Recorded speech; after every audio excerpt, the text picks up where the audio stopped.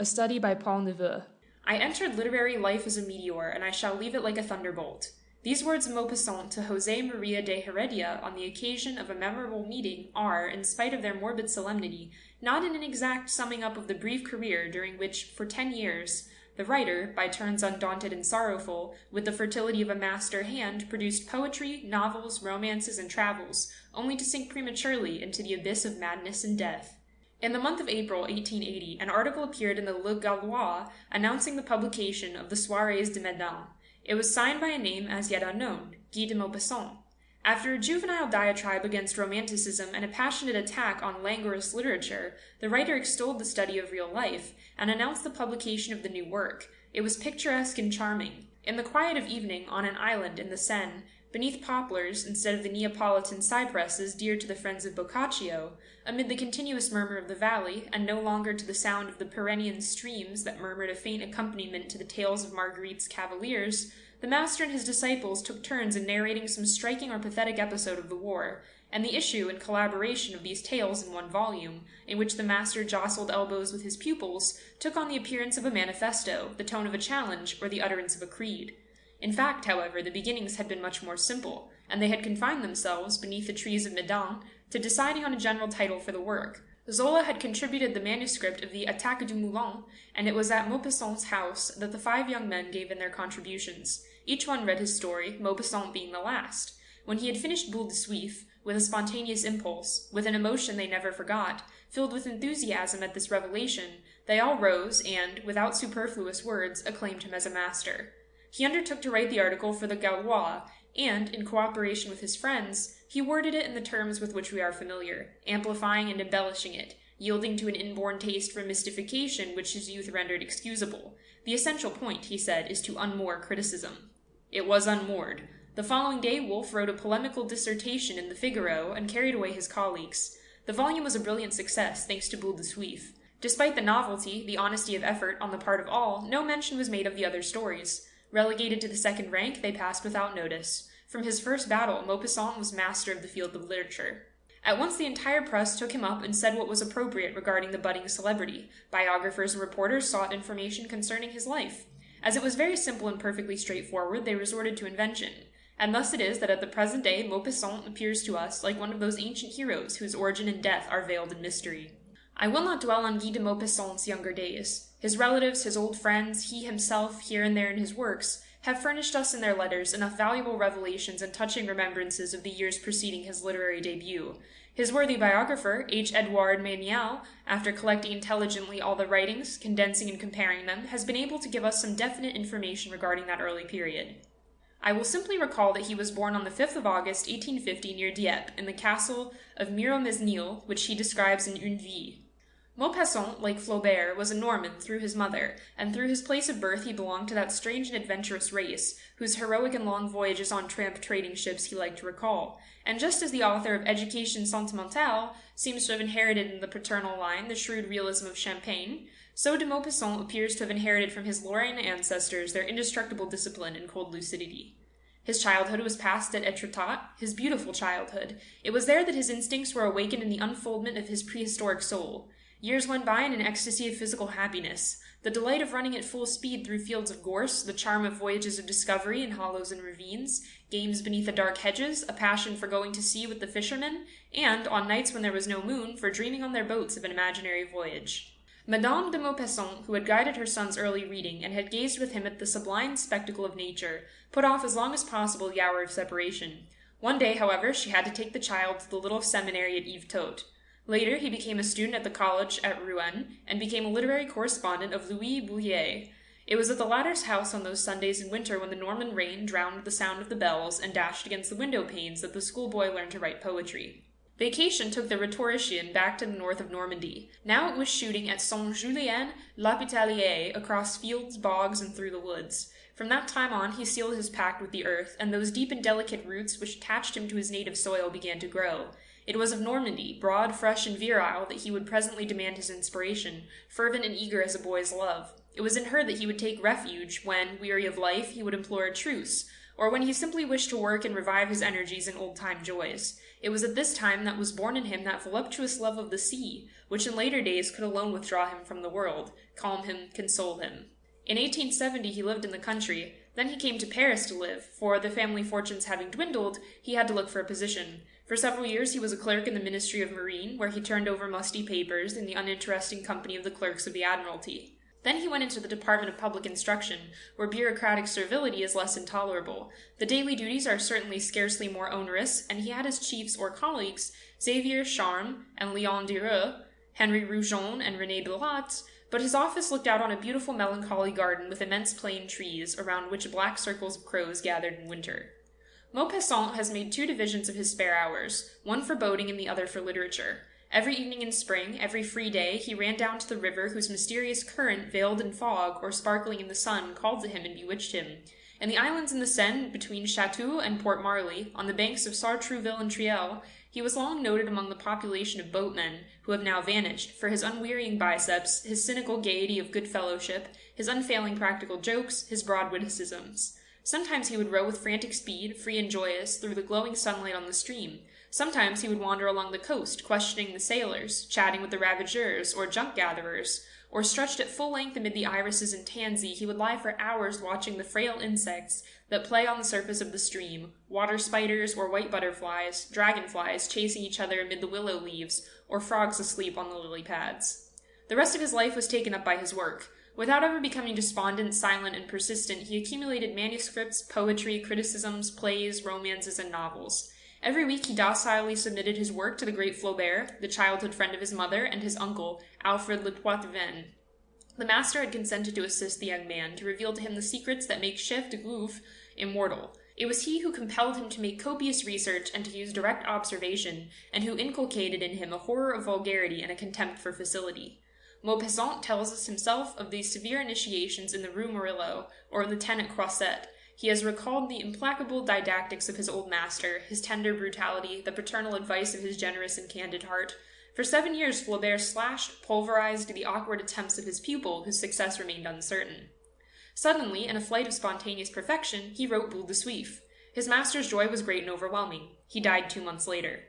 Until the end, Maupassant remained illuminated by the reflection of the good vanished giant, by that touching reflection that comes from the dead to those souls they have so profoundly stirred. The worship of Flaubert was a religion from which nothing could distract him, neither work, nor glory, nor slow-moving waves, nor balmy nights.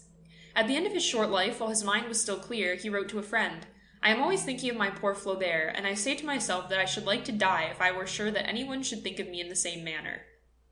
During these long years of his novitiate, Maupassant had entered the social literary circles. He would remain silent, preoccupied, and if anyone, astonished at his silence, asked him about his plans, he answered simply, "I am learning my trade."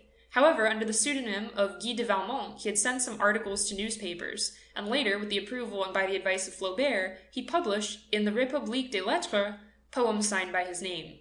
These poems, overflowing with sensuality, were the hymn to the earth describes the transports of physical possession, where the impatience of love expresses itself in loud melancholy appeals like the calls of animals in the spring nights, are valuable chiefly inasmuch as they reveal the creature of instinct, the fawn escaped from his native forests, that Maupassant was in his early youth. But they add nothing to his glory. They are the rhymes of a prose writer, as Jules Lemaitre said.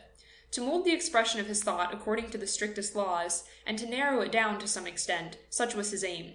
Following the example of one of his comrades of Madame, being readily carried away by precision of style and the rhythm of sentences, by the imperious rule of the ballad, of the pantoum or the chant royal, Maupassant also desired to write in metrical lines. However, he never liked this collection that he often regretted having published. His encounters with prosody had left him with that monotonous weariness that the horseman and the fencer feel after a period in the riding school or about with the foils. Such, in very broad lines, is the story of Maupassant's literary apprenticeship.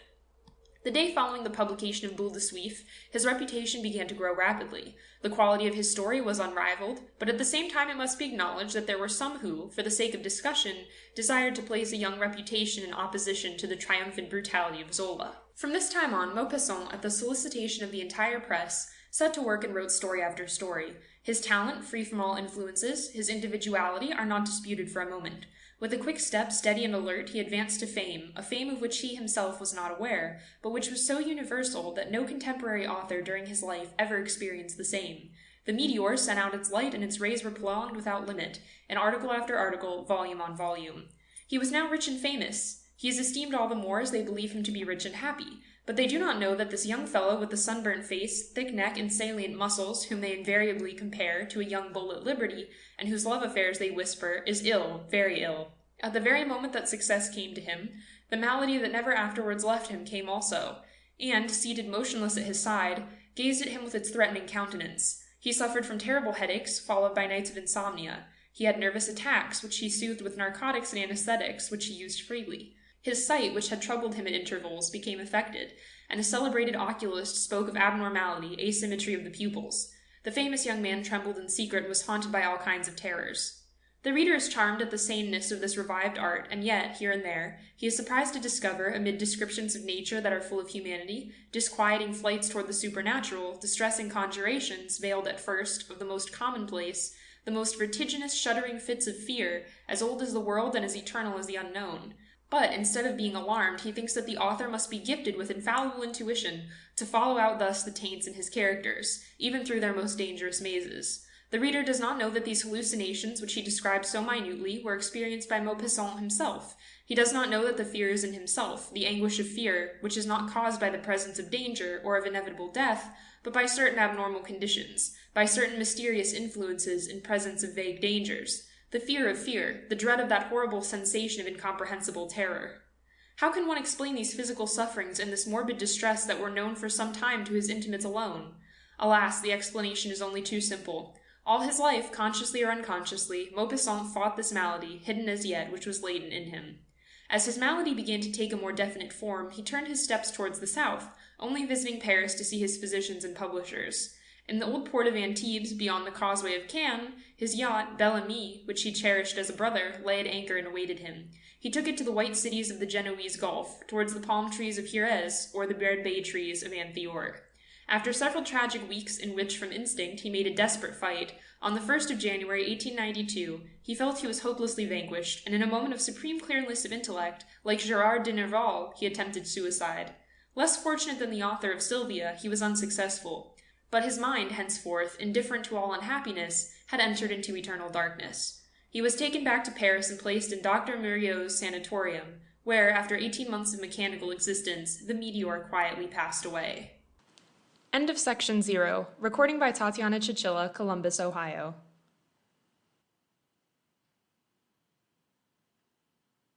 For several days in succession, fragments of a defeated army had passed through the town.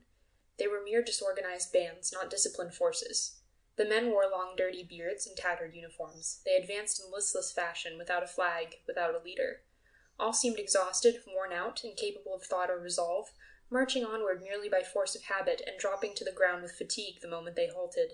One saw in particular many enlisted men, peaceful citizens, men who lived out quietly on their income, bending beneath the weight of their rifles, and little active volunteers, easily frightened but full of enthusiasm, as eager to attack as they were to take flight, and amid these a sprinkling of red-breeched soldiers, the pitiful remnant of a division cut down in a great battle, somber artillerymen side by side with nondescript foot soldiers, and, here and there, the gleaming helmet of a heavy-footed dragoon, who had difficulty in keeping up with the quicker pace of the soldiers in line.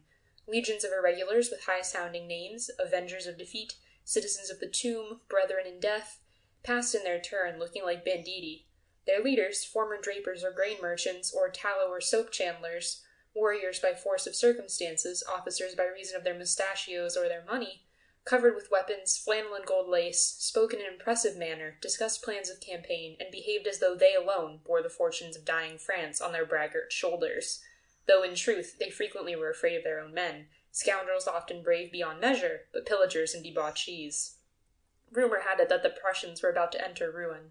The members of the National Guard, who for the past 2 months had been reconnoitring with the most caution in the neighboring woods, occasionally shooting their own sentinels, and making ready for fight whenever a rabbit rustled in the undergrowth, had now returned to their homes. Their arms, their uniforms, all the death-dealing paraphernalia with which they had terrified all the milestones along the high road for 8 miles round, had suddenly and marvelously disappeared. The last of the French soldiers had just crossed the Seine, on their way to Pont-à-Demer, through Saint-Sever and Bourg-Gachard, in their rear the vanquished general, powerless to do aught with the forlorn remnants of his army, himself dismayed at the final overthrow of a nation accustomed to victory and disastrously beaten despite its legendary bravery, walked between two orderlies. Then a profound calm, a shuddering silent dread settled on the city. Many a round-paunched citizen, emasculated by years devoted to business, anxiously awaited the conquerors, trembling lest his roasting jacks or kitchen knives be looked upon as weapons. Life seemed to have stopped short. The shops were shut, the streets deserted.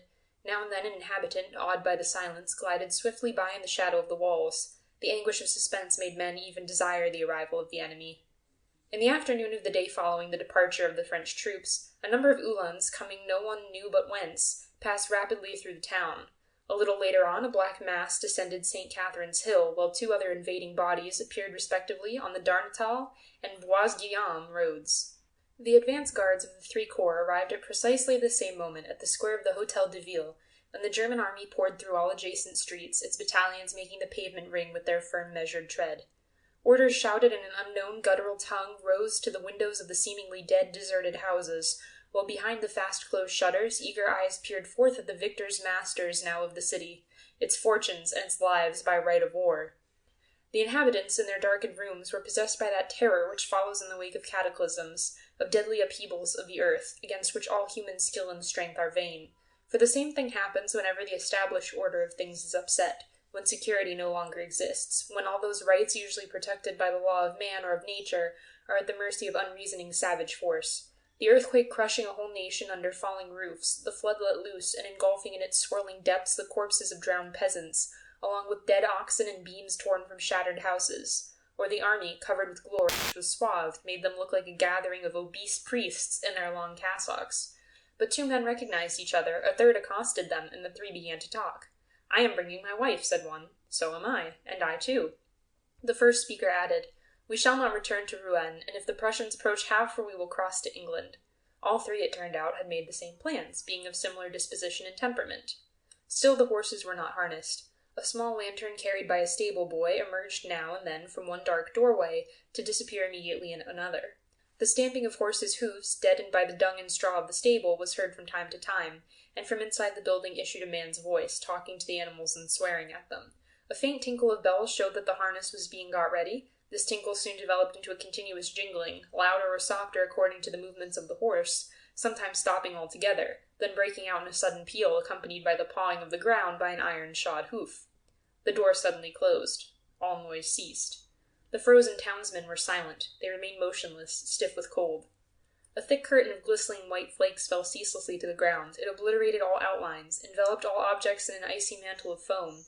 Nothing was to be heard throughout the length and breadth of the silent, winter-bound city, save the vague, nameless rustle of falling snow, a sensation rather than a sound, the gentle mingling of light atoms which seemed to fill all space, to cover the whole world. The man reappeared with his lantern, leading by a rope a melancholy-looking horse, evidently being led out against his inclination. The hostler placed him beside the pole, fastened the traces, and spent some time in walking round him to make sure that the harness was all right, for he could use only one hand, the other being engaged in holding the lantern. As he was about to fetch the second horse, he noticed the motionless group of travelers, already white with snow, and said to them, "Why don't you get inside the coach? You'd be under shelter at least." This did not seem to have occurred to them, and they at once took his advice. The three men seated their wives at the far end of the coach, then got in themselves. Lastly, the other vague, snow-shrouded forms clambered to the remaining places without a word. The floor was covered with straw, into which the feet sank. The ladies at the far end, having brought with them little copper foot-warmers, heated by means of a kind of chemical fuel, proceeded to light these, and spent some time in expatiating in low tones on their advantages, saying over and over again things which they had all known for a long time. At last, 6 horses instead of 4 having been harnessed to the diligence, on account of the heavy roads, a voice outside asked, "Is everyone there?" To which a voice from inside the interior replied, "Yes," and they set out. The vehicle moved slowly at a snail's pace. The wheels sank into the snow, the entire body of the coach creaked and groaned, the horses slipped, puffed, steamed, and the coachman's long whip cracked incessantly, flying hither and thither, coiling up, then flinging out its length like a slender serpent, as it lashed some rounded flank, which instantly grew tense as it strained in further effort. But the day grew apace. Those light flakes which one traveler, a native of Rouen, had compared to a rain of cotton fell no longer.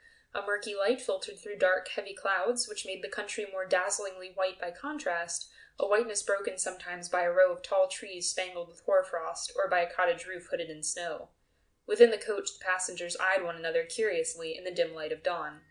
Right at the back, in the best seats of all, Monsieur and Madame Loiseau, wholesale wine merchants of the Rue Grand Pont, slumbered opposite each other. Formerly clerk to a merchant who had failed in business, Loiseau brought his master's interest, and made a fortune for himself. He sold very bad wine at a very low price to the retail dealers in the country, and had the reputation, among his friends and acquaintances, of being a shrewd rascal, a true Norman, full of quips and wiles. So well established was his character as a cheat that in the mouths of the citizens of Rouen the very name of Loiseau became a byword for sharp practice. Above and beyond this, Loiseau was noted for his practical jokes of every description. His tricks good or ill-natured, and no one could mention his name without adding at once, "He's an extraordinary man, Loiseau." He was undersized and pot-bellied, and had a florid face with grayish whiskers. His wife, tall, strong, determined, with a loud voice and decided manner, represented the spirit of order and arithmetic in the business house which Loiseau enlivened by his jovial activity. Beside them, dignified in bearing, belonging to a superior caste, sat Monsieur Coeur Lamadon, a man of considerable importance, a king in the cotton trade, proprietor of 3 spinning mills, officer of the Legion of Honor, and member of the General Council. During the whole time the Empire was in the ascendancy, he remained the chief of the well-disposed opposition, merely in order to command a higher value for his devotion when he should rally to the cause, which he meanwhile opposed with courteous weapons, to use his own expression. Madame Coeur Lamadon, much younger than her husband, was the consolation of all the officers of good family quartered at Rouen. Pretty, slender, graceful, she sat opposite her husband, curled up in her furs, and gazing mournfully at the sorry interior of the coach. Her neighbors, the Comte and Comtesse Hubert de Breville, bore one of the noblest and most ancient names in Normandy. The Count, a nobleman advanced in years and of aristocratic bearing, strove to enhance by every artifice of the toilet his natural resemblance to King Henry IV., who, according to the legend, of which the family were inordinately proud, had been the favoured lover of a de Breville lady, and the father of her child, the frail one's husband having, in recognition of this fact, been made a count and governor of a province. A colleague of Monsieur Coeur Lamadon in the General Council, Count Hubert represented the Orleanist party in his department. The story of his marriage with the daughter of a small ship-owner at Nantes had always remained more or less of a mystery, but as the Countess had an air of unmistakable breeding, entertained faultlessly, and was even supposed to have been loved by a son of Louis Philippe, the nobility vied with one another in doing her honour, and her drawing-room remained the most select in the whole countryside, the only one which retained the old spirit of gallantry, and to which access was not easy. The fortune of the Brevilles, all in real estate, amounted, it was said, to 500,000 francs a year. These 6 people occupied the farther end of the coach, and represented society, with an income, the strong, established society of good people, with religion and principle. It happened by chance that all the women were seated on the same side. The Countess had, moreover, as neighbours, 2 nuns, who spent the time in fingering their long rosaries and murmuring paternosters and aves. One of them was old, and so deeply pitted with smallpox that she looked for all the world as if she had received a charge of shot full in the face. The other, of sickly appearance, had a pretty but wasted countenance, and a narrow consumptive chest, sapped by that devouring faith which is the making of martyrs and visionaries. A man and woman, sitting opposite the 2 nuns, attracted all eyes. The man, a well-known character, was Cornudet, the Democrat, the terror of all respectable people. For the past 20 years his big red beard had been on terms of intimate acquaintance with the tankards of all the Republican cafes. With the help of his comrades and brethren, he had dissipated a respectable fortune left him by his father, an old established confectioner, and he now impatiently awaited the Republic, that he might at last be rewarded with the post he had earned by his revolutionary orgies. On the 4th of September, possibly as the result of a practical joke, he was led to believe that he had been appointed prefect, but when he attempted to take up the duties of the position, the clerks in charge of the office refused to recognize his authority, and he was compelled in consequence to retire. A good sort of fellow in other respects, inoffensive and obliging, he had thrown himself zealously into the work of making an organized defense of the town. He had had pits dug in the level country, young forest trees felled, and traps set in all the roads. Then, at the approach of the enemy, thoroughly satisfied with his preparations, he had hastily returned to the town. He thought he might now do more good at Havre, where the new entrenchments would soon be necessary. The woman, who belonged to the courtesan class, was celebrated for an embonpoint unusual for her age, which had earned for her the sobriquet of boule de suif, tallow ball. Short and round, fat as a pig, with puffy fingers constricted at the joints, looking like rows of short sausages, with its shiny, tightly stretched skin and enormous bust filling out the bodice of her dress, she was yet attractive and much sought after, owing to her fresh and pleasing appearance. Her face was like a crimson apple, a peony bud just bursting into bloom. She had 2 magnificent dark eyes, fringed with thick, heavy lashes, which cast a shadow into their depths. Her mouth was small, ripe, kissable, and was furnished with the tiniest of white teeth. As soon as she was recognized, the respectable matrons of the party began to whisper among themselves, and the words hussy and public scandal were uttered so loudly that Boule de Suif raised her head. She forthwith cast such a challenging, bold look at her neighbors that a sudden silence fell on the company, and all lowered their eyes, with the exception of Loiseau, who watched her with evident interest. But conversation was soon resumed among the 3 ladies, whom the presence of this girl had suddenly drawn together in the bonds of friendship, one might almost say in those of intimacy. They decided that they ought to combine, as it were, in their dignity as wives in face of this shameless hussy, for legitimized love always despises its easy-growing brother. The 3 men, also, brought together by a certain conservative instinct awakened by the presence of Cornudet, spoke of money matters in a tone expressive of contempt for the poor. Count Hubert related the losses he had sustained at the hands of the Prussians, spoke of the cattle which had been stolen from him, the crops which had been ruined, with the easy manner of a nobleman who was also a tenfold millionaire, and whom such reverses would scarcely inconvenience for a single year. Monsieur Kerr-Lamadon, a man of wide experience in the cotton industry, had taken care to send 600,000 francs to England as provision against the rainy day he was always anticipating.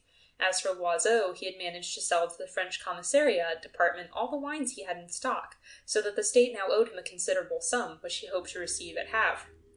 And all 3 eyed one another in a friendly, well-disposed fashion. Although of varying social status, they were united in the brotherhood of money, in that vast freemasonry made up of those who possess, who can jingle gold wherever they choose to put their hands into their breeches pockets. The coach went along so slowly that at 10 o'clock in the morning it had not covered 12 miles. 3 times the men of the party got out and climbed the hills on foot.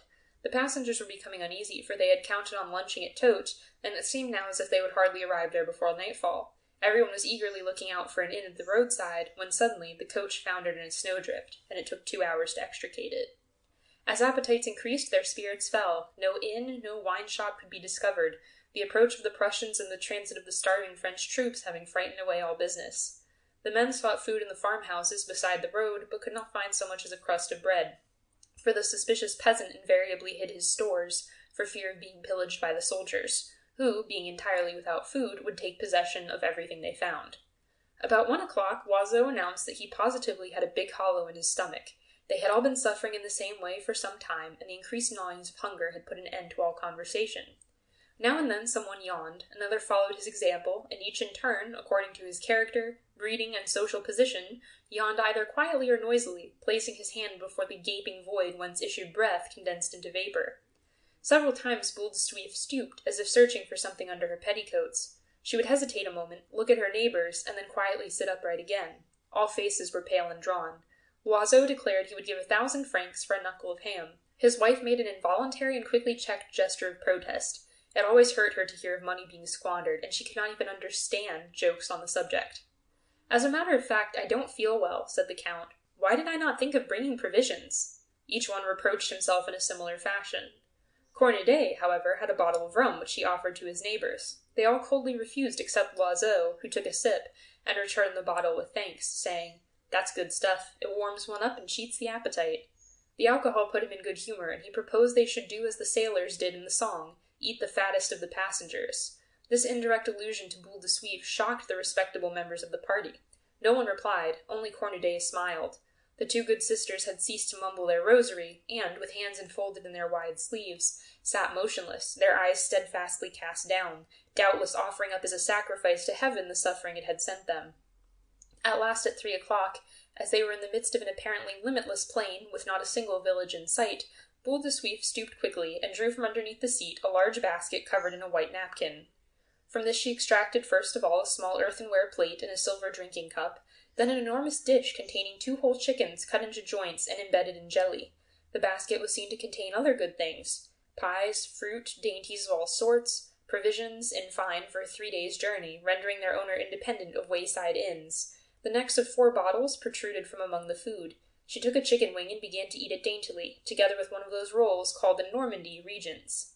All looks were directed toward her. An odor of food filled the air, causing nostrils to dilate, mouths to water, and jaws to contract painfully.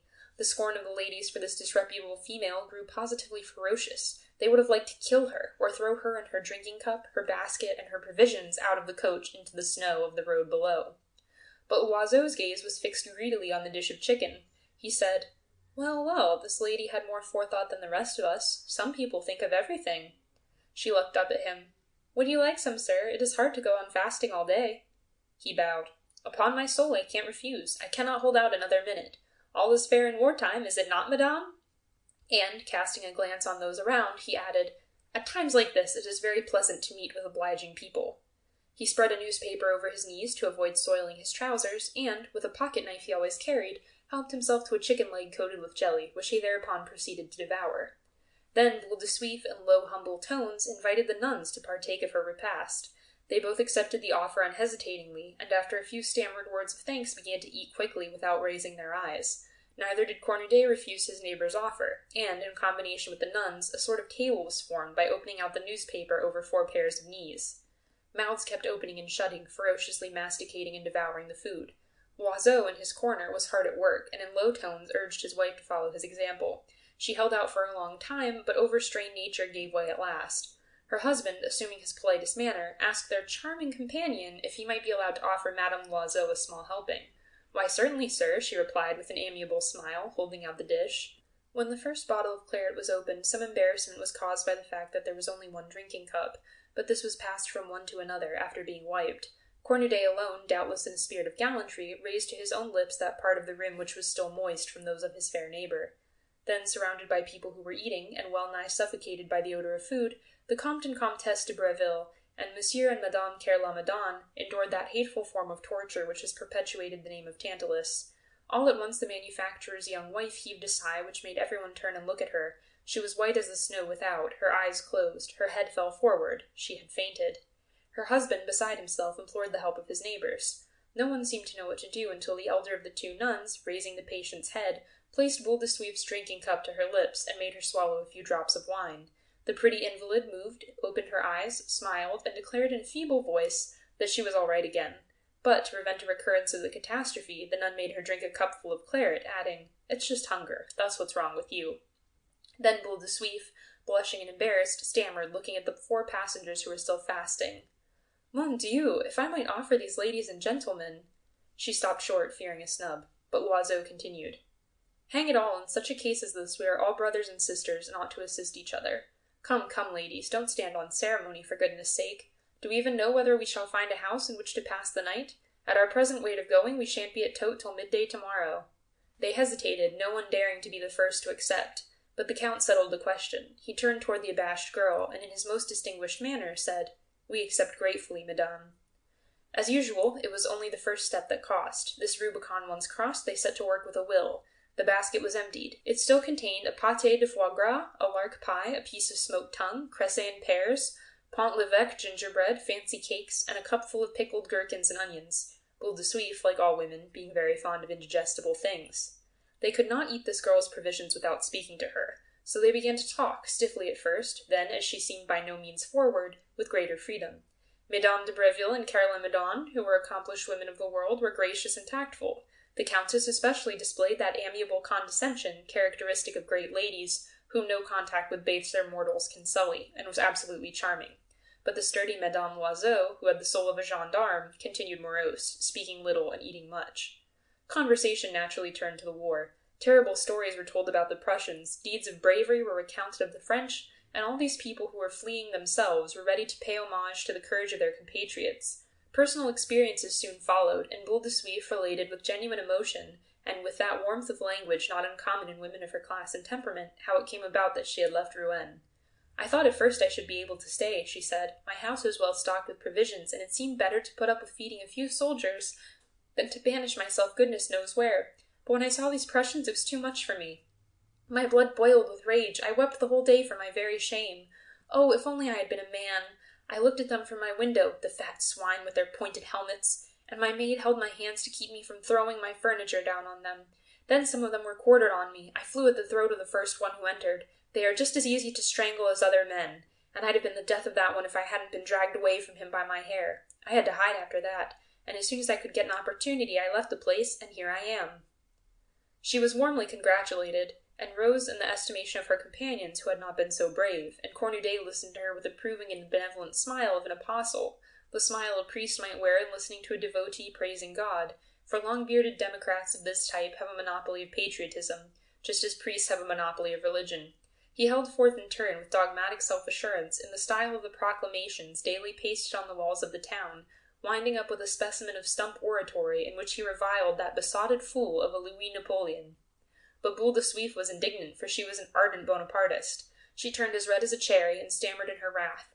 "I'd just like to have seen you in his place, you and your sort. There would have been a nice mix-up. Oh yes, it was you who betrayed that man. It would be impossible to live in France if we were governed by such rascals as you."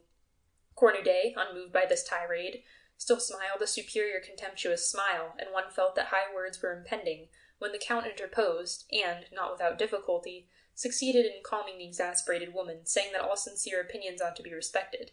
But the Countess and the manufacturer's wife, imbued with the unreasoning hatred of the upper classes for the Republic, and instinct, moreover, with the affection felt by all women for the pomp and circumstance of despotic government, were drawn in spite of themselves toward this dignified young woman, whose opinions coincided so closely with their own. The basket was empty. The 10 people had finished its contents without difficulty, amid general regret that it did not hold more.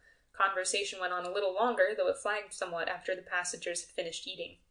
Night fell, and the darkness grew deeper and deeper, and the cold made Boule de Suif shiver in spite of her plumpness. So Madame de Breville offered her a foot-warmer, the fuel of which had been several times renewed since the morning, and she accepted the offer at once, for her feet were icy cold.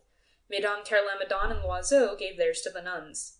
The driver lighted his lanterns. They cast a bright gleam on a cloud of vapor which hovered over the sweating flanks of the horses, and on the roadside snow, which seemed to unroll as they went along in the changing light of the lamps. All was now indistinguishable in the coach, but suddenly a movement occurred in the corner, occupied by Boule de Suif and Cornudet, and Loiseau, peering into the gloom, fancied he saw the big bearded Democrat move hastily to one side, as if he had received a well-directed, though noiseless, blow in the dark. Tiny lights glimmered ahead. It was Todt. The coach had been on the road 11 hours, which, with the 3 hours allotted the horses in 4 periods for feeding and breathing, made 14. It entered the town and stopped before the Hôtel du Commerce. The coach door opened. A well-known noise made all the travelers start. It was the clanging of a scabbard on the pavement. Then a voice called out something in German. Although the coach had come to a standstill, no one got out. It looked as if they were afraid of being murdered the moment they left their seats. Thereupon the driver appeared, holding in his hand one of the lanterns, which cast a sudden glow on the interior of the coach, lighting up the double row of startled faces, mouths agape, their eyes wide in surprise and terror. Beside the driver stood in the full light a German officer, a tall man, fair and slender, tightly encased in his uniform like a woman in her corset, his flat shiny cap tilted to one side of his head, making him look like an English hotel runner. His exaggerated mustache, long and straight and tapering to a point at either end in a single blonde hair that could hardly be seen, seemed to weigh down the corners of his mouth and give a droop to his lips. In Alsatian French he requested the travelers to alight, saying stiffly, "Kindly get down, ladies and gentlemen." The 2 nuns were the first to obey, manifesting the docility of holy women accustomed to submission on every occasion. Next appeared the Count and Countess, followed by the manufacturer and his wife, after whom came Loiseau, pushing his larger and better half before him. "Good day, sir," he said to the officer as he put his foot to the ground, acting on an impulse born of prudence rather than politeness. The other, insolent like all in authority, merely stared without replying. Boule de Suif and Cornudet, though near the door, were the last to alight, grave and dignified before the enemy. The stout girl tried to control herself and appear calm. The Democrat stroked his long russet beard with a somewhat trembling hand. Both strove to maintain their dignity, knowing well that at such a time each individual is always looked upon as more or less typical of his nation, and also resenting the complacent attitude of their companions. Boule de Suif tried to wear a bolder front than her neighbors, the virtuous women, while he, feeling that it was incumbent on him to set a good example, kept up the attitude of resistance which he had first assumed when he undertook to mine the high roads around Rouen. They entered the spacious kitchen of the inn, and the German, having demanded the passports signed by the general in command, in which were mentioned the name, description, and profession of each traveler, inspected them all minutely, comparing their appearance with the written particulars. Then he said brusquely, "All right," and turned on his heel. They breathed freely. All were still hungry, so supper was ordered. Half an hour was required for its preparation, and while 2 servants were apparently engaged in getting it ready, the travelers went to look at their rooms. These all opened off a long corridor, at the end of which was a glazed door with a number on it. They were just about to take their seats at table when the innkeeper appeared in person. He was a former horse dealer, a large asthmatic individual, always wheezing, coughing, and clearing his throat. Folenvie was his patronymic. He called, "Mademoiselle Elizabeth Rousset?" Boule de Suif startled and turned around. "That's my name." "Mademoiselle, the Prussian officer wishes to speak to you immediately." "To me?" "Yes, if you are Mademoiselle Elizabeth Rousset." She hesitated, reflected a moment, and then declared roundly, "That may be, but I'm not going." They moved restlessly around her. Everyone wondered and speculated as to the cause of this order. The Count approached. "You are wrong, madame, for your refusal may bring trouble not only upon yourself, but on all your companions. It never pays to resist those in authority. Your compliance with this request cannot possibly be fraught with any danger. It has probably been made because some formality or other was forgotten." All added their voices to that of the Count. Boule de Suif was begged, urged, lectured, and at last convinced. Everyone was afraid of the complications which might result from headstrong action on her part. She said faintly, "I'm doing it for your sakes, remember that." The Countess took her hand. "And we are grateful to you." She left the room. All waited for her return before commencing the meal. Each was distressed that he or she had not been sent for, rather than this impulsive, quick-tempered girl, and each mentally rehearsed platitudes in case of being summoned also. But at the end of 10 minutes she reappeared, breathing hard, crimson with indignation. "Oh, the scoundrel, the scoundrel!" she stammered. All were anxious to know what had happened, but she declined to enlighten them, and when the Count pressed the point, she silenced him with much dignity, saying, "No, the matter has nothing to do with you, and I cannot speak of it." Then they took their places around a high soup tureen, from which issued an odor of cabbage. In spite of this coincidence, the supper was cheerful. The cider was good, the Loiseaus and the nuns drank it from motives of economy. The others ordered wine. Cornudet demanded beer. He had his own fashion of uncorking the bottle and making the beer foam, gazing at it as he inclined his glass, and then raised it to a position between the lamp and his eye, that he might judge of its color. When he drank, his great beard, which matched the color of his favorite beverage, seemed to tremble with affection. His eyes positively squinted in the endeavor not to lose sight of the beloved glass, and he looked for all the world as if he were fulfilling the only function for which he was born. He seemed to have established in his mind an affinity between the two great passions of this life, pale ale and revolution, and assuredly he could not taste the one without dreaming of the other. End of section 1. Recording by Tatiana Chichilla, Columbus, Ohio. Monsieur and Madame Folenvie dined at the end of the table. The man, wheezing like a broken-down locomotive, was too short-winded to talk when he was eating, but the wife was not silent a moment. She told how the Prussians had impressed her on their arrival, what they did, what they said, execrating them in the first place because they cost her money, and in the second because she had 2 sons in the army. She addressed herself principally to the Countess, flattered at the opportunity of talking to a lady of quality. Then she lowered her voice and began to broach delicate subjects. Her husband interrupted her from time to time, saying, "You would do well to hold your tongue, Madame Folenvie." But she took no notice of him and went on. "Yes, madame, these Germans do nothing but eat potatoes and pork then pork and potatoes, and don't imagine for a moment that they are clean. No, indeed. And if only you saw them drilling for hours, indeed for days together. They all collect in a field, then they do nothing but march backward and forward and wheel this way and that. If only they would cultivate the land, or remain at home and work on their high roads. Really, madame, these soldiers are of no earthly use. Poor people have to feed and keep them, only in order that they may learn how to kill. True, I am only an old woman with no education, but when I see them wearing themselves out marching about from morning till night, I say to myself, when there are people who make discoveries that are of use to people, why should others take so much trouble to do harm? Really now, isn't it a terrible thing to kill people, whether they are Prussians or English or Poles or French? If we revenge ourselves on anyone who injures us, we do wrong, and we are punished for it. But when our sons are shot down like partridges, that is all right, and decorations are given to the man who kills the most. No, indeed, I shall never be able to understand it." Cornudet raised his voice. "War is a barbarous proceeding when we attack a peaceful neighbor, but it is a sacred duty when undertaken in defense of one's country." The old woman looked down.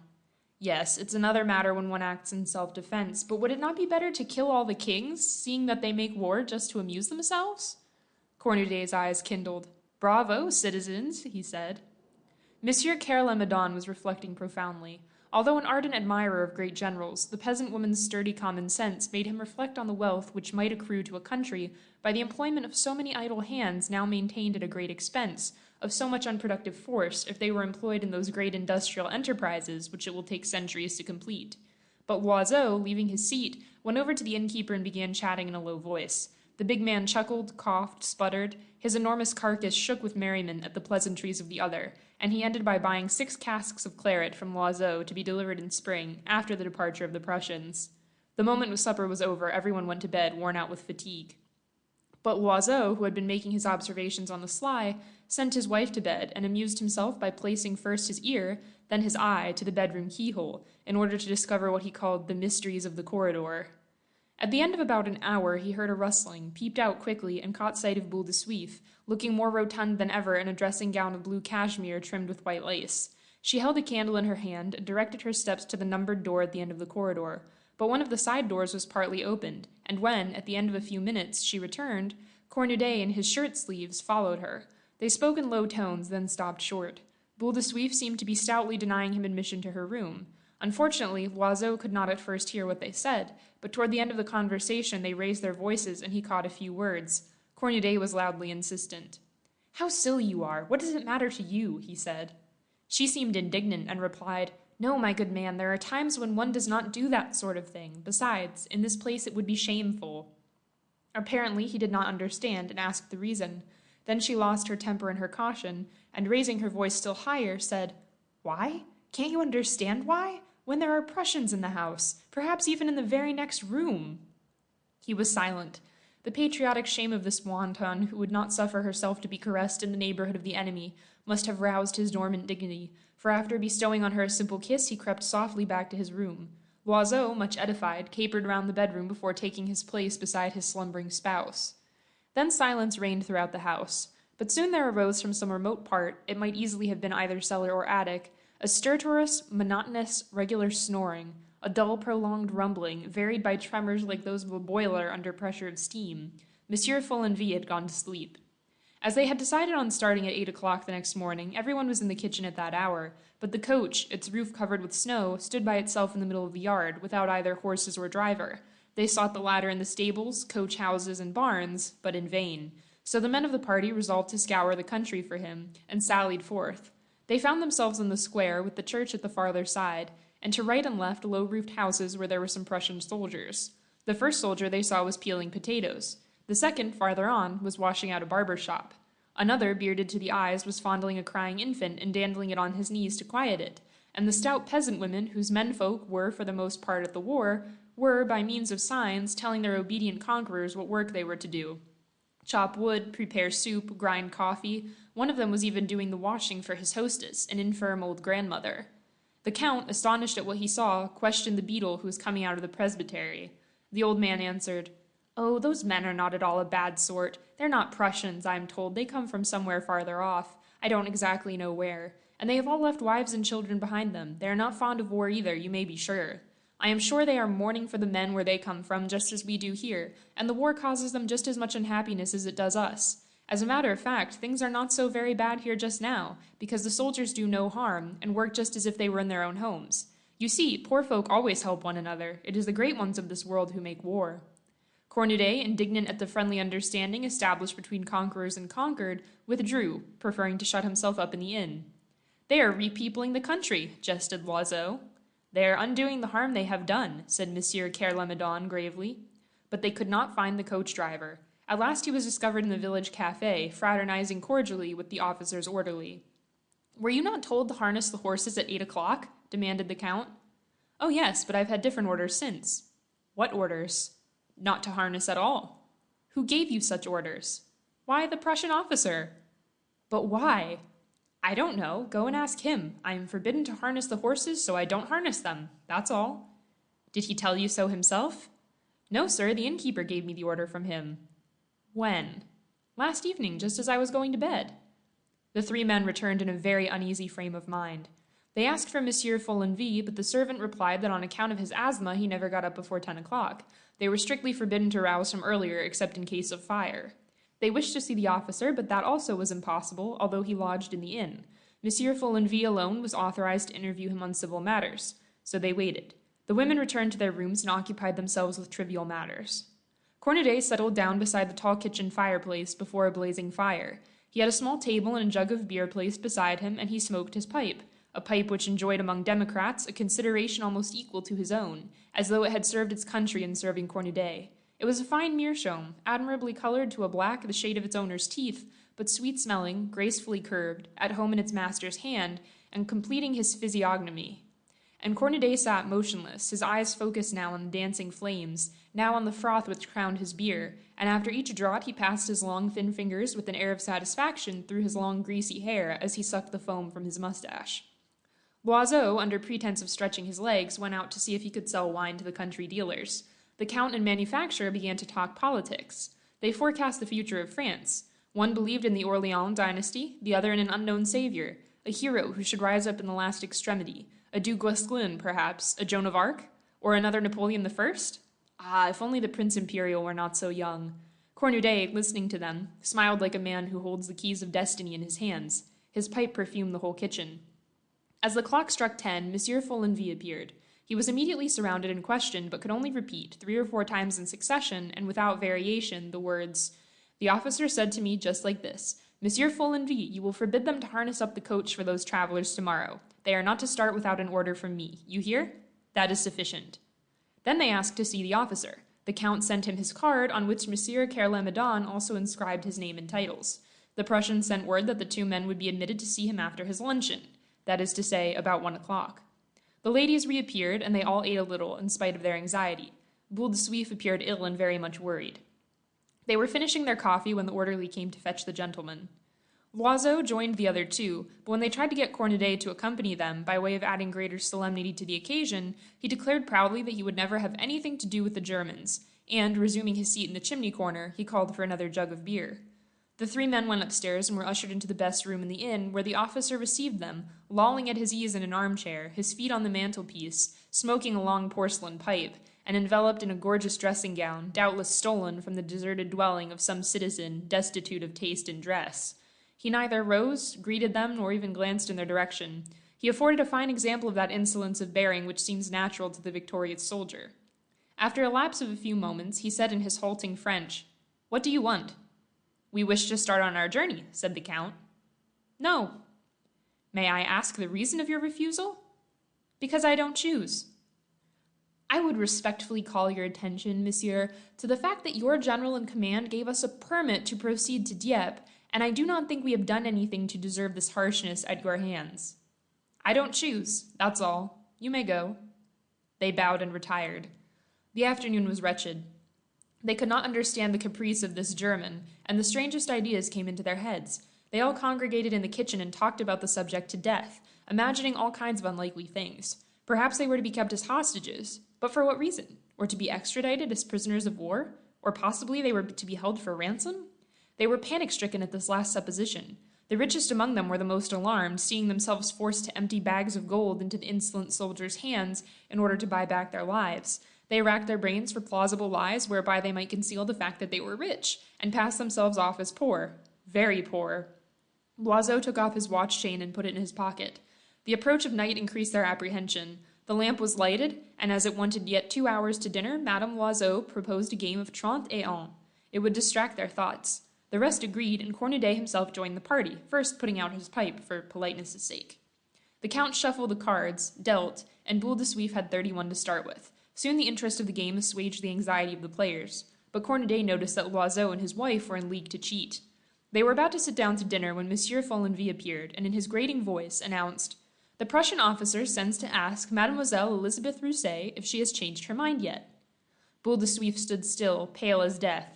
Then, suddenly turning crimson with anger, she gasped out, "Kindly tell that scoundrel, that cur, that carrion of a Prussian, that I will never consent. You understand? Never, never, never."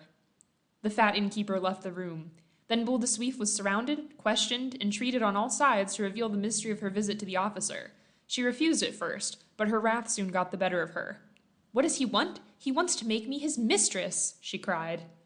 No one was shocked at the word, so great was the general indignation. Cornudet broke his jug as he banged it down on the table. A loud outcry arose against this base soldier. All were furious. They drew together in common resistance against the foe, as if some part of the sacrifice exacted of Boule de Suif had been demanded of each.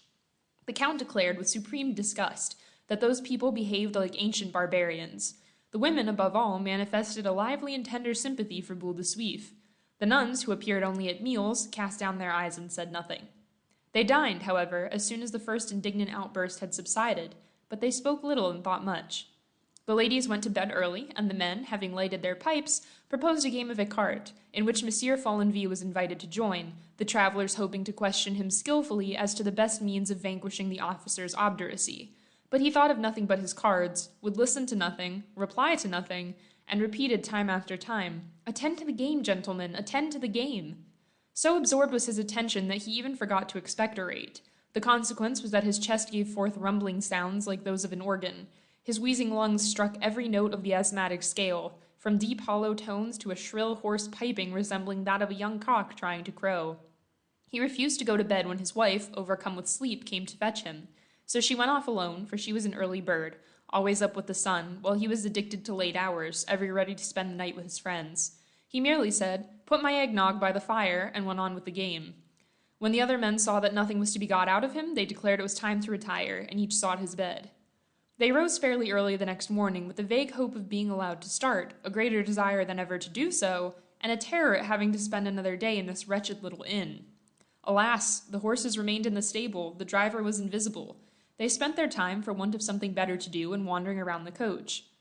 Luncheon was a gloomy affair, and there was a general coolness toward Boule de Suif, for night, which brings counsel, had somewhat modified the judgment of her companions. In the cold light of morning, they almost bore a grudge against the girl for not having secretly sought out the Prussian, that the rest of the party might receive a joyful surprise when they awoke. What more simple? Besides, who would have been the wiser? She might have saved appearances by telling the officer that she had taken pity on their distress. Such a step would be of so little consequence to her. But no one as yet confessed to such thoughts. In the afternoon, seeing that they were all bored to death, the Count proposed a walk in the neighborhood of the village. Each one wrapped himself up well, and the little party set out, leaving behind only Cornudet, who preferred to sit over the fire, and the two nuns, who were in the habit of spending their day in the church or at the presbytery. The cold, which grew more intense each day, almost froze the noses and ears of the pedestrians. Their feet began to pain them so that each step was a penance, and when they reached the open country it looked so mournful and depressing in its limitless mantle of white that they all hastily retraced their steps, with bodies benumbed and hearts heavy. The 4 women walked in front, and the 3 men followed a little in the rear. Loiseau, who saw perfectly well how matters stood, asked suddenly if that trollop were going to keep them waiting much longer in this god-forsaken spot.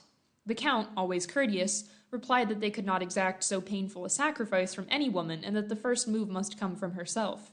Monsieur Kerlemedon remarked that if the French, as they talked of doing, made a counter-attack by way of Dieppe, their encounter with the enemy must inevitably take place at Tote. This reflection made the other 2 anxious. "Supposing we escape on foot," said Loiseau. The Count shrugged his shoulders. "How can you think of such a thing in this snow? And with our wives? Besides, we should be pursued at once, overtaken in 10 minutes, and brought back as prisoners at the mercy of the soldiery." That was true enough. They were silent. The ladies talked of dress, but a certain constraint seemed to prevail among them. Suddenly, at the end of the street, the officer appeared. His tall, wasp-like, uniformed figure was outlined against the snow which bounded the horizon, and he walked knees apart with that motion peculiar to soldiers, who are always anxious not to soil their carefully polished boots. He bowed as he passed the ladies, then glanced scornfully at the men, who had sufficient dignity not to raise their hats, though Loiseau made a movement to do so. Boule de Suif flushed crimson to the ears, and the 3 married women felt unutterably humiliated at being met thus by the soldier in company with the girl whom he had treated with such scant ceremony. Then they began to talk about him, his figure, and his face.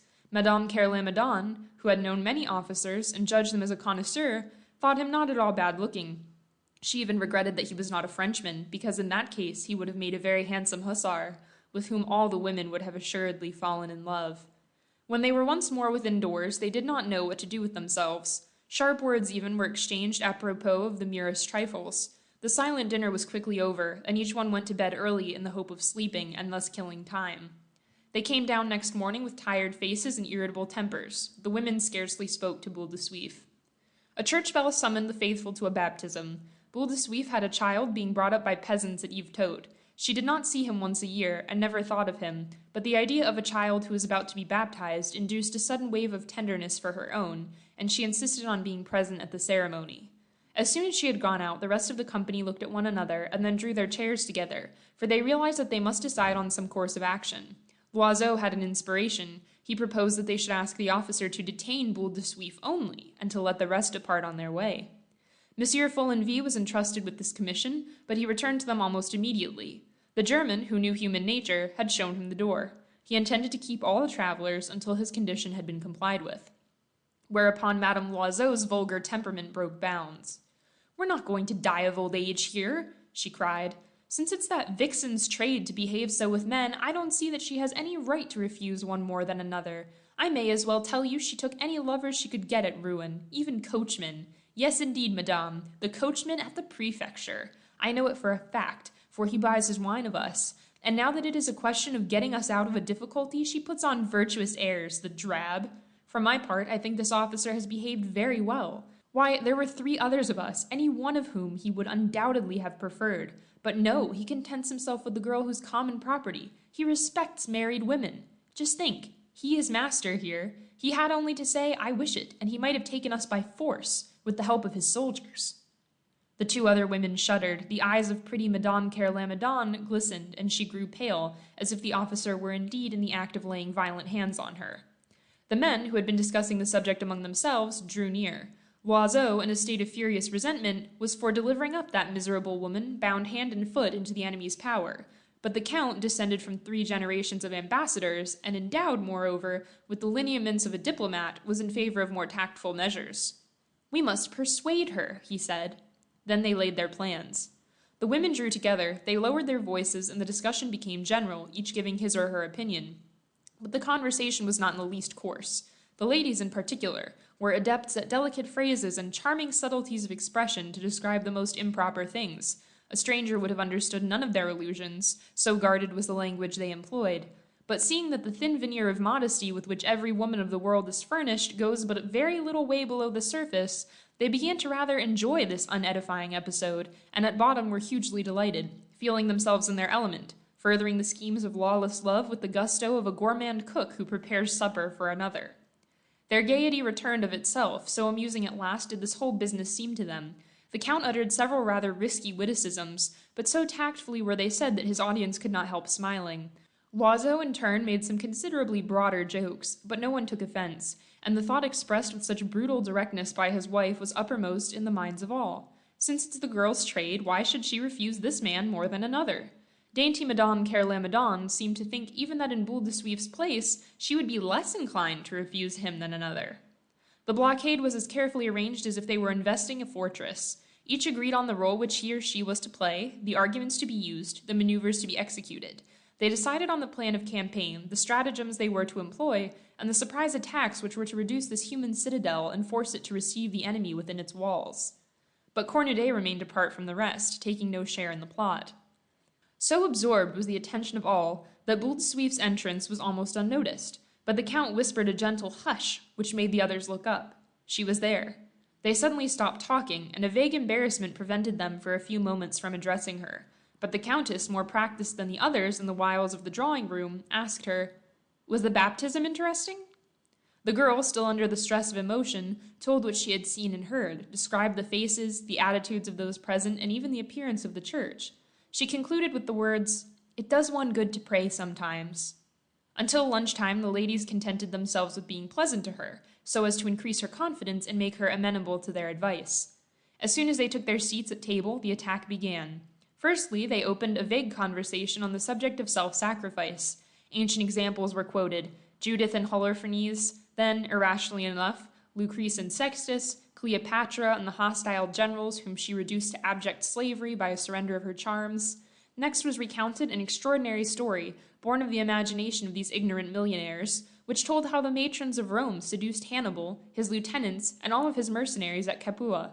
They held up to admiration all those women who from time to time have arrested the victorious progress of conquerors, made of their bodies a field of battle, a means of ruling, a weapon, who have vanquished by their heroic caresses hideous or detested beings, and sacrificed their chastity to vengeance and devotion.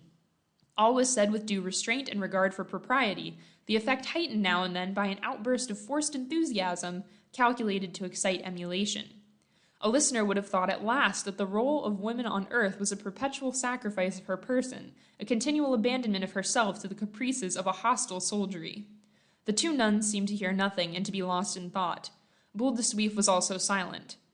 During the whole afternoon she was left to her reflections, but instead of calling her Madame, as they had done hitherto, her companions addressed her simply as Mademoiselle, without exactly knowing why, but as if desirous of making her descend a step in the esteem she had won, and forcing her to realize her degraded position. Just as soup was served, Monsieur Follenvie reappeared, repeating his phrase of the evening before. The Prussian officer sends to ask if Mademoiselle Elizabeth Rousset has changed her mind. Boule de Suif answered briefly, "No, monsieur." But at dinner the coalition weakened. Loiseau made 3 unfortunate remarks. Each was cudgeling his brains for further examples of self-sacrifice, and could find none, when the Countess, possibly without ulterior motive, and moved simply by a vague desire to do homage to religion, began to question the elder of the 2 nuns on the most striking facts in the lives of the saints. Now it fell out that many of these had committed acts which would be crimes in our eyes, but the Church readily pardons such deeds when they are accomplished for the glory of God or the good of mankind. This was a powerful argument, and the Countess made the most of it. Then, whether by reason of a tacit understanding, a thinly veiled act of complaisance, such as those who wear the ecclesiastical habit excel in, or whether merely as a result of sheer stupidity, a stupidity admirably adapted to further their... Besieged Paris was in the throes of famine. Even the sparrows on the roofs and the rats in the sewers were growing scarce. People were eating anything they could get. As Monsieur Morceau, watchmaker by profession and idler for the nonce, was strolling along the boulevard one bright January morning, his hands in his trousers pockets and stomach empty, he suddenly came face to face with an acquaintance, Monsieur Sauvage, a fishing chum. Before the war broke out, Morceau had been in the habit, every Sunday morning, of setting forth with a bamboo rod in his hand and a tin box on his back. He took the Argenteuil train, got out at Colombes, and walked thence to the Ile Marante. The moment he arrived at this place of his dreams, he began fishing, and fished till nightfall. Every Sunday he met in this very spot Monsieur Sauvage, a stout, jolly little man, a draper in the Rue Notre-Dame de Lorette, and also an ardent fisherman. They often spent half the day side by side, rod in hand and feet dangling over the water, and a warm friendship had sprung up between the 2. Some days they did not speak, at other times they chatted, but they understood each other perfectly without the aid of words, having similar tastes and feelings.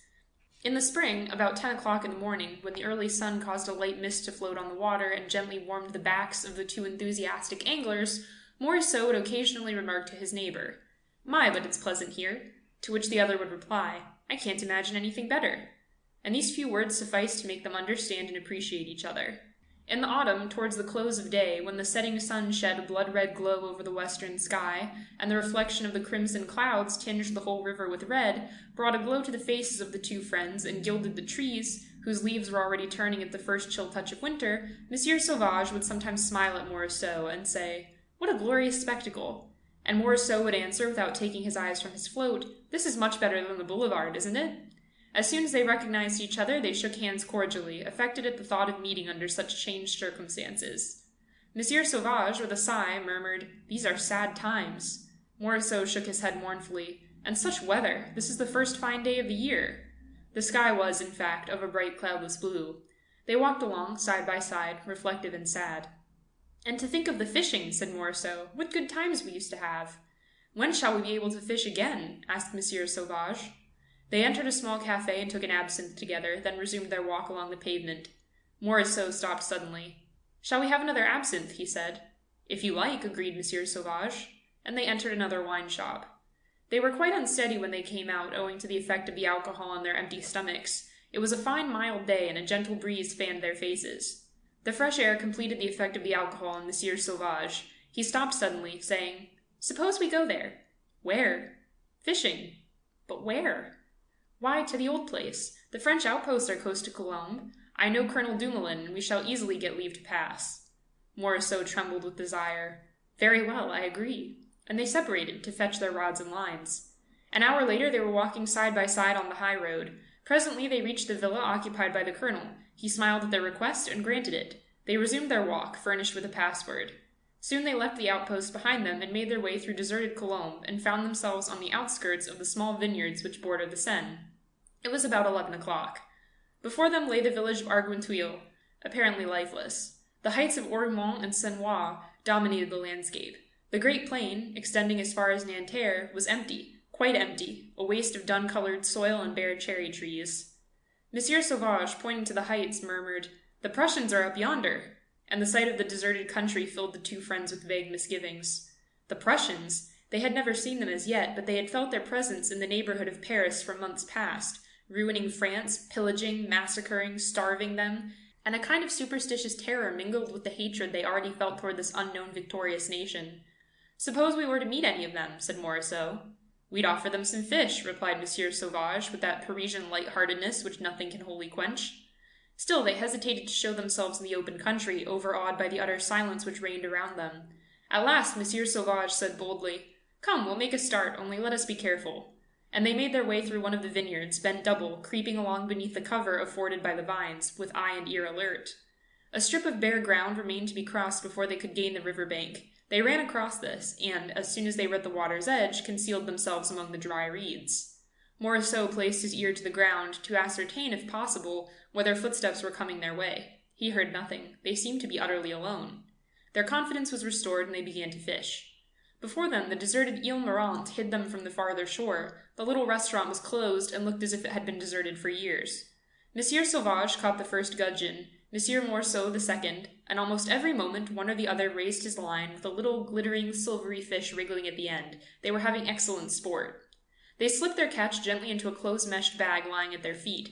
They were filled with joy, the joy of once more indulging in a pastime of which they had been long deprived. The sun poured its rays on their backs. They no longer heard anything or thought of anything. They ignored the rest of the world. They were fishing. But suddenly a rumbling sound, which seemed to come from the bowels of the earth, shook the ground beneath them. The cannon were resuming their thunder. Morisot turned his head and could see toward the left, beyond the banks of the river, the formidable outline of Mont Valérien, from whose summit arose a white puff of smoke. The next instant a second puff followed the first, and in a few moments a fresh detonation made the earth tremble. Others followed, and minute by minute the mountain gave forth its deadly breath in a white puff of smoke, which rose slowly into the peaceful heaven and floated above the summit of the cliff. Monsieur Sauvage shrugged his shoulders. "They are at it again," he said. Morisot, who was anxiously watching his float bobbing up and down, was suddenly seized with the angry impatience of a peaceful man toward the madmen who were firing thus, and remarked indignantly, "What fools they are to kill one another like that!" "They're worse than animals," replied Monsieur Sauvage. And Morisot, who had just caught a bleak, declared, "And to think that it will be just the same so long as there are governments." "The Republic would not have declared war," interposed Monsieur Sauvage. Morisot interrupted him. "Under a king we have foreign wars, under a republic we have civil war." And the two began placidly discussing political problems with the sound common sense of peaceful, matter-of-fact citizens, agreeing on one point, that they would never be free. And Mont Valérien thundered ceaselessly, demolishing the houses of the French with its cannonballs, grinding lives of men to powder, destroying many a dream, many a cherished hope, many a prospective happiness, ruthlessly causing endless woe and suffering in the hearts of wives, of daughters, of mothers, in other lands. "Such is life," declared Monsieur Sauvage. "Say rather, such is death," replied Morisot, laughing. But they suddenly trembled with alarm at the sound of footsteps behind them, and turning round they perceived close at hand 4 tall, bearded men, dressed after the manner of livery servants, and wearing flat caps on their heads. They were covering the 2 anglers with their rifles. The rods slipped from their owner's grasp and floated away down the river. In the space of a few seconds they were seized, bound, thrown in a boat, and taken across the Ile Marante. And behind the house they had thought deserted were about a score of German soldiers. A shaggy-looking giant, who was bestriding a chair and smoking a long clay pipe, addressed them in excellent French with the words, "Well, gentlemen, have you had good luck with your fishing?" Then a soldier deposited at the officer's feet the bag full of fish, which he had taken care to bring away. The Prussian smiled. "Not bad, I see, but we have something else to talk about. Listen to me and don't be alarmed. You must know that, in my eyes, you are 2 spies sent out to reconnaître me and my movements. Naturally, I capture you and I shoot you. You pretend to be fishing, the better to disguise your real errand. You have fallen into my hands and must take the consequences. Such is war. But as you came here through the outposts, you must have a password for your return. Tell me that password and I will let you go." The 2 friends, pale as death, stood silently side by side, a slight fluttering of the hands alone betraying their emotion. "No one will ever know," continued the officer. "You will return peacefully to your homes and the secret will disappear with you. If you refuse, it means death. Instant death. Choose." They stood motionless and did not open their lips. The Prussian, perfectly calm, went on with his hand outstretched toward the river. "Just think that in 5 minutes you will be at the bottom of that water. In 5 minutes. You have relations, I presume." Mont Valérien still thundered. The two fishermen remained silent. The German turned and gave an order in his own language. Then he moved his chair a little way off, that he might not be so near the prisoners, and a dozen men stepped forward, rifle in hand, and took up a position 20 paces off. "I give you 1 minute," said the officer, "not a second longer." Then he rose quickly, went over to the two Frenchmen, took Morisot by the arm, led him a short distance off, and said in a low voice, "Quick, the password! Your friend will know nothing. I will pretend to relent." Morisot answered not a word. Then the Prussian took Monsieur Sauvage aside in like manner and made him the same proposal.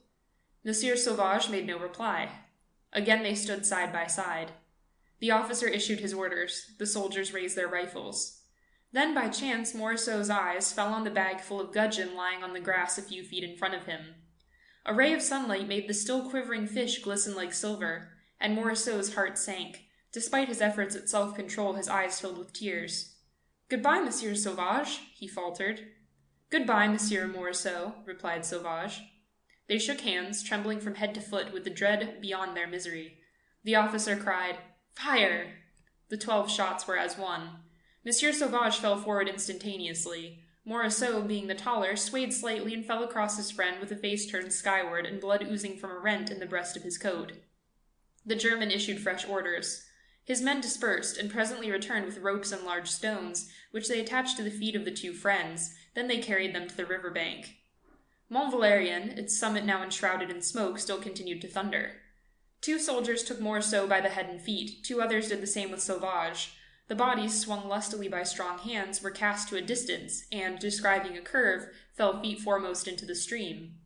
The water splashed high, foamed, eddied, then grew calm. Tiny waves lapped the shore. A few streaks of blood flecked the surface of the river.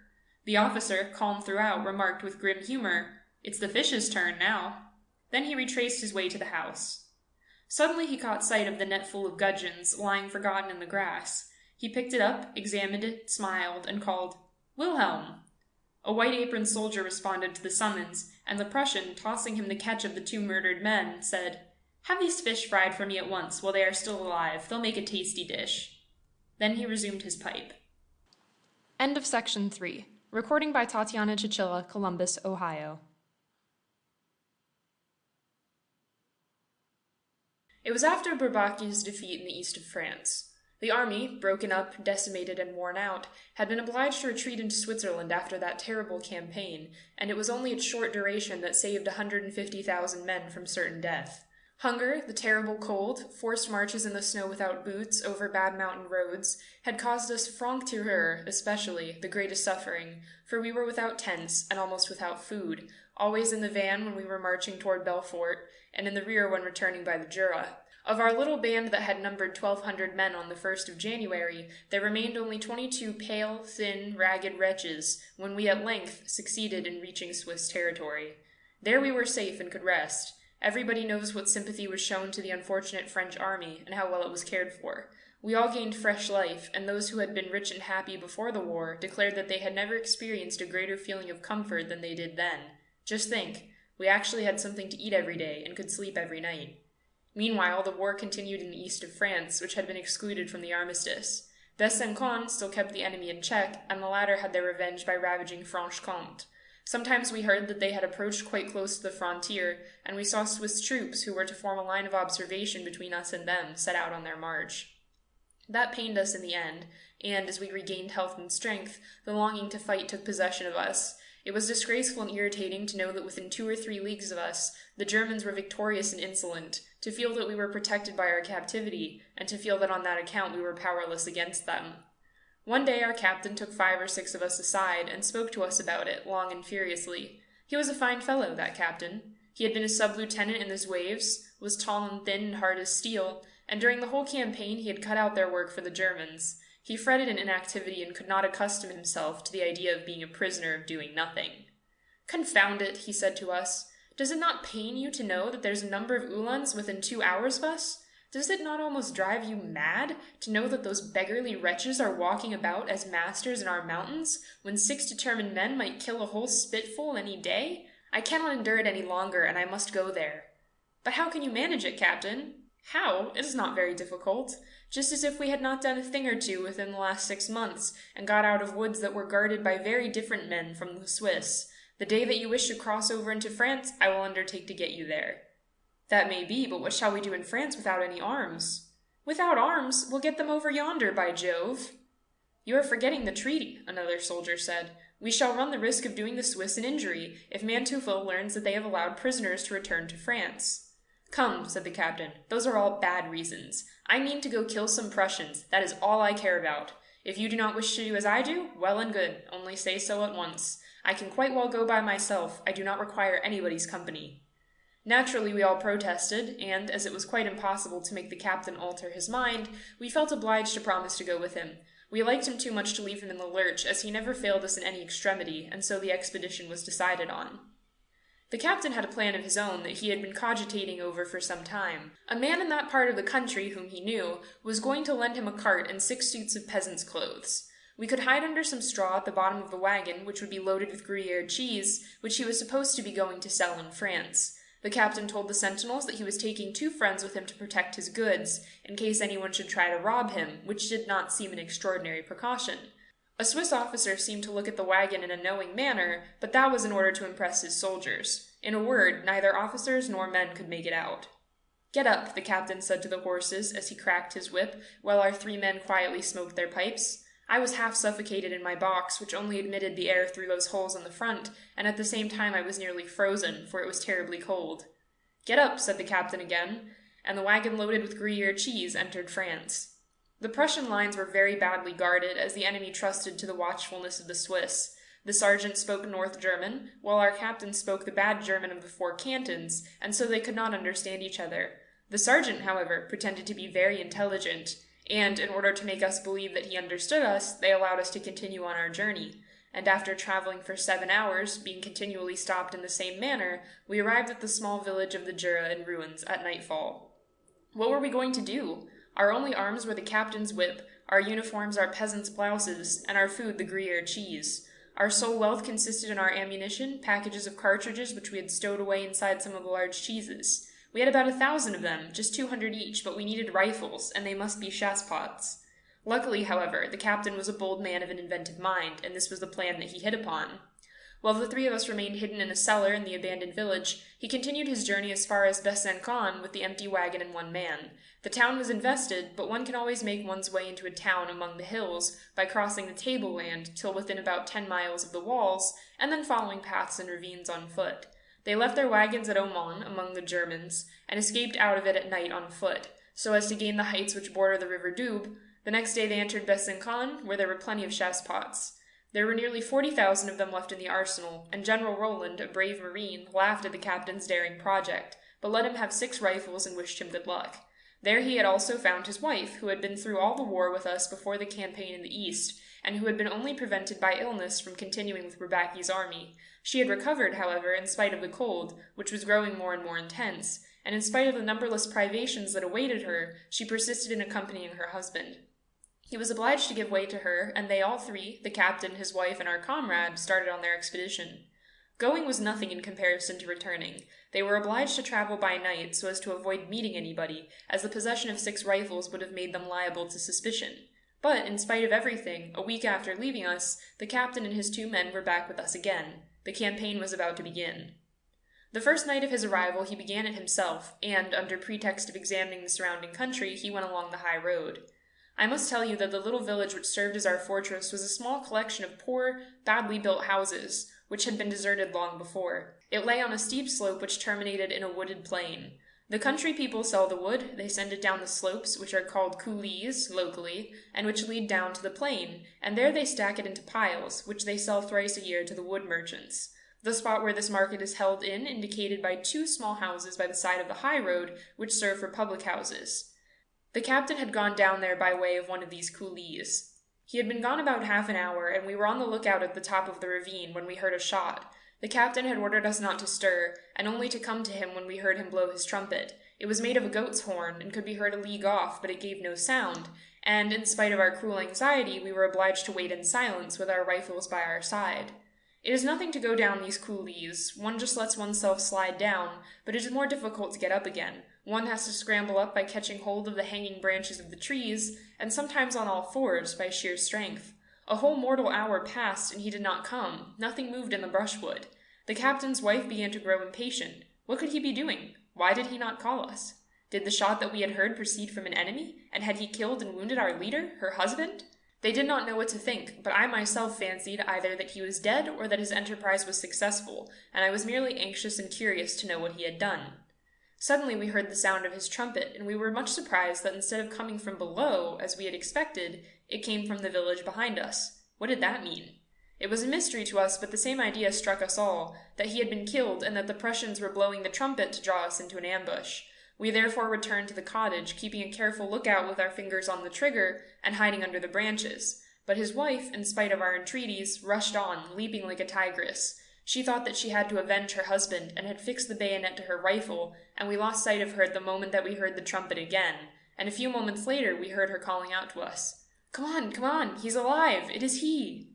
We hastened on, and saw the captain smoking his pipe at the entrance of the village, but strangely enough he was on horseback. Ah, he said to us, you see that there is something to be done here. Here I am on horseback already. I knocked over an Ulan yonder, and took his horse. I suppose they were guarding the wood, but it was by drinking and swilling in clover. One of them, the sentry at the door, had not time to see me before I gave him a sugar plum in his stomach, and then, before the others could come out, I jumped on the horse and was off like a shot. 8 or 10 of them followed me, I think, but I took the crossroads through the woods. I have got scratched and torn a bit, but here I am. And now, my good fellows, attention and take care. Those brigands will not rest until they have caught us, and we must receive them with rifle bullets. Come along, let us take up our posts. We set out. One of us took up his position a good way from the village on the crossroads. I was posted at the entrance of the main street, where the road from the level country enters the village, while the 2 others, the captain and his wife, were in the middle of the village near the church, whose tower served for an observatory and citadel. We had not been in our places long before we heard a shot, followed by another, then 2, then 3. The first was evidently a chassepot. One recognized it by the sharp report, which sounds like the crack of a whip, while the other 3 came from the lancers' carbines. The captain was furious. He had given orders to the outpost to let the enemy pass, and merely to follow them at a distance if they marched towards the village, and to join me when they had gone well between the houses. Then they were to appear suddenly, take the patrol between 2 fires, and not allow a single man to escape, for, posted as we were, the 6 of us could have hemmed in 10 Prussians if needed. "That confounded Pied de l'Eau has roused them," the captain said, "and they will not venture to come on blindfolded any longer, and then I am quite sure that he has managed to get a shot into himself somewhere or another, for we hear nothing of him. It serves him right. Why did he not obey orders?" And then, after a moment, he grumbled in his beard, "After all, I am sorry for the poor fellow. He's brave and shoots so well." The captain was right in his conjectures. We waited until evening without seeing the Uhlans. They had retreated after the first attack, but unfortunately we had not seen Pied de l'Eau either. Was he dead or a prisoner? When night came, the captain proposed that we should go out and look for him, and so the 3 of us started. At the crossroads we found a broken rifle and some blood, while the ground was trampled down, but we did not find either a wounded man or a dead body, although we searched every thicket, and at midnight we returned without having discovered anything of our unfortunate comrade. "It is very strange," the captain growled. "They must have killed him and thrown him into the bushes somewhere. They cannot possibly have taken him prisoner, as he would have called out for help. I can't understand it at all." Just as he said that, bright flames shot up in the direction of the inn on the high road, which illuminated the sky. "Scoundrels! Cowards!" he shouted. "I will bet that they have set fire to the 2 houses on the marketplace in order to have their revenge, and then they will scuttle off without saying a word. They will be satisfied with having killed a man and set fire to 2 houses. All right. It shall not pass over like that. We must go for them. They will not like to leave their illuminations in order to fight." "It would be a great stroke of luck if we could set Pied de l'Eau free at the same time," someone said. To me as their best friend. It was the Lancer's wife. End of section 4. Recording by Tatiana Chichilla, Columbus, Ohio.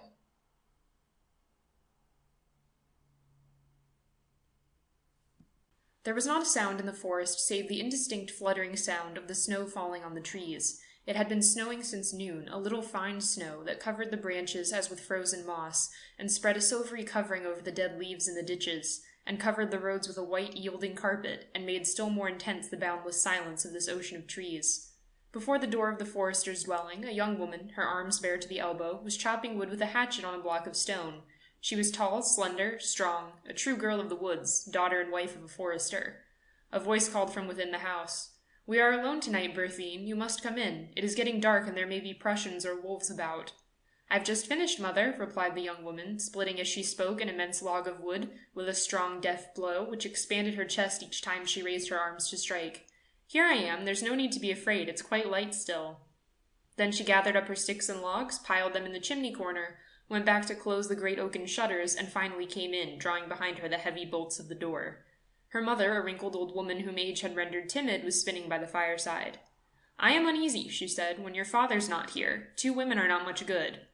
"Oh," said the younger woman, "I'd cheerfully kill a wolf or a Prussian if it came to that." And she glanced at a heavy revolver hanging above the hearth. Her husband had been called upon to serve in the army at the beginning of the Prussian invasion, and the 2 women had remained alone with the old father, a keeper named Nicholas Pichon, sometimes called Longlegs, who refused obstinately to leave his home and take refuge in the town. The town was Rethel, an ancient stronghold built on a rock. Its inhabitants were patriotic and had made up their minds to resist the invaders, to fortify their native place, and, if need be, to stand a siege, as in the good old days. Twice already, under Henri IV and under Louis XIV, the people of Rethel had distinguished themselves by their heroic defense of their town. They would do as much now, by God, or else be slaughtered within their own walls. They had, therefore, bought cannon and rifles, organized a militia, and formed themselves into battalions and companies, and now spent their time drilling all day long in the square. All bakers, grocers, butchers, lawyers, carpenters, booksellers, chemists, took their turn at military training at regular hours of the day, under the auspices of Monsieur Lavigne, a former non-commissioned officer in the dragoons, now a draper, having married the daughter and inherited the business of Monsieur Ravaudan, senior. He had taken the rank of commanding officer in Rethel, and, seeing that all the young men had gone off to the war, he had enlisted all the others who were in favor of resisting an attack. Fat men now invariably walked the streets at a rapid pace to reduce their weight and improve their breathing, and weak men carried weights to strengthen the muscles. And they awaited the Prussians, but the Prussians did not appear. They were not far off, however, for twice already their scouts had penetrated as far as the forest dwelling of Nicholas Pichon, called Longlegs. The old keeper, who could run like a fox, had come and warned the town. The guns had been got ready, but the enemy had not shown themselves. Longlegs' dwelling served as an outpost in the Aveline forest. Twice a week the old man went to the town for provisions and brought the citizens news of the outlying district. On this particular day he had gone to announce the fact that a small detachment of German infantry had halted at his house the day before, about 2 o'clock in the afternoon, and had left again almost immediately. The non-commissioned officer in charge spoke French. When the old man set out like this, he took with him his dogs, 2 powerful animals with the jaws of lions, as a safeguard against the wolves, which were beginning to get fierce, and he left directions with the 2 women to barricade themselves securely within their dwelling as soon as night fell. The younger feared nothing, but her mother was always apprehensive, and repeated continually, "We'll come to grief one of these days, you see if we don't." This evening she was, if possible, more nervous than ever. "Do you know what time your father will be back?" she asked. "Oh, not before 11 for certain. When he dines with the commandant, he's always late." And Berthine was hanging the pot over the fire to warm the soup when suddenly she stood still, listening attentively to a sound that had reached her through the chimney. "There are people walking in the wood," she said. 7 or 8 men at least. The terrified old woman stopped her spinning wheel and gasped, "Oh, my God, and your father not here!" She had scarcely finished speaking when a succession of violent blows shook the door. As the woman made no reply, a loud guttural voice shouted, "Open the door!" After a brief silence, the same voice repeated, "Open the door or I'll break it down." Berthine took the heavy revolver from its hook, slipped it into the pocket of her skirt, and putting her ear to the door, asked, "Who are you?" demanded the young woman. "What do you want?"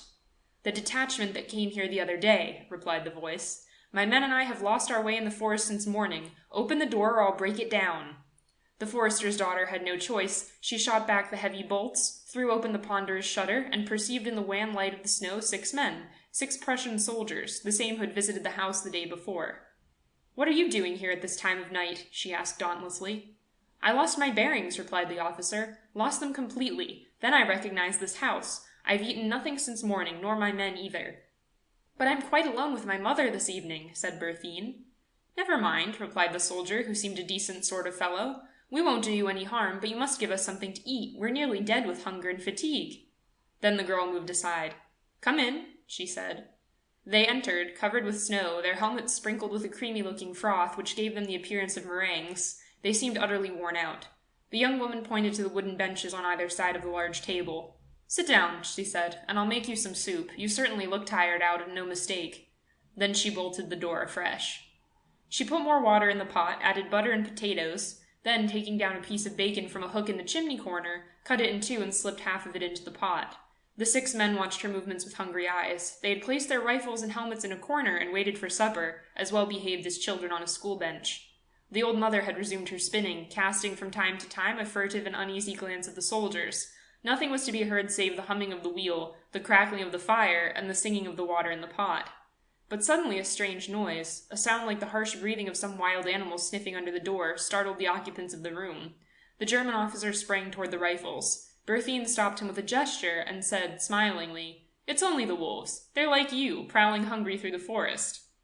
The incredulous man wanted to see with his own eyes, and as soon as the door was opened he perceived 2 large grayish animals disappearing with long swinging trot into the darkness. He returned to his seat, muttering, "I wouldn't have believed it," and he waited quietly till supper was ready.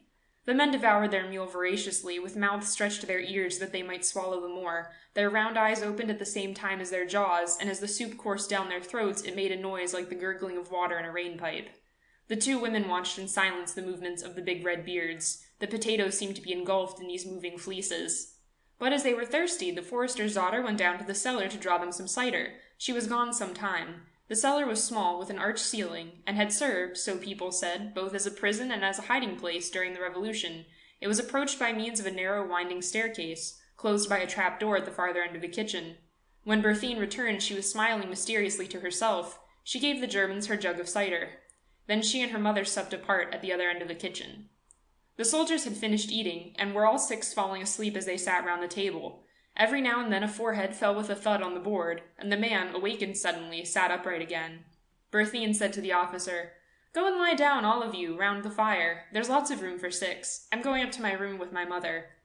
And the 2 women went upstairs. They could be heard locking the door and walking about overhead for a time, then they were silent. The Prussians lay down on the floor, with their feet to the fire and their heads resting on their rolled-up cloaks. Soon all 6 snored loudly and uninterruptedly in 6 different keys. They had been sleeping for some time when a shot rang out so loudly that it seemed directed against the very walls of the house. The soldiers rose hastily. 2, then 3, more shots were fired. The door opened hastily, and Berthine appeared, barefooted and only half-dressed, with her candle in her hand and a scared look on her face.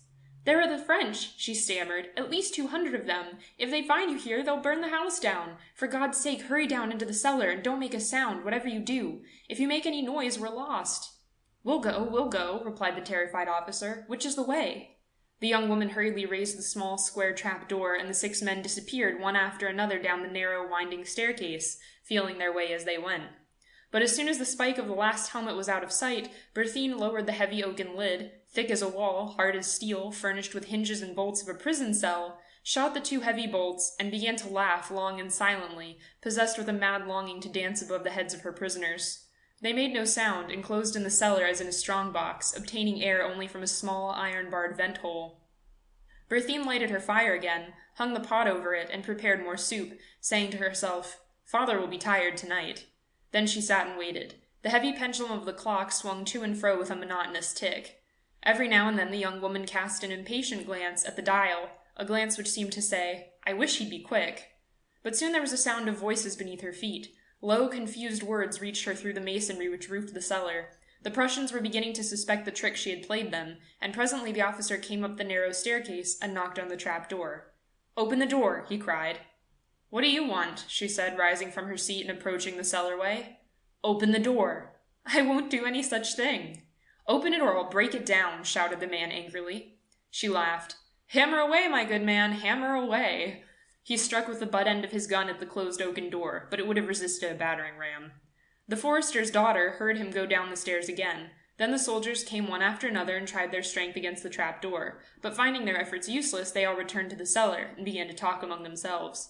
The young woman heard them for a short time, then she rose, opened the door of the house, looked out into the night, and listened. A sound of distant barking reached her ear. She whistled just as a huntsman would, and almost immediately 2 great dogs emerged from the darkness and bounded to her side.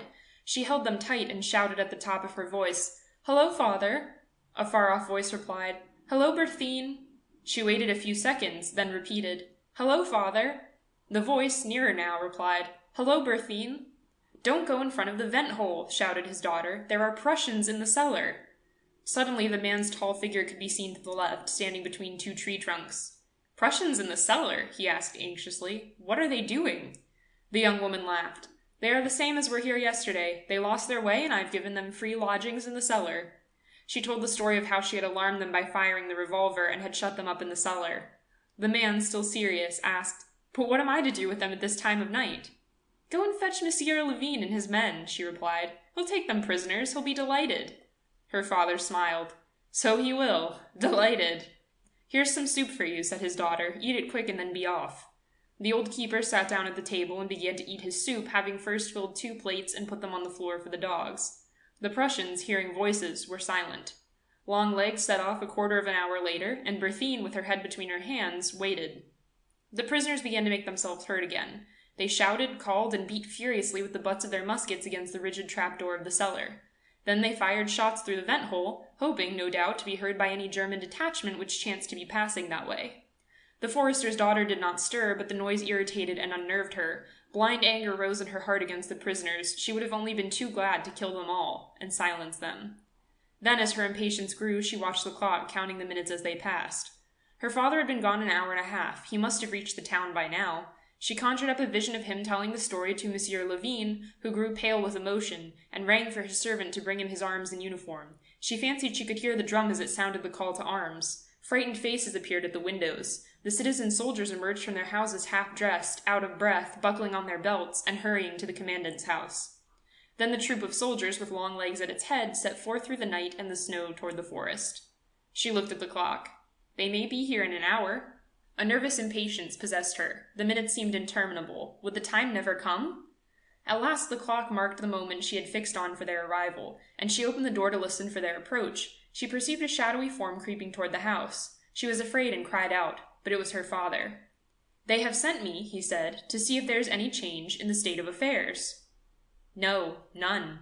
Then he gave a shrill whistle. Soon a dark mass loomed up under the trees, the advance guard composed of 10 men. Don't go in front of the vent-hole, repeated Longlegs at intervals. And the first arrivals pointed out the much-dreaded vent-hole to those who came after. At last the main body of the troop arrived, in all 200 men, each carrying 200 cartridges. Monsieur Levine, in a state of intense excitement, posted them in such a fashion as to surround the whole house, save for a large space left vacant in front of the little hole on a level with the ground, through which the cellar derived its supply of air. Monsieur Levine struck the trapdoor a blow with his foot, and called, I wish to speak to the Prussian officer. The German did not reply. The Prussian officer! Again shouted the commandant. Still no response. For the space of 20 minutes, Monsieur Levine called on this silent officer to surrender with bag and baggage, promising him that all lives should be spared, and that he and his men should be accorded military honors. But he could extort no sign, either of consent or of defiance. The situation became a puzzling one. The citizen soldiers kicked their heels in the snow, slapping their arms across their chest, as cab drivers do, to warm themselves, and gazing at the vent-hole with a growing and childish desire to pass in front of it. At last one of them took the risk, a man named Poitevin, who was fleet of limb. He ran like a deer across the zone of danger. The experiment succeeded. The prisoners gave no sign of life. A voice cried, There's no one there! And another soldier crossed the open space before the dangerous vent-hole. Then this hazardous sport developed into a game. Every minute a man ran swiftly from one side to the other, like a boy playing baseball, kicking up the snow behind him as he ran. They had lighted big fires of dead wood at which to warm themselves, and the figures of the runners were illuminated by the flames as they passed rapidly from the camp on the right to that on the left. Someone shouted, It's your turn now, Malazouin! Malazouin was a fat baker whose corpulent person served to point many a joke among his comrades. He hesitated. They chaffed him. Then, nerving himself to the effort, he set off at a little waddling gait which shook his fat paunch and made the whole detachment laugh till they cried. Bravo! Bravo, Malazouin! They shouted for his encouragement. He had accomplished about 2/3 of the journey when a long crimson flame shot forth from the vent-hole. A loud report followed, and the fat baker fell face forward on the ground, uttering a frightful scream. No one went to his assistance. Then he was seen to drag himself, groaning, on all fours through the snow until he was beyond danger, when he fainted. He was shot in the upper part of the thigh. After the first surprise and fright were over, they laughed at him again. But Monsieur Levine approached on the threshold of the forester's dwelling. He had formed his plan of attack. He called in a loud voice, I want Planchute, the plumber, and his workmen. 3 men approached. Take the eaves troughs from the roof. In a quarter of an hour they brought the commandant 30 yards of pipes. Next, with infinite precaution, he had a small round hole drilled in the trap door. Then, making a conduit with the troughs from the pump to this opening, he said with an air of extreme satisfaction, Now we'll give these German gentlemen something to drink." A shout of frenzied admiration mingled with uproarious laughter burst from his followers, and the commandant organized relays of men who were to relieve each other every 5 minutes. Then he commanded, "Pump!" And, the pump handle having been set in motion, a stream of water trickled throughout the length of the piping and flowed from step to step down the cellar stairs with a gentle gurgling sound. They waited. An hour passed, then 2 or 3. The commandant, in a state of feverish agitation, walked up and down the kitchen, putting his ear to the ground every now and then to discover, if possible, what the enemy were doing and whether they would soon capitulate. The enemy was astir now. They could be heard moving the casks about, talking, splashing through the water. Then, about 8 o'clock in the morning, a voice came from the vent-hole. "I want to speak to the French officer." Lavigne replied from the window, taking care not to put his head out too far. "Do you surrender?" "I surrender." "Then put your rifles outside." A rifle immediately protruded from the hole and fell into the snow, then another and another, until all were disposed of, and the voice which had spoken before said, "I have no more. Be quick, I am drowned."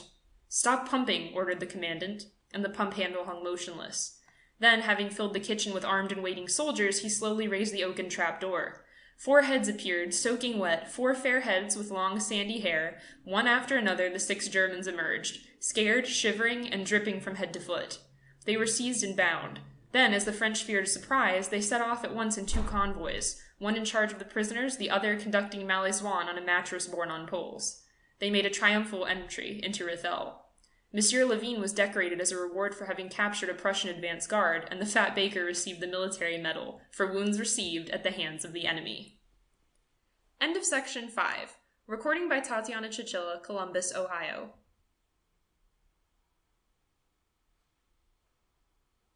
Every Sunday, as soon as they were free, the little soldiers would go for a walk. They turned to the right on leaving the barracks, crossed Courbevoie with rapid strides, as though on a forced march. Then, as the houses grew scarcer, they slowed down and followed the dusty road which leads to Bezons. They were small and thin, lost in their ill-fitting capes, too large and too long, whose sleeves covered their hands. Their ample red trousers fell in folds around their ankles. Under the high, stiff shako, one could just barely perceive 2 thin, hollow-cheeked Breton faces, with their calm, naive blue eyes. They never spoke during their journey, going straight before them, the same idea in each one's mind taking the place of conversation. For at the entrance of the little forest of Champieu, they had found a spot which reminded them of home, and they did not feel happy anywhere else. At the crossing of the Coulombe and Chatou roads, when they arrived under the trees, they would take off their heavy, oppressive headgear and wipe their foreheads. They always stopped for a while on the bridge at Bezons and looked at the Seine. They stood there several minutes, bending over the railing, watching the white sails, which perhaps reminded them of their home and of the fishing smacks leaving for the open. As soon as they had crossed the Seine, they would purchase provisions at the delicatessen, the bakers, and the wine merchants. A piece of bologna, 4 cents worth of bread, and a quart of wine made up the luncheon which they carried away, wrapped up in their handkerchiefs. But as soon as they were out of the village, their gait would slacken and they would begin to talk. Before them was a plain with a few clumps of trees, which led to the woods, a little forest which seemed to remind them of that other forest at Kermerven. The wheat and oat fields bordered on the narrow path, and Jean Quederan said each time to Luc Le Ganidec, "It's just like home, just like Plounavon." "Yes, it's just like home." And they went on, side by side, their minds full of dim memories of home. They saw the fields, the hedges, the forests, and the beaches. Each time they stopped near a large stone on the edge of the private estate, because it reminded them of the dolmen of Loch Newven. As soon as they reached the first clump of trees, Luc Le Ganidec would cut off a small stick, and, whittling it slowly, would walk on, thinking of the folks at home. Jean Quederan carried the provisions.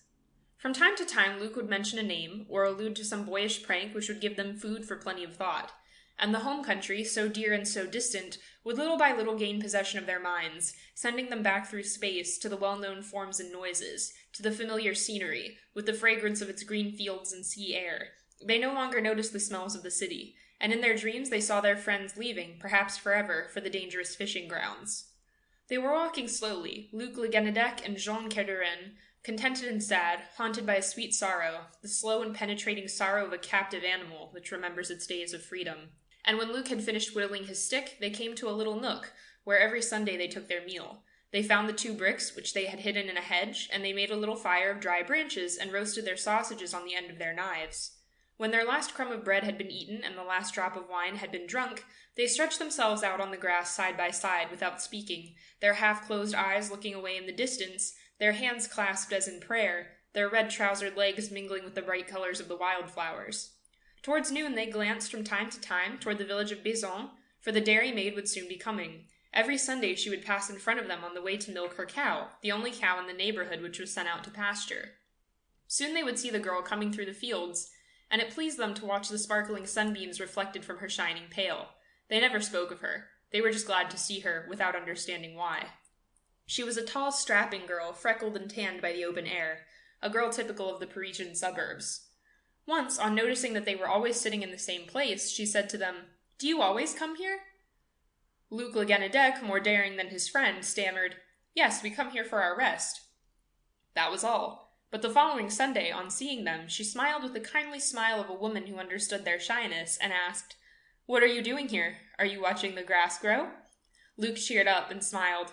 "Perhaps." She continued, "It's not growing fast, is it?" He answered, still laughing, "Not exactly." She went on, but when she came back with her pail full of milk, she stopped before them and said, "Want some? It will remind you of home."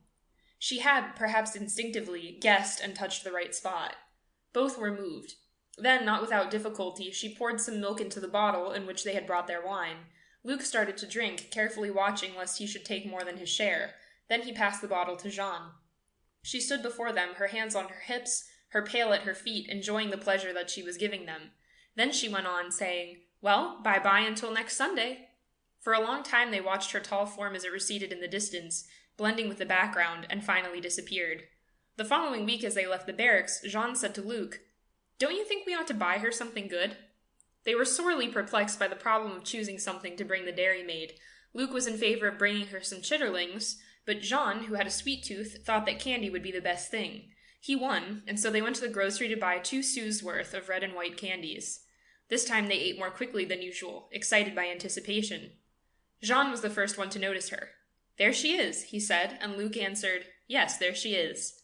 She smiled when she saw them and cried, "Well, how are you today?" They both answered together, "All right, how's everything with you?" Then she started to talk of simple things which might interest them, of the weather, the crops, of her masters. They didn't dare to offer their candies, which were slowly melting in Jean's pocket. Finally, Luc, growing bolder, said, "We've brought you something." She asked, "Let's see it." Then Jean, blushing to the tips of his ears, reached in his pocket, and drawing out the little paper bag, handed it to her. She began to eat the little sweet dainties. The 2 soldiers sat in front of her, moved and delighted. At last she went to do her milking, and when she came back she again gave them some milk. They thought of her all through the week and often spoke of her. The following Sunday she sat beside them for a longer time. The 3 of them sat there side by side, their eyes looking far away in the distance, their hands clasped over their knees, and they told each other little incidents and little details of the villages where they were born, while the cow, waiting to be milked, stretched her heavy head toward the girl and mooed. Soon the girl consented to sit with them and to take a sip of wine. Often she brought them Plum's pocket, for plums were now ripe. Her presence enlivened the little Breton soldiers, who chatted away like 2 birds. One Tuesday something unusual happened to Luc Le Guenedec. He asked for leave and did not return until 10 o'clock at night. Jean worried and racked his brain to account for his friends having obtained leave. The following Friday, Luc borrowed 10 sous from one of his friends, and once more asked and obtained leave for several hours. When he started out with Jean on Sunday, he seemed queer, disturbed, changed. Carterin did not understand. He vaguely suspected something, but he could not guess what it might be. They went straight to the usual place and lunched slowly. Neither was hungry. Soon the girl appeared. They watched her approach as they always did. When she was near, Luc arose and went towards her. She placed her pail on the ground and kissed him. She kissed him passionately, throwing her arms around his neck, without paying attention to Jean, without even noticing that he was there. Poor Jean was dazed, so dazed that he could not understand. His mind was upset and his heart broken without even realizing why. Then the girl sat down beside Luc, and they started to chat. Jean was not looking at them. He understood now why his friend had gone out twice during the week. He felt the pain and sting which treachery and deceit leave in their wake. Luc and the girl went together to attend to the cow. Jean followed them with his eyes. He saw them disappear side by side, the red trousers of his friend making a scarlet spot against the white road. It was Luc who sank the stake to which the cow was tethered. The girl stooped down to milk the cow, while he absent-mindedly stroked the animal's glossy neck. Then they left the pail in the grass and disappeared into the woods. Jean could no longer see anything but the wall of leaves through which they had passed. He was unmanned so that he did not have the strength to stand. He stayed there, motionless, bewildered, and grieving. Simple, passionate grief. He wanted to weep, to run away, to hide somewhere, to never see anyone again. Then he saw them coming back. They were walking slowly, hand in hand, as village lovers do. Luke was carrying the pail. After kissing him again, the girl went on, nodding carelessly to Jean. She did not offer him any milk that day. The two little soldiers sat side by side, motionless as always, silent and quiet, their calm faces in no way betraying the trouble in their hearts. The sun shone down on them. From time to time they could hear the plaintive lowing of the cow. At the usual time they arose to return. Luke was whittling a stick. Jean carried the empty bottle. He left it at the wine merchant's in Bezons. Then they stopped on the bridge, as they did every Sunday, and watched the water flowing by. Jean leaned over the railing, farther and farther, as though he had seen something in the stream which hypnotized him. Luke said to him, "What's the matter? Do you want a drink?" He had hardly said the last word when Jean's head carried away the rest of his body, and the little blue and red soldier fell like a shot and disappeared into the water. Luke, paralyzed with horror, tried vainly to shout for help. In the distance he saw something move, and then his friend's head bobbed up out of the water only to disappear again. Farther down he noticed again a hand, just one hand, which appeared and again went out of sight. That was all. The boatmen who had rushed to the scene found the body that day. Luke ran back to the barracks, crazed, with eyes and voice full of tears. He related the accident. He was leaning so far over that his head carried him away, and he fell. Emotion choked him so that he could say no more. If he had only known. End of section 6. Recording by Tatiana Chichilla, Columbus, Ohio. For a month the hot sun has been parching the fields. Nature is expanding beneath its rays. The fields are green as far as the eye can see. The big azure dome of the sky is unclouded. The farms of Normandy, scattered over the plains and surrounded by a belt of tall beeches, look from a distance like little woods. On closer view, after lowering the worm-eaten wooden bars, you can imagine yourself in an immense garden, for all the ancient apple trees, as gnarled as the peasants themselves, are in bloom. The sweet scent of their blossoms mingles with the heavy smell of the earth and the penetrating odor of the stables. It is noon. The family is eating under the shade of a pear tree planted in front of the door. Father, mother, the 4 children, and the help. 2 women and 3 men are all there. All are silent. The soup is eaten, and then a dish of potatoes fried with bacon is brought on. From time to time, one of the women gets up and takes a pitcher down to the cellar to fetch more cider. The man, a big fellow about 40 years old, is watching a grapevine, still bare, which is winding and twisting like a snake along the side of the house. At last he says, "Father's vine is budding early this year. Perhaps we may get something from it." The woman then turns round and looks without saying a word.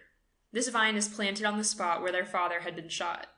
It was during the War of 1870. The Prussians were occupying the whole country. General Faidherbe, with the Northern Division of the army, was opposing them. The Prussians had established their headquarters at this farm. The old farmer to whom it belonged, Father Pierre Milan, had received and quartered them to the best of his ability. For a month the German vanguard had been in the village. The French remained motionless, 10 leagues away, and yet every night some of the Uhlans disappeared. Of all the isolated scouts, of all those who were sent to the outposts, in groups of not more than 3, not one ever returned. They were picked up the next morning in a field or in a ditch. Even their horses were found along the roads with their throats cut. These murders seemed to be done by the same men who could never be found. The country was terrorized. Farmers were shot on suspicion, women were imprisoned, children were frightened in order to try and obtain information. Nothing could be ascertained. But one morning, Father Milan was found stretched out in the barn with a sword gash across his face.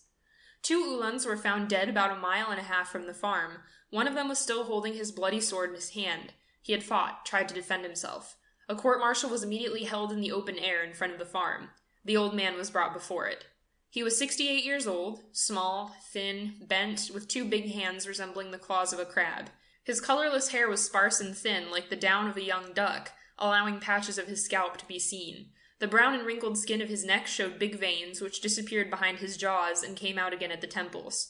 He had the reputation of being miserly and hard to deal with. They stood him up between 4 soldiers in front of the kitchen table, which had been dragged aside. 5 officers and the colonel seated themselves opposite him. The colonel spoke in French.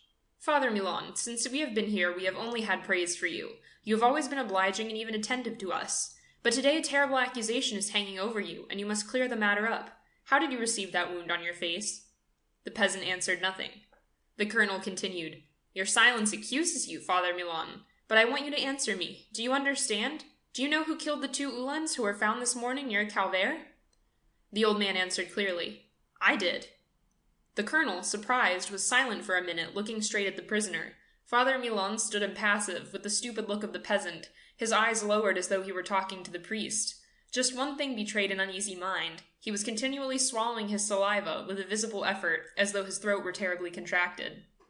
The man's family, his son Jean, his daughter-in-law, and his 2 grandchildren were standing a few feet behind him, bewildered and affrighted. The colonel went on. "Do you know who killed all the scouts who have been found dead for a month throughout the country every morning?" The old man answered with the same stupid look. "I did." "You killed them all?" "Uh-huh, I did." "You alone? All alone?" "Uh-huh." "Tell me how you did it." This time the man seemed moved. The necessity for talking any length of time annoyed him visibly. He stammered, "I don't know, I simply did it." The colonel continued, "I warn you that you will have to tell me everything. You might as well make up your mind right away. How did you begin?" The man cast a troubled look toward his family, standing close behind him. He hesitated a minute longer, then suddenly made up his mind to obey the order. "I was coming home one night at about 10 o'clock, the night after you got here. You and your soldiers had taken more than 50 écus worth of forage from me, as well as a cow and 2 sheep. I said to myself, as much as they take from you, just so much will you make them pay back. And then I had other things on my mind which I will tell you. Just then I noticed one of your soldiers who was smoking his pipe by the ditch behind the barn. I went and got my scythe and crept up slowly behind him so that he couldn't hear me. And I cut his head off with one single blow, just as I would a blade of grass, before he could say boo. If you should look at the bottom of the pond, you will find him tied up in a potato sack with a stone fastened to it. I got an idea. I took all his clothes, from his boots to his cap, and hid them away in the little wood behind the yard." The old man stopped. The officers remained speechless, looking at each other. The questioning began again, and this is what they learned. Once this murder committed, the man had lived with this one thought: kill the Prussians. He hated them with the blind, fierce hate of the greedy yet patriotic peasant. He had his idea, as he said. He waited several days. He was allowed to go and come as he pleased, because he had shown himself so humble, submissive, and obliging to the invaders. Each night he saw the outpost leave. One night he followed them, having heard the name of the village to which the men were going, and having learned the few words of German which he needed for his plan through associating with the soldiers. He leapt through the backyard, slipping into the woods, found the dead man's clothes, and put them on. Then he began to crawl through the fields, following along the hedges in order to keep out of sight, listening to the slightest noises, as wary as a poacher. As soon as he thought the time ripe, he approached the road and hid behind a bush.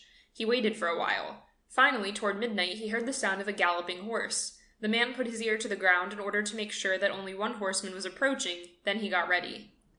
An Uhlan came galloping along carrying dispatches. As he went, he was all eyes and ears. When he was only a few feet away, Father Milon dragged himself across the road, moaning, "Hilf! Hilf! Help! Help!" The horseman stopped, and recognizing a German, he thought he was wounded and dismounted, coming nearer without any suspicion, and just as he was leaning over the unknown man, he received, in the pit of his stomach, a heavy thrust from the long curved blade of the saber. He dropped without suffering pain, quivering only in the final throes. Then the farmer, radiant with the silent joy of an old peasant, got up again, and, for his own pleasure, cut the dead man's throat. He then dragged the body to the ditch and threw it in. The horse quietly awaited its master. Father Milon mounted him and started galloping across the plains. An hour later, he noticed 2 more Uhlans who were returning home side by side. He rode straight for them, once more crying, "Hilf! Hilf!" The Prussians, recognizing the uniform, let him approach without distrust. The old man passed between them like a cannonball, felling them both, one with his saber and the other with a revolver. Then he killed the horses, German horses. After that, he quickly returned to the woods and hid one of the horses. He left his uniform there and again put on his old clothes. Then, going back to bed, he slept until morning. For 4 days he did not go out, waiting for the inquest to be terminated, but on the 5th day he went out again and killed 2 more soldiers by the same stratagem. From that time on he did not stop. Each night he wandered about in search of adventure, killing Prussians, sometimes here and sometimes there, galloping through deserted fields, in the moonlight, a lost Uhlan, a hunter of men. Then, his task accomplished, leaving behind him the bodies lying along the roads, the old farmer would return and hide his horse and uniform. He went toward noon to carry oats and water quietly to his mount, and he fed it well as he required from it a great amount of work. But one of those whom he had attacked the night before, in defending himself, slashed the old peasant across the face with his saber.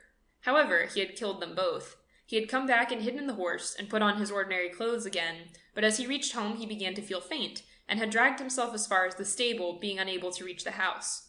They had found him there, bleeding on the straw. When he had finished his tale, he suddenly lifted up his head and looked proudly at the Prussian officers. The colonel, who was gnawing on his mustache, said, "You have nothing more to say." "Nothing more. I have finished my task. I killed 16, not one more or less." "Do you know that you are going to die?" "I haven't asked for mercy." "Have you been a soldier?" "Yes, I served my time, and then you had killed my father, who was a soldier of the first emperor, and last month you killed my youngest son, Francois, near Evreux. I owed you one for that. I paid. We are quits." The officers were looking at each other.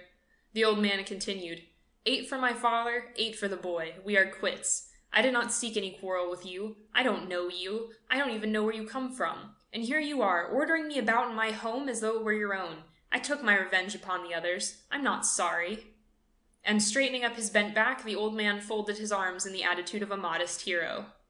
The Prussians talked in a low tone for a long time. One of them, a captain, who had also lost his son in the previous month, was defending the poor wretch.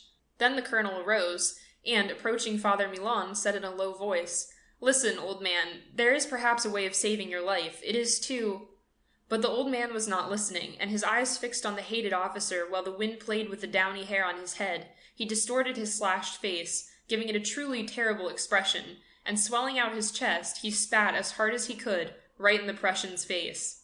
The colonel, furious, raised his hand, and for the second time the man spat in his face. All the officers had jumped up and were shrieking orders at the same time. In less than a minute, the old man, still impassive, was pushed up against the wall and shot, looking smilingly the while toward Jean, his eldest son, his daughter-in-law, and his 2 grandchildren, who witnessed this scene in dumb terror. End of section 7. Tatiana Chichilla, Columbus, Ohio.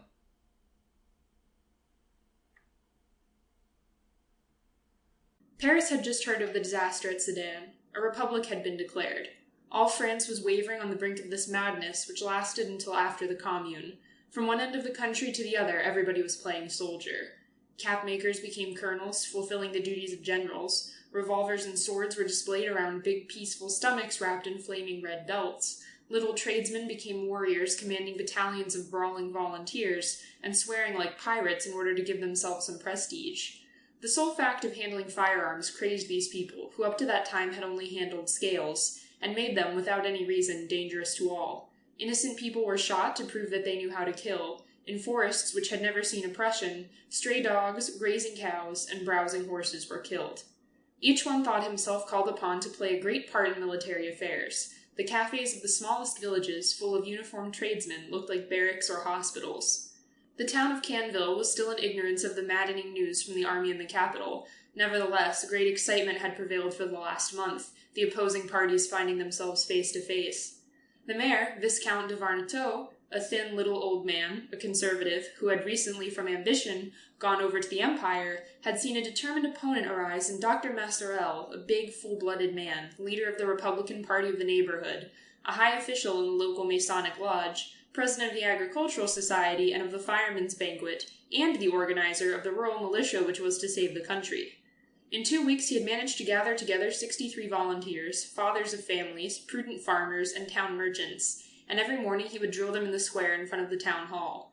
When, perchance, the mayor would come to the municipal building, Commander Masserel, girt with pistols, would pass proudly in front of his troop, his sword in his hand, and make all of them cry, "Long live the fatherland!" And it had been noticed that this cry excited the little Viscount, who probably saw in it a menace, a threat, as well as the odious memory of the Great Revolution. On the morning of the 5th of September, the doctor, in full uniform, his revolver on the table, was giving a consultation to an old couple, a farmer who had been suffering from varicose veins for the last 7 years, and had waited until his wife had them also, before he would consult the doctor, when the postman brought in the paper.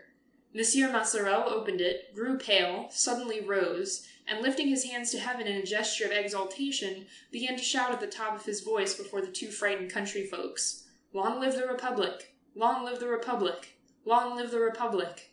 Then he fell back in his chair, weak from emotion. And as the peasant resumed, "It started with the ants, which began to run up and down my legs," Dr. Masserel exclaimed, "Shut up! I haven't got time to bother with your nonsense. The Republic has been proclaimed. The Emperor has been taken prisoner. France is saved. Long live the Republic!" Running to the door, he howled, "Celeste! Quick, Celeste!" The servant, affrighted, hastened in. He was trying to talk so rapidly that he could only stammer, "My boots, my sword, my cartridge box, and the Spanish dagger which is on my night table. Hasten!"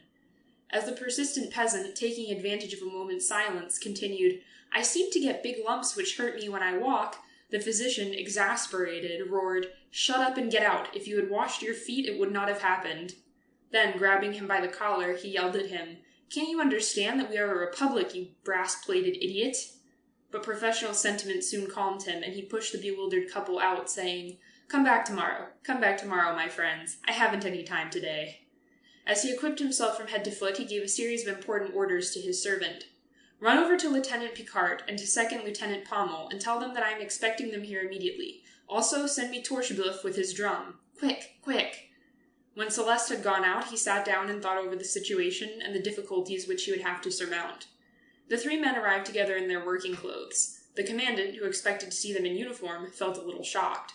"Don't you people know anything? The Emperor has been taken prisoner. The Republic has been proclaimed. We must act. My position is delicate. I might even say dangerous." He reflected for a few moments before his bewildered subordinates, then he continued. "We must act and not hesitate. Minutes count as hours in times like these. All depends on the promptness of our decision. You, Picard, go to the cure and order him to ring the alarm bell in order to get together the people, to whom I am going to announce the news. You, Torcheblouf, beat the tattoo throughout the whole neighborhood, as far as the hamlets of Gérissé and Salmer, in order to assemble the militia in the public square. You, Pommel, get your uniform on quickly, just the coat and cap. We are going to the town hall to demand Monsieur de Varnetot to surrender his powers to me. Do you understand?" "Yes." "Now carry out those orders quickly. I will go over to your house with you, Pommel, since we shall act together." 5 minutes later, the commandant and his subordinates, armed to the teeth, appeared on the square, just as the little Viscount de Varnetot, his legs encased in gaiters as for a hunting party, his gun on his shoulder, was coming down the other street at double-quick time, followed by his 3 green-coated guards, their swords at their sides, and their guns swung over their shoulders. While the doctor stopped, bewildered, the 4 men entered the town hall and closed the door behind them. "They have outstripped us," muttered the physician. "We must now wait for reinforcements. There is nothing to do for the present." Lieutenant Picard now appeared on the scene. "The priest refuses to obey," he said. "He has even locked himself in the church with the sexton and beadle." On the other side of the square, opposite the white, tightly closed town hall, stood the church, silent and dark, with its massive oak door studded with iron. But just as the perplexed inhabitants were sticking their heads out of the windows, or coming out on their doorsteps, the drums suddenly began to be heard, and Torcheblouf appeared, furiously beating the tattoo. He crossed the square running, and disappeared along the road leading to the fields. The commandant drew his sword, and advanced alone to halfway between the 2 buildings behind which the enemy had entrenched itself, and, waving his sword over his head, he roared with all his might, "Long live the Republic! Death to traitors!" Then he returned to his officers. The butcher, the baker, and the druggist, much disturbed, were anxiously pulling down their shades and closing their shops. The grocer alone kept open. However, the militia were arriving by degrees, each man in a different uniform, but all wearing a black cap with gold braid, the cap being the principal part of the outfit. They were armed with old rusty guns, the old guns which had hung for 30 years on the kitchen wall, and they looked a good deal like an army of tramps. When he had about 30 men about him, the commandant, in a few words, outlined the situation to them. Then, turning to the staff, "Let's act," he said. The villagers were gathering together and talking the matter over. The doctor quickly decided on a plan of campaign. "Lieutenant Picard, you will advance under the windows of the town hall and summon Monsieur de Varnetot, in the name of the Republic, to hand the keys over to me." But the lieutenant, a master mason, refused. "You're smart, you are. I don't care to get killed, thank you. Those people in there shoot straight, don't you forget it. Do your errands yourself." The commandant grew very red. "I command you to go in the name of discipline." The lieutenant rebelled. "I'm not going to have my beauty spoiled without knowing why." All the notables, gathered in a group nearby, began to laugh. One of them cried, "You are right, Picard, this isn't the right time." The doctor then muttered, "Cowards." And, leaving his sword and his revolver in the hands of a soldier, he advanced slowly, his eye fastened on the windows, expecting any minute to see a gun trained on him. When he was within a few feet of the building, the doors at both ends, leading into the 2 schools, opened, and a flood of children ran out, boys from one side, girls from the other, and began to play around the doctor, in the big empty square, screeching and screaming, and making so much noise that he could not make himself heard. As soon as the last child was out of the building, the 2 doors closed again. Most of the youngsters finally dispersed, and the commandant called in a loud voice, "Monsieur de Varnetot!" A window on the first floor opened, and Monsieur de Varnetot appeared. The commandant continued, "Monsieur, you know that great events have just taken place which have changed the entire aspect of government. The one which you represented no longer exists. The one which I represent is taking control. Under these painful but decisive circumstances, I come in the name of the new republic to ask you to turn over to me the office which you held under the former government." Monsieur de Varnetot answered, "Doctor, I am the mayor of Canville, duly appointed, and I shall remain mayor of Canville until I have been dismissed by a decree from my superiors. As mayor, I am in my place in the town hall, and here I stay. Anyhow, just try to get me out." He closed the window. The commandant returned to his troop, but before giving any information, eyeing Lieutenant Picard from head to foot, he exclaimed, "You're a great one, you are. You're a fine specimen of manhood. You're a disgrace to the army. I degrade you." "I don't give a—" He turned away and mingled with a group of townspeople. Then the doctor hesitated. What could he do? Attack? But would his men obey orders? And then, did he have the right to do so? An idea struck him. He ran to the telegraph office, opposite the town hall, and sent off 3 telegrams. To the new Republican government in Paris, to the new prefect of the Seine-Inférieure at Rouen, to the new Republican sub-prefect at Dieppe. He explained the situation, pointed out the danger which the town would run if it should remain in the hands of the royalist mayor, offered his faithful services, asked for orders, and signed, putting all his titles after his name. Then he returned to his battalion, and, drawing 10 francs from his pocket, he cried, "Here, my friends, go eat and drink, only leave me a detachment of 10 men to guard against anybody's leaving the town hall." But ex-Lieutenant Picard, who had been talking with the watchmaker, heard him. He began to laugh, and exclaimed, "By Jove, if they come out, it'll give you a chance to get in. Otherwise, I can see you standing out there for the rest of your life." The doctor did not reply, and he went to luncheon. In the afternoon, he disposed his men about the town as though they were in immediate danger of an ambush. Several times he passed in front of the town hall and of the church without noticing anything suspicious. The 2 buildings looked as though empty. The butcher, the baker, and the druggist once more opened up their stores.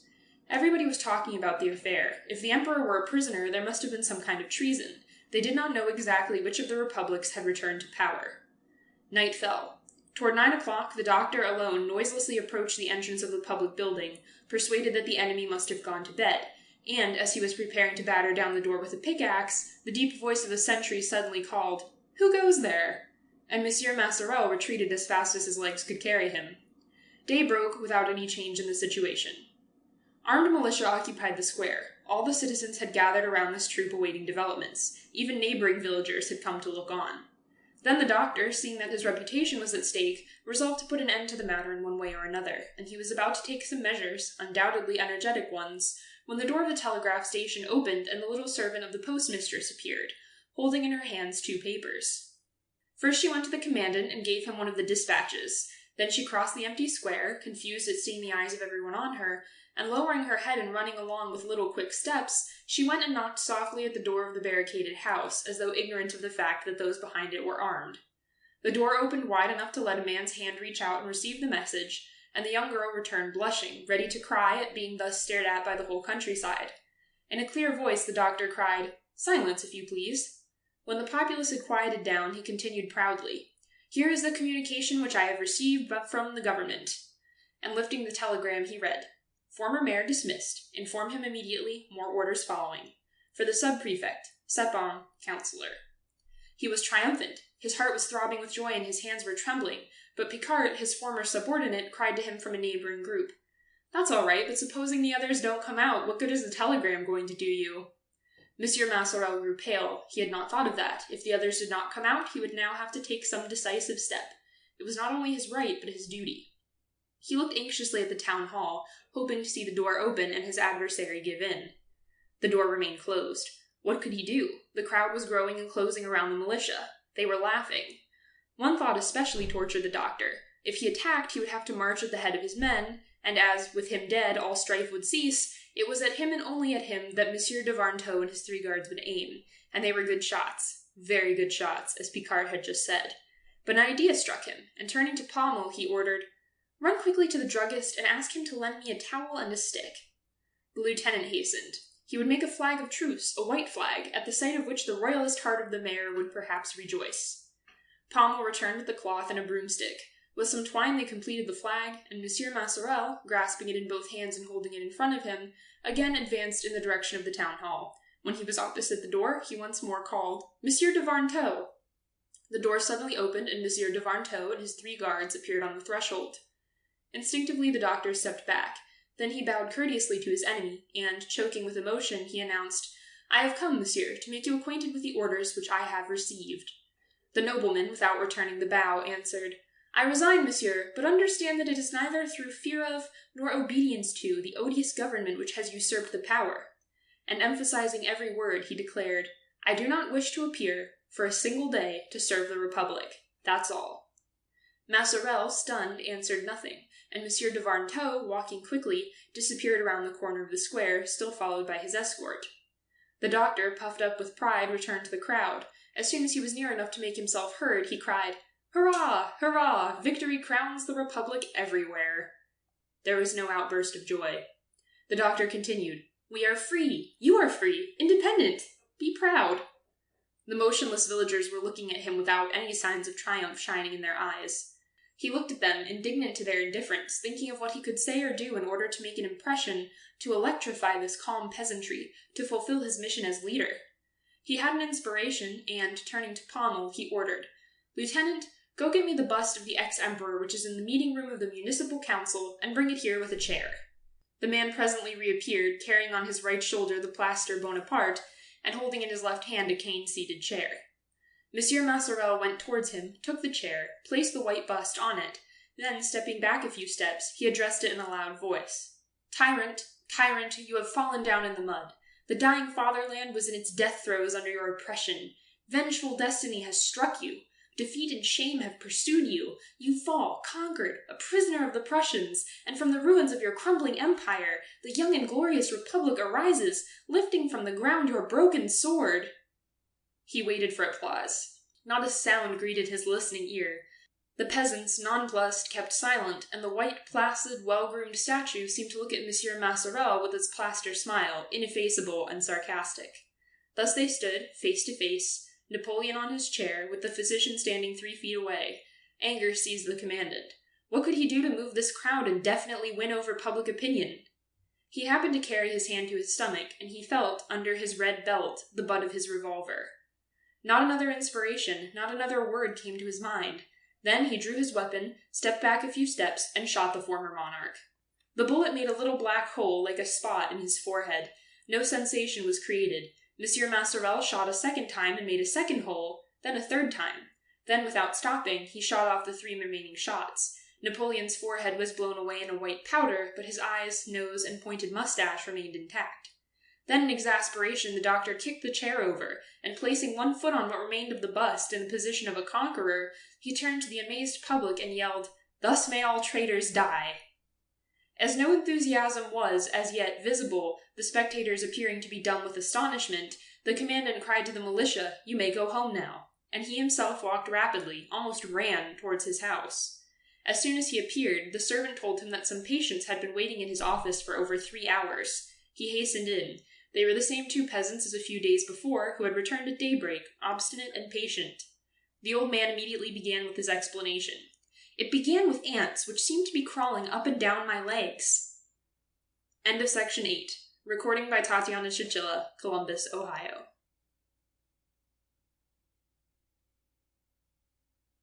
Since the beginning of the campaign, Lieutenant Lair had taken 2 cannon from the Prussians. His general had said, "Thank you, Lieutenant," and had given him the Cross of Honor. As he was as cautious as he was brave, wary, inventive, wily, and resourceful, he was entrusted with 100 soldiers, and he organized a company of scouts who saved the army on several occasions during a retreat. But the invading army entered by every frontier like a surging sea. Great waves of men arrived one after the other, scattering all around them a scum of freebooters. General Carroll's brigade, separated from its division, retreated continually, fighting each day, but remaining almost intact, thanks to the vigilance and agility of Lieutenant Lair, who seemed to be everywhere at the same moment, baffling all the enemy's cunning, frustrating their plans, misleading their uhlans, and killing their vanguards. One morning the general sent for him. "Lieutenant," said he, "here is a dispatch from General de la Serre, who will be destroyed if we do not go to his aid by sunrise tomorrow. He is at Blainville, 8 leagues from here. You will start at nightfall with 300 men, whom you will echelon along the road. I will follow you 2 hours later. Study the road carefully. I fear we may meet a division of the enemy." It had been freezing hard for a week. At 2 o'clock it began to snow, and by night the ground was covered, and heavy white swirls concealed objects hard by. At 6 o'clock the detachment set out. 2 men walked alone as scouts about 3 yards ahead. Then came a platoon of 10 men commanded by the lieutenant himself. The rest followed them in long columns. To the right and left of the little band, at a distance of about 300 feet on either side, some soldiers marched in pairs. The snow, which was still falling, covered them with a white powder in the darkness, and as it did not melt on their uniforms, they were hardly distinguishable from the night amid the dead whiteness of the landscape. From time to time they halted. One heard nothing but that indescribable, nameless flutter of falling snow, a sensation rather than a sound, a vague, ominous murmur. A command was given in a low tone, and when the troop resumed its march, it left in its wake a sort of white phantom standing in the snow. It gradually grew fainter and finally disappeared. It was the echelons who were to lead the army. The scouts slackened their pace. Something was ahead of them. "Turn to the right," said the lieutenant. "It is the Ronfi wood. The chateau is more to the left." Presently the command halt was passed along. The detachment stopped and waited for the lieutenant, who, accompanied by only 10 men, had undertaken a reconnoitring expedition to the chateau. They advanced, creeping under the trees. Suddenly they all remained motionless. Around them was a dead silence. Then, quite near them, a little clear, musical young voice was heard amid the stillness of the wood. "Father, we shall get lost in the snow. We shall never reach Blainville." A deeper voice replied. Presently a far-off voice in the distance cried out, "Who goes there?" Another voice nearer gave the countersign. They made another halt. Some conferences took place. It had stopped snowing. A cold wind was driving the clouds, and innumerable stars were sparkling in the sky behind them, gradually paling in the rosy light of dawn. A staff officer came forward to receive the detachment, but when he asked who was being carried in the litter, the form stirred. 2 little hands moved aside the big blue army capes, and rosy as the dawn, with 2 eyes that were brighter than the stars that had just faded from sight, and a smile radiant as the morn, a dainty face appeared. "It is I, monsieur." The soldiers, wild with delight, clapped their hands and bore the young girl in triumph into the midst of the camp that was just getting to arms. Presently, General Carrel arrived on the scene. At 9 o'clock the Prussians made an attack. They beat a retreat at noon. That evening, as Lieutenant Lair, overcome by fatigue, was sleeping on a bundle of straw, he was sent for by the general. He found the commanding officer in his tent chatting with the old man whom they had come across during the night. As soon as he entered the tent, the general took his hand, and addressing the stranger, said, "My dear Comte, this is the young man of whom you were telling me just now. He is one of my best officers." He smiled, lowered his tone, and added, "The best."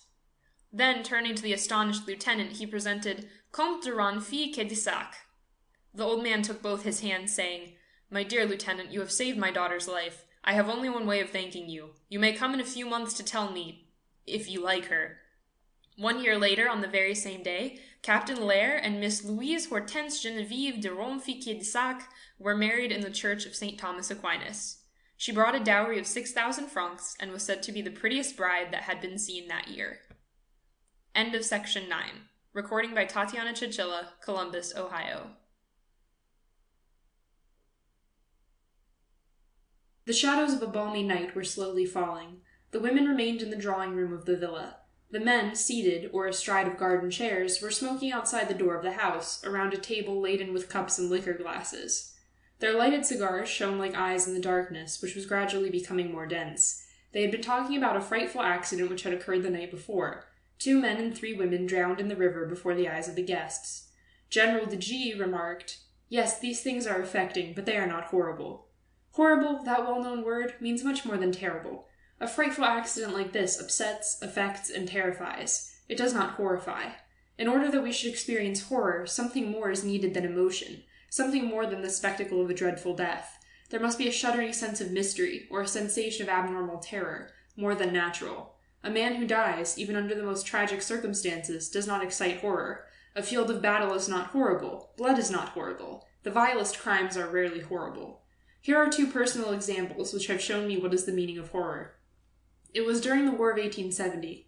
We were retreating toward Pont-d'Audemer after having passed through Rouen. The army, consisting of about 20,000 men, 20,000 routed men, disbanded, demoralized, exhausted, were going to disband at half.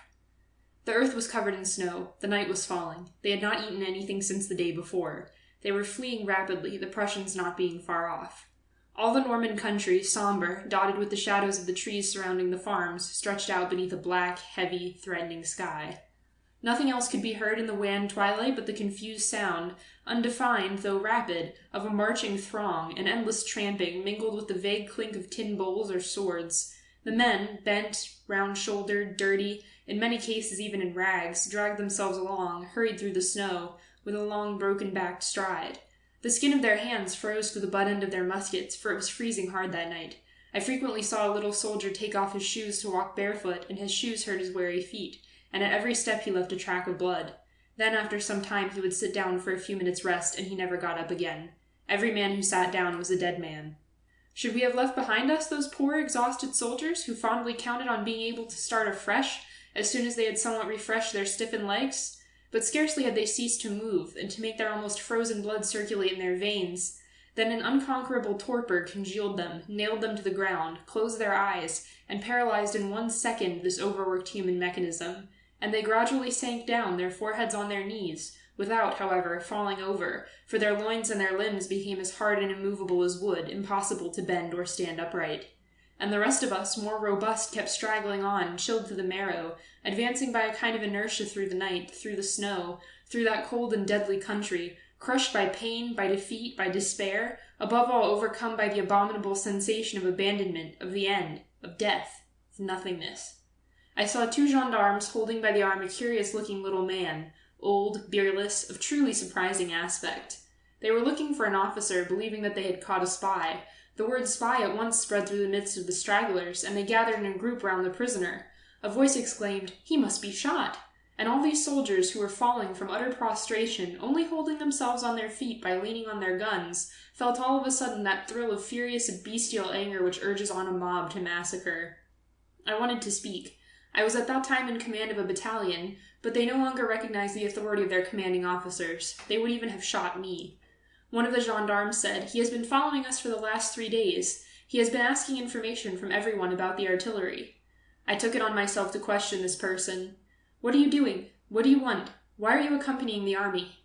He stammered out some words in some unintelligible dialect. He was indeed a strange being with narrow shoulders, a sly look, and such an agitated air in my presence that I really no longer doubted that he was a spy. He seemed very aged and feeble. He kept looking at me from under his eyes with a humble, stupid, crafty air. The men all round us exclaimed, "To the wall! To the wall!" I said to the gendarmes, "Will you be responsible for the prisoner?" I had not ceased speaking when a terrible shove threw me on my back, and in a second I saw the man seized by the furious soldiers, thrown down, struck, dragged along the side of the road and flung against a tree. He fell in the snow, nearly dead already, and immediately they shot him. The soldiers fired at him, reloaded their guns, fired again with the desperate energy of brutes. They fought with each other to have a shot at him, filed off in front of the corpse and kept on firing at him, as people at a funeral keep sprinkling holy water in front of a coffin. But suddenly a cry arose of, "The Prussians! The Prussians!" And all along the horizon I heard the great noise of this panic-stricken army in full flight. A panic, the result of these shots fired at this vagabond, had filled his very executioners with terror, and, without realizing that they themselves were the originators of the scare, they fled and disappeared in the darkness. I remained alone with the corpse, except for the 2 gendarmes whose duty compelled them to stay with me. They lifted up the riddled mass of bruised and bleeding flesh. "He must be searched," I said, and I handed them a box of taper matches which I had in my pocket. One of the soldiers had another box. I was standing between the 2. The gendarme who was examining the body announced, "Clothed in a blue blouse, a white shirt, trousers, and a pair of shoes." The first match went out. We lighted a second. The man continued as he turned out his pockets. A horn-handled pocket-knife, check handkerchief, a snuff-box, a bit of pack-thread, a piece of bread. The second match went out. We lighted a third. The gendarme, after having felt the corpse for a long time, said, "That is all." I said, "Strip him. We shall perhaps find something next to his skin." And in order that the 2 soldiers might help each other in this task, I stood between them to hold the lighted match. By the rapid and speedily extinguished flame of the match, I saw them take off the garments one by one, and expose to view that bleeding bundle of flesh, still warm, though lifeless. And suddenly one of them exclaimed, "Good God, General, it's a woman!" I cannot describe to you the strange and poignant sensation of pain that moved my heart. I could not believe it, and I knelt down in the snow before the shapeless pulp of flesh to see for myself. It was a woman. The two gendarmes, speechless and stunned, waited for me to give my opinion on the matter, but I did not know what to think, what theory to adopt. Then the brigadier slowly drawled out, "Perhaps she came to look for a son of hers in the artillery whom she had not heard from." And the other chimed in, "Perhaps indeed that is so."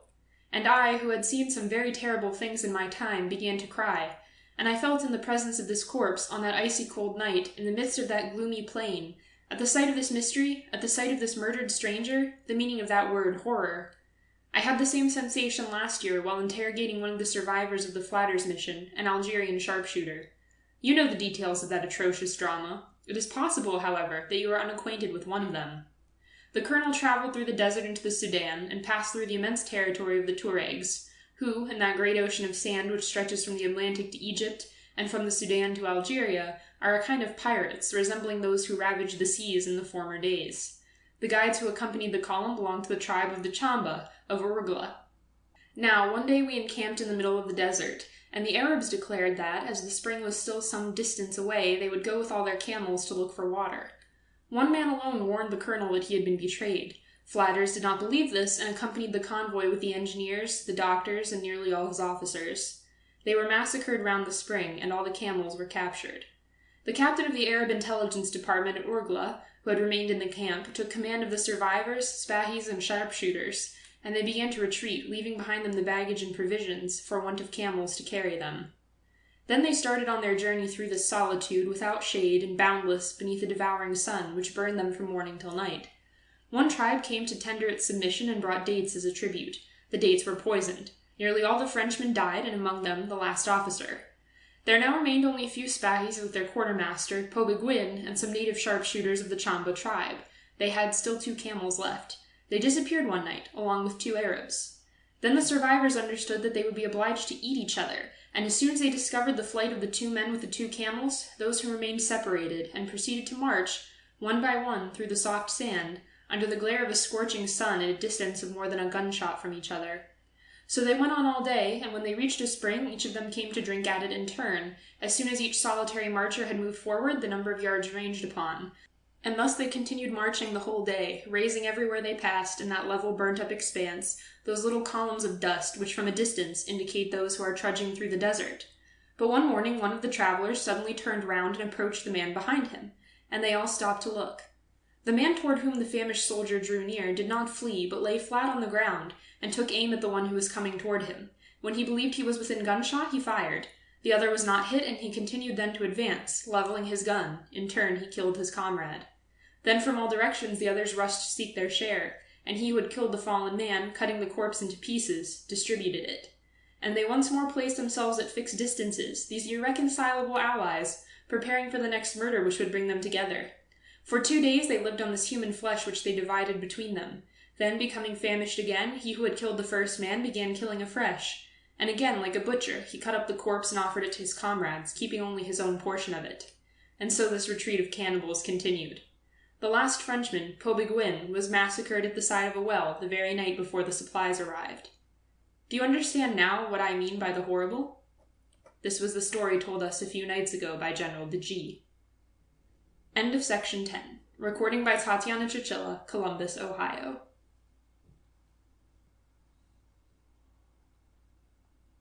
I was sitting on the pier in the small port of Obernon, near the village of Salis, looking at Antibes, bathed in the setting sun. I had never before seen anything so wonderful and so beautiful. The small town, enclosed by its massive ramparts, built by Monsieur de Vauban, extended into the open sea, in the middle of the immense Gulf of Nice. The great waves, coming in from the ocean, broke at its feet, surrounding it with a wreath of foam, and beyond the ramparts the houses climbed up the hill, one after the other, as far as 2 towers, which rose up into the sky, like the peaks of an ancient helmet. And these 2 towers were outlined against the milky whiteness of the Alps, that enormous distant wall of snow which enclosed the entire horizon. Between the white foam at the foot of the walls and the white snow on the skyline, the little city, dazzling against the bluish background of the nearest mountain ranges, presented to the rays of the setting sun a pyramid of red-roofed houses, whose facades were also white, but so different from one another that they seemed to be all full of tints. And the sky above the Alps was itself of a blue that was almost white, as if the snow had tinted it. Some silvery clouds were floating just over the pale summits, and on the other side of the gulf, Nice, lying close to the water, stretched like a white thread between the sea and the mountain. 2 great sails, driven by a strong breeze, seemed to skim over the waves. I looked upon all this, astounded. The view was one of those sweet, rare, delightful things that seem to permeate you and are unforgettable, like the memory of a great happiness. One sees, thinks, suffers, and is moved, and loves with the eyes. He who can feel with the eye experiences the same keen, exquisite, and deep pleasure in looking at men and things as the man with the delicate and sensitive ear, whose soul music overwhelms. I turned to my companion, Monsieur Martini, a pure-blooded southerner. This is certainly one of the rarest sights which it has been vouchsafed to me to admire. I have seen Mont Saint-Michel, that monstrous granite jewel, rise out of the sand at sunrise. I have seen in the Sahara Lake Rayan and Churgui, 50 kilometers long, shining under a moon as brilliant as our sun, and breathing up toward it a white cloud like a mist of milk. I have seen in the Lipari Islands the weird sulfur crater of the Volcanello, a giant flower which smokes and burns, an enormous yellow flower, opening out in the midst of the sea, whose stem is a volcano. But I have seen nothing more wonderful than Antibes, standing against the Alps in the setting sun. And I know not how it is that memories of antiquity haunt me. Verses of Homer come to my mind. This is a city of the ancient East, a city of the Odyssey. This is Troy, though Troy was very far from the sea. Monsieur Martinelli drew the Sarti guidebook out of his pocket and read, "This city was originally a colony founded by the Phocians of Marseille, about 340 BC. They gave it the Greek name of Antipolis, meaning counter-city, city opposite another, because it is in fact opposite to Nice, another colony from Marseille. After the Gauls were conquered, the Romans turned Antibes into a municipal city, its inhabitants receiving the rights of Roman citizenship. We know by an epigram of Martial that at this time—" I interrupted him. "I don't care what she was. I tell you that I see down there a city of the Odyssey. The coast of Asia and the coast of Europe resemble each other in their shores, and there is no city on the other coast of the Mediterranean which awakens in me the memories of the heroic age as this one does." A footstep caused me to turn my head. A woman, a large, dark woman, was walking along the road which skirts the sea and going to the Cape. "That is Madame Paris, you know," muttered Monsieur Martini, dwelling on the final syllable. No, I did not know, but that name, mentioned carelessly, that name of the Trojan shepherd, confirmed me in my dream. However, I asked, "Who is this Madame Paris?" He seemed astonished that I did not know the story. I assured him that I did not know it, and I looked after the woman, who passed by without seeing us, dreaming, walking with steady and slow step, as doubtless the ladies of old walked. She was perhaps 35 years old and still very beautiful, though a trifle stout. And Monsieur Martini told me the following story. Mademoiselle Coulombe was married, 1 year after the War of 1870, to Monsieur Paris, a government official. She was then a handsome young girl, as slender and lively as she has now become stout and sad. Unwillingly she had accepted Monsieur Paris, one of those little fat men with short legs, who trip along with trousers that are always too large. After the war, Antibes was garrisoned by a single battalion commanded by Monsieur Jean de Carmelon, a young officer decorated during the war and who had just received his 4 stripes. As he found life exceedingly tedious in this fortress, this stuffy mole-hole enclosed by its enormous double walls, he often strolled out to the Cape, a kind of park or pine wood shaken by all the winds from the sea. There he met Madame Paris, who also came out in the summer evenings to get the fresh air under the trees. How did they come to love each other? Who knows? They met, they looked at each other, and when out of sight they doubtless thought of each other.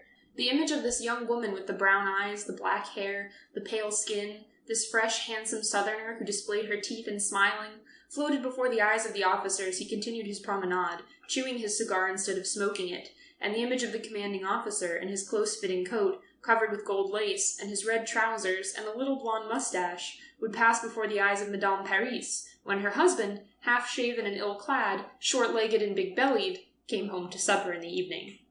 As they met so often, they perhaps smiled at the next meeting, then, seeing each other again and again, they felt as if they knew each other. He certainly bowed to her, and she, surprised, bowed in return, but very, very slightly, just enough not to appear impolite.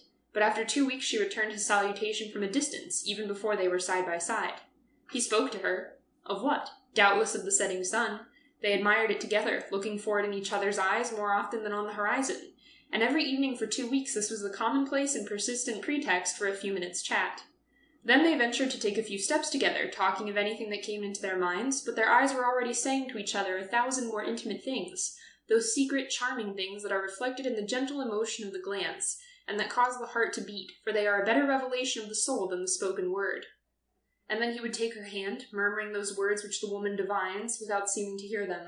and it was agreed between them that they would love each other without evidencing it by anything sensual or brutal. She would have remained indefinitely at this stage of intimacy, but he wanted more, and every day he urged her more hotly to give in to his ardent desire. She resisted, would not hear of it, seemed determined not to give away. But one evening she said to him casually, "My husband has just gone to Marseille. He will be away 4 days." Jean de Carmelon threw himself at her feet, imploring her to open her door to him that very night at 11 o'clock, but she would not listen to him and went home, appearing to be annoyed. The commandant was in a bad humor all the evening, and the next morning at dawn he went out on the ramparts in a rage, going from one exercise field to another, dealing out punishment to the officers and men as one might fling stones into a crowd. On going in to breakfast, he found an envelope under his napkin with these 4 words, "Tonight at 10," and he gave 100 sous without any reason to the waiter. The day seemed endless to him. He passed part of it in curling his hair and perfuming himself. As he was sitting down to the dinner table, another envelope was handed to him, and in it he found the following telegram. "My love, business completed. I return this evening on the 9 o'clock train. Paris." The commandant let loose such a vehement oath that the waiter dropped the soup tureen on the floor. What should he do? He certainly wanted her, that very evening at whatever cost, and he would have her. He would resort to any means, even to arresting and imprisoning the husband. Then a mad thought struck him. Calling for paper, he wrote the following note. "Madame, he will not come back this evening, I swear it to you, and I shall be, you know where, at 10 o'clock. Fear nothing, I will answer for everything on my honor as an officer. Jean de Carmelon." And having sent off this letter, he quietly ate his dinner. Toward 8 o'clock he sent for Captain Griboise, the second in command, and said, rolling between his fingers the crumpled telegram of Monsieur Paris, "Captain, I have just received a telegram of a very singular nature, which is impossible for me to communicate to you. You will immediately have all the gates of the city closed and guarded, so that no one, mind me, no one, will either enter or leave before 6 in the morning. You will also have men patrol the streets, who will compel the inhabitants to retire to their houses at 9 o'clock. Anyone found outside beyond that time will be conducted to his home manu militari. If your men meet me this night, they will go at once out of my way, appearing not to know me. You understand me?" "Yes, Commandant." "I hold you responsible for the execution of my orders, my dear Captain."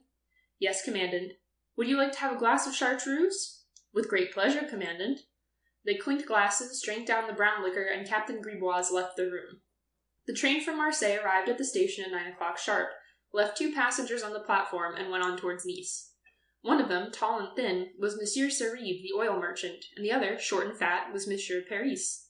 Together they set out, with their valises, to reach the city 1 kilometer distant. But on arriving at the gate of the port, the guards crossed their bayonets, commanding them to retire. Frightened, surprised, cowed with astonishment, they retired to deliberate. Then, after having taken counsel, one with the other, they came back cautiously to parley, giving their names. But the soldiers evidently had strict orders, for they threatened to shoot, and the 2 scared travelers ran off, throwing away their valises, which impeded their flight. Making the tour of the ramparts, they presented themselves at the gate on the route to Caen. This likewise was closed and guarded by a menacing sentinel. Messieurs Cerib and Paris, like the prudent men they were, desisted from their efforts and went back to the station for shelter, since it was not safe to be near the fortifications after sundown. The station agent, surprised and sleepy, permitted them to stay till morning in the waiting room. As they sat there side by side in the dark on the green velvet sofa, they were too scared to think of sleeping. It was a long and weary night for them. At 6:30 in the morning, they were informed that the gates were open and that people could now enter Antibes. They set out for the city, but failed to find their abandoned valises on the road. When they passed through the gates of the city, still somewhat anxious, the Commandant de Carmelon, with his sly glance and mustache curled up, came himself to look at them and question them. Then he bowed to them politely, excusing himself for having caused them a bad night, but he had to carry out orders. The people of Antibes were scared to death. Some spoke of a surprise planned by the Italians, others of the landing of the Prince Imperial, and others again believed that there was an Orleanist conspiracy. The truth was suspected only later, when it became known that the battalion of the commandant had been sent away to a distance, and that Monsieur de Carmelon had been severely punished. Monsieur Martini had finished his story. Madame Paris returned, her promenade being ended. She passed gravely near me, with her eyes fixed on the Alps, whose summits now gleamed rosy in the last rays of the setting sun. I longed to speak to her, this poor, sad woman, who would ever be thinking of that night of love, now long past, and of the bold man who, for the sake of a kiss from her, had dared to put a city into a state of siege, and to compromise his whole future. And today he had probably forgotten her, if he did not relate this audacious, comical, and tender farce to his comrades over their cups. Had she seen him again? Did she still love him? And I thought, Here is an instance of modern love, grotesque and yet heroic. The Homer who should sing of this new Helen and the adventure of her Menelaus must be gifted with the soul of a Paul de Kock, and yet the hero of this deserted woman was brave, daring, handsome, strong as Achilles, and more cunning than Ulysses. End of section 11. Recording by Tatiana Chichilla, Columbus, Ohio. Major Graf von Farlsberg, the Prussian commandant, was reading his newspaper as he lay back in a great easy-chair, with his booted feet on the beautiful marble mantelpiece where his spurs had made 2 holes, which had grown deeper every day during the 3 months that he had been in the chateau of Ouville. A cup of coffee was smoking on a small inlaid table, which was stained with liquor, burned by cigars, notched by the penknife of the victorious officer, who occasionally would stop while sharpening a pencil to jot down figures, or to make a drawing on it just as it took his fancy. When he had read his letters and the German newspapers which his orderly had brought him, he got up, and after throwing 3 or 4 enormous pieces of green wood on the fire, for these gentlemen were gradually cutting down the park in order to keep themselves warm, he went to the window. The rain was descending in torrents, a regular Normandy rain, which looked as if it were being poured out by some furious person, a slanting rain, opaque as a curtain, which formed a kind of wall with diagonal stripes, and which deluged everything, a rain such as one frequently experiences in the neighborhood of Rouen, which is the watering pot of France. For a long time the officer looked at the sodden turf and at the swollen Andelle beyond it, which was overflowing its banks. He was drumming a waltz with his fingers on the window panes, when a noise made him turn round. It was his second in command, Captain Baron von Kelwenstein. The major was a giant with broad shoulders and a long fan-like beard, which hung down like a curtain to his chest. His whole solemn person suggested the idea of a military peacock, a peacock who was carrying his tail spread out on his breast. He had cold, gentle blue eyes, and a scar from a sword cut, which he had received in the war with Austria. He was said to be an honorable man as well as a brave officer. The captain, a short, red-faced man, was tightly belted in at the waist. His red hair was cropped quite close to the head, and in certain lights he almost looked as if he had been rubbed over with phosphorus. He had lost 2 front teeth one night, though he could not quite remember how, and this sometimes made him speak unintelligibly, and he had a bald patch on top of his head surrounded by a fringe of curly, bright golden hair, which made him look like a monk. The commandant shook hands with him, and drank his cup of coffee, the 6th that morning, while he listened to his subordinate's report of what had occurred, and then they both went to the window and declared that it was a very unpleasant outlook. The major, who was a quiet man with a wife at home, could accommodate himself to everything, but the captain, who led a fast life, who was in the habit of frequenting low resorts and enjoying women's society, was angry at having to be shut up for 3 months in that wretched hole. There was a knock at the door, and when the commandant said come in, one of the orderlies appeared, and by his mere presence announced that breakfast was ready. In the dining room they met 3 other officers of lower rank, a lieutenant, Otto von Grossling, and 2 sub-lieutenants, Fritz Schoenberg and Baron von Erich, a very short, fair-haired man, who was proud and brutal toward men, harsh toward prisoners, and as explosive as gunpowder. Since he had been in France, his comrades called him nothing but Mademoiselle Fifi. They had given him that nickname on account of his dandified style and small waist, which looked as if he wore corsets, of his pale face, on which his budding mustache scarcely showed, and on account of the habit he had acquired of employing the French expression, fi donc, which he pronounced with a slight whistle when he wished to express his sovereign contempt for persons or things. The dining room of the chateau was a magnificent long room, whose fine old mirrors, that were cracked by pistol bullets, and whose Flemish tapestry, which was cut to ribbons, and hanging in rags in places from sword cuts, told too well what Mademoiselle Fifi's occupation was during his spare time. There were 3 family portraits on the walls, a steel-clad knight, a cardinal, and a judge, who were all smoking long porcelain pipes, which had been inserted into holes in the canvas, while a lady in a long pointed waist proudly exhibited a pair of enormous mustaches drawn with charcoal. The officers ate their breakfast almost in silence in that mutilated room, which looked dull in the rain and melancholy in its dilapidated condition, although its old oak floor had become as solid as the stone floor of an inn. When they had finished eating and were smoking and drinking, they began, as usual, to berate the dull life they were leading. The bottles of brandy and of liquor passed from hand to hand, and all sat back in their chairs and took repeated sips from their glasses, scarcely removing from their mouths the long curved stems, which terminated in china bowls, painted in a manner to delight a Hottentot. As soon as their glasses were empty, they filled them again with a gesture of resigned weariness, but Mademoiselle Fifi emptied his every minute, and a soldier immediately gave him another. They were enveloped in a cloud of strong tobacco smoke, and seemed to be sunk in a state of drowsy, stupid intoxication, that condition of stupid intoxication of men who have nothing to do, when suddenly the Baron sat up and said, "Heavens! This cannot go on, we must think of something to do."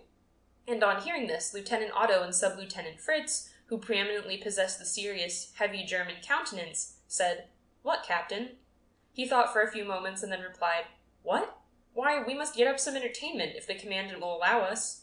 "What sort of entertainment, Captain?" the major asked, taking his pipe out of his mouth. "I will arrange all that, Commandant," the Baron said. "I will send Le Devoir to Rouen, and he will bring back some ladies. I know where they can be found. We will have supper here, as all the materials are at hand, and at least we shall have a jolly evening." Graf von Farlsberg shrugged his shoulders with a smile. "You must surely be mad, my friend." But all the other officers had risen and surrounded their chief, saying, "Let the captain have his way, Commandant. It is terribly dull here." And the major ended by yielding. "Very well," he replied, and the Baron immediately sent for Le Devoir. He was an old non-commissioned officer who had never been seen to smile, but who carried out all the orders of his superiors to the letter, no matter what they might be. He stood there with an impassive face while he received the Baron's instructions, and then went out, and 5 minutes later a large military wagon, covered with tarpaulin, galloped off as fast as 4 horses could draw it in the pouring rain. The officers all seemed to awaken from their lethargy, their looks brightened, and they began to talk.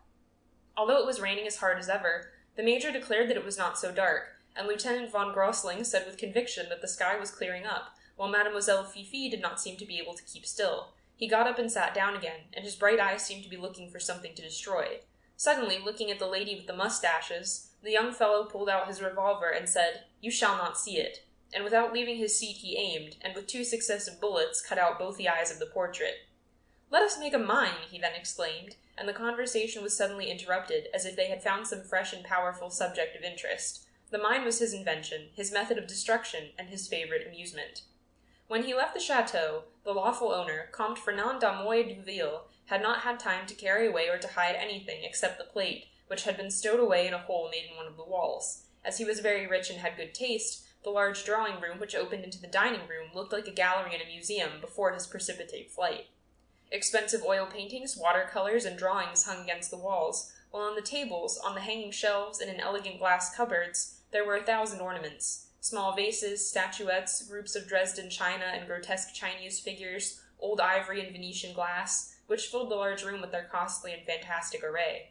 Scarcely anything was left now, not that the things had been stolen, for the major would not have allowed that, but Mademoiselle Fifi would every now and then have a mine, and on those occasions all the officers thoroughly enjoyed themselves for 5 minutes. The little Marquis went into the dressing-room to get what he wanted, and he brought back a small, delicate china teapot, which he filled with gunpowder, and carefully introduced a piece of punk through the spout. This he lighted and took his infernal machine into the next room, but he came back immediately and shut the door. The Germans all stood expectant, their faces full of childish, smiling curiosity, and as soon as the explosion had shaken the chateau, they all rushed in at once. Mademoiselle Fifi, who got in first, clapped his hands in delight at the sight of a terracotta Venus whose head had been blown off, and each picked up pieces of porcelain and wondered at the strange shape of the fragments, while the major was looking with a paternal eye at the large drawing-room, which had been wrecked after the fashion of a Nero, and was strewn with the fragments of works of art. He went out first and said with a smile, "That was a great success this time." But there was such a cloud of smoke in the dining-room, mingled with tobacco smoke, that they couldn't breathe, so the commandant opened up the window, and all the officers, who had returned for a last glass of cognac, went up to it. The moist air blew into the room, bringing with it a sort of powdery spray, which sprinkled their beards. They looked at the tall trees which were dripping with rain, at the broad valley which was covered with mist, and at the church spire in the distance, which rose up like a grey point in the beating rain. The bells had not rung since their arrival. That was the only resistance which the invaders had met with in the neighborhood. The parish priest had not refused to take in and to feed the Prussian soldiers. He had several times even drunk a bottle of beer or claret with the hostile commandant, who often employed him as a benevolent intermediary, but it was no use to ask him for a single stroke of the bells. He would sooner have allowed himself to be shot. That was his way of protesting against the invasion, a peaceful and silent protest, the only one, he said, which was suitable to a priest, who was a man of mildness and not of blood, and everyone, for 25 miles around, praised Abbé Chantevoin's firmness and heroism in venturing to proclaim the public mourning by the obstinate silence of his church bells. The whole village, enthusiastic at his resistance, was ready to back up their pastor and to risk anything, for they looked upon that silent protest as the safeguard of the national honor. It seemed to the peasants that thus they deserved better of their country than Belfort and Strasbourg, that they had set an equally valuable example, and that the name of their little village would become immortalized by that. But, with that exception, they refused their Prussian conquerors nothing. The commandant and his officers laughed among themselves at this inoffensive courage, and as the people in the whole country round showed themselves obliging and compliant toward them, they willingly tolerated their silent patriotism. Little Baron Wilhelm alone would have liked to have forced them to ring the bells. He was very angry at his superior's politic compliance with the priest's scruples, and every day begged the commandant to allow him to sound ding-dong, ding-dong, just once, only just once, just by way of a joke, and he asked it in the coaxing, tender voice of some loved woman who was bent on obtaining her wish, but the commandant would not yield, and to console himself, Mademoiselle Fifi made a mine in the Chateau d'Uville. The 5 men stood there together for 5 minutes, breathing in the moist air, and at last Lieutenant Fritz said with a laugh, "The ladies will certainly not have fine weather for their drive." Then they separated, each to his duty, while the captain had plenty to do in arranging for the dinner. When they met again toward evening, they began to laugh at seeing each other spick and span and smart as on the day of a grand review. The commandant's hair did not look so gray as it was in the morning, and the captain had shaved, leaving only his mustache, which made him look as if he had a streak of fire under his nose. In spite of the rain, they left the window open, and one of them went to listen from time to time, and at 6:15 the Baron said he heard a rumbling in the distance. They all rushed down, and presently the wagon drove up at a gallop with its 4 horses steaming and blowing, and splashed with mud to their girths. 5 women dismounted, 5 handsome girls, whom a comrade of the captain, to whom Le Devoir had presented his card, had selected with care. They had not required much pressing, as they had got to know the Prussians in the 3 months during which they had had to do with them, so they resigned themselves to the men as they did to the state of affairs. They went at once into the dining-room, which looked still more dismal and dilapidated condition when it was lighted up, while the table covered with choice dishes, the beautiful china and glass, and the plate, which had been found in the hole in the wall where its owner had hidden it, gave it the appearance of a bandit's inn, where they were supping after committing a robbery in the place. The captain was radiant, and put his arm around the women as if he were familiar with them, and when the 3 young men wanted to appropriate one each, he opposed them authoritatively, reserving to himself the right to apportion them justly, according to their several ranks, so as not to offend the higher powers. Therefore, to avoid all discussion, jarring, and suspicion of partiality, he placed them all in a row according to height, and addressing the tallest, he said in a voice of command, "What is your name?" "Pamela," she replied, raising her voice. Then he said, "Number 1, called Pamela, is a judge to the commandant." Then, after having kissed Blondina the second as a sign of proprietorship, he proffered stout Amanda to Lieutenant Otto, Ava the tomato to Sub-Lieutenant Fritz, and Rachel, the shortest of them all, a very young, dark girl with eyes as black as ink, a Jewess, whose snub nose proved the rule which allots hooked noses to all her race, to the youngest officer, frail Count Wilhelm Dayrick. They were all pretty and plump, without any distinctive features, and all had a similarity of complexion and figure. The 3 young men wished to carry off their prizes immediately, under the pretext that they might wish to freshen their toilets, but the captain wisely opposed this, for he said they were quite fit to sit down to dinner, and his experience in such matters carried the day. There were only many kisses, expected kisses. Suddenly, Rachel choked and began to cough until tears came into her eyes, while smoke came through her nostrils. Under the pretense of kissing her, the Count had blown a whiff of tobacco into her mouth. She did not fly into a rage and did not say a word, but she looked at her tormentor with latent hatred in her dark eyes. They sat down to dinner.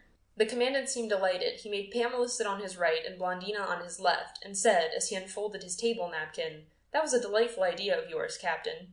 Lieutenants Otto and Fritz, who were as polite as if they had been with fashionable ladies, rather intimidated their guests, but Baron von Kelwenstein beamed, and made obscene remarks, and seemed on fire with his crown of red hair. He paid the women compliments in French of the Rhine, and sputtered out gallant remarks, only fit for a low pot-house, from between his 2 broken teeth. They did not understand him, however, and their intelligence did not seem to be awakened until he uttered foul words and broad expressions, which were mangled by his accent.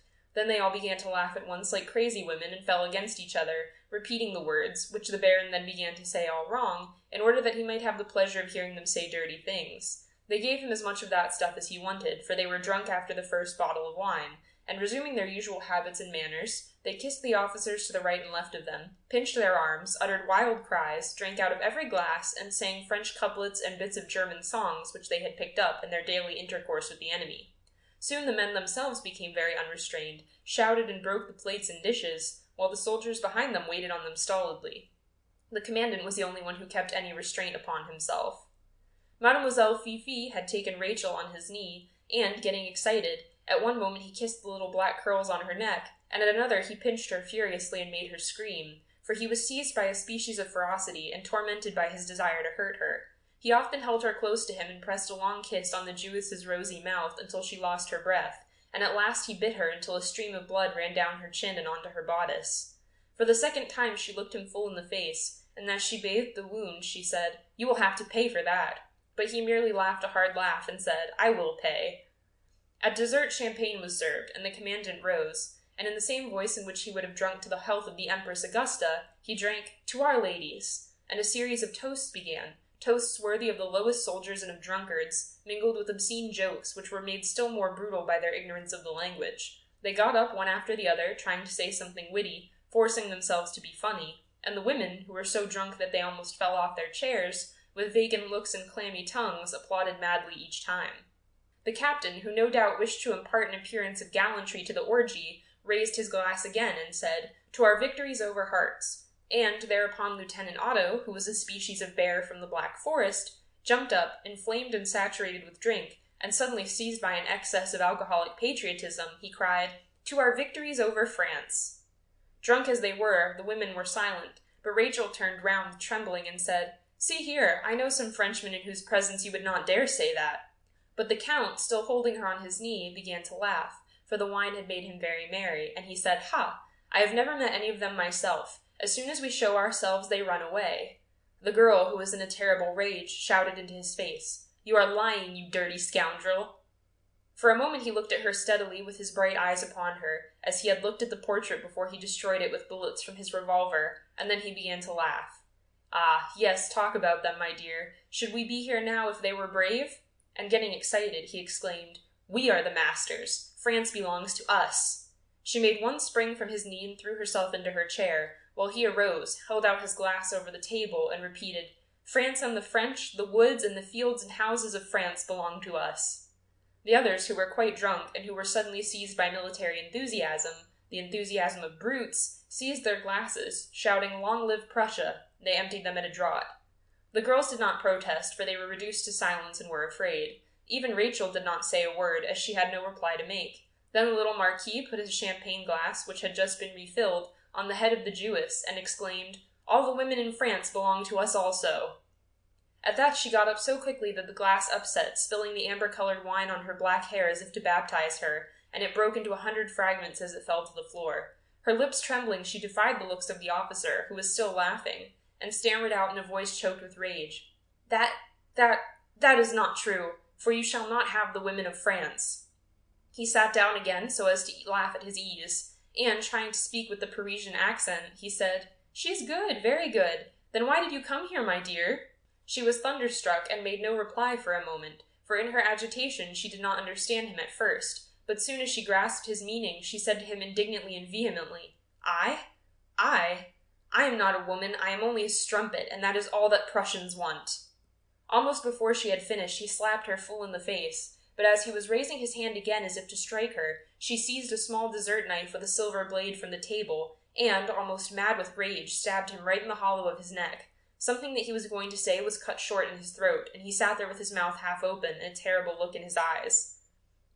All the officers shouted in horror and leaped up tumultuously, but, throwing her chair between the legs of Lieutenant Otto, who fell down at full length, she ran to the window, opened it before they could seize her, and jumped out into the night and the pouring rain. In 2 minutes, Mademoiselle Fifi was dead, and Fritz and Otto drew their swords and wanted to kill the women, who threw themselves at their feet and clung to their knees. With some difficulty, the major stopped the slaughter and had the 4 terrified girls locked up in a room under the care of 2 soldiers. The war was over. The Germans occupied France. The whole country was pulsating like a conquered wrestler beneath the knee of his victorious opponent. The first trains from Paris, distracted, starving, despairing Paris, were making their way to the new frontiers, slowly passing through the country districts and the villages. The passengers gazed through the windows at the ravaged fields and burned hamlets. Prussian soldiers, in their black helmets with brass spikes, were smoking their pipes astride their chairs in front of the houses which were still left standing. Others were working or talking just as if they were members of the families. As you passed through the different towns, you saw entire regiments drilling in the squares, and in spite of the rumble of the carriage wheels, you could every moment hear the hoarse words of command. Monsieur Dubuis, who had, during the entire siege, served as one of the National Guard in Paris, was going to join his wife and daughter, whom he had prudently sent away to Switzerland before the invasion. Famine and hardship had not diminished his big paunch, so characteristic of the rich, peace-loving merchant. He had gone through the terrible events of the past year with sorrowful resignation and bitter complaints at the savagery of men. Now that he was journeying to the frontier at the close of the war, he saw the Prussians for the first time, although he had done his duty on the ramparts and mounted guard on many a cold night.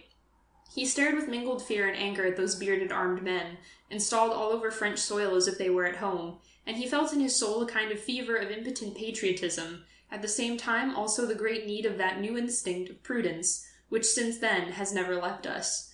In the same railway carriage were two Englishmen who had come to the country as sightseers and were gazing about them with looks of quiet curiosity. They were both also stout and kept chatting in their own language, sometimes referring to their guidebook and reading aloud the names of places indicated. Suddenly the train stopped at a little village station, and a Prussian officer jumped up with a great clatter of his sabre on the double footboard of the railway carriage. He was tall, wore a tight-fitting uniform, and had whiskers up to his eyes. His red hair seemed to be on fire, and his long mustache, of a paler hue, stuck out on both sides of his face, which it seemed to cut in two. The Englishmen at once began staring at him with smiles of newly awakened interest, while Monsieur Dubuis made a show of reading a newspaper. He sat concealed in his corner like a thief in the presence of a gendarme.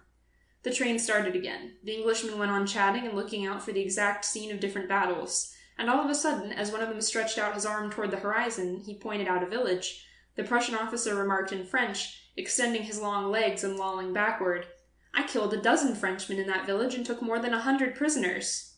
The English, quite interested, immediately asked, "Ha! And what is the name of this village?" The Prussian replied, "Farsburg." He added, "We caught those French scoundrels by the ears."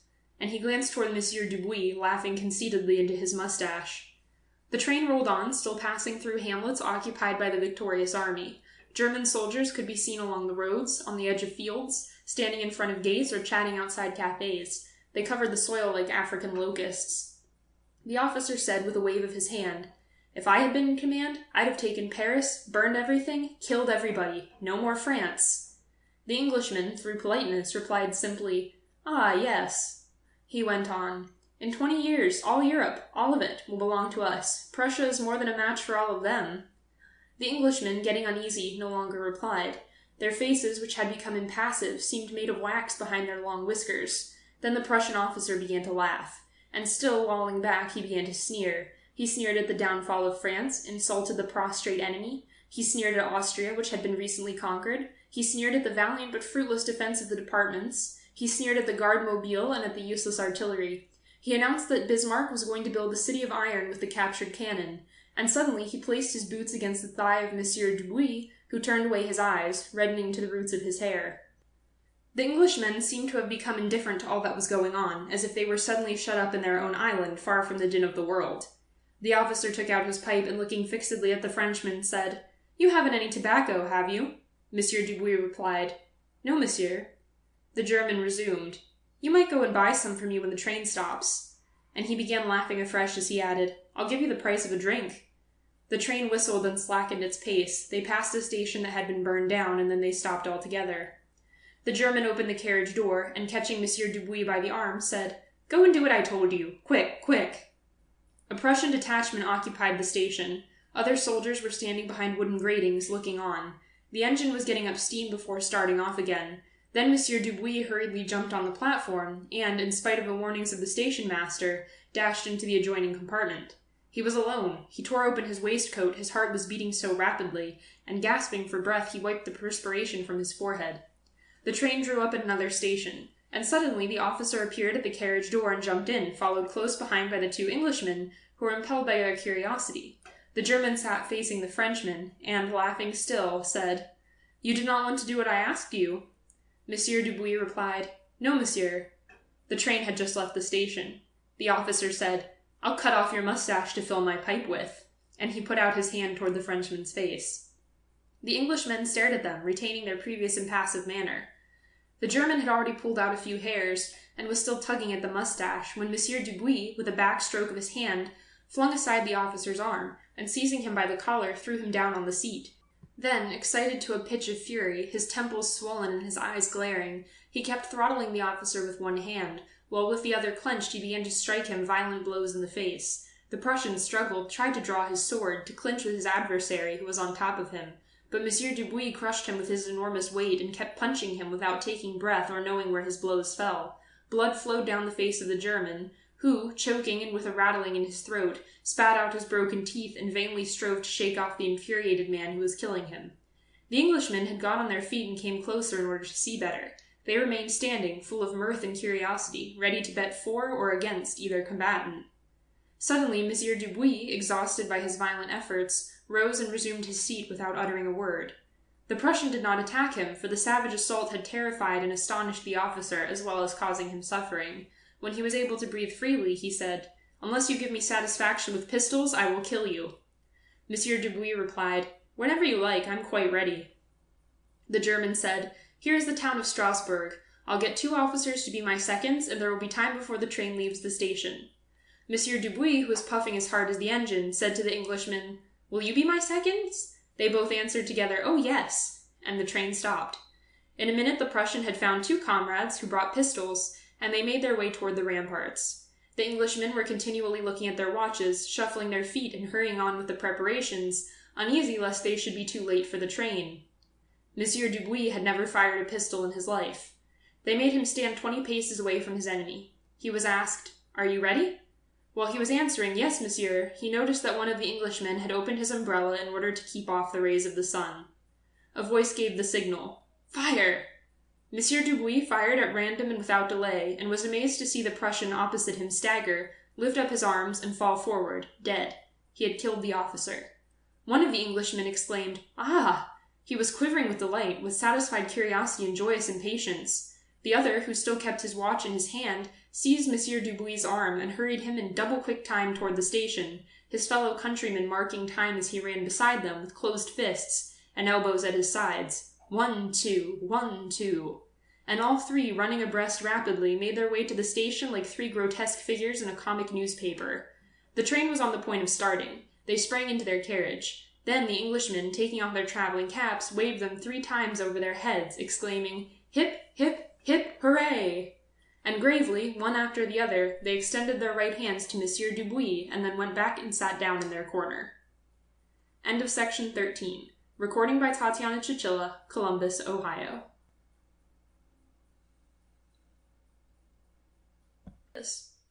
"Upon my word," said Colonel Laporte, "although I am old and gouty, my legs as stiff as 2 pieces of wood, yet if a pretty woman were to tell me to go through the eye of a needle, I believe I should take a jump at it, like a clown through a hoop. I shall die like that. It is in the blood. I am an old beau, one of the old school, and the sight of a woman, a pretty woman, stirs me to the tips of my toes. There. We are all very much alike in France in this respect. We still remain knights, knights of love and fortune, since God has been abolished whose bodyguards we really were. But nobody can ever get woman out of our hearts. There she is, and there she will remain, and we love her, and shall continue to love her, and go on committing all kinds of follies on her account as long as there is a France on the map of Europe, and even if France were to be wiped off the map, there would always be a Frenchman left. When I am in the presence of a woman, of a pretty woman, I feel capable of anything. By Jove, when I feel her looks penetrating me, her confounded looks which set your blood on fire, I should like to do I don't know what, to fight a duel, to have a row, to smash the furniture, in order to show that I am the strongest, the bravest, the most daring and the most devoted of men. But I am not the only one, certainly not. The whole French army is like me, I swear to you. From the common soldier to the general, we all start out, from the van to the rear guard, when there is a woman in the case, a pretty woman. Do you remember what Joan of Arc made us do formerly? Come, I will make a bet that if a pretty woman had taken command of the army on the eve of Sedan, when Marshal MacMahon was wounded, we should have broken through the Prussian lines, by Jove, and had a drink out of their guns. It was not a Trochu, but a Sainte-Geneviève who was needed in Paris, and I remember a little anecdote of the war which proves that we are capable of everything in the presence of a woman. I was a captain, a simple captain at a time, and I was in command of a detachment of scouts who were retreating through a district which swarmed with Prussians. We were surrounded, pursued, tired out and half dead with fatigue and hunger, but we were bound to reach Bar-sur-Seine before the morrow, otherwise we would be shot, cut down, massacred. I do not know how we managed to escape so far. However, we had 10 leagues to go during the night. 10 leagues through the night, 10 leagues through the snow, and with empty stomachs, and I thought to myself, it is all over, my poor devils of fellows. We will never be able to do it. We had eaten nothing since the day before, and the whole day long we remained hidden in a barn, huddled close together, so as not to feel the cold so much, unable to speak or even move, and sleeping by fits and starts, as one does when worn out with fatigue. It was dark by 5 o'clock, that wan darkness of the snow, and I shook my men. Some of them would not get up. They were almost incapable of moving or of standing upright. Their joints were stiff from cold and hunger. Before us there was a large expanse of flat, bare country. The snow was still falling like a curtain in large white flakes, which concealed everything under a thick frozen coverlet, a coverlet of frozen wool. One might have thought it was the end of the world. "Come, my lads, let us start." They looked at the thick white flakes that were coming down, and they seemed to think, "We have had enough of this. We may just as well die here." Then I took out my revolver and said, "I will shoot the first man who flinches." And so they set off, but very slowly, like men whose legs were of very little use to them, and I sent 4 of them 300 yards ahead to scout, and the others followed pell-mell, walking at random and without any order. I put the strongest in the rear, with orders to quicken the pace of the sluggards with the points of bayonets in the back. The snow seemed as if it were going to bury us alive. It powdered our cloaks without melting, and made phantoms of us, a kind of spectres of dead, weary soldiers. I said to myself, we shall never get out of this except by a miracle. Sometimes we had to stop for a few minutes, on account of those who could not follow us, and then we heard nothing except the falling snow, that vague, almost indiscernible sound made by the falling flakes. Some of the men shook themselves, others did not move, and so I gave the order to set off again. They shouldered their rifles, and with weary feet we resumed our march, when suddenly the scouts fell back. Something had alarmed them. They had heard voices in front of them. I sent forward 6 men and a sergeant and waited. All at once a shrill cry, a woman's cry, pierced through the heavy silence of the snow, and in a few minutes they brought back 2 prisoners, an old man and a girl, whom I questioned in a low voice. They were escaping from the Prussians, who had occupied their house during the evening and had got drunk. The father was alarmed on his daughter's account, and without even telling their servants, they had made their escape in the darkness. I saw immediately that they belonged to a better class. I invited them to accompany us, and we started off again, the old man who knew the road acting as our guide. It had ceased snowing, the stars appeared, and the cold became intense. The girl, who was leaning on her father's arm, walked unsteadily as though in pain, and several times she murmured, "I have no feeling at all in my feet," and I suffered more than she did to see that poor little woman dragging herself like that through the snow. But suddenly she stopped and said, "Father, I am so tired that I cannot go any further." The old man wanted to carry her, but he could not even lift her up, and she sank into the ground with a deep sigh.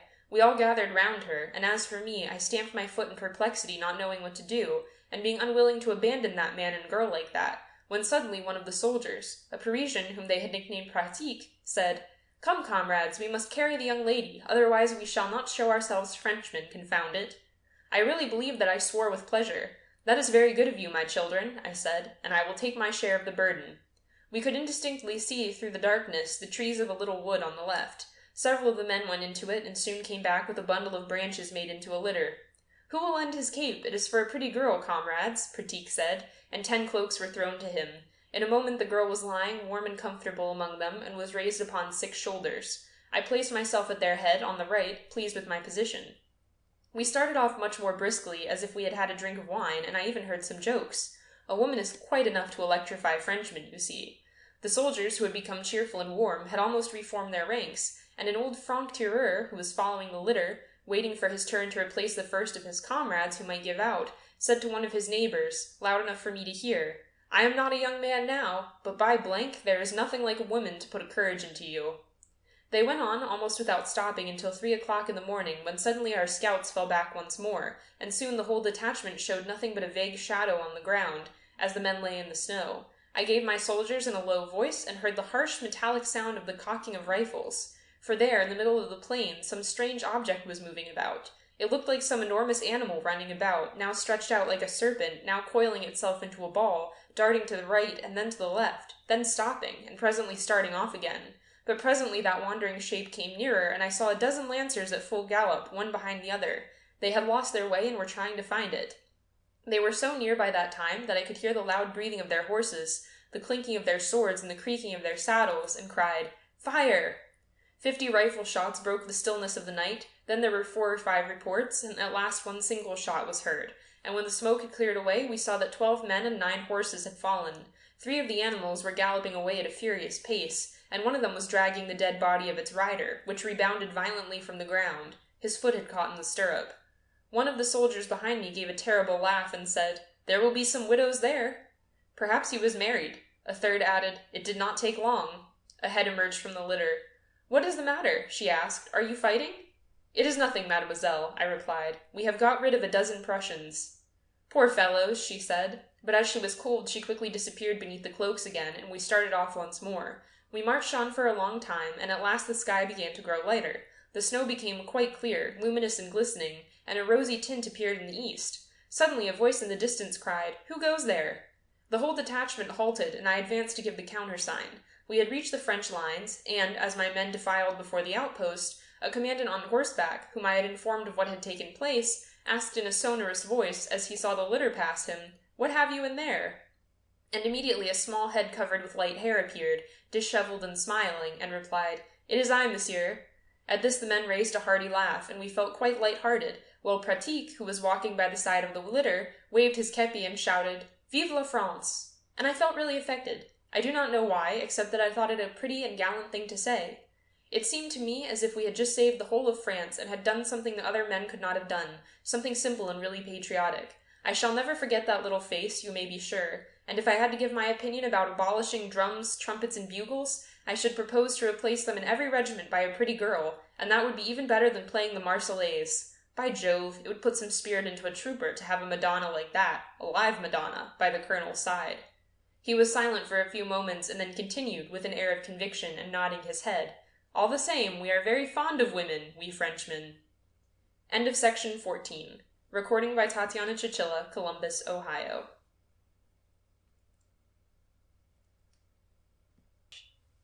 "15 years had passed since I was at Vierlon.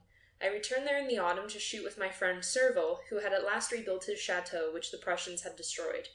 I loved that district. It is one of those delightful spots which have a sensuous charm for the eyes. You love it with a physical love.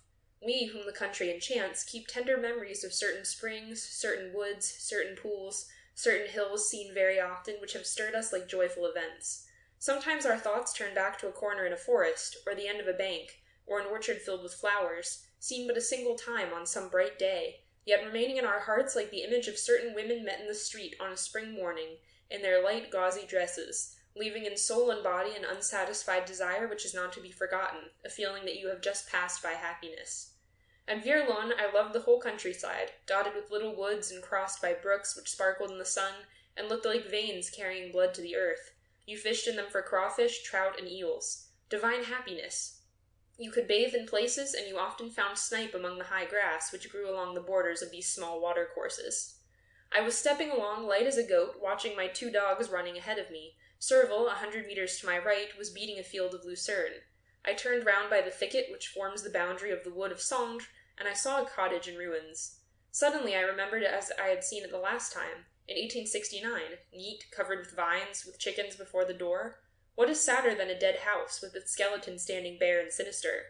I also recalled that inside its doors, after a very tiring day, the good woman had given me a glass of wine to drink, and that Serval had told me the history of its people. The father, an old poacher, had been killed by the gendarmes. The son, whom I had once seen, was a tall, dry fellow who passed for a fierce slayer of game. People called them les sauvages. Was that a name or a nickname? I called to Serval. He came up with his long strides like a crane. I asked him, "What's become of those people?" This was his story. When war was declared, the son Sauvage, who was then 33 years old, enlisted, leaving his mother alone in the house. People did not pity the old woman very much because she had money. They knew it. She remained entirely alone in that isolated dwelling, so far from the village on the edge of the wood. She was not afraid, however, being of the same strain as the menfolk, a hardy old woman, tall and thin, who seldom laughed, and with whom one never jested. The women of the fields laugh but a little in any case, that is men's business. But they themselves have sad and narrowed hearts, leading a melancholy, gloomy life. The peasants imbibe a little noisy merriment at the tavern, but their helpmates have always grave, stern countenances. The muscles of their faces have never learned the motions of laughter.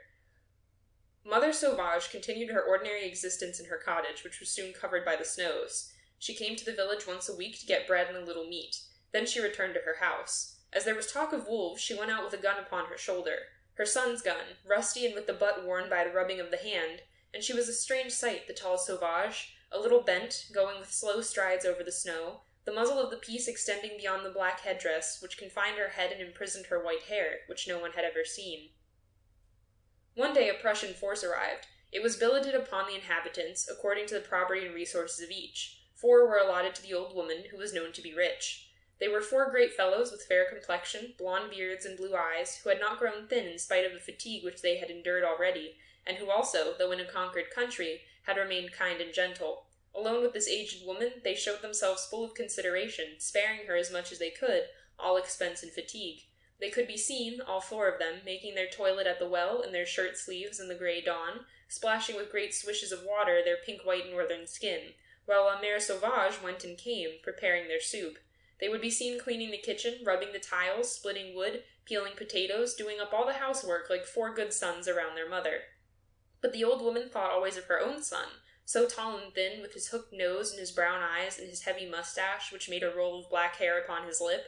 She asked every day each of the soldiers who were installed beside her hearth, "Do you know where the French marching regiment, number 23, was sent? My son is in it." They invariably answered, "No, we don't know a thing at all." And understanding her pain and her uneasiness, they had mothers too, there at home, they rendered her 1,000 little services. She loved them well. Moreover, her four enemies, since the peasantry have no patriotic hatred, that belongs to the upper class alone. The humble, those who pay the most because they are poor and because every new burden crushes them down, those who are killed in masses, who make the true cannons pray because they are so many, those, in fine, who suffer most cruelly the atrocious miseries of war because they are the feeblest and offer the least resistance, they hardly understand at all those bellicose ardors, that excitable sense of honor, or those pretended political combinations, which in 6 months exhaust two nations, the conqueror and the conquered. They said in the district, in speaking of the Germans of La Mère Sauvage, "There are four who have found a soft place." Now, one morning, when the old woman was alone in the house, she observed, far off on the plain, a man coming toward her dwelling. Soon she recognized him. It was the postman to distribute the letters. He gave her a folded paper, and she drew out of the case her spectacles which she used for sewing. Then she read, "Madame Sauvage, this letter is to tell you sad news. Your boy Victor was killed yesterday by a shell which almost cut him in two. I was nearby as we stood next each other in the company, and he told me about you and asked me to let you know on the same day if anything happened to him. I took his watch, which was in his pocket, to bring it back to you when the war is done. César Rivaux, soldier of the 2nd class, marching regiment number 23. The letter was dated 3 weeks back. She did not cry at all. She remained motionless, so overcome and stupefied that she did not even suffer as yet. She thought, "There's Victor killed now." Then little by little the tears came to her eyes and the sorrow filled her heart. Her thoughts came, one by one, dreadful, torturing. She would never kiss him again, her child, her big boy, never again. The gendarmes had killed the father, the Prussians had killed the son. He had been cut in two by a cannonball. She seemed to see the thing, the horrible thing, the head falling, the eyes open, while he chewed the corner of his big mustache, as he always did in moments of anger. What had they done with the body afterward? If they had only let her have her boy back, as they had brought back her husband, with the bullet in the middle of his forehead. But she heard a noise of voices. It was the Prussians returning from the village. She hid her letter very quickly in her pocket, and she received them quietly, with her ordinary face, having had time to wipe her eyes. They were laughing, all four, delighted, for they brought with them a fine rabbit, stolen doubtless, and they made signs to the old woman that there was something good to eat. She set herself to work at once to prepare breakfast, but when it came to killing the rabbit, her heart failed her, and yet it was not the first. One of the soldiers struck it down with a blow of his fist behind the ears. The beast, once dead, she skinned the red body, but the sight of the blood which she was touching, and which covered her hands, and which she felt cooling and coagulating, made her tremble from head to foot, and she kept seeing her big boy cut in two, bloody, like this still palpitating animal. She sat down at table with the Prussians, but she could not eat, not even a mouthful. They devoured the rabbit without bothering themselves about her. She looked at them sideways without speaking, her face so impassive that they perceived nothing. All of a sudden she said, "I don't even know your names, and here's a whole month that we've been together." They understood, not without difficulty, what she wanted, and told their names. That was not sufficient. She had them written for her on a paper, with the addresses of their families, and resting her spectacles on her great nose, she contemplated that strange handwriting, then folded the sheet and put it in her pocket, on top of the letter which told her of the death of her son. When the meal was ended, she said to the men, "I am going to work for you," and she began to carry up hay into the loft where they slept. They were astonished at her taking all this trouble. She explained to them that thus they would not be so cold, and they helped her. They heaped the stacks of hay as high as the straw roof, and in that manner they made a sort of great chamber with 4 walls of fodder, warm and perfumed, where they should sleep splendidly. At dinner one of them was worried to see that La Mère Sauvage still ate nothing. She told them that she had pains in her stomach. Then she rekindled a good fire to warm herself, and the 4 Germans ascended to their lodging-place by the ladder which served them every night for this purpose. As soon as they closed the trap-door, the old woman removed the ladder, then opened the outside door noiselessly and went back to look for more bundles of straw, with which she filled her kitchen. She went barefoot in the snow, so softly that no sound was heard. From time to time she listened to the sonorous and unequal snoring of the 4 soldiers who were fast asleep. When she judged her preparations to be sufficient, she threw one of the bundles into the fireplace, and when it was alight she scattered it over all the others. Then she went outside and looked. In a few seconds the whole interior of the cottage was illumined with a bright light and became a frightful brazier, a gigantic fiery furnace, whose glare streamed out of the narrow window and threw a glittering beam upon the snow. Then a great cry issued from the top of the house. It was a clamor of men shouting heart-rending calls of anguish and of terror. Finally, the trap-door having given way, a whirlwind of fire shot up into the loft, pierced the straw roof, rose to the sky like the immense flame of a torch, and all the cottage flared. Nothing more was heard therein but the crackling of fire, the cracking of the walls, and the falling of the rafters. Suddenly the roof fell in, and the burning carcass of the dwelling hurled a great plume of sparks into the air, and a cloud of smoke. The country, all white, lit up by fire, shone like a cloth of silver tinted with red. A bell far off began to toll. The old sauvage stood before her ruined dwelling, armed with her gun, her son's gun, for fear one of those men might escape. When she saw that it was ended, she threw her weapon into the brazier. A loud report followed. People were coming, the peasants, the Prussians. They found the woman seated on the trunk of a tree, calm and satisfied. A German officer, speaking French like a son of France, demanded, "Where are your soldiers?" She reached her bony arm toward the red heap of fire which was almost out, and answered with a strong voice, "There." They crowded round her. The Prussian asked, "How did it take fire?" "It was I who set it on fire." They did not believe her. They thought that the sudden disaster had made her crazy. While all pressed round and listened, she told the story from beginning to end, from the arrival of the letter to the last shriek of the men who were burned with her house, and never omitted a detail. When she had finished, she drew 2 pieces of paper from her pocket, and, in order to distinguish them by the last gleams of the fire, she again adjusted her spectacles. Then she said, showing one, That is the death of Victor." Showing the other, she added, indicating the red ruins with a bend of the head, "Here are their names, so that you can write home." She quietly held a sheet of paper out to the officer, who held her by the shoulders, and she continued, "You must write how it happened, and you must say to their mothers that it was I who did that. Victoire Simon, la sauvage. Do not forget." The officer shouted some orders in German. They seized her, they threw her against the walls of her house, still hot. Then 12 men drew quickly up before her at 20 paces. She did not move. She had understood. She waited. An order rang out, followed instantly by a loud report. A belated shot went off by itself after the others. The old woman did not fall. She sank as though they had cut off her legs. The Prussian officer approached. She was almost cut in two, and in her withered hand she held her letter bathed in blood. My friend Serval added, "It was by way of reprisal that the Germans destroyed the chateau of the district which belonged to me. I thought of the mothers of those 4 fine fellows burned in that house, and of the horrible heroism of that other mother shot against the wall. And I picked up a little stone, still blackened by the flames." End of section 15. Recording by Tatiana Chichilla, Columbus, Ohio.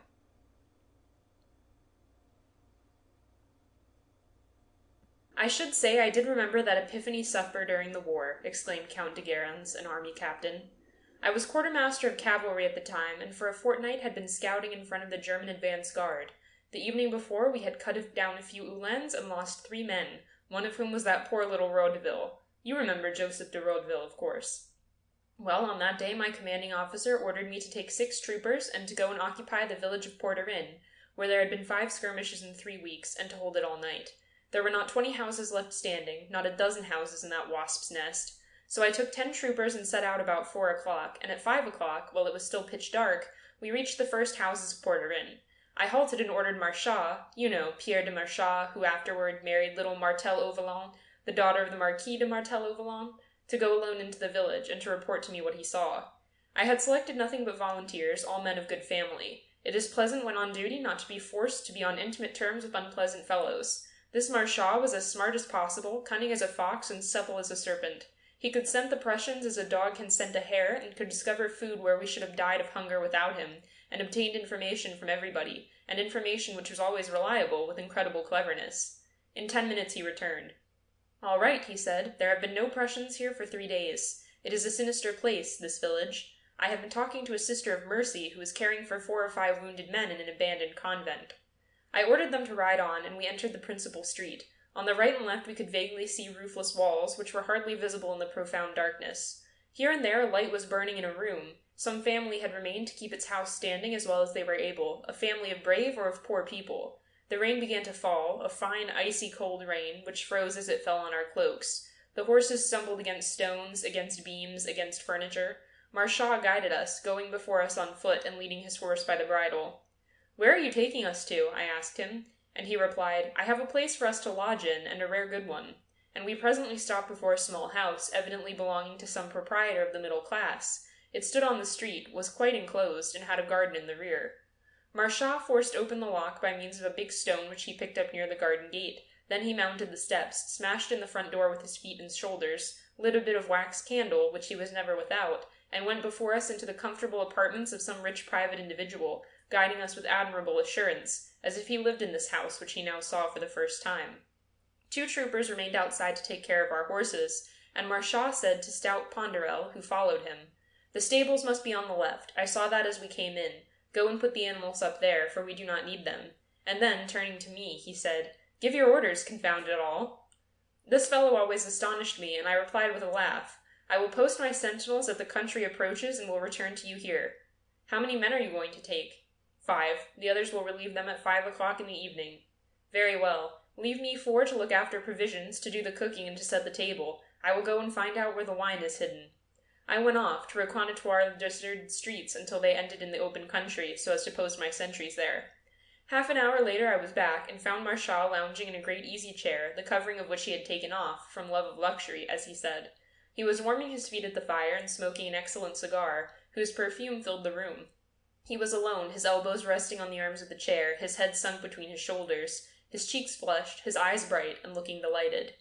I heard the noise of plates and dishes in the next room, and Marchand said to me, smiling in a contented manner, "This is famous. I found the champagne under the flight of steps outside, the brandy, 50 bottles of the very finest in the kitchen garden under a pear tree, which did not seem to me to be quite straight when I looked at it by the light of my lantern. As for solids, we have 2 fowls, a goose, a duck, and 3 pigeons. They are being cooked at this moment. It is a delightful district." I sat down opposite him, and the fire in the grate was burning my nose and cheeks. "Where did you find this wood?" I asked. "Splendid wood," he replied. "The owner's carriage. It is the paint which is causing all this flame, an essence of punch and varnish. A capital house." I laughed, for I saw the creature was funny, and he went on. "Fancy this being the Epiphany. I have had a bean put into the goose dressing, but there is no queen. It is really very annoying." And I repeated like an echo, "It is annoying, but what do you want me to do in the matter?" "To find some, of course." "Some women." "Women? You must be mad." "I managed to find the brandy under the pear tree and the champagne under the steps, and yet there was nothing to guide me, while as for you, a petticoat is sure bait. Go and look, old fellow." He looked so grave, so convinced, that I could not tell whether he was joking or not, and so I replied, "Look here, Marchand, are you having a joke with me?" "I never joke on duty." "But where the devil do you expect me to find any women?" "Where you like. There must be 2 or 3 remaining in the neighborhood, so ferret them out and bring them here." I got up, for it was too hot in front of the fire, and Marchand went off. "Do you want an idea?" "Yes." "Go and see the priest." "The priest? What for?" "Ask him to supper and beg him to bring a woman with him." "The priest? A woman? Ha ha ha!" But Marchand continued with extraordinary gravity, "I am not laughing. Go and find the priest, and tell him how we are situated, and, as he must be horribly dull, he'll come. But tell him that we want 1 woman at least, a lady, of course, since we are all men of the world. He is sure to know his female parishioners on the tips of his fingers, and if there is one to suit us, and you manage it well, he will suggest her to you." "Come, come, Marchand, what are you thinking of?" "My dear Guerins, you can do this quite well. It will even be very funny. We are well bred, by Jove, and we will put on our most distinguished manners and our grandest style. Tell the Abbé who we are, make him laugh, soften his heart, coax him, and persuade him." "No, it is impossible." He drew his chair close to mine, and as he knew my special weakness, the scamp continued, "Just think what a swaggering thing it will be to do, and how amusing to tell about. The whole army will talk about it, and it will give you a famous reputation." I hesitated, for the adventure rather tempted me, and he persisted. "Come, my little Guerins, you're the head of this detachment, and you alone can go and call on the head of the church in this neighborhood. I beg of you to go, and I promise you that after the war I will relate the whole affair in verse to the Revue de Deux Mondes. You owe this much to your men, for you have made them march enough during the last month." I got up at last and asked, "Where is the priest's house?" "Take the second turning at the end of the street. You will see an avenue, and at the end of the avenue you will find the church. The parsonage is beside it." As I went out, he called out, "Tell him the bill of fare to make him hungry." I discovered the ecclesiastic's little house without any difficulty. It was by the side of a large, ugly brick church. I knocked at the door with my fist, as there was neither bell nor knocker, and a loud voice from inside asked, "Who's there?" To which I replied, "A quartermaster of hussars." I heard the noise of bolts and of a key being turned, and found myself face to face with a tall priest with a large stomach, the chest of a prize fighter, formidable hands projecting from turned-up sleeves, a red face, and the look of a kind man. I gave him a military salute, and said, "Good day, Monsieur le Cure." He had feared a surprise, some marauder's ambush, and he smiled as he replied, "Good day, my friend, come in." I had followed him into a small room with a red tiled floor in which a small fire was burning, very different to Marchat's furnace, and he gave me a chair and said, "What can I do for you?" "Monsieur, allow me first of all to introduce myself," and I gave him my card, which he took and read half aloud. "Le Comte de Guerens." I continued, "There are 11 of us here, Monsieur l'Abbé, 5 on picket duty and 6 installed at the house of an unknown inhabitant. The names of the 6 are Guerens, myself, Pierre de Marchat, Ludovic de Ponderel, Baron d'Estrellis, Carl Massulini, the painter's son, and Joseph Herbon, a young musician. I have come to ask you, in their name and my own, to do us the honor of supping with us. It is an Epiphany supper, Monsieur le Cure, and we should like to make it a little cheerful." The priest smiled and murmured, "It seems to me to be hardly a suitable occasion for amusing oneself." And I replied, "We're fighting during the day, monsieur. 14 of our comrades have been killed in a month, and 3 fell as late as yesterday. It is wartime. We stake our life at every moment. Have we not, therefore, the right to amuse ourselves freely? We're Frenchmen. We like to laugh, and we can laugh everywhere. Our fathers laughed on the scaffold. This evening we should like to cheer ourselves up a little, like gentlemen, and not like soldiers. You understand me, I hope. Are we wrong?" He replied quickly, "You are quite right, my friend, and I accept your invitation with great pleasure." Then he called out, "Hermance!" An old, bent, wrinkled, horrible peasant woman appeared and said, "What do you want?"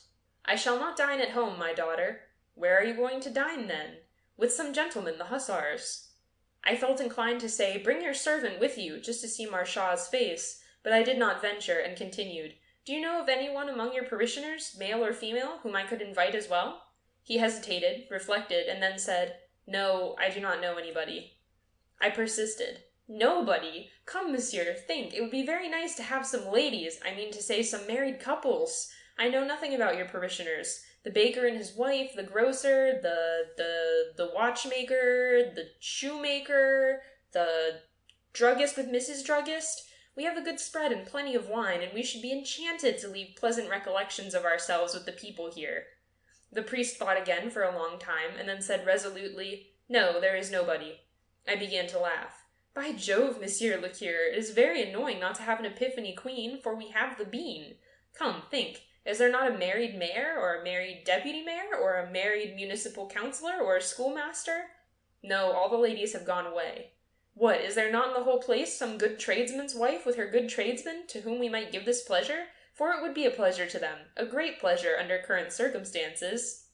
But suddenly le Cure began to laugh, and laughed so violently that he fairly shook, and presently exclaimed, "Ha, ha, ha! I have got what you want, yes, I have got what you want. We will laugh and enjoy ourselves, my children, we will have some fun. How pleased the ladies will be, I say, how delighted they will be, ha, ha! Where are you staying?" I described the house, and he understood where it was. "Very good," he said. "It belongs to Monsieur Bertrand Levaille. I will be there in half an hour with 4 ladies. Ha, ha, ha! 4 ladies."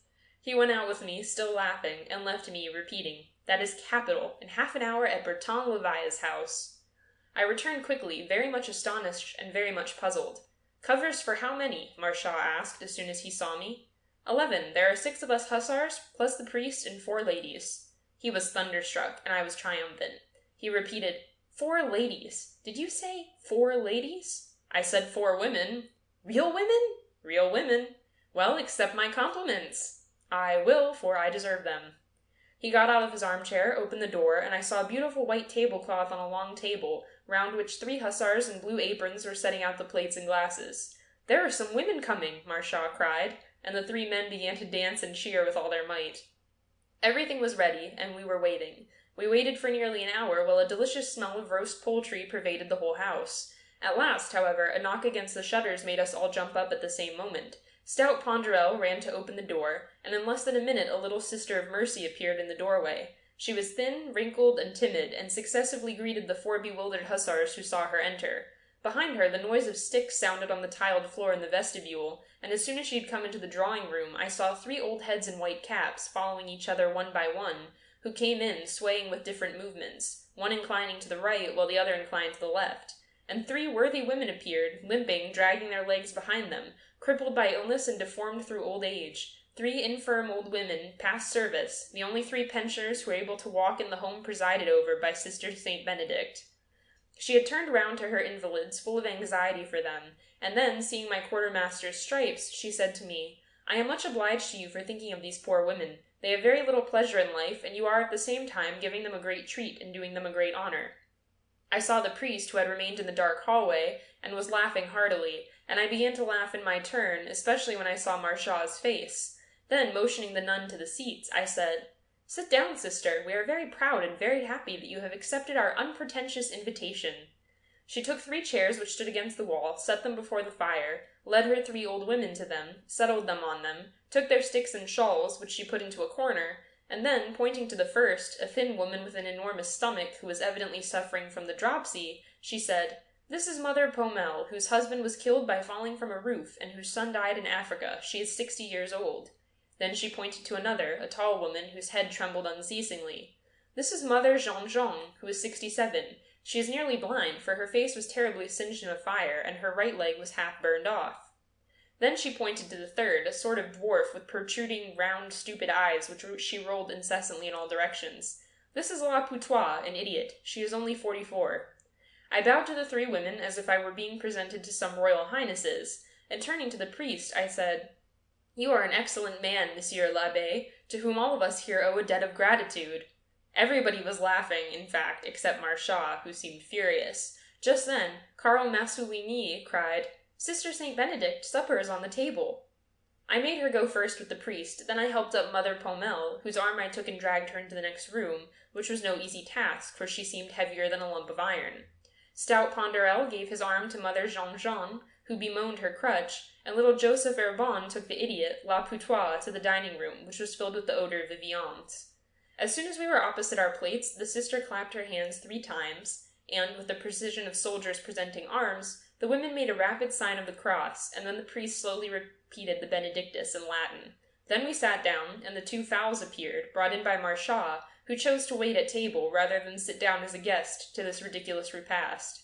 But I cried, "Bring the champagne at once," and a cork flew out with the noise of a pistol, and in spite of the resistance of the priest and the kind sister, the 3 hussars, sitting by the side of the 3 invalids, emptied their 3 full glasses down their throats by force. Massouligny, who possessed the faculty of making himself at home and of being on good terms with everyone, wherever he was, made love to Mother Pomel in the drollest manner. The dropsical woman, who had retained her cheerfulness in spite of her misfortunes, answered him banteringly in a high falsetto voice, which appeared as if it were put on, and she laughed so heartily at her neighbor's jokes that it was quite alarming. Little Herbon had seriously undertaken the task of making the idiot drunk, and Baron d'Estrellis, whose wits were not always particularly sharp, was questioning old Jean-Jean about the life, the habits, and the rules of the hospital. The nun said to Massouligny in consternation, Oh, you'll make her ill. Pray do not make her laugh like that, monsieur. Oh, monsieur!" Then she got up and rushed at Herbon to take from him a full glass, which he was hastily emptying down La Putois' throat, while the priest shook with laughter and said to the sister, "Never mind, just this once. It will not hurt them. Leave them alone." After the 2 fowls, they ate the duck, which was flanked by the 3 pigeons and the blackbird, and then the goose appeared, smoking, golden brown, and diffusing a warm odor of hot, browned roast meat. La Pomel, who was getting lively, clapped her hands, Lady Jean-Jean left off answering the Baron's numerous questions, and La Putois uttered grunts of pleasure, half cries and half sighs, as little children do when one shows them candy. "Allow me to take charge of this animal," the cure said. "I understand these operations better than most people." "Certainly, Monsieur l'Abbé," said the sister. "How would it be to open the window a little? They are too warm, and I am afraid they will be ill." I turned to Marchas. "Open the window for a minute." He did so. The cold outer air as it came in made the candles flare, and the steam from the goose, which le cure was scientifically carving, with a table napkin round his neck, whirl about. We watched him doing it, without speaking now, for we were interested in his attractive handiwork, and seized with renewed appetite at the sight of that enormous golden-brown bird, whose limbs fell one after another into the brown gravy at the bottom of the dish. At that moment, in the midst of that greedy silence which kept us all attentive, the distant report of a shot came in at the open window. I started to my feet so quickly that my chair fell down behind me, and I shouted, "To saddle, all of you! You, Marchas, take 2 men and go see what it is. I shall expect you back here in 5 minutes." And while the 3 riders went off at full gallop through the night, I got into the saddle with my remaining 3 hussars, in front of the steps of the villa, while the cure, the sister, and the 3 old women showed their frightened faces at the window. We heard nothing more except the barking of a dog in the distance. The rain had ceased, and it was cold, very cold, and soon I heard the gallop of a horse, of a single horse, coming back. It was Marchas, and I called out to him, "Well?" "It is nothing. Francois has wounded an old peasant who refused to answer his challenge, who goes there, and who continued to advance in spite of the order to keep off, but they are bringing him here, and we shall see what is the matter." I gave orders for the horses to be put back in the stable, and I sent my 2 soldiers to meet the others, and returned to the house. Then le cure, Marchas, and I took a mattress into the room to lay the wounded man on. The sister tore up a table napkin in order to make lint, while the 3 frightened women remained huddled up in a corner. Soon I heard the rattle of sabers on the road, and I took a candle to show a light to the men who were returning, and they soon appeared, carrying that inert, soft, long, sinister object which a human body becomes when life no longer sustains it. They put the wounded man on the mattress that had been prepared for him, and I saw at the first glance that he was dying. He had the death rattle and was spitting up blood, which ran out of the corners of his mouth at every gasp. The man was covered with blood. His cheeks, his beard, his hair, his neck, and his clothes seemed to have been soaked, to have been dipped in a red tub, and that blood stuck to him, and had become a dull color which was horrible to look at. The wounded man, wrapped up in a large shepherd's cloak, occasionally opened his dull, vacant eyes, which seemed stupid with astonishment, like those of animals wounded by a sportsman, which fall at his feet, more than half dead already, stupefied with terror and surprise. Le cure exclaimed, "Ah, it is old Placide, the shepherd from Les Moulins. He is deaf, poor man, and heard nothing. Ah, oh God, they have killed the unhappy man." The sister had opened his blouse and shirt, and was looking at the little blue hole in his chest, which was not bleeding any more. "There is nothing to be done," she said. The shepherd was gasping terribly and bringing up blood with every last breath, and in his throat, to the very depth of his lungs, they could hear an ominous and continued gurgling. Le cure, standing in front of him, raised his right hand, made the sign of the cross, and in a slow and solemn voice pronounced the Latin words which purify men's souls, but before they were finished, the old man's body trembled violently, as if something had given way inside him, and he ceased to breathe. He was dead. When I turned round, I saw a sight which was even more horrible than the death struggle of this unfortunate man. The 3 old women were standing up huddled close together, hideous, grimacing with fear and horror. I went up to them, and they began to utter shrill screams, while Le Jean, whose burned leg could no longer support her, fell to the ground at full length. Sister St. Benedict left the dead man, ran up to her infirm old women, and without a word or a look for me, wrapped their shawls round them, gave them their crutches, pushed them to the door, made them go out, and disappeared with them into the dark night. I saw that I could not even let a hussar accompany them, for the mere rattle of a sword would have sent them mad with fear. Le cure was still looking at the dead man, but at last he turned round to me and said, "Oh, what a horrible thing." End of section 16. Recording by Tatiana Chichilla, Columbus, Ohio.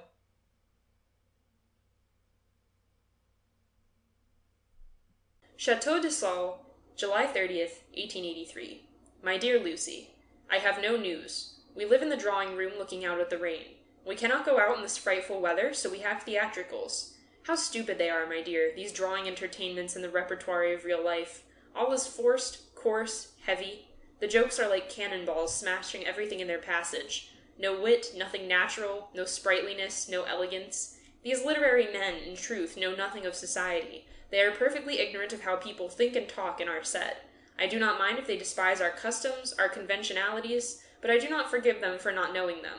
When they want to be humorous, they make puns that would do for a barrack. When they try to be jolly, they give us jokes that they must have picked up on the outer boulevard in those beer houses artists are supposed to frequent, where one has heard the same student's jokes for 50 years.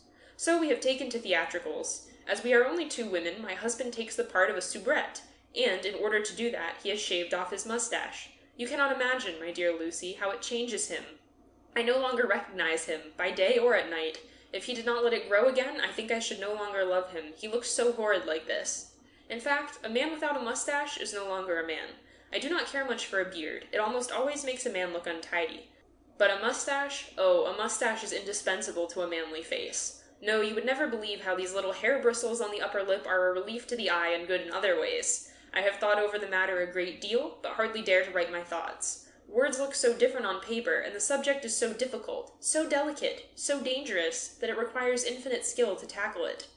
Well, when my husband appeared shaven, I understood at once that I could never fall in love with a strolling actor nor a preacher, even if it were Father Didon, the most charming of all. Later, when I was alone with him, my husband, it was worse still.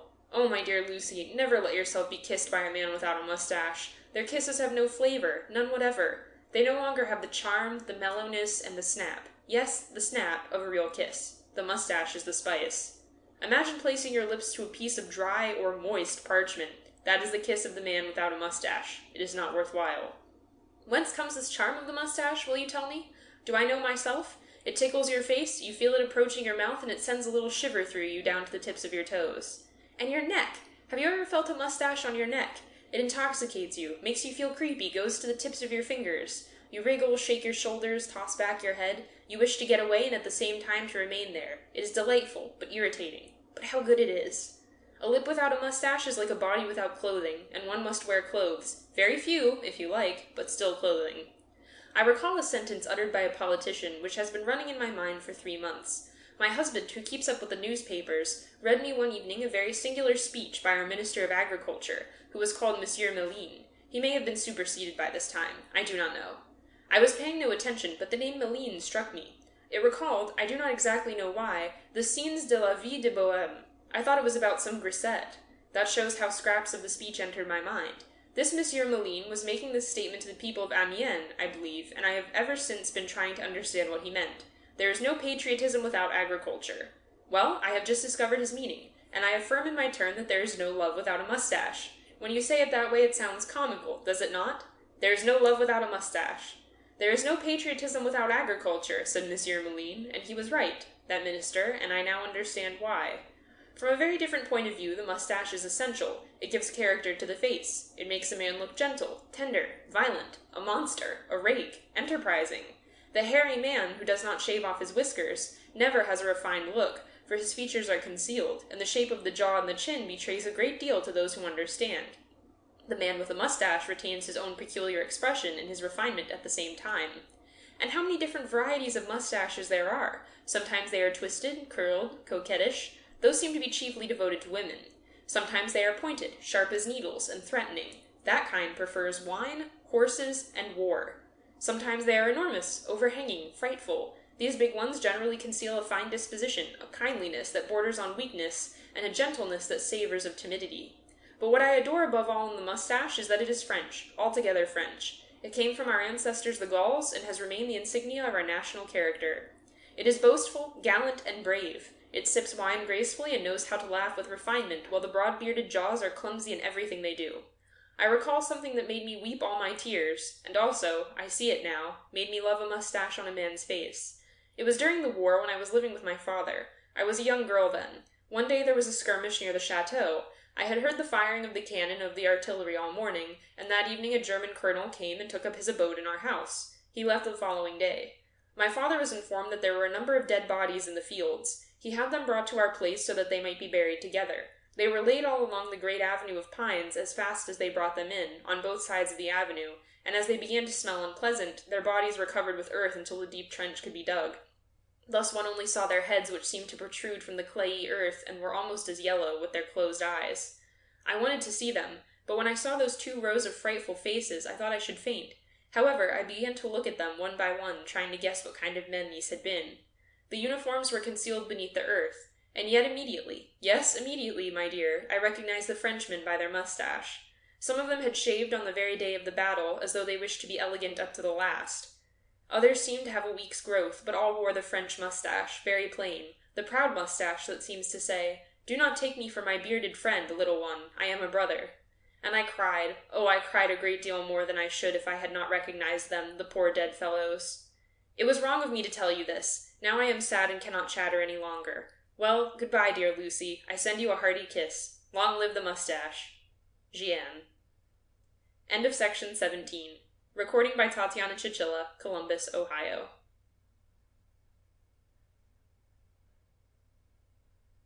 The first thing I did was to look at the clock as I entered the waiting room of the station at Loubain, and I found that I had to wait 2 hours and 10 minutes for the Paris express. I had walked 20 miles and felt suddenly tired. Not seeing anything on the station walls to amuse me, I went outside and stood there racking my brains to think of something to do.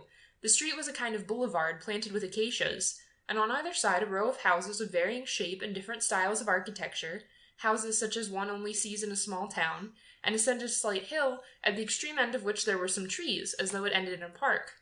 From time to time a cat crossed the street and jumped over the gutters carefully. A cur sniffed at every tree and hunted for scraps from the kitchens, but I did not see a single human being, and I felt listless and disheartened.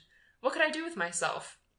I was already thinking of the inevitable and interminable visit to the small cafe at the railway station, where I should have to sit over a glass of undrinkable beer and the illegible newspaper, when I saw a funeral procession coming out of a side street into the one in which I was, and the sight of the hearse was a relief to me.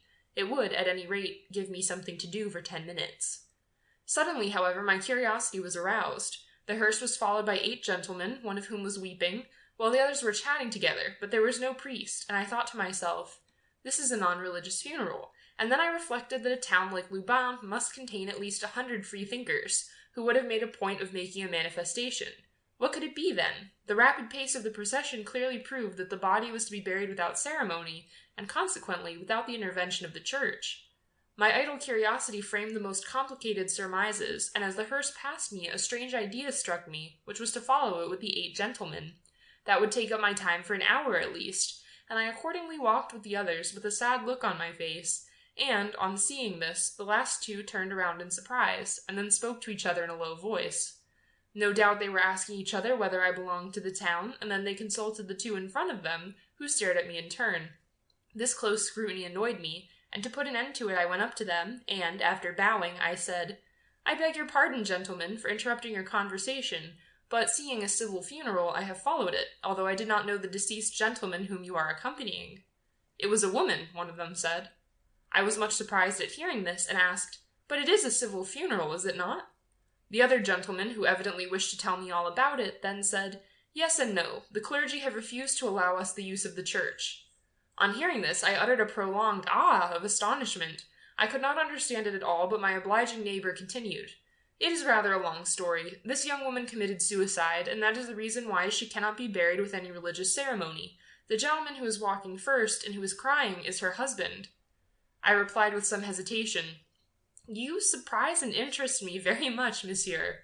Shall I be indiscreet if I ask you to tell me the facts of the case? If I am troubling you, forget that I have said anything about the matter." The gentleman took my arm familiarly. "Not at all, not at all. Let us linger a little behind the others, and I will tell it you, although it is a very sad story. We have plenty of time before getting to the cemetery, the trees of which you see up yonder, for it is a stiff pull up this hill." And he began. This young woman, Madame Paul and Maup, was the daughter of a wealthy merchant in the neighborhood, Monsieur Fontenelle. When she was a mere child of 11, she had a shocking adventure. A footman attacked her, and she nearly died. A terrible criminal case was the result, and the man was sentenced to penal servitude for life. The little girl grew up, stigmatized by disgrace, isolated, without any companions, and grown-up people would scarcely kiss her, for they thought that they would soil their lips if they touched her forehead, and she became sort of a monster, a phenomenon to all the town. People said to each other in a whisper, "You know, little Fontenelle," and everybody turned away in the streets when she passed. Her parents could not even get a nurse to take her out for a walk, as the other servants held aloof from her, as if contact with her would poison everybody who came near her. It was pitiable to see the poor child go and play every afternoon. She remained quite by herself, standing by her maid and looking at the other children amusing themselves. Sometimes, yielding to an irresistible desire to mix with the other children, she advanced timidly, with nervous gestures, and mingled with the group with furtive steps, as if conscious of her own disgrace. And immediately the mothers, aunts, and nurses would come running from every seat and take the children entrusted to their care by the hand and drag them brutally away. Little Fontenelle remained isolated, wretched, without understanding what it meant, and then she began to cry, nearly heartbroken with grief, and then she used to run and hide her head in her nurse's lap, sobbing. As she grew up, it was worse still. They kept the girls from her as if she were stricken with the plague. Remember that she had nothing to learn, nothing, that she no longer had the right to the symbolical wreath of orange flowers, that almost before she could read, she had penetrated that redoubtable mystery which mothers scarcely allow their daughters to guess at, trembling as they enlighten them on the night of their marriage. When she went through the streets, always accompanied by her governess, as if her parents feared some fresh, terrible adventure, with her eyes cast down under the load of that mysterious disgrace which she felt was always weighing upon her, The other girls, who were not nearly so innocent as people thought, whispered and giggled as they looked at her knowingly, and immediately turned their heads absently as if she happened to look at them.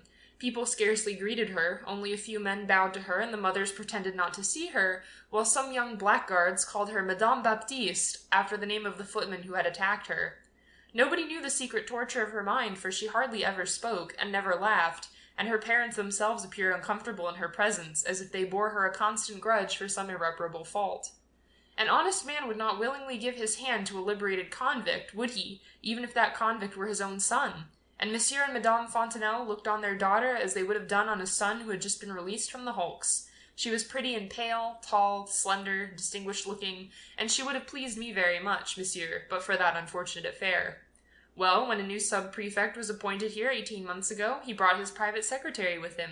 He was a queer sort of fellow who had lived in the Latin Quarter, it appears. He saw Mademoiselle Fontenelle and fell in love with her, and when told of what occurred, he merely said, "Bah! That is just a guarantee for the future, and I would rather it should have happened before I married her than afterward. I shall live tranquilly with that woman." He paid his addresses to her, asked for her hand, and married her, and then, not being deficient in assurance, he paid wedding calls as if nothing had happened. Some people returned them, others did not, but at last the affair began to be forgotten, and she took her place in proper society.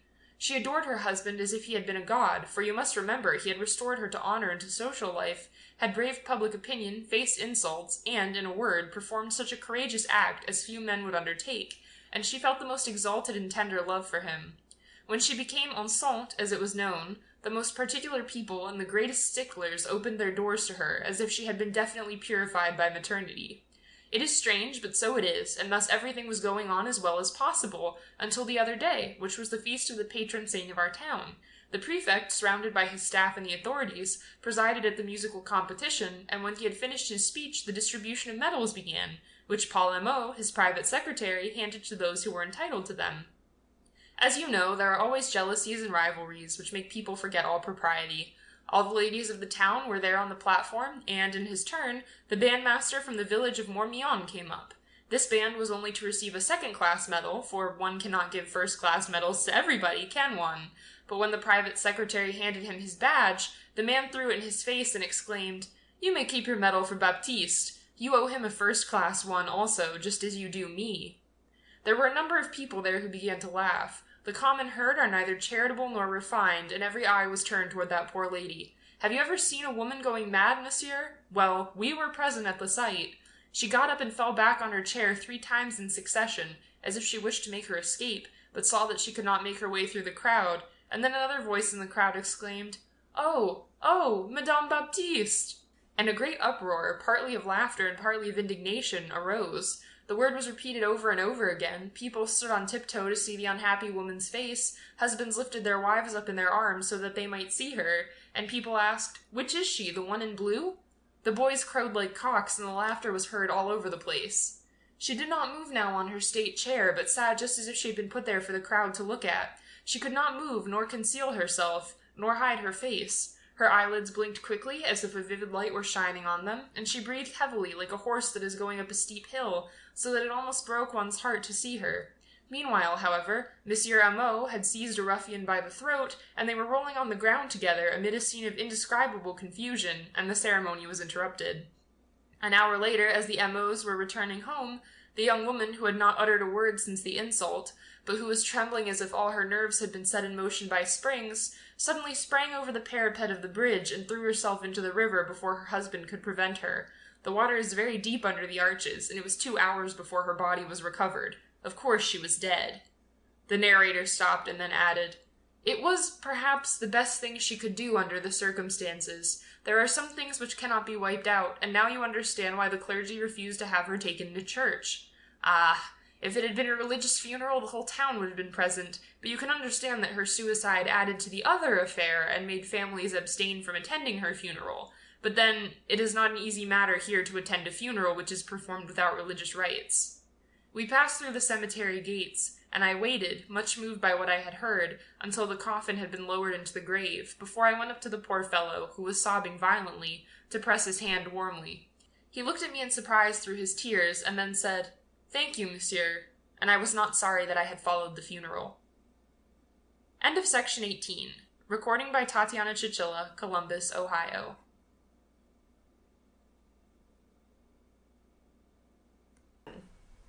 The subject of Latin that has been dinned into our ears for some time past recalls to my mind a story of my youth. I was finishing my studies with a teacher in a big central town at the Institution Robineau, celebrated through the entire province for the special attention paid there to the study of Latin. For the past 10 years, the Robineau Institute beat the Imperial Lycée of the town at every competitive examination, and all the colleges of the sub-prefecture, and these constant successes were due, they said, to an usher, a simple usher, Monsieur Picadont, or rather, Père Picadont. He was one of those middle-aged men, quite grey, whose real age it is impossible to tell, and whose history we can guess at first glance, having entered as an usher at 20 into the first institution that presented itself, so that he could proceed to take first his degree of Master of Arts, and afterward the degree of Doctor of Laws. He found himself so enmeshed in this routine that he remained an usher all his life. But his love for Latin did not leave him, and harassed him like an unhealthy passion. He continued to read the poets, the prose writers, the historians, to interpret them and penetrate their meaning, to comment on them with a perseverance bordering on madness. One day the idea came into his head to oblige all the students in his class to answer him in Latin only, and he persisted in this resolution until at last they were capable of sustaining an entire conversation with him just as they would in their mother tongue. He listened to them, as a leader of an orchestra listens to his musicians rehearsing, and striking his desk every moment with the ruler, he exclaimed, Monsieur Lefrère, you are committing a solecism, you forget the rule. Monsieur Plantel, your way of expressing yourself is altogether French and in no way Latin. You must understand the genius of a language. Look here, listen to me. Now it came to pass that the pupils of the Institution Robineau carried off, at the end of the year, all the prizes for composition, translation, and Latin conversation. Next year the principal, a little man, as cunning as an ape whom he resembled in his grinning and grotesque appearance, had printed on his programs, on his advertisements, and painted on the door of his institution, Latin studies a specialty, 5 first prizes carried off in the 5 classes of the lycée, 2 honor prizes at the general examinations, in competition with all the lycées and colleges of France. For 10 years the Institution Robineau triumphed in the same fashion. Now my father, allured by these successes, sent me as a day pupil to Robineau's, or as we called it, Robinetto or Robinettino's, and made me take special private lessons from Père Picadont at the rate of 5 francs per hour, out of which the usher got 2 francs and the principal 3 francs. I was then 18 and was in the philosophy class. These private lessons were given in a little room looking out on the street. It happened so that Père Picadont, instead of talking Latin to me, as he did when teaching publicly institution, kept telling me his troubles in French. Without relations, without friends, the poor man conceived an attachment to me and poured out his misery to me. He had never for the last 10 or 15 years chatted confidentially with anyone. I am like an oak in a desert, he said. Sicut quercus in solitudine. The other ushers disgusted him. He knew nobody in the town, since he had no time to devote to making acquaintances. Not even the nights, my friend, and that is the hardest thing on me. The dream of my life is to have a room with my own furniture, my own books, little things that belong to myself and which others may not touch, and I have nothing of my own. Nothing except my trousers and my frock coat. Nothing. Not even my mattress and my pillow. I have not 4 walls to shut myself up in, except when I come to give a lesson in this room. Do you see what this means? A man forced to spend his life without ever having the right, without ever finding the time, to shut himself up all alone, no matter where, to think, to reflect, to work, to dream? Ah, my dear boy, a key. The key of a door which one can lock. This is happiness, mark you, the only happiness. Here, all day long, teaching all those restless rogues, and during the night the dormitory with the same restless rogues snoring, and I have to sleep in the bed at the end of 2 rows of beds, occupied by these youngsters whom I must look after. I can never be alone. Never. If I go out I find the streets full of people, and when I am tired of walking, I go into some cafe crowded with smokers and billiard players. I tell you what, it's the life of a galley slave. I said, Why did you not take up some other line, Monsieur Picadont? He exclaimed, What, my little friend? I am not a shoemaker, or a joiner, or a hatter, or a baker, or a hairdresser. I only know Latin, and I have no diploma which would enable me to sell my knowledge at a high price. If I were a doctor, I would sell for 100 francs, but I now sell for 100 sous, and I would supply it probably of an inferior quality, for my title would be enough to sustain my reputation. Sometimes he would say to me, I have no rest in life except in the hours spent with you. Don't be afraid, you will lose nothing by that. I'll make it up to you in the classroom by making you speak twice as much Latin as the others. One day I grew bolder and offered him a cigarette. He stared at me in astonishment at first, then he gave a glance toward the door. "If anyone were to come in, my dear boy." "Well, let us smoke out the window," said I. And we went and leaned our elbows on the window-sill looking on the street, holding concealed in our hands the little rolls of tobacco. Just opposite to us was a laundry. 4 women in loose white waists were passing hot, heavy irons over the linen spread out before them, from which a warm steam arose. Suddenly another, a 5th, carrying on her arm a large basket which made her stoop, came out to take the customers their shirts, their handkerchiefs, and their sheets. She stopped on the threshold as if she were already fatigued. Then she raised her eyes, smiled as she saw us smoking, flung at us, with her left hand, which was free, the sly kiss characteristic of a free and easy working woman, and went away at rather a slow pace, dragging her feet as she went. She was a woman of about 20, small, rather thin, pale, rather pretty, with a roguish air and laughing eyes beneath her ill-combed fair hair. Père Picquedont, affected, began murmuring, "What an occupation for a woman! Really, a trade fit only for a horse." And he spoke with emotion about the misery of the people. He had a heart which swelled with lofty democratic sentiment, and he referred to the fatiguing pursuits of the working class with phrases borrowed from Jean-Jacques Rousseau, and with sobs in his throat. Next day, as we were leaning our elbows on the same window-sill, the same woman perceived us and cried out to us, "Good day, scholars," in a comical sort of tone, while she made a contemptuous gesture with her hands. I flung her a cigarette, which she immediately began to smoke, and the 4 other ironers rushed out the door with outstretched hands to get cigarettes also. And each day a friendly intercourse was established between the working women of the pavement and the idlers of the boarding school. Père Picquedont was really a comical sight. He trembled at being noticed, for he might lose his position, and he made timid and ridiculous gestures, quite a theatrical display of love signals, to which the women responded with a regular fusillade of kisses. A perfidious idea came into my mind. One day, on entering our room, I said to the old usher in a low tone, "You would not believe it, Monsieur Picquedont. I met the little washerwoman. You know the one I mean, the woman who had the basket, and I spoke to her." He asked, rather worried at my manner, "What did she say to you?" "She said to me, 'Why, she said she thought you were very nice. The fact of the matter is, I believe that she is a little in love with you.'" I saw that he was growing pale. "She's laughing at me, of course. These things don't happen at my age," he replied. I said gravely, "How's that? You're all right." As I felt that my trick had produced its effect on him, I did not press the matter. But every day I pretended that I had met the little laundress and that I had spoken to her about him, so that in the end he believed me and sent her ardent and earnest kisses. Now it happened that one morning on my way to the boarding school I really came across her. I accosted her without hesitation, as if I had known her for the last 10 years. "Good day, mademoiselle. Are you quite well?" "Very well, monsieur, thank you." "Will you have a cigarette?" "Oh, not in the street." "You can smoke it at home." "In that case I will." "Let me tell you, mademoiselle, there's something you don't know." "What is that, monsieur?" "The old gentleman, my old professor, I mean." "Père Picquedont?" "Yes, Père Picquedont. So you know his name." "Faith, I do. What of it?" "Well, he's in love with you." She burst out laughing wildly and exclaimed, "You're only fooling." "Oh, no, I'm not fooling. He keeps talking of you all through the lesson. I bet that he'll marry you." She ceased laughing. The idea of marriage makes every girl serious. Then she repeated with an incredulous air, "This is humbug." "I swear to you it's true." She picked up her basket which she had laid down at her feet. "Well, we'll see," she said, and she went away. Presently, when I had reached the boarding school, I took Père Picquedont aside and said, "You must write to her. She is infatuated with you." And he wrote a long letter, tenderly affectionate, full of phrases and circumlocutions, metaphors and similes, philosophy and academic gallantry, and I took on myself the responsibility of delivering it to the young woman.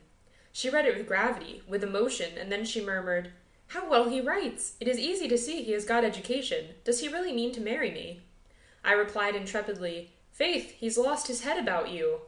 "Then he must invite me to dinner on Sunday at the Ile des Fleurs." I promised that she should be invited. Père Picquedont was much touched by everything I told him about her. I added, "She loves you, Monsieur Picquedont, and I believe her to be a decent girl. It is not right to lead her on and then abandon her." He replied in a firm tone, "I hope I too am a decent man, my friend." I confess I had at the time no plan. I was playing a practical joke, a schoolboy joke, nothing more. I had been aware of the simplicity of the old usher, his innocence and weakness. I amused myself without asking myself how it would turn out. I was 18, and I had been for a long time looked upon at the lycée as a sly practical joker. So it was agreed that Père Picquedont and I should set out in a hack for the ferry of Quille de Vache, that we should there pick up Angèle, and that I should take them into my boat, for in those days I was fond of boating. I would then bring them to the Ile de Fleurs, where the three of us would dine. I had inflicted myself on them, the better to enjoy my triumph, and the usher, consenting to my arrangement, proved clearly that he was losing his head by thus risking the loss of his position. When we arrived at the ferry, where my boat had been moored since morning, I saw in the grass, or rather above the tall weeds of the bank, an enormous red parasol, resembling a monstrous wild poppy. Beneath the parasol was the little laundress in her Sunday clothes. I was surprised. She was really pretty, though pale, and graceful, though with a rather suburban grace. Père Picquidon raised his head and bowed. She put out her hand toward him, and they stared at one another without uttering a word. Then they stepped into my boat, and I took the oars. They were seated side by side near the stern. The usher was the first to speak. "This is nice weather for a row in a boat." She murmured, "Oh, yes." She dipped her hand into the water, skimming the surface, making a thin, transparent film like a sheet of glass, which made a soft splashing along the side of the boat. When they were in the restaurant, she took it on herself to speak, and ordered dinner, fried fish, a chicken, and salad. Then she led us on toward the aisle, which she knew perfectly. After this, she was gay, romping, and even rather tantalizing. Until dessert, no question of love arose. I had treated them to champagne, and Père Picquidon was tipsy, herself slightly the worse. She called out to him, "Monsieur Piquenet," he said abruptly, "Mademoiselle, Monsieur Raoul has communicated my sentiments to you." She became as serious as a judge. "Yes, monsieur." "What is your reply?" "We never reply to these questions." He puffed with emotion and went on, "Well, will the day ever come that you will like me?" She smiled. "You big stupid, you are very nice." "In short, mademoiselle, do you think that later on we might—" She hesitated a second, then in a trembling voice she said, "Do you mean to marry me when you say that? For on no other condition, you know." "Yes, mademoiselle." "Well, that's all right, Monsieur Picquidon." It was thus that these two silly creatures promised marriage to each other through the trick of a young scamp, but I did not believe that it was serious, nor indeed did they, perhaps. "You know, I have nothing, not 4 sous, she said. He stammered, for he was as drunk as Silenus. "I have saved 5,000 francs." She exclaimed triumphantly, "Then we can set up in business?" He became restless. "In what business?"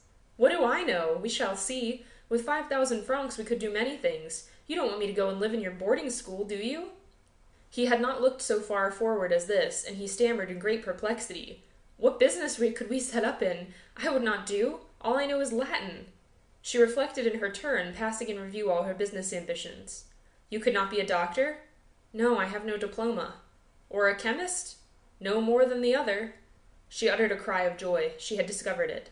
"Then we'll buy a grocer's shop." "Oh, what luck! We'll buy a grocer's shop. Not on a big scale, of course. With 5,000 francs, one does not go far." He was shocked at the suggestion. "No, I can't be a grocer. I am too well known. I only know Latin. That is all I know." But she poured a glass of champagne down his throat. He drank it and was silent. We got back into the boat. The night was dark, very dark. I saw clearly, however, that he had caught her by the waist and that they were hugging each other again and again. It was a frightful catastrophe. Our escapade was discovered, with the result that Père Picquidon was dismissed, and my father, in a fit of anger, sent me to finish my course of philosophy at Ribaudet School. 6 months later I took my degree of Bachelor of Arts. Then I went to study law in Paris, and did not return to my native town until 2 years later. At the corner of the Rue du Serpent, a shop caught my eye. Over the door were the words, "Colonial Products, Picquidon," and underneath, so as to enlighten the most ignorant, "Grocery." I exclaimed, "Quantum mutatus ab illo!" Picquidon raised his head, left his female customer, and rushed toward me with outstretched hands. "Ah, my young friend, here you are! What luck, what luck!" A beautiful woman, very plump, abruptly left the cashier's desk and flung herself on my breast. I had some difficulty in recognizing her, she had grown so stout. I asked, "So then, you're doing well?" Picquidon had gone back to weigh the groceries. "Oh, very well, very well, very well. I have made 3,000 francs clear this year." "And what about Latin, Monsieur Picquidon?" "Oh, good heavens! Latin, Latin, Latin. You see, it does not keep the pot boiling." End of section 19. Recording by Tatiana Chichilla, Columbus, Ohio.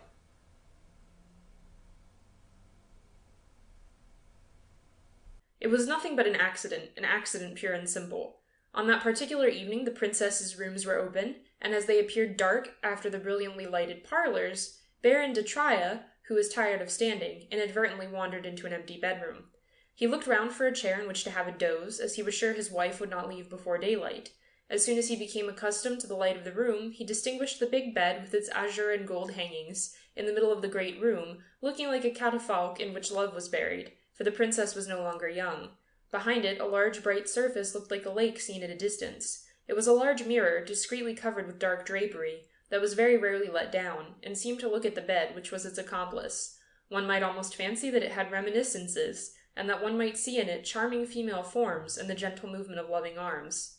The Baron stood still for a moment, smiling, almost experiencing an emotion on the threshold of this chamber, dedicated to love. But suddenly something appeared in the looking-glass, as if the phantoms which he had evoked had risen up before him.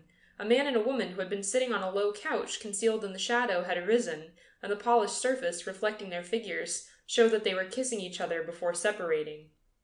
Baron de Trailles recognized his wife and the Marquis de Servaigne. He turned and went away like a man who was fully master of himself, and waited till it was day before taking away the Baroness, but he no longer had any thoughts of sleeping. As soon as they were alone, he said, "Madame, I saw you just now in Princess de Reims' room. I need say no more, and I am not fond either of reproaches, acts of violence, or of ridicule. As I wish to avoid all such things, we shall separate without any scandal. Our lawyers will settle your position according to my orders. You will be free to live as you please when you are no longer under my roof, but as you will continue to bear my name, I must warn you that should any scandal arise, I shall show myself inflexible." She tried to speak, but he stopped her, bowed, and left the room. He was more astonished and sad than unhappy. He had loved her dearly during the first period of their married life, but his ardor had cooled, and now he often amused himself elsewhere, either in a theatre or in society, though he always preserved a certain liking for the Baroness. She was very young, hardly 24, small, slight, too slight, but very fair. She was a true Parisian doll, clever, spoiled, elegant, coquettish, witty, with more charm than real beauty. He used to say familiarly to his brother when speaking of her, "My wife is charming, attractive, but there's nothing to lay hold of. She's like a glass of champagne that is all froth. When you get to the wine it's very good, but there's too little of it, unfortunately." He walked up and down the room in great agitation, thinking of 1,000 things. At one moment he was furious, and felt inclined to give the Marquis a good thrashing, or to slap his face publicly in the club. But he decided that would not do. It would not be good form. He would be laughed at, and not his rival, and this thought wounded his vanity. So he went to bed, but could not sleep. Paris knew in a few days that the Baron and Baroness de Trailles had agreed to an amicable separation on account of incompatibility in temper. No one suspected anything, no one laughed, and no one was astonished. The Baron, however, to avoid meeting his wife, travelled for a year, then spent the summer at the seaside, and the autumn in shooting, returning to Paris for the winter. He did not meet the Baroness once. He did not even know what people said about her. In any case, she took care to respect appearances, and that was all he asked for. He became dreadfully bored, travelled again, restored his old castle of Villebosque, which took him 2 years. Then for over a year he entertained friends there, till at last, tired of all these so-called pleasures, he returned to his mansion in the Rue de Lille, just 6 years after the separation. He was now 45, with a good crop of grey hair, rather stout, and with that melancholy look characteristic of those who have been handsome, sought after, and liked, but who are deteriorating daily. A month after his return to Paris, he took cold on coming out of his club, and had such a bad cough that his medical man ordered him to Nice for the rest of the winter. He reached the station only a few minutes before the departure of the train on Monday evening, and had barely time to get into a carriage with only one other occupant, who was sitting in a corner, so wrapped in furs and cloaks, that he could not even make out whether it was a man or a woman, as nothing of the figure could be seen. When he perceived that he could not find out, he put on his travelling cap, rolled himself up in his rugs, and stretched out comfortably to sleep. He did not wake until the day was breaking, and looked at once at his fellow traveller, who had not stirred all night, and seemed still to be sound asleep. Monsieur de Trailles made use of the opportunity to brush his hair and his beard, and to try to freshen himself up a little generally, for a night's travel does not improve one's appearance when one has attained a certain age. A great poet has said, "When we are young, our mornings are triumphant. Then we wake up with cool skin, a bright eye, and glossy hair. As one grows older, one wakes up in a very different condition. Dull eyes, red swollen cheeks, dry lips, hair and beard disarranged, impart an old, fatigued, worn-out look to the face." The Baron opened his travelling case, and improved his looks as much as possible. The engine whistled, the train stopped, and his neighbour moved. No doubt he was awake. They started off again, and then a slanting ray of sunlight shone into the carriage and on the sleeper, who moved again, shook himself, and then his face could be seen. It was a young, fair, pretty, plump woman, and the Baron looked at her in amazement. He did not know what to think. He could really have sworn that it was his wife, but wonderfully changed for the better. Stouter. Why, she had grown as stout as he was, only it suited her much better than it did him. She looked at him calmly, did not seem to recognize him, and then slowly laid aside her wraps. She had that quiet assurance of a woman who is sure of herself, who feels that on awakening she is in her full beauty and freshness. The Baron was really bewildered. Was it his wife, or else as like her as any sister could be? Not having seen her for 6 years, he might be mistaken. She yawned, and this gesture betrayed her. She turned and looked at him again, calmly, indifferently, as if she scarcely saw him, and then looked out of the window again. He was upset and dreadfully perplexed, and kept looking at her sideways. Yes, it was surely his wife. How could he possibly have doubted it? There certainly could not be 2 noses like that, and 1,000 recollections flashed through his mind. He felt the old feeling of the intoxication of love stealing over him, and he called to mind the sweet odor of her skin, her smile when she put her arms onto his shoulders, the soft intonations of her voice, all her graceful, coaxing ways. But how she had changed and improved! It was she, and yet not she. She seemed riper, more developed, more of a woman, more seductive, more desirable, adorably desirable. And this strange, unknown woman, whom he had accidentally met in a railway carriage, belonged to him. He had only to say to her, "I insist upon it." He had formerly slept in her arms, existed only in her love, and now he found her again, certainly, but so changed that he scarcely knew her. It was another, and yet it was she herself. It was someone who had been born and had formed and grown since he had left her. It was she indeed, she whom he had loved, but who was now altered, with a more assured smile and greater self-possession. There were 2 women in one, mingling a great part of what was new and unknown with many sweet recollections of the past. There was something singular, disturbing, exciting about it, a kind of mystery of love in which there floated a delicious confusion. It was his wife in a new body, and in new flesh, which lips had never pressed. And he thought that in a few years nearly everything changes in us, only the outline can be recognized, and sometimes even that disappears. The blood, the hair, the skin, all changes and is renewed, and when people have not seen each other for a long time, when they meet they find each other totally different beings, although they are the same and bear the same name. And the heart can also change. Ideas may be modified and renewed, so that in 40 years of life we may, by gradual and constant transformations, become 4 or 5 totally new and different beings. He dwelt on this thought till it troubled him. It had first taken possession of him when he surprised her in the princess's room. He was not in the least angry. It was not the same woman that he was looking at, that thin, excitable little doll of those days. What was he to do? How should he address her, and what could he say to her? Had she recognized him? The train stopped again. He got up, bowed, and said, "Bertha, do you want anything I could bring you?" She looked at him from head to foot, and answered, without showing the slightest surprise, or confusion, or anger, but with the most perfect indifference, "I do not want anything, thank you." He got out and walked up and down the platform a little in order to recover himself, and, as it were, to recover his senses after a fall. What should he do now? If he got into another carriage, it would look as if he were running away. Should he be polite or importunate? That would look as if he were asking for forgiveness. Should he speak as if he were her master? He would look like a fool, and besides, he really had no right to do so. He got in again and took his place. During his absence, she had hastily arranged her dress and hair, and was now lying stretched out on the seat, radiant and without showing any emotion. He turned to her and said, "My dear Bertha, since this singular chance has brought up together after a separation of 6 years, a quite friendly separation, are we to continue to look upon each other as irreconcilable enemies? We are shut up together, tete-a-tete, which is so much the better or so much the worse. I am not going to get into another carriage, so don't you think it's preferable to talk as friends till the end of our journey?" She answered quite calmly again, "Just as you please." Then he suddenly stopped. How is it that the sunlight gives us such joy? Why does this radiance, when it falls on the earth, fill us with the joy of living? The whole sky is blue, the fields are green, the houses all white, and our enchanted eyes drink in those bright colors which bring delight to our souls. And then there springs up in our hearts a desire to dance, to run, to sing, a happy lightness of thought, a sort of enlarged tenderness. We feel a longing to embrace the sun. The blind, as they sit in the doorways, impassive in their eternal darkness, remain as calm as ever in the midst of this fresh gaiety, and, not understanding what is taking place around them, they continually check their dogs as they attempt to play. When, at the close of the day, they are returning home on the arm of a young brother or a little sister, if the child says, "It was a very fine day," the other answers, "I could notice that it was fine. Lulu wouldn't keep quiet." I knew one of these men whose life was one of the most cruel martyrdoms that could possibly be conceived. He was a peasant, the son of a Norman farmer, As long as his father and mother lived, he was more or less taken care of. He suffered little save from his horrible infirmity, but as soon as the old people were gone, an atrocious life of misery commenced for him. Dependent on a sister of his, everybody in the farmhouse treated him as a beggar who was eating the bread of strangers. At every meal, the very food he swallowed was made a subject of reproach against him. He was called a drone, a clown, and although his brother-in-law had taken possession of his portion of the inheritance, he was helped grudgingly to soup, getting just enough to save him from starving. His face was very pale, and his 2 big white eyes looked like wafers. He remained unmoved at all the insults hurled at him, so reserved that one could not tell whether he felt them.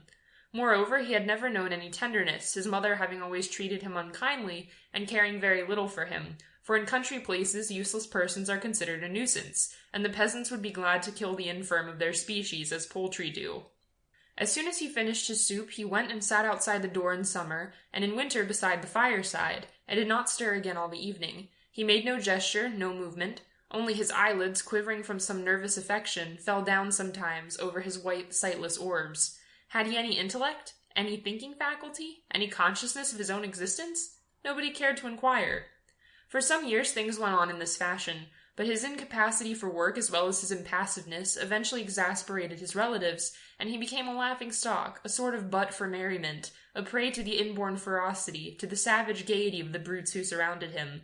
It was easy to imagine all the cruel practical jokes inspired by his blindness, and, in order to have some fun in return for feeding him, they now converted his meals into hours of pleasure for the neighbors and of punishment for the helpless creature himself. The peasants from the nearest houses came to this entertainment. It was talked about from door to door, and every day the kitchen of the farmhouse was full of people. Sometimes they placed before his plate, when he was beginning to eat his soup, some cat or dog. The animal instinctively perceived the man's infirmity, and softly approaching, commenced eating noiselessly, lapping up the soup daintily, and when they lapped the food rather noisily, rousing the poor fellow's attention, they would prudently scamper away to avoid the blow of the spoon directed at random by the blind man. Then the spectators ranged along the wall would burst out laughing, nudge each other, and stamp their feet on the floor, and he, without ever uttering a word, would continue eating with his right hand, while stretching out his left to protect his plate. Another time they made him chew corks, bits of wood, leaves, or even filth which he was unable to distinguish.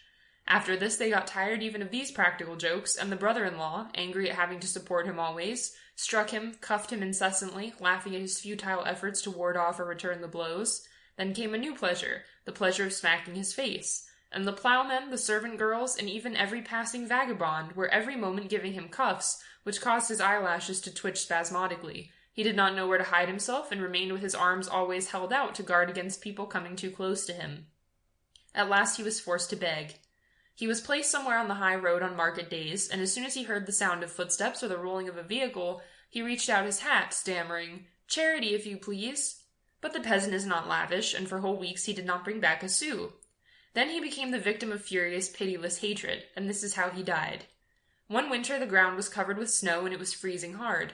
His brother-in-law led him one morning a great distance along the high road, in order that he might solicit alms. The blind man was left there all day, and when night came on, the brother-in-law told the people of his house that he could find no trace of the mendicant. Then he added, "Pooh, best not bother about him. He was cold and got someone to take him away. Never fear, he's not lost. He'll turn up soon enough tomorrow to eat the soup." Next day he did not come back. After long hours of waiting, stiffened with the cold, feeling that he was dying, the blind man began to walk. Being unable to find his way along the road, owing to its thick coating of ice, he went on at random, falling into ditches, getting up again without uttering a sound, the sole object being to find some house where he could take shelter. But by degrees the descending snow made a numbness steal over him, and his feeble limbs being incapable of carrying him farther, he sat down in the middle of an open field. He did not get up again. The white flakes which fell continuously buried him, so that his body, quite stiff and stark, disappeared under the incessant accumulation of their rapidly thickening mass, and nothing was left to indicate the place where he lay. His relatives made a pretense of inquiring about him and searching for him for about a week. They even made a show of weeping. The winter was severe, and the thaw did not set in quickly. Now one Sunday, on their way to Mass, the farmers noticed a great flight of crows, who were whirling incessantly above the open field, and then descending like a shower of black rain at the same spot, ever going and coming. The following week these gloomy birds were still there. There was a crowd of them up in the air, as if they had gathered from all corners of the horizon, and they swooped down with a great cawing into the shining snow, which they covered like black patches, and in which they kept pecking obstinately. A young fellow went to see what they were doing and discovered the body of the blind man, already half devoured, mangled. His wan eyes had disappeared, pecked out by the long, voracious beaks. And I can never feel the glad radiance of sunlit days without sadly remembering and pondering over the fate of the beggar, who was such an outcast in life that his horrible death was a relief to all who had known him. End of section 21. Recording by Tatiana Chichilla, Columbus, Ohio.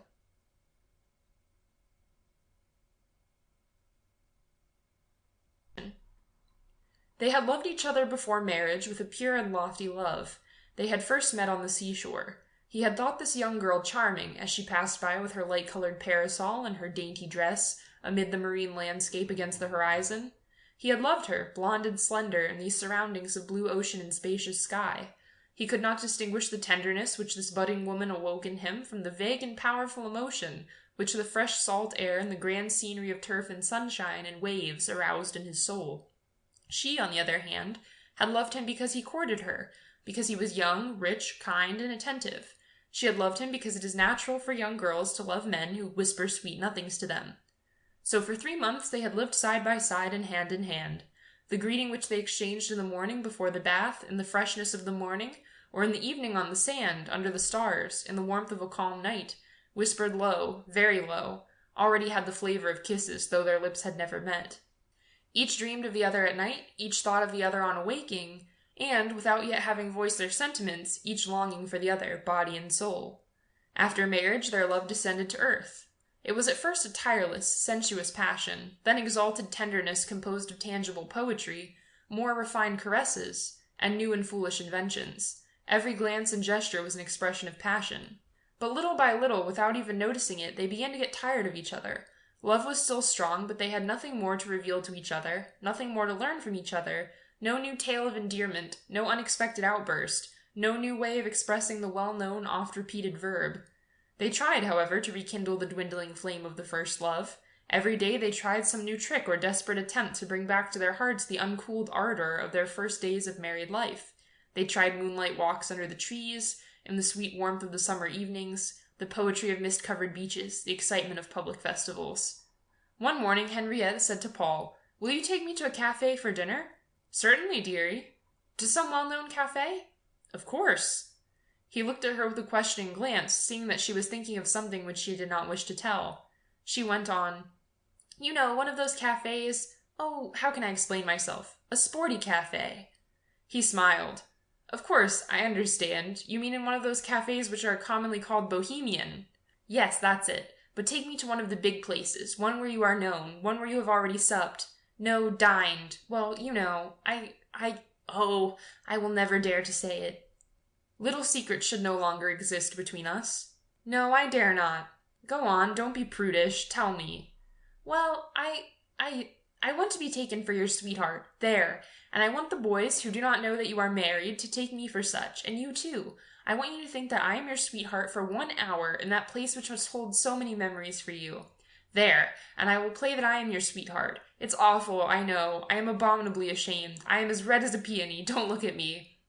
He laughed, greatly amused, and answered, "All right, we will go tonight to a very swell place where I am well known." Toward 7 o'clock they went up the stairs of one of the big cafes on the boulevard. He smiling with the look of a conqueror, she timid, veiled, delighted. They were immediately shown to one of the luxurious private dining rooms, furnished with 4 large armchairs and a red plush couch. The head waiter entered and brought them the menu. Paul handed it to his wife. "What do you want to eat?" "I don't care. Order whatever's good." After handing his coat to the waiter, he ordered dinner and champagne. The waiter looked at the young woman and smiled. He took the order and murmured, "Will Monsieur Paul have his champagne sweet or dry?" "Dry, very dry." Henriette was pleased to hear that this man knew her husband's name. They sat on the couch side by side and began to eat. 10 candles lighted the room and were reflected in the mirrors all around them, which seemed to increase the brilliancy 1,000-fold. Henriette drank glass after glass in order to keep up her courage, although she felt dizzy after the first few glasses. Paul, excited by the memories which returned to him, kept kissing his wife's hands. His eyes were sparkling. She was feeling strangely excited in this new place, restless, pleased, a little guilty, but full of life. 2 waiters, serious, silent, accustomed to seeing and forgetting everything, to entering the room only when it was necessary, and to leaving it when they felt were intruding, were silently flitting hither and thither. Toward the middle of the dinner, Henriette was well under the influence of champagne. She was prattling along fearlessly, her cheeks flushed, her eyes glistening. "Come, Paul, tell me everything." "What, sweetheart?" "I don't dare tell you." "Go on." "Have you loved many women before me?" He hesitated, a little perplexed, not knowing whether he should hide his adventures or boast of them. She continued, "Oh, please tell me, how many have you loved?" "A few." "How many?" "I don't know. How do you expect me to know such things?" "Haven't you counted them?" "Of course not." "Then you must have loved a good many." "Perhaps." "About how many? Just tell me about how many." "But I don't know, dearest. Some years a good many, and some years only a few." "How many a year, did you say?" "Sometimes 20 or 30, sometimes only 4 or 5. "Oh, that makes more than 100 in all." "Yes, just about." "Oh, I think that is dreadful." "Why dreadful?" "Because it's dreadful when you think of it. All those women, and always the same thing. Oh, it's dreadful, just the same. More than 100 women."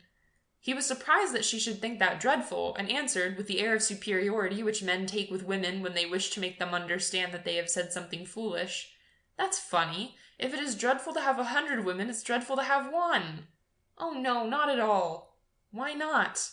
"Because with one woman you have a real bond of love which attaches you to her, while with 100 women it's not the same at all. There is no real love. I don't understand how a man can associate with such women." "But they are all right." "No, they can't be." "Yes, they are." "Oh, stop, you disgust me." "But then why did you ask me how many sweethearts I had had?" "Because—" "That's no reason." "What were they? Actresses, little shop girls, or society women?" "A few of each." "It must have been rather monotonous towards the last." "Oh, no, it's amusing to change." She remained thoughtful, staring at her champagne glass. It was full. She drank it in one gulp. Then, putting it back on the table, she threw her arms around her husband's neck and murmured in his ear, "Oh, how I love you, sweetheart, how I love you." He threw his arms around her in a passionate embrace. A waiter, who was just entering, backed out, closing the door discreetly. In about 5 minutes the head waiter came back, solemn and dignified, bringing the fruit for dessert. She was once more holding between her fingers a full glass, and gazing into the amber liquid as though seeking unknown things. She murmured in a dreamy voice, "Yes, it must be fun." End of section 22. Recording by Tatiana Chichilla, Columbus, Ohio.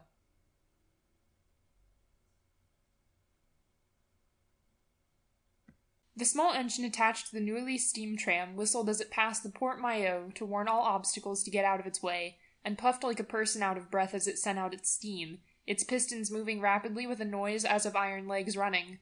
The train was going along the broad avenue that ends at the Seine. The sultry heat at the close of a July day lay over the whole city, and from the road, although there was not a breath of wind stirring, there arose a white, chalky, suffocating, warm dust which adhered to the moist skin, filled the eyes, and got into the lungs. People stood in the doorways of their houses to try and get a breath of air.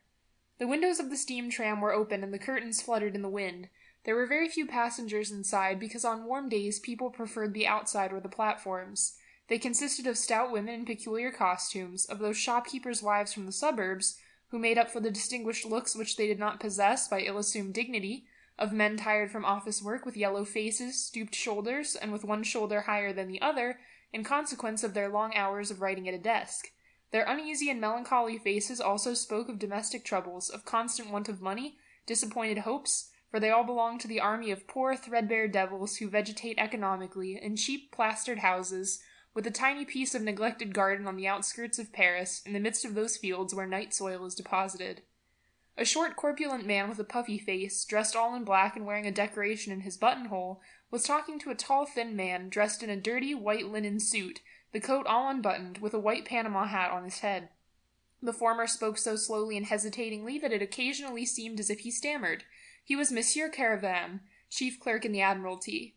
The other, who had formerly been surgeon on board a merchant ship, had set up in practice in Courbevoie, where he applied the vague remnants of medical knowledge which he had retained after an adventurous life, to the wretched population of that district. His name was Chenet, and strange rumours were current as to his morality.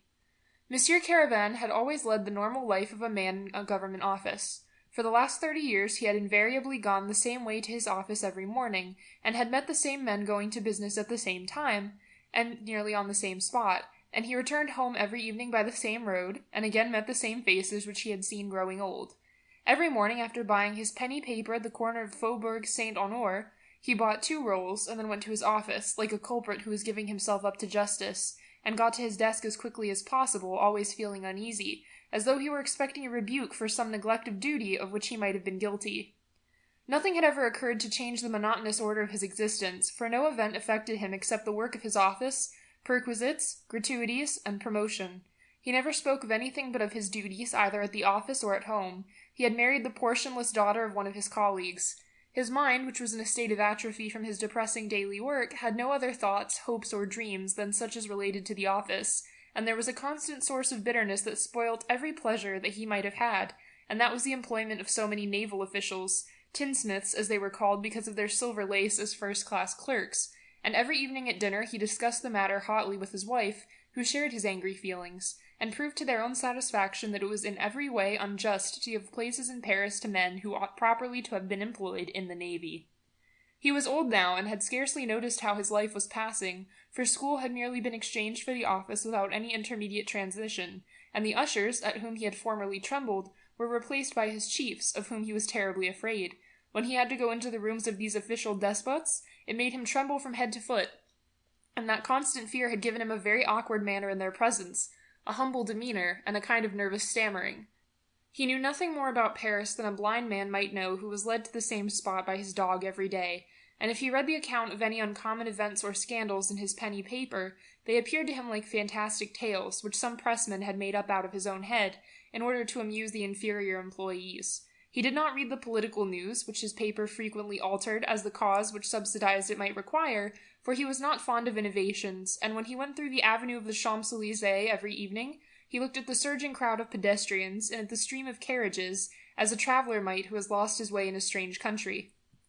As he had completed his 30 years of obligatory service that year, on the 1st of January, he had the cross of the Legion of Honour bestowed upon him, which, in the semi-military public offices, is a recompense for the miserable slavery, the official phrase is loyal services, of unfortunate convicts who are riveted to their desk. That unexpected dignity gave him a high and new idea of his own capacities, and altogether changed him. He immediately left off wearing light trousers and fancy waistcoats, and wore black trousers and long coats, on which his ribbon, which was very broad, showed off better.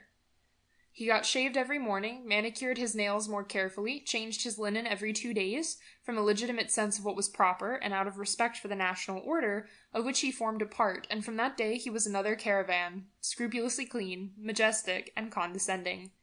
At home he said "my cross" at every moment, and he had become so proud of it that he could not bear to see men wearing any other ribbon in their buttonholes. He became especially angry on seeing strange orders, which nobody ought to be allowed to wear in France, and he bore Chenet a particular grudge, as he met him on a tram-car every evening, wearing a decoration of one kind or another, white, blue, orange, or green. The conversation of the 2 men, from the Arc de Triomphe to Neuilly, was always the same, and on that day they discussed, first of all, various local abuses which disgusted them both, and the mayor of Neuilly received his full share of their censure.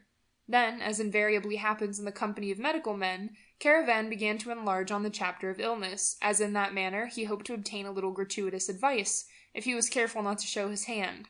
His mother had been causing him no little anxiety for some time. She had frequent and prolonged fainting fits, and, although she was 90, she would not take care of herself. Caravan grew quite tender-hearted when he mentioned her great age, and more than once asked Dr. Chenet, emphasizing the word doctor, although he was not fully qualified, being only an officer de sant, whether he had often met anyone as old as that, and he rubbed his hands with pleasure, not, perhaps, that he cared very much about seeing the good woman last forever here on earth, but because the long duration of his mother's life was, as it were, an earnest of old age for himself, and he continued, "In my family we last long, and I am sure that unless I meet with an accident I shall not die until I am very old." The doctor looked at him with pity, and glanced for a moment at his neighbour's red face, his short thick neck, his corporation, as Chenet called it to himself, his 2 fat flabby legs, and the apoplectic rotundity of the old official, and raising the white Panama hat from his head, he said with a snigger, "I am not so sure of that, old fellow. Your mother is as tough as nails, and I should say that your life is not a very good one." This rather upset Caravan, who did not speak again until the tram put them down at their destination, where the 2 friends got out, and Chenet asked his friend to have a glass of vermouth at the Café du Globe opposite, which both of them were in the habit of frequenting. The proprietor, who was a friend of theirs, held out to them 2 fingers, which they shook across the bottles of the counter. Then they joined 3 of their friends, who were playing dominoes, and who had been there since midday. They exchanged cordial greetings, with the usual question, "Anything new?" And then the 3 players continued their game, and held out their hands without looking up, when the others wished them good night, and then they both went home to dinner. Caravan lived in a small 2-story house in Courbevoie, near where the roads meet. The ground floor was occupied by a hairdresser. 2 bedrooms, a dining room, and a kitchen formed the whole of their apartments, and Madame Caravan spent nearly her whole time cleaning them up, while her daughter, Marie-Louise, who was 12, and her son, Philippe Auguste, were running about with all the little dirty, mischievous brats of the neighborhood and playing in the gutter. Caravan had installed his mother, whose avarice was notorious in the neighborhood and who was terribly thin, in the room above them. She was always cross, and she never passed a day without quarreling and flying into furious tempers. She would apostrophize the neighbors, who were standing at their own doors, the costermongers, the street sweepers, and the street boys, in the most violent language, and the latter, to have their revenge, used to follow her at a distance when she went out and call out the most rude things after her. A little servant from Normandy, who was incredibly giddy and thoughtless, performed the household work and slept on the 2nd floor in the same room as the old woman, for fear of anything happening to her in the night. When Caravan got in, his wife, who suffered from a chronic passion for cleaning, was polishing up the mahogany chairs that were scattered about the room with a piece of flannel. She always wore cotton gloves and adorned her head with a cap ornamented with many-colored ribbons, which was always tilted over one ear, and whenever anyone caught her polishing, sweeping, or washing, she used to say, "I am not rich, everything is very simple in my house, but cleanliness is my luxury, and that is worth quite as much as any other." As she was gifted with sound, obstinate, practical common sense, she led her husband in everything. Every evening during dinner, and afterwards when they were in their room, they talked over the business of the office for a long time, and although she was 20 years younger than he was, he confided everything to her as if she took the lead, and followed her advice in every matter. She had never been pretty, and now she had grown ugly. In addition to that, she was short and thin, while her careless and tasteless way of dressing herself concealed her few small feminine attractions, which might have been brought out if she had possessed any taste in dress. Her skirts were always awry, and she frequently scratched herself, no matter on what part of her person, totally indifferent as to who might see her, and so persistently that anyone who saw her might think that she was suffering from something like the itch. The only adornments that she allowed herself were silk ribbons, which she had in great profusion, and of various colors mixed together, in the pretentious caps which she wore at home. As soon as she saw her husband, she rose and said, as she kissed his whiskers, "Did you remember Potin, my dear?" He fell into a chair in consternation, for that was the 4th time on which he had forgotten a commission that he had promised to do for her. "It is a fatality," he said. "It is no good for me to think of it all day long, for I am sure to forget it in the evening." But he seemed really so very sorry. She merely said quietly, "You will think of it tomorrow, I dare say. Anything new at the office?" "Yes, a great piece of news. Another tinsmith has been appointed 2nd chief clerk." She became very serious, and said, "So he succeeds Ramon. This is the very post that I wanted you to have. And what about Ramon?" "He retires on his pension." She became furious. Her cap slid down on her shoulder, and she continued, "There is nothing more to be done in that shop now. And what is the name of the new commissioner?" "Bonaceaux." She took up the naval yearbook, which she always kept close at hand, and looked him up. "Bonaceaux Toulon, born in 1851, student commissioner in 1871, sub-commissioner in 1875. Has he been to sea?" she continued. At that question Caravan's looks cleared up, and he laughed until his sides shook. As much as Baffin, his chief," and he added an old office joke and laughed more than ever. It would not do to send them by water to inspect the Point du Jour, for they would be sick on the penny steamboats on the Seine. But she remained as serious as if she had not heard him, and then she said in a low voice as she scratched her chin, "If we only had a deputy to fall back upon. When the Chamber hears everything that is going on at the Admiralty, the minister will be turned out." She was interrupted by a terrible noise on the stairs. Marie-Louise and Philippe Auguste, who had just come in from the gutter, were slapping each other all the way upstairs. Their mother rushed at them furiously, and taking each of them by the arm, she dragged them into the room, shaking them vigorously. But as soon as they saw their father, they rushed up to him, and he kissed them affectionately, and taking one of them on each knee, began to talk to them. Philippe Auguste was an ugly, ill-kempt little brat, dirty from head to foot, with the face of an idiot, and Marie-Louise was already like her mother, spoke like her, repeated her words, and even imitated her movements. She also asked him whether there was anything fresh at the office, and he replied merrily, "Your friend Ramon, who comes and dines here every Sunday, is going to leave us, little one. There is a new 2nd head clerk." She looked at her father, and with a precocious child's pity, she said, "Another man has been put over your head again." He stopped laughing and did not reply, and in order to create a diversion, he said, addressing his wife, who was cleaning the windows, "How is Mamma upstairs?" Madame Caravan left off rubbing, turned round, pulled her cap up as it had fallen quite on her back, and said with trembling lips, "Ah, let us talk about your mother, for she has made a pretty scene. Just imagine, a short time ago, Madame Lebaudin, the hairdresser's wife, came upstairs to borrow a packet of starch of me, and, as I was not at home, your mother chased her out as though she were a beggar, but I gave it to the old woman. She pretended not to hear as she always does when one tells her unpleasant truths, but she is no more deaf than I am, as you know. It is all a sham, and the proof of it is that she went up to her own room immediately without saying a word." Caravan, embarrassed, did not utter a word, and at that moment the little servant came in to announce dinner. In order to let his mother know, he took a broom handle, which always stood in the corner, and rapped loudly on the ceiling 3 times, and then they went into the dining room. Madame Caravan, Junior, helped the soup, and waited for the old woman, but she did not come, and as the soup was getting cold they began to eat slowly, and when their plates were empty they waited again, and Madame Caravan, who was furious, attacked her husband. "She does it on purpose, you know that as well as I do, but you always uphold her." Not knowing which side to take, he sent Marie-Louise to fetch her grandmother, and he sat motionless with his eyes cast down, while his wife tapped her glass angrily with her knife. In about a minute the door flew open suddenly, and the child came in again, out of breath and very pale, and said hurriedly, "Grandmamma has fallen on the floor." Caravan jumped up, threw his table napkin down, and rushed upstairs, while his wife, who thought it was some trick of her mother-in-law's, followed more slowly, shrugging her shoulders as if to express her doubt. When they got upstairs, however, they found the old woman lying at full length in the middle of the room, and when they turned her over, they saw that she was insensible and motionless, while her skin looked more wrinkled and yellow than usual, her eyes were closed, her teeth clenched, and her thin body was stiff. Caravan knelt beside her and began to moan. "My poor mother," he said. But the other Madame Caravan said, "Bah, she's only fainted again, that's all, and she's done it to prevent us from dining comfortably, you may be sure of that."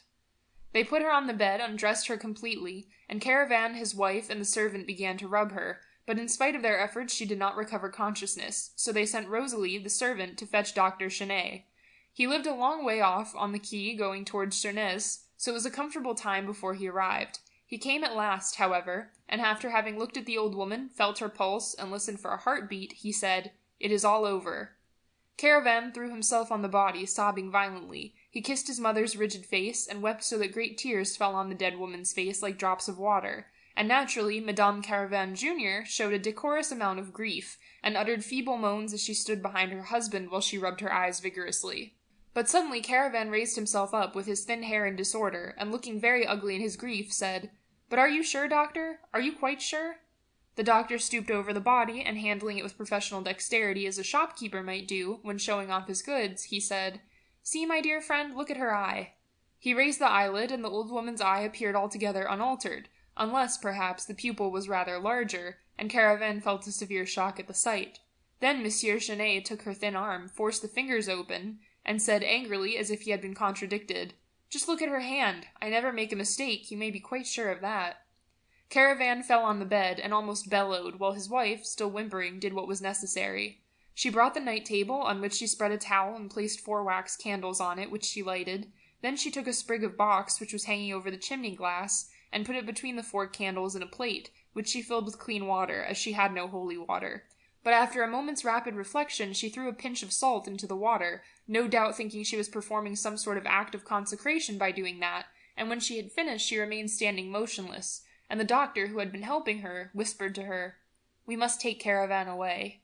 She nodded assent, and going up to her husband, who was still on his knees sobbing, she raised him up by one arm, while Chenet took him by the other.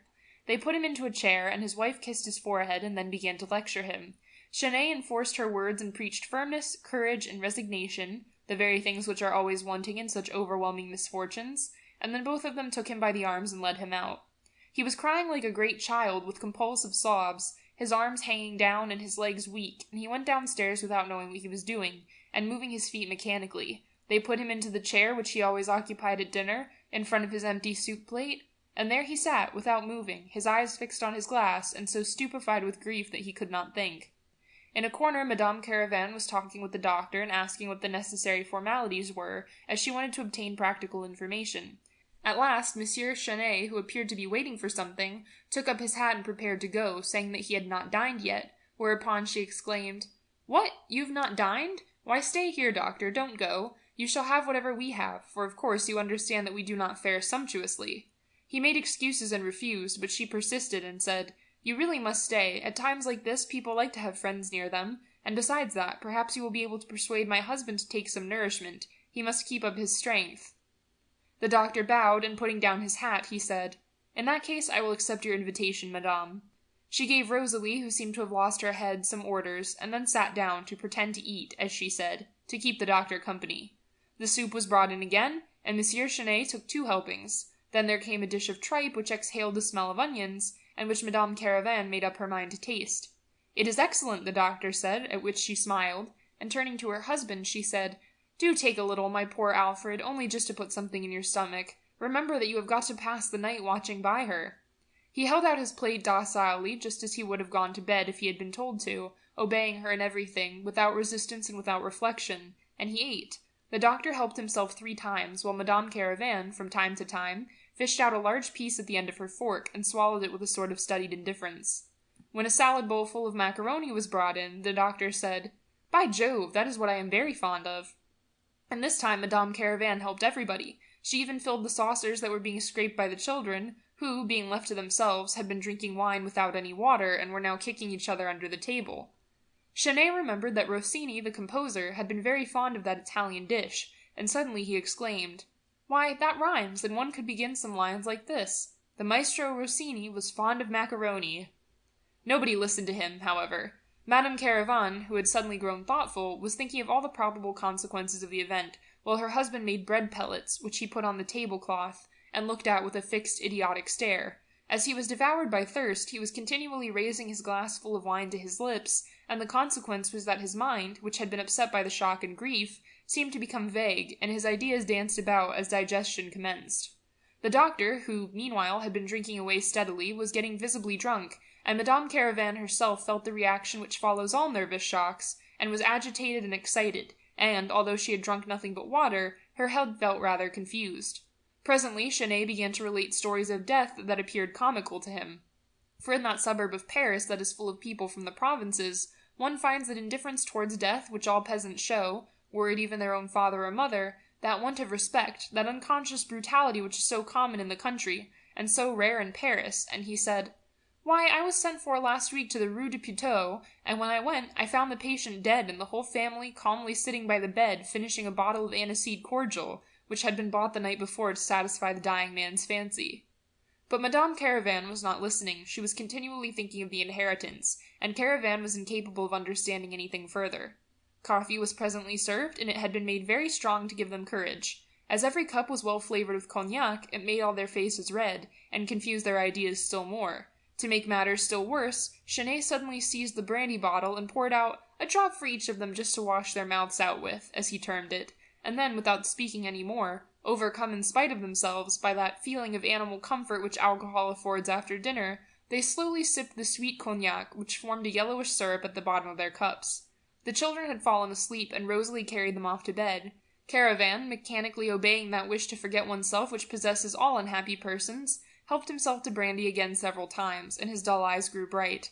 At last the doctor rose to go, and seizing his friend's arm, he said, "Come with me. A little fresh air will do you good. When one is in trouble, one must not remain in one spot." The other obeyed mechanically, put on his hat, took his stick, and went out, and both of them walked arm in arm toward the Seine, in the starlight night. The air was warm and sweet, and for all the gardens in the neighbourhood were full of flowers at this season of the year, and their fragrance, which is scarcely perceptible during the day, seemed to awaken at the approach of night, and mingled with the light breezes which blew upon them in the darkness. End of section 23. Recording by Tatiana Chichilla, Columbus, Ohio.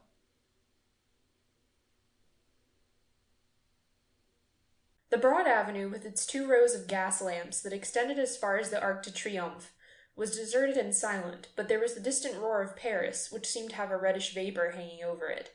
It was a kind of continual rumbling, which was at times answered by the whistle of a train in the distance, travelling at full speed to the ocean through the provinces.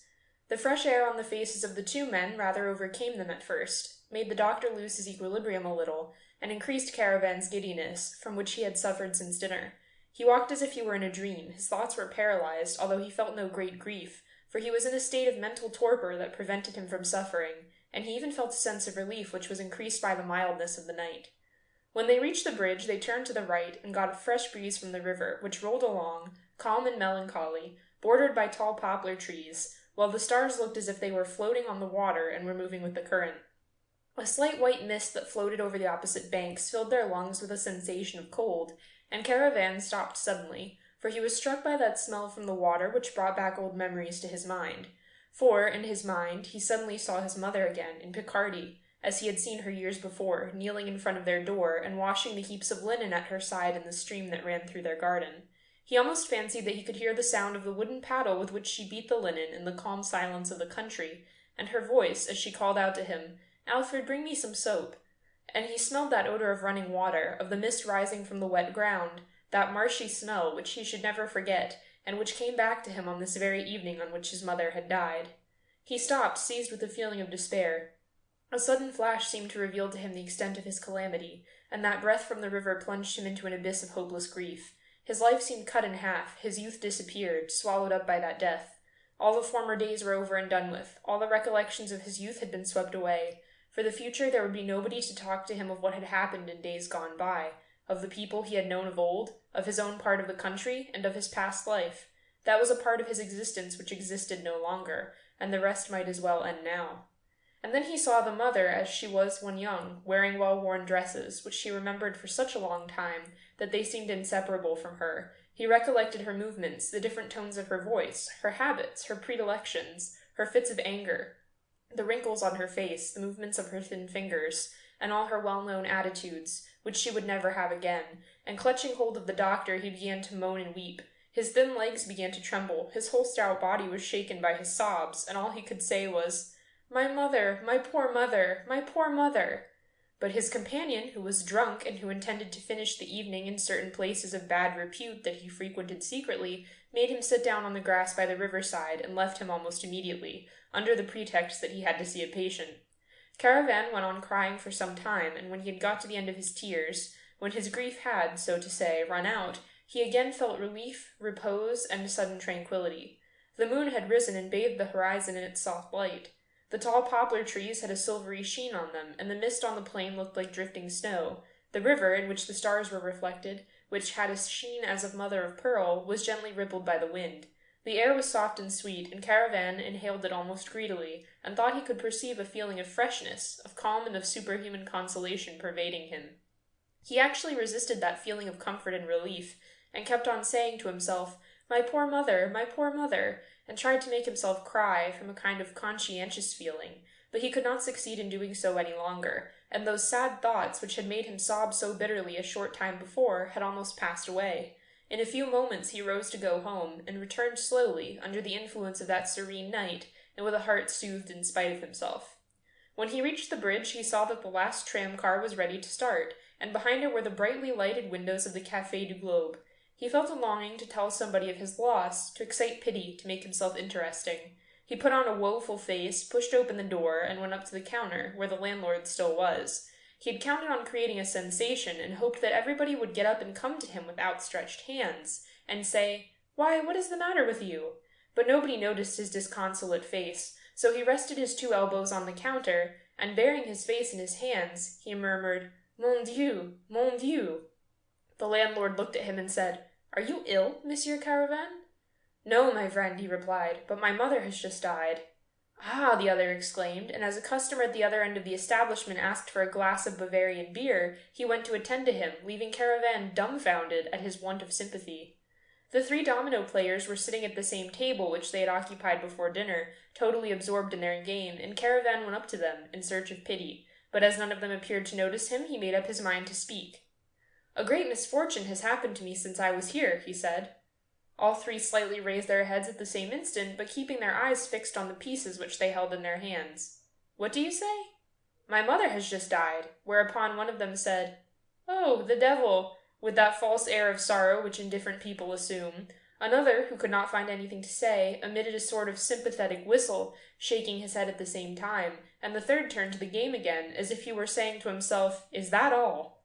Caravan had expected some of these expressions that are said to come from the heart, and when he saw how his news was received, he left the table, indignant at their calmness, at their friend's sorrow. although this sorrow had stupefied him so that he scarcely felt it any longer. When he got home, his wife was waiting for him in her nightgown, and sitting in a low chair by the open window, still thinking of the inheritance. "Undress yourself," she said. "We can go on talking." He raised his head, and looking at the ceiling, said, "But there is nobody upstairs." "I beg your pardon, Rosalie is with her, and you can go and take her place at 3 o'clock in the morning when you have had some sleep." He only partially undressed, however, so as to be ready for anything that might happen, and after tying a silk handkerchief round his head, he lay down to rest, and for some time neither of them spoke. Madame Caravan was thinking. Her nightcap was adorned with a red bow, and was pushed rather to one side, as was the way with all the caps she wore, and presently she turned towards him and said, "Do you know whether your mother made a will?" He hesitated for a moment, and then replied, I do not think so. No, I'm sure she didn't." His wife looked at him, and she said in a low, angry tone, "I call that infamous. Here we have been wearing ourselves out for 10 years looking after her, and have boarded and lodged her. Your sister would not have done so much for her, nor I either, if I had known how I was to be rewarded. Yes, it is a disgrace to her memory. I dare say that you will tell me that she paid us, but one cannot pay one's children in ready money for what they do. That obligation is recognized after death. At any rate, that's how honorable people act. So I have had all my worry and trouble for nothing. Oh, that is nice. That is very nice." Poor Caravan, who was almost distracted, kept on repeating, my dear, please, please be quiet." She grew calmer by degrees, and resuming her usual voice and manner, she continued, "We must let your sister know tomorrow." He started and said, "Of course we must. I had forgotten all about it. I will send her a telegram the first thing in the morning." "No," she replied, like a woman who had foreseen everything. "No, do not send it before 10 or 11 o'clock, so that we may have time to turn round before she comes. It does not take more than 2 hours to get here from Charenton, and we can say that you lost your head from grief. If we let her know in the course of the day, that will be soon enough, and will give us time to look round." Caravan put his hand to his forehead, and, in the same timid voice in which he always spoke of his chief, the very thought of whom made him tremble, he said, "I must let them know at the office." "Why?" she replied. "On occasions like this it is always excusable to forget. Take my advice and don't let him know. Your chief will not be able to say anything to you, and you will put him in a nice fix." "Oh, yes, that I shall, and he will be in a terrible rage, too, when he notices my absence. Yes, you are right, it is a capital idea, and when I tell him that my mother is dead, he will be obliged to hold his tongue." And he rubbed his hands in delight at the joke when he thought of the chief's face, while upstairs lay the body of the dead old woman with the servant asleep beside it. But Madame Caravan grew thoughtful, as if she were preoccupied by something which she did not care to mention, and at last she said, "Your mother had given you her clock, had she not? The girl playing at cup and ball?" He thought for a moment and then replied, Yes, she said to me, but it was a long time ago when she first came here, 'I shall leave the clock to you if you look after me well.'"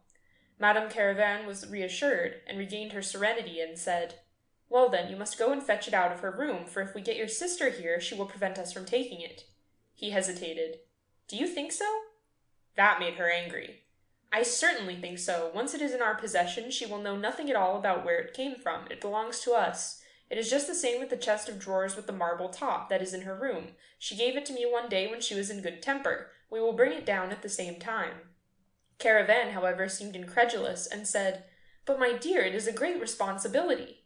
She turned on him furiously. "Oh, indeed, will you never change? You would let your children die of hunger rather than make a move. Does that chest of drawers not belong to us, as she gave it to me? And if your sister is not satisfied, let her tell me so. Me. I don't care a straw for your sister. Come, get up, and we will bring down what your mother gave us immediately." Trembling and vanquished, he got out of bed and began to put on his trousers, but she stopped him. "It is not worth while to dress yourself. Your underwear is quite enough. I mean to go as I am." They both left the room in their night-clothes, went upstairs quite noiselessly, opened the door and went into the room, where the 4 lighted tapers and the plate with the sprig of box alone seemed to be watching the old woman in her rigid repose, for Rosalie, who was lying back in the easy-chair with her legs stretched out, her hands folded on her lap, and her head on one side, was also quite motionless, and was snoring with her mouth wide open. Caravan took the clock, which was one of those grotesque objects that were produced so plentifully under the Empire. A girl in gilt bronze was holding a cup and ball, and the ball formed the pendulum. "Give that to me," his wife said, "and take the marble slab off the chest of drawers." He put the marble slab on his shoulder with considerable effort, and they left the room. Caravan had to stoop in the doorway and trembled as he went downstairs, while his wife walked backwards so as to light him, and held the candlestick in one hand, carrying the clock under the other arm. When they were in their own room, she heaved a sigh.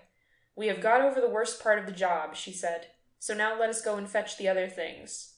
But the bureau drawers were full of the old woman's wearing apparel, which they must manage to hide somewhere, and Madame Caravan soon thought of a plan. "Go and get that wooden packing case in the vestibule. It is hardly worth anything, and we may just as well put it here." And when he had brought it upstairs, they began to fill it. One by one they took out all the collars, cuffs, chemises, caps, all the well-worn things that had belonged to the poor woman lying there behind them, and arranged them methodically in the wooden box in such a manner as to deceive Madame Bro, the deceased woman's other child, who would be coming the next day.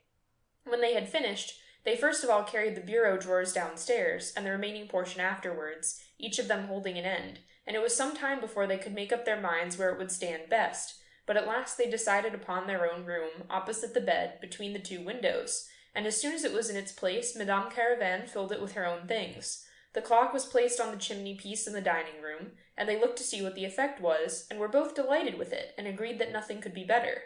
Then they retired, she blew out the candle, and soon everybody in the house was asleep. It was broad daylight when Caravan opened his eyes again. His mind was rather confused when he woke up, and he did not clearly remember what had happened for a few minutes. When he did, he felt a weight at his heart, and jumped out of bed almost ready to cry again. He hastened to the room overhead, where Rosalie was still sleeping in the same position as the night before, not having awakened once. He sent her to do her work, put fresh tapers in the place of those that had burned out, and he looked at his mother, revolving in his brain those apparently profound thoughts, those religious and philosophical commonplaces which trouble people of mediocre intelligence in the presence of death.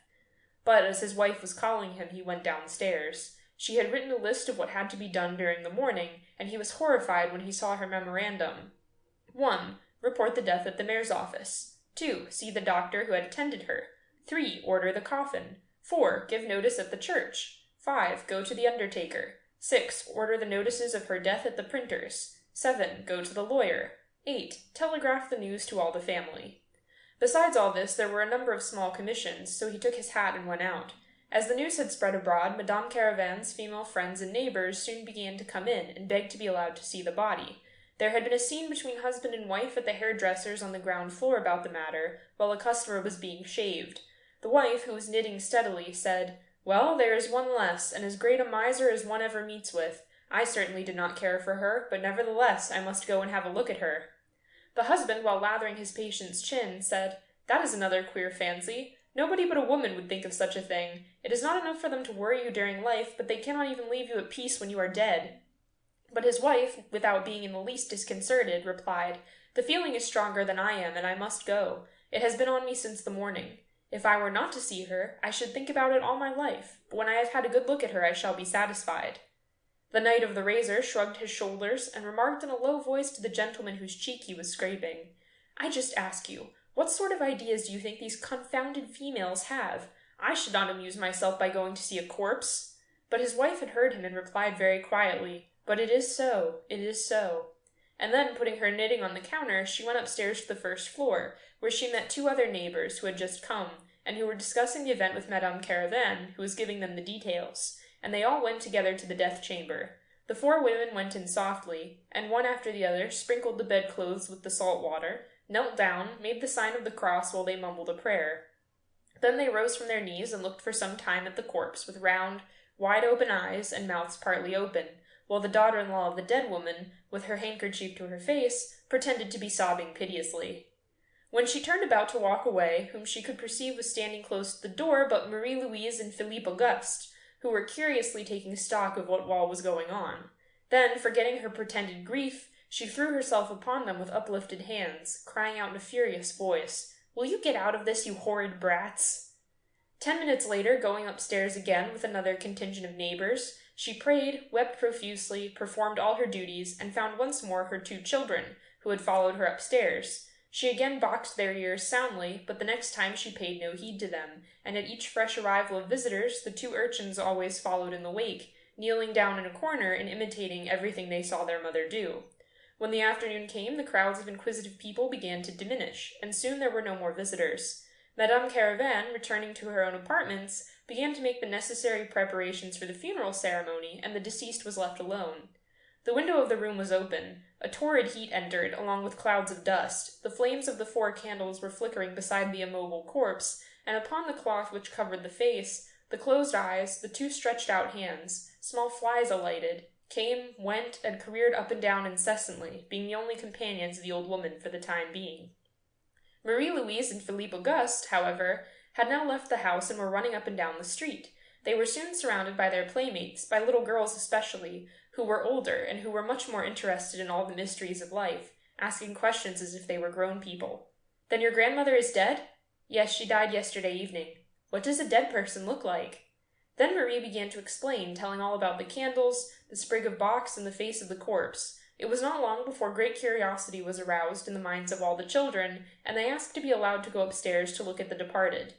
Marie-Louise at once organized a first expedition, consisting of 5 girls and 2 boys, the biggest and most courageous. She made them take off their shoes so that they might not be discovered.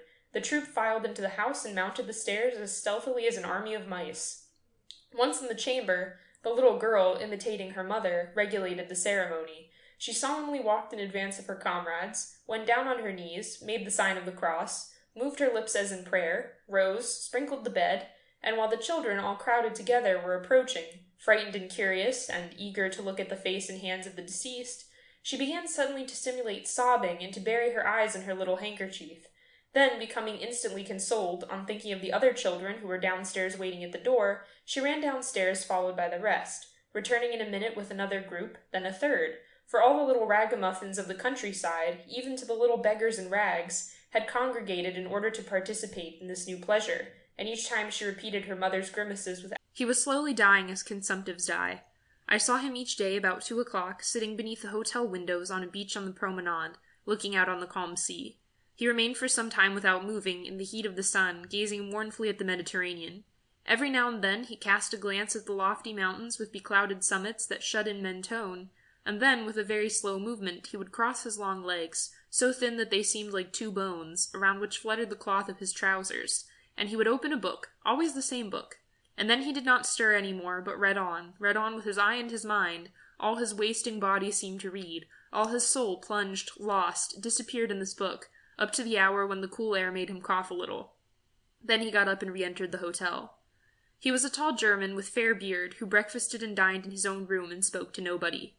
A vague curiosity attracted me to him. One day I sat down by his side, having taken up a book too, to keep up appearances, a volume of Musset's poems, and I began to look through Rolla. Suddenly my neighbor said to me, in good French, "Do you know German, monsieur?" "Not at all, monsieur." "I am sorry for that. Since chance has thrown us side by side, I could have lent you, I could have shown you, an inestimable thing, this book which I hold in my hand." "What is it, pray?" "It is a copy of my master, Schopenhauer, annotated with his own hand. All the margins, as you may see, are covered with his handwriting." I took the book from him reverently, and I gazed at these forms incomprehensible to me, but which revealed the immortal thoughts of the greatest shatterer of dreams who had ever dwelt on earth. And Musset's verses arose in my memory. "Hast thou found out, Voltaire, that it is bliss to die? And does thy hideous smile over thy bleached bones fly?" And involuntarily I compared the childish sarcasm, the religious sarcasm of Voltaire, with the irresistible irony of the German philosopher, whose influence is hereforth ineffaceable. Let us protest and let us be angry. Let us be indignant or let us be enthusiastic. Schopenhauer has marked humanity with the seal of his disdain and of his disenchantment. A disabused pleasure-seeker, he overthrew beliefs, hopes, poetic ideals, and chimeras, destroyed the aspirations, ravaged the confidence of souls, killed love, dragged down the chivalrous worship of women, crushed the illusions of hearts, and accomplished the most gigantic task ever attempted by skepticism. He spared nothing with his mocking spirit, and exhausted everything. And even today those who execrate him seem to carry in their own souls particles of his thought. "So then, you were intimately acquainted with Schopenhauer?" I said to the German. He smiled sadly. "Up to the time of his death, monsieur." And he spoke to me about the philosopher, and told me about the almost supernatural impression which this strange being made on all who came near him. He gave me an account of the interview of an old iconoclast with a French politician, a doctrinaire Republican, who wanted to get a glimpse of this man, and found him in a noisy tavern, seated in the midst of his disciples, dry, wrinkled, laughing with an unforgettable laugh, attacking and tearing to pieces ideas and beliefs with a single word, as a dog tears with one bite of his teeth the tissues with which he plays. He repeated for me the comment of this Frenchman as he went away, astonished and terrified. I thought I had spent an hour with the devil. Then he added, "He had indeed, monsieur, a frightful smile which terrified us even after his death. I can tell you an anecdote about it that is not generally known, if it would interest you." And he began in a languid voice, interrupted by frequent fits of coughing.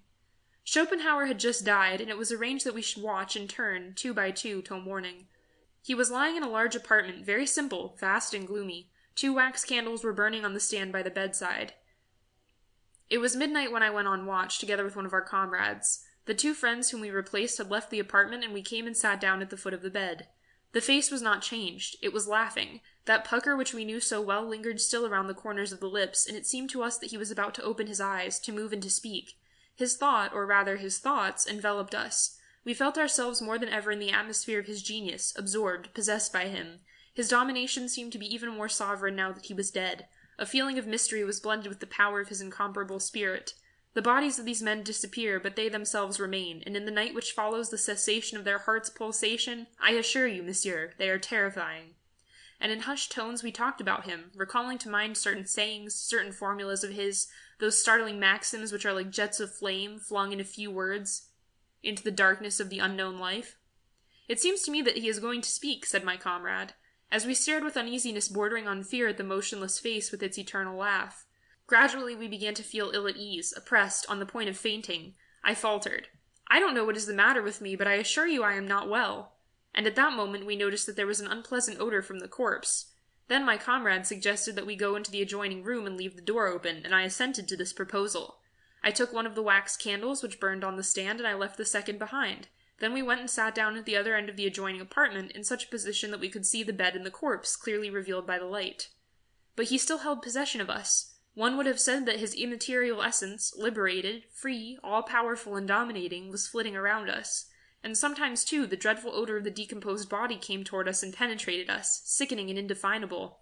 Suddenly a shiver passed through our bones. A sound, a slight sound, came from the death chamber.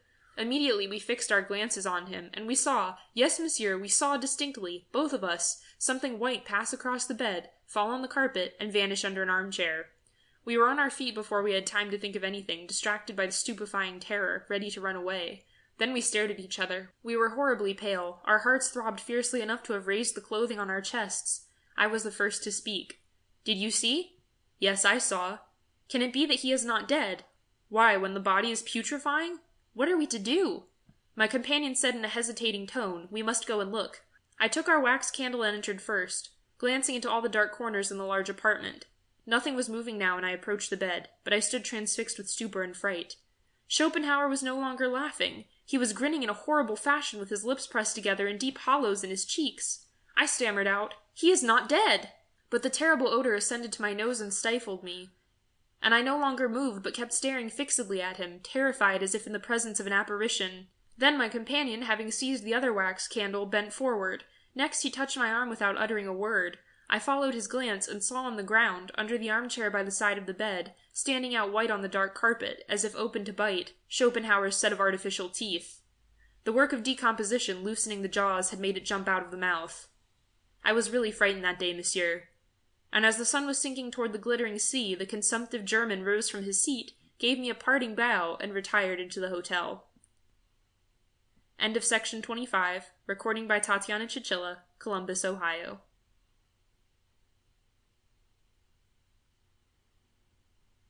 There were 7 of us on a drag, 4 women and 3 men. One of the latter sat on the box seat beside the coachman.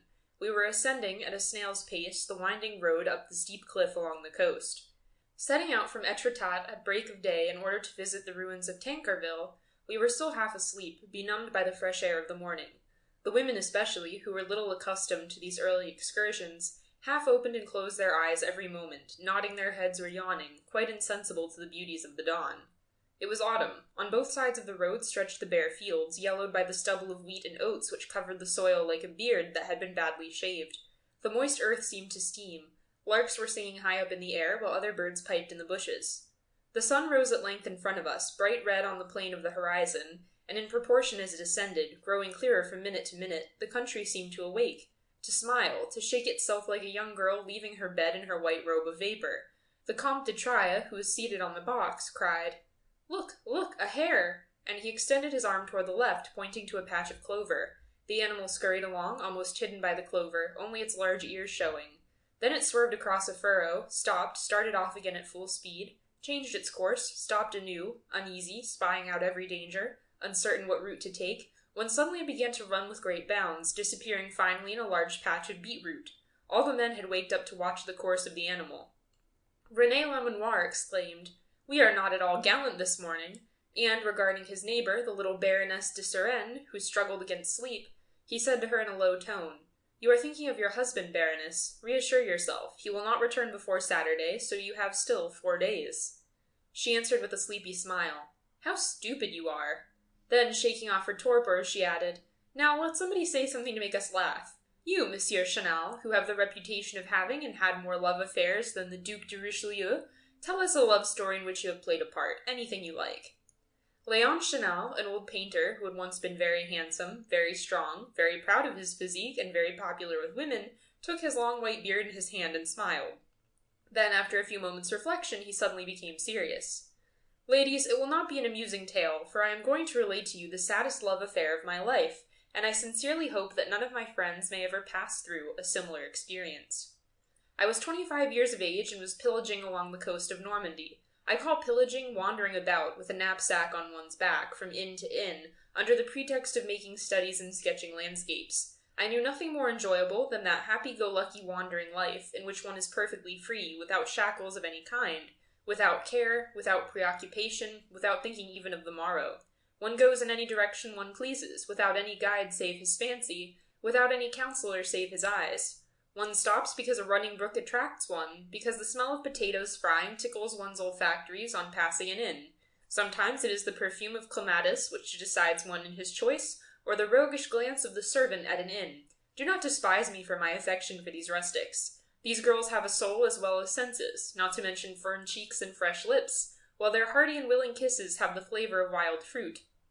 Love is always love, come whence it may. A heart that beats at your approach, an eye that weeps when you go away, are things so rare, so sweet, so precious that they must never be despised. I have had rendezvous in ditches full of primroses, behind the cow stable, and in barns among the straw, still warm from the heat of the day. I have recollections of coarse grey cloth covering supple peasant skin, and regrets for simple frank kisses, more delicate in their unaffected sincerity than the subtle favours of charming and distinguished women. But what one loves most amid all these varied adventures is the country, the woods, the rising of the sun, the twilight, the moonlight. These are, for the painter, honeymoon trips with nature. One is alone with her in that long and quiet association. You go to sleep in the fields, amid marguerites and poppies, and when you open your eyes in the full glare of the sunlight, you descry in the distance the little village with its pointed clock tower which sounds the hour of noon. You sit down by the side of a spring, which gushes out at the foot of an oak, amid a growth of tall, slender weeds, glistening with life.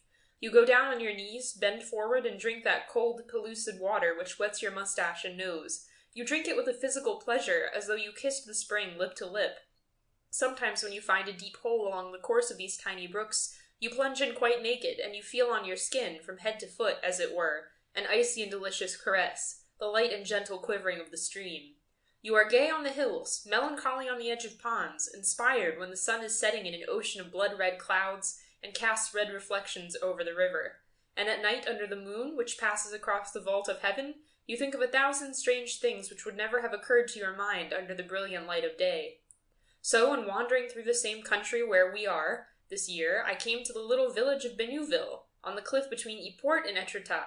I came from Fécamp on the coast, a high coast as straight as a wall, with its projecting chalk cliffs descending perpendicularly into the sea. I had walked since early morning on the short grass, smooth and yielding as a carpet, that grows on the edge of the cliff. And singing lustily, I walked with long strides, looking sometimes at the slow circling flight of a gull, with its white curved wings outlined on the blue sky, sometimes at the brown sails of a fishing bark on the green sea. In short, I had passed a happy day, a day of liberty and of freedom from care. A little farmhouse where travellers were lodged was pointed out to me, a kind of inn kept by a peasant woman, which stood in the centre of a Norman courtyard surrounded by a double row of beeches. Leaving the coast, I reached the hamlet, which was hemmed in by great trees, and I presented myself at the house of Mother Le Cacheur.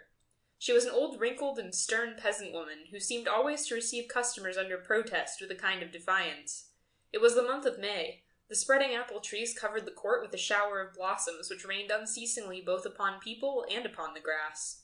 I said, "Well, Madame le Cacheur, have you a room for me?" Astonished to find that I knew her name, she answered, "That depends. Everything is let, but all the same I can find out." In 5 minutes we had come to an agreement, and I deposited my bag upon the earthen floor of a rustic room, furnished with a bed, 2 chairs, a table, and a washbowl. The room looked into the large smoky kitchen where the lodgers took their meals with the people of the farm and the landlady, who was a widow. I washed my hands, after which I went out. The old woman was making a chicken fricassee for dinner in the large fireplace in which hung the iron pot, black with smoke. "You have travellers, then, at the present time," said I to her. She answered in an offended tone of voice, "I have a lady, an English lady, who has reached years of maturity. She occupies the other room." I obtained by means of an extra 5 sous a day the privilege of dining alone out in the yard when the weather was fine. My place was set outside the door, and I was beginning to gnaw the lean limbs of the Normandy chicken, to drink the clear cider, and to munch the hunk of white bread, which was 4 days old, but excellent. Suddenly the wooden gate which gave on the highway was opened, and a strange lady directed her steps toward the house. She was very thin, very tall, so tightly enveloped in a red Scotch plaid shawl that one might have supposed she had no arms, if one had not seen a long hand appear just above the hips, holding a white tourist umbrella.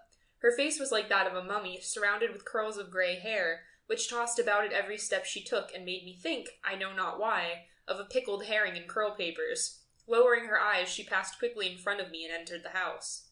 That singular apparition cheered me. She undoubtedly was my neighbour, the English lady of mature age of whom our hostess had spoken. I did not see her again that day.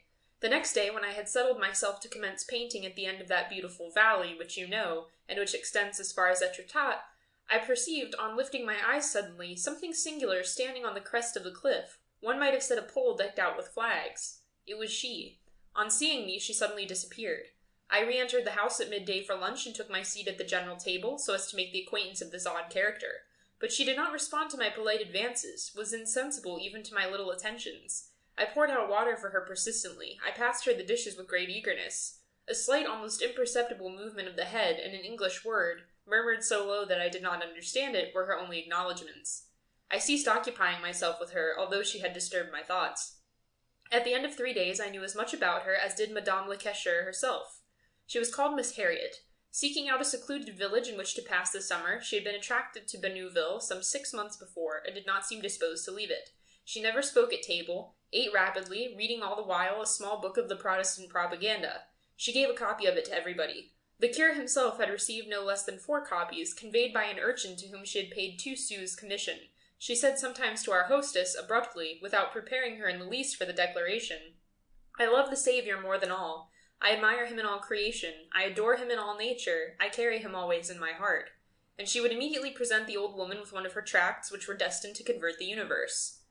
In the village she was not liked. In fact, the schoolmaster, having pronounced her an atheist, a kind of stigma attached to her. The cure, who had been consulted by Madame le Cacheur, responded, "She is a heretic, but God does not wish the death of the sinner, and I believe her to be a person of pure morals." These words, atheist, heretic, words which no one can precisely define, threw doubts into some minds. It was asserted, however, that this Englishwoman was rich, and that she had passed her life in travelling through every country in the world because her family had cast her off. Why had her family cast her off? Because of her impiety, of course. She was, in fact, one of those people of exalted principles, one of those opinionated Puritans, of which England produces so many, one of those good and insupportable old maids who haunt the tables d'hote of every hotel in Europe, who spoil Italy, poison Switzerland, render the charming cities of the Mediterranean uninhabitable, carry everywhere their fantastic manias, their manners of petrified vestals, their indescribable toilets, and a certain odor of Indian rubber, which makes one believe that at night they are slipped into a rubber casing. Whenever I caught sight of one of these individuals in a hotel, I fled like birds who see a scarecrow in a field.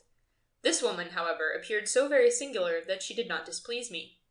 Madame le Cacheur, hostile by instinct to everything that was not rustic, felt in her narrow soul a kind of hatred for the ecstatic declarations of the old maid. She had found a phrase by which to describe her, a term of contempt that rose to her lips, called forth by I know not what confused and mysterious mental ratiocination.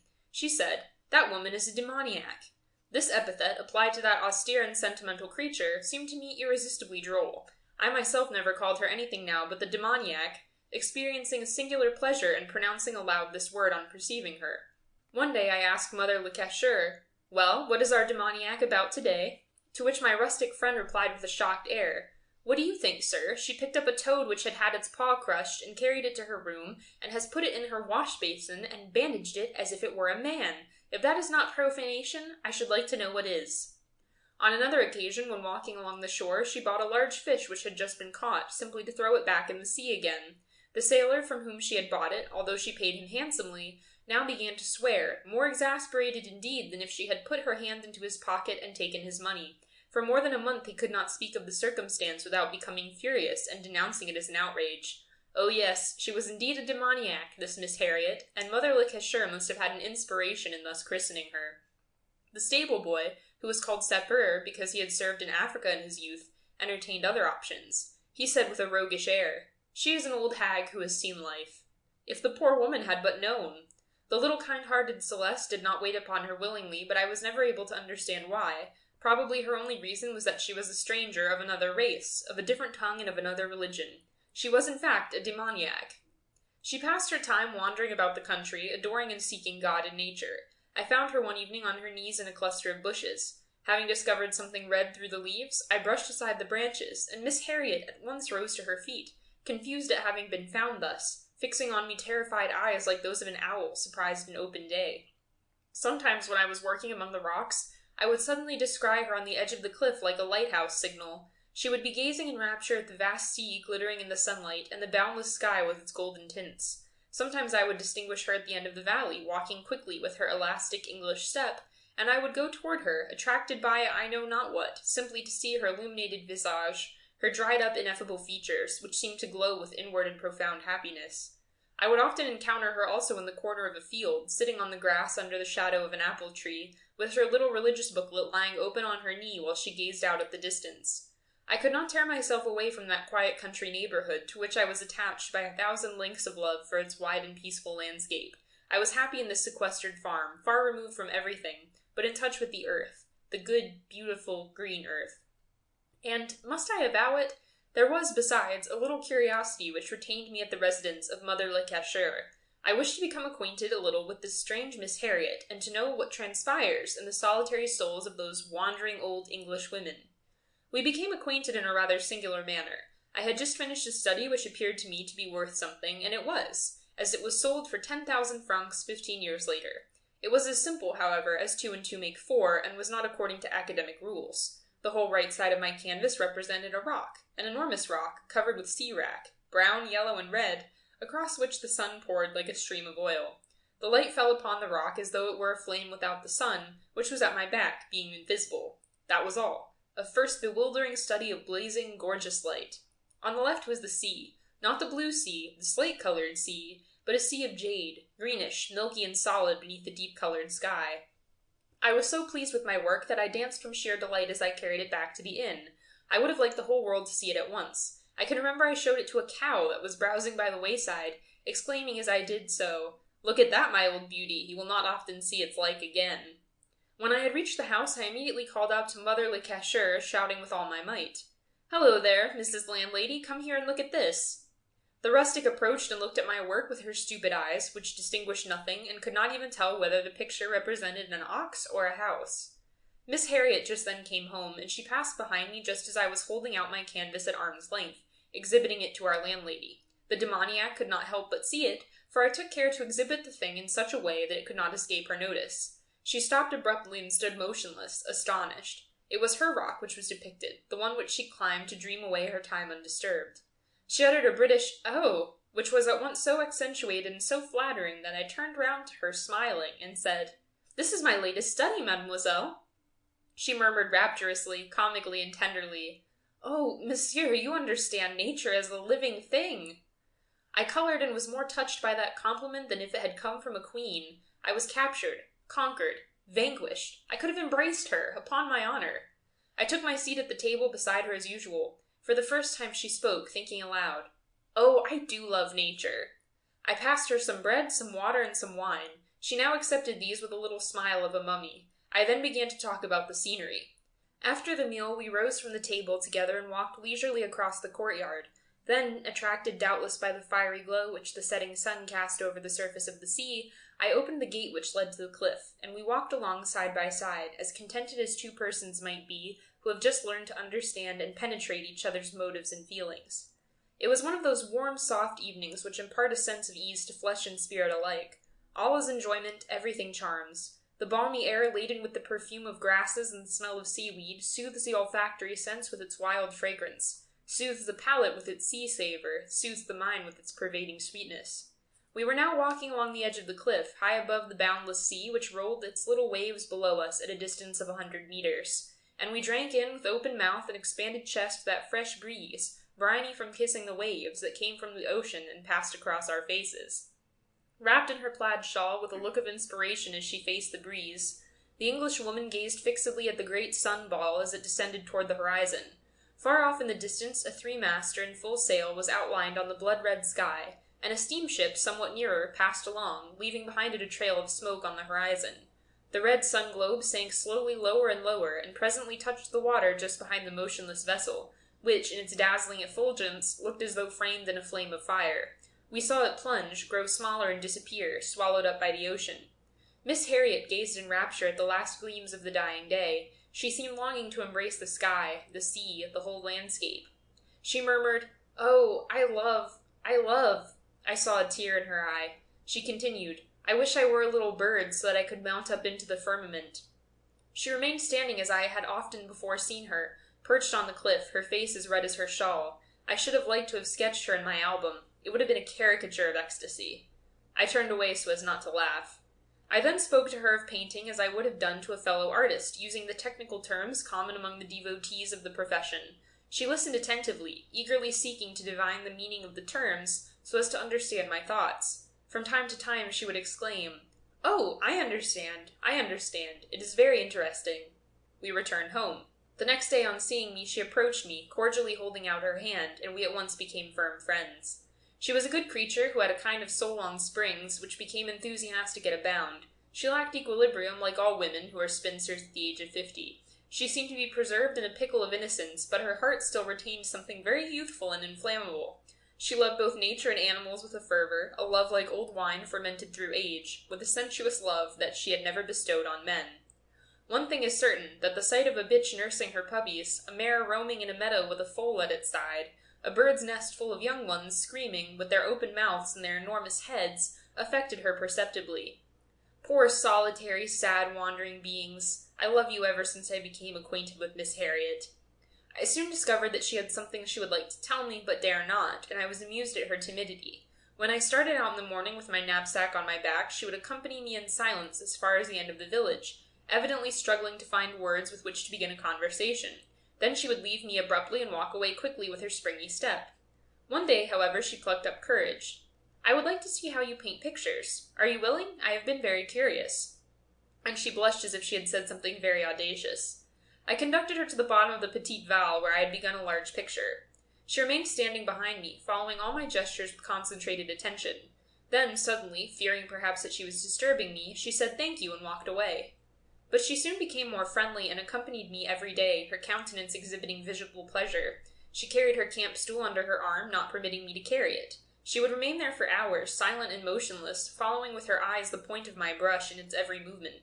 When I obtained unexpectedly just the effect I wanted by a dash of color put on with the palette knife, she involuntarily uttered a little "ah" of astonishment, of joy, of admiration. She had the most tender respect for my canvases, and almost religious respect for that human reproduction of a part of nature's work divine.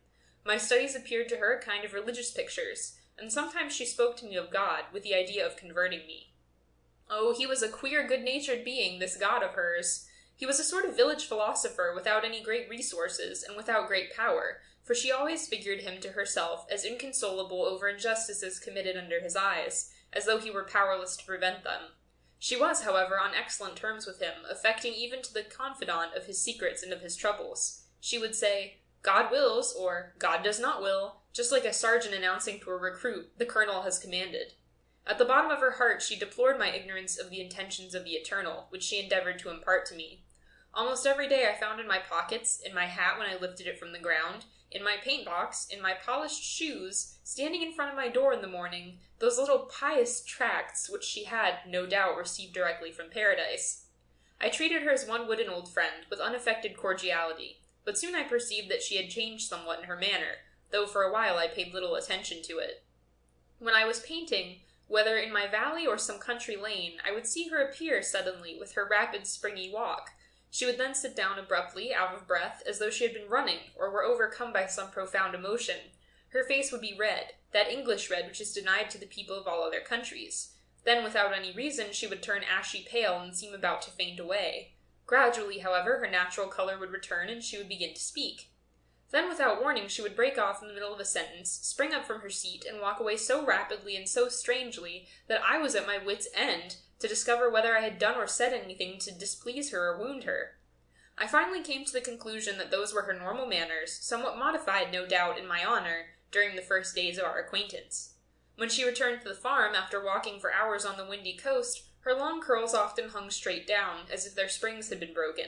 This had hitherto seldom given her any concern, and she would come to dinner without embarrassment, all dishevelled by her sister the breeze.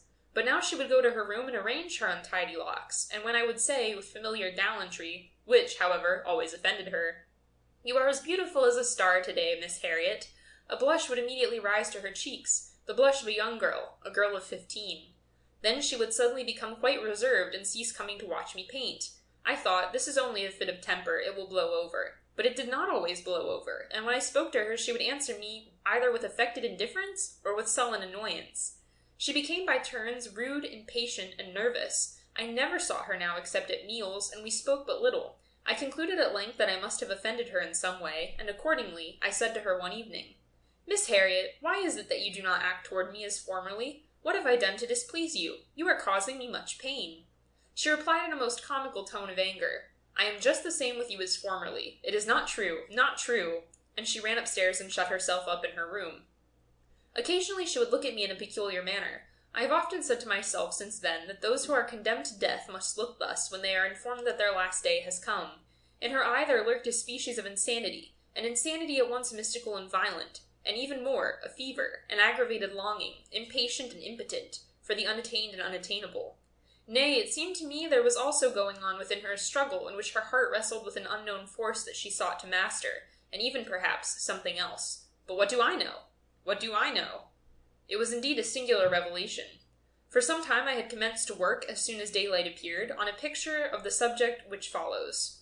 A deep ravine, enclosed, surmounted by 2 thickets of trees and vines, extended into the distance and was lost, submerged in that milky vapor, in that cloud like cotton down that sometimes floats over valleys at daybreak. And at the extreme end of that heavy transparent fog, one saw, or rather surmised, that a couple of human beings were approaching, a human couple, a youth and a maiden, their arms interlaced, embracing one another, their heads inclined toward each other, their lips meeting. A first ray of the sun, glistening through the branches, pierced that fog of the dawn, illuminated it with a rosy reflection just behind the rustic lovers, framing their vague shadows in a silvery background. It was well done. Yes, indeed, well done.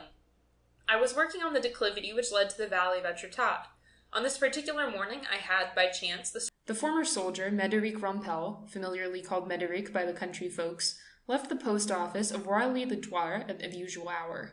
After passing through the village with his long stride, he cut across the meadows of Viaume and reached the bank of the Brundille, following the path along the water's edge to the village of Carvellon, where he commenced to deliver his letters. He walked quickly, following the course of the narrow river, which frothed, murmured, and boiled in its grassy bed beneath an arch of willows.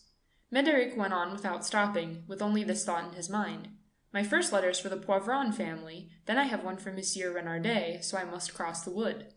His blue blouse, fastened round his waist by a black leather belt, moved in a quick, regular fashion above the green hedge of willow trees, and his stout stick of holly kept time with his steady tread.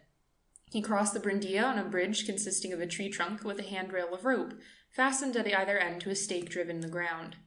The wood, which belonged to Monsieur Renardet, the mayor of Carvellon and the largest landowner in the district, consisted of huge old trees, straight as pillars, and extending for about half a league along the left bank of the stream, which served as a boundary to this immense dome of foliage. Alongside the water, large shrubs had grown up in the sunlight, but under the trees one found nothing but moss, thick, soft, and yielding, from which arose, in the still air, an odor of dampness and of dead wood. Médéric slackened his pace, took off his black cap adorned with red lace, and wiped his forehead, for it was by this time hot in the meadows, though it was not yet 8 o'clock in the morning. He had just recovered from the effects of the heat and resumed his quick pace when he noticed at the foot of a tree a knife, a child's small knife. When he picked it up, he discovered a thimble and also a needle case not far away. Having taken up these objects, he thought, I'll entrust them to the mayor, and he resumed his journey, but now he kept his eyes open, expecting to find something else. All of a sudden he stopped short, as if he had struck against a wooden barrier. 10 paces in front of him lay stretched on her back on the moss a little girl, perfectly nude, her face covered with a handkerchief. She was about 12 years old. Médéric advanced on tiptoe, as if he apprehended some danger, and he glanced toward the spot uneasily. What was this? No doubt she was asleep. Then he reflected that a person does not go to sleep naked at 7:30 in the morning under the cool trees. So then, she must be dead, and he must be face to face with a crime. At this thought, a cold shiver ran through his frame, although he was an old soldier. And then a murder was such a rare thing in the country, and above all, the murder of a child, that he could not believe his eyes. But she had no wound, nothing save a spot of blood on her leg. How, then, had she been killed? He stopped close to her and gazed at her while he leaned on his stick. Certainly he must know her, for he knew all the inhabitants of the district, but not being able to get a look at her face, he could not guess her name. He stooped forward in order to take off the handkerchief which covered her face, then paused with outstretched hand, restrained by an idea that occurred to him. Had he the right to disarrange anything in the condition of the corpse before the official investigation? He pictured justice to himself as a kind of general whom nothing escapes, and who attaches as much importance to a lost button as to the stab of a knife in the stomach. Perhaps under this handkerchief evidence could be found to sustain a charge of murder. In fact, if such proof were there, it might lose its value if touched by an awkward hand. Then he raised himself with the intention of hastening toward the mayor's residence, but again another thought held him back. If the little girl were still alive, by any chance, he could not leave her lying there in this way. He sank on his knees very gently, a little distance from her through precaution, and extended his hand toward her foot. It was icy cold, with the terrible coldness of death which leaves us no longer in doubt. The letter-carrier, as he touched her, felt his heart in his mouth, as he said himself afterward, and his mouth parched. Rising up abruptly, he rushed off under the trees toward Monsieur Renardet's house. He walked on faster than ever with his stick under his arm, his hands clenched and his head thrust forward, while his leathern bag, filled with letters and newspapers, kept flapping at his side. The mayor's residence was at the end of the wood which served as a park, and one side of it was washed by the Brindilla.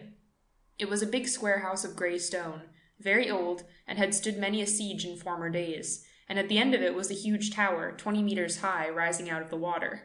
From the top of this fortress one could formerly see all the surrounding country. It was called the Fox's Tower, without anyone knowing exactly why, and from this appellation, no doubt, had come the name Renardet, borne by the owners of this fief, which had remained in the same family, it was said, for more than 200 years. For the Renardets formed part of the upper middle class, all but noble, to be met with so often in the province before the Revolution.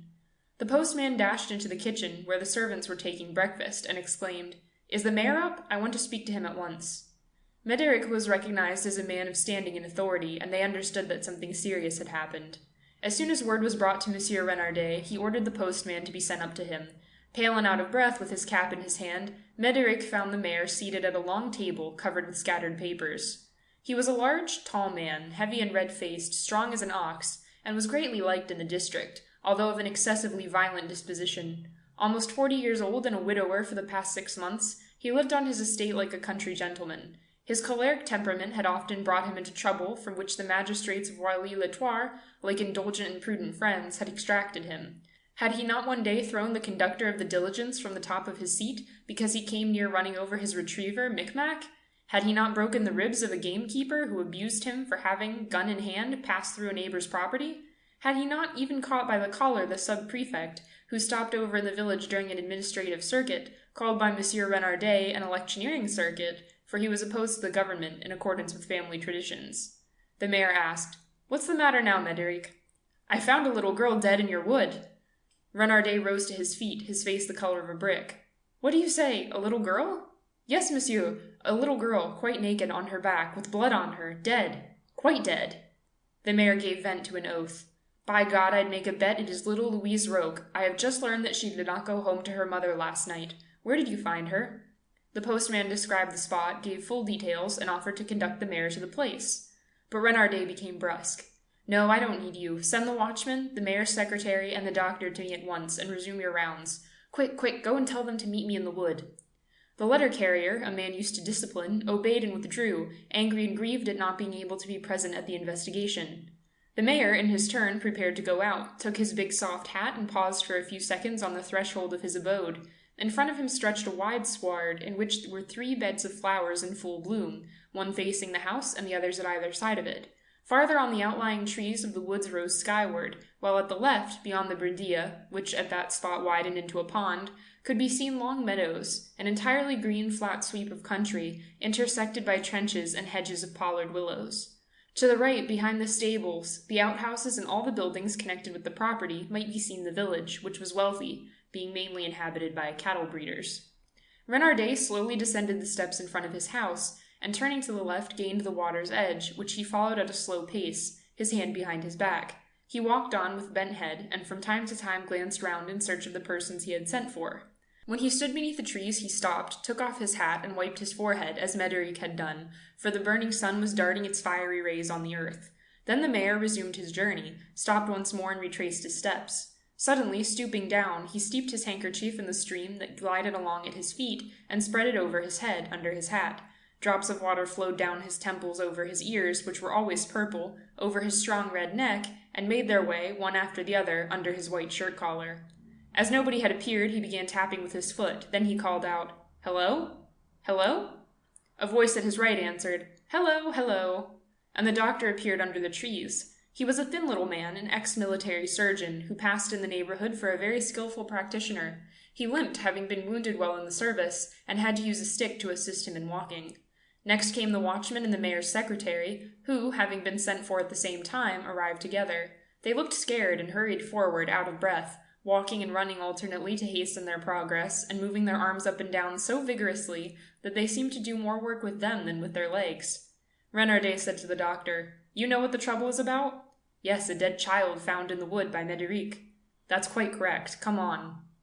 They walked along, side by side, followed by the 2 men. Their steps made no sound on the moss. Their eyes were gazing ahead in front of them. Suddenly, the doctor, extending his arm, said, "See, there she is."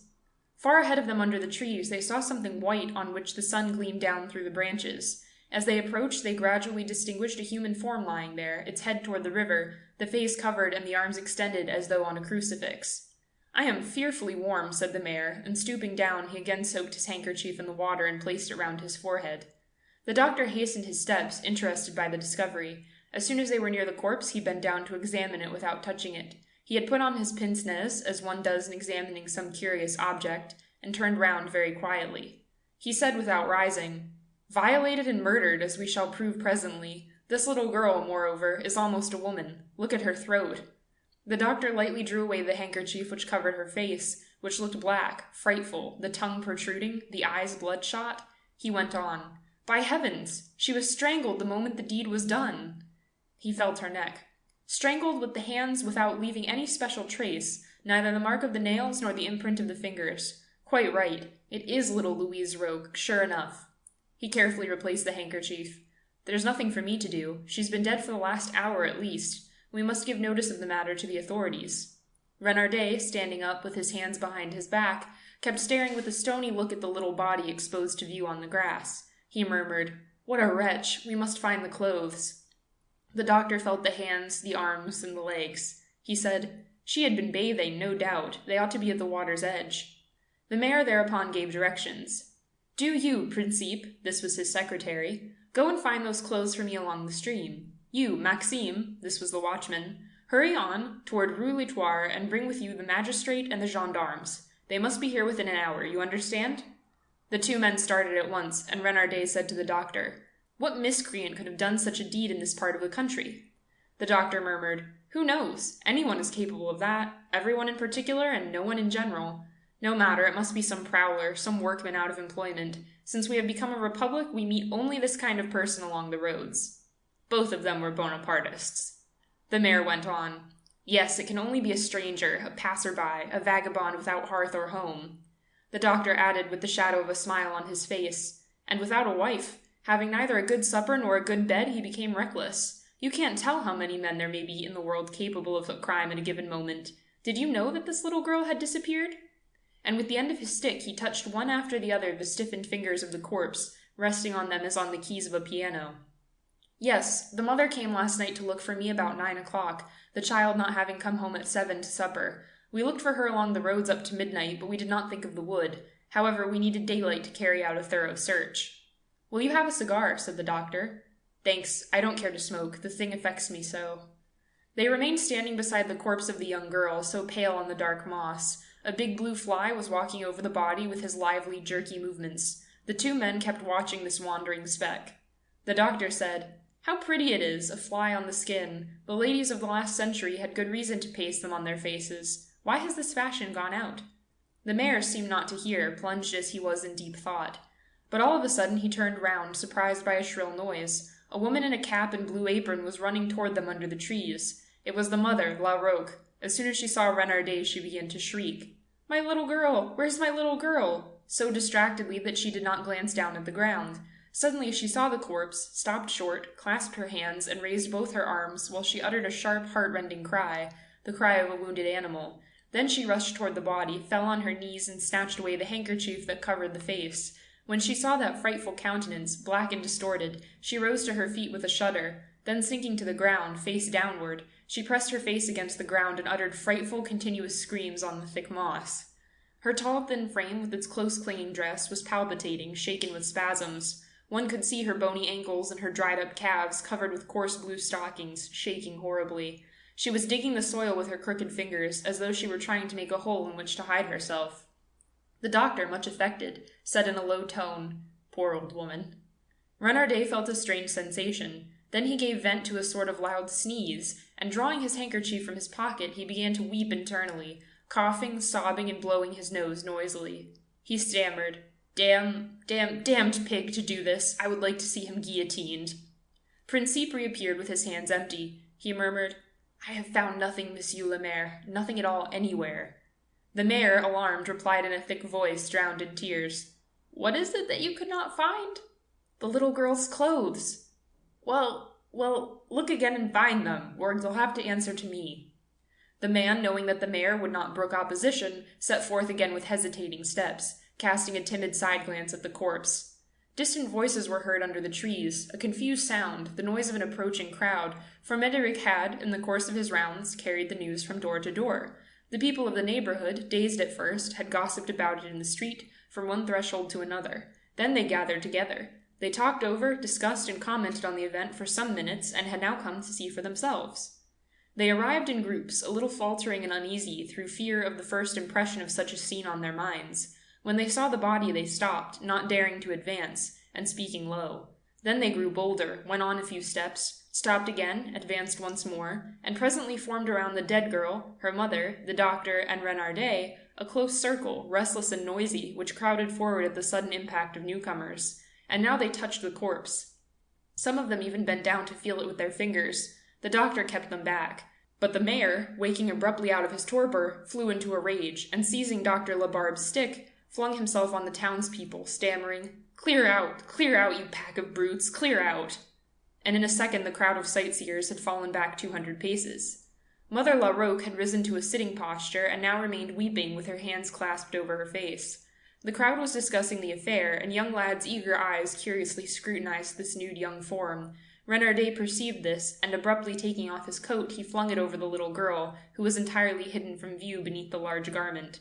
The secretary drew near quietly. The wood was filled with people, and a continuous hum of voices rose up under the tangled foliage of the tall trees. The mayor, in his shirt-sleeves, remained standing, with his stick in his hands, in a fighting attitude. He seemed exasperated by this curiosity on the part of the people, and kept repeating, "If one of you come nearer, I'll break his head just as I would a dog's." The peasants were greatly afraid of him. They held back. Dr. Labarbe, who was smoking, sat down beside La Roque and spoke to her in order to distract her attention. The old woman at once removed her hands from her face and replied with a flood of tearful words, emptying her grief in copious talk. She told the whole story of her life, her marriage, the death of her man, a cattle drover, who had been gored to death, the infancy of her daughter, her wretched existence as a widow without resources and with a child to support. She had only this one, her little Louise, and the child had been killed in this wood. Then she felt anxious to see her again, and dragging herself on her knees toward the corpse, she raised up one corner of the garment that covered her. Then she let it fall again and began wailing once more. The crowd remained silent, eagerly watching all the mother's gestures. But suddenly there was a great commotion at the cry of, "The gendarmes! The gendarmes!"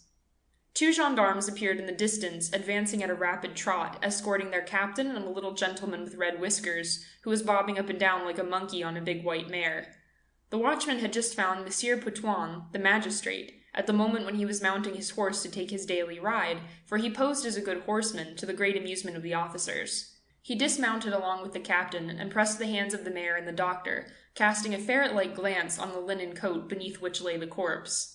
When he was made acquainted with all the facts, he first gave orders to disperse the crowd, whom the gendarmes drove out of the wood, but who soon reappeared in the meadow and formed a hedge, a big hedge of excited and moving heads, on the other side of the stream. The doctor, in his turn, gave explanations, which Renardet noted down in his memorandum book. All the evidence was given, taken down, and commented on, without leading to any discovery. Maxime, too, came back without having found any trace of the clothes. This disappearance surprised everybody. No one could explain it except on the theory of theft, and as her rags were not worth 20 sous, even this theory was inadmissible. End of section 27. Recording by Tatiana Chichilla, Columbus, Ohio.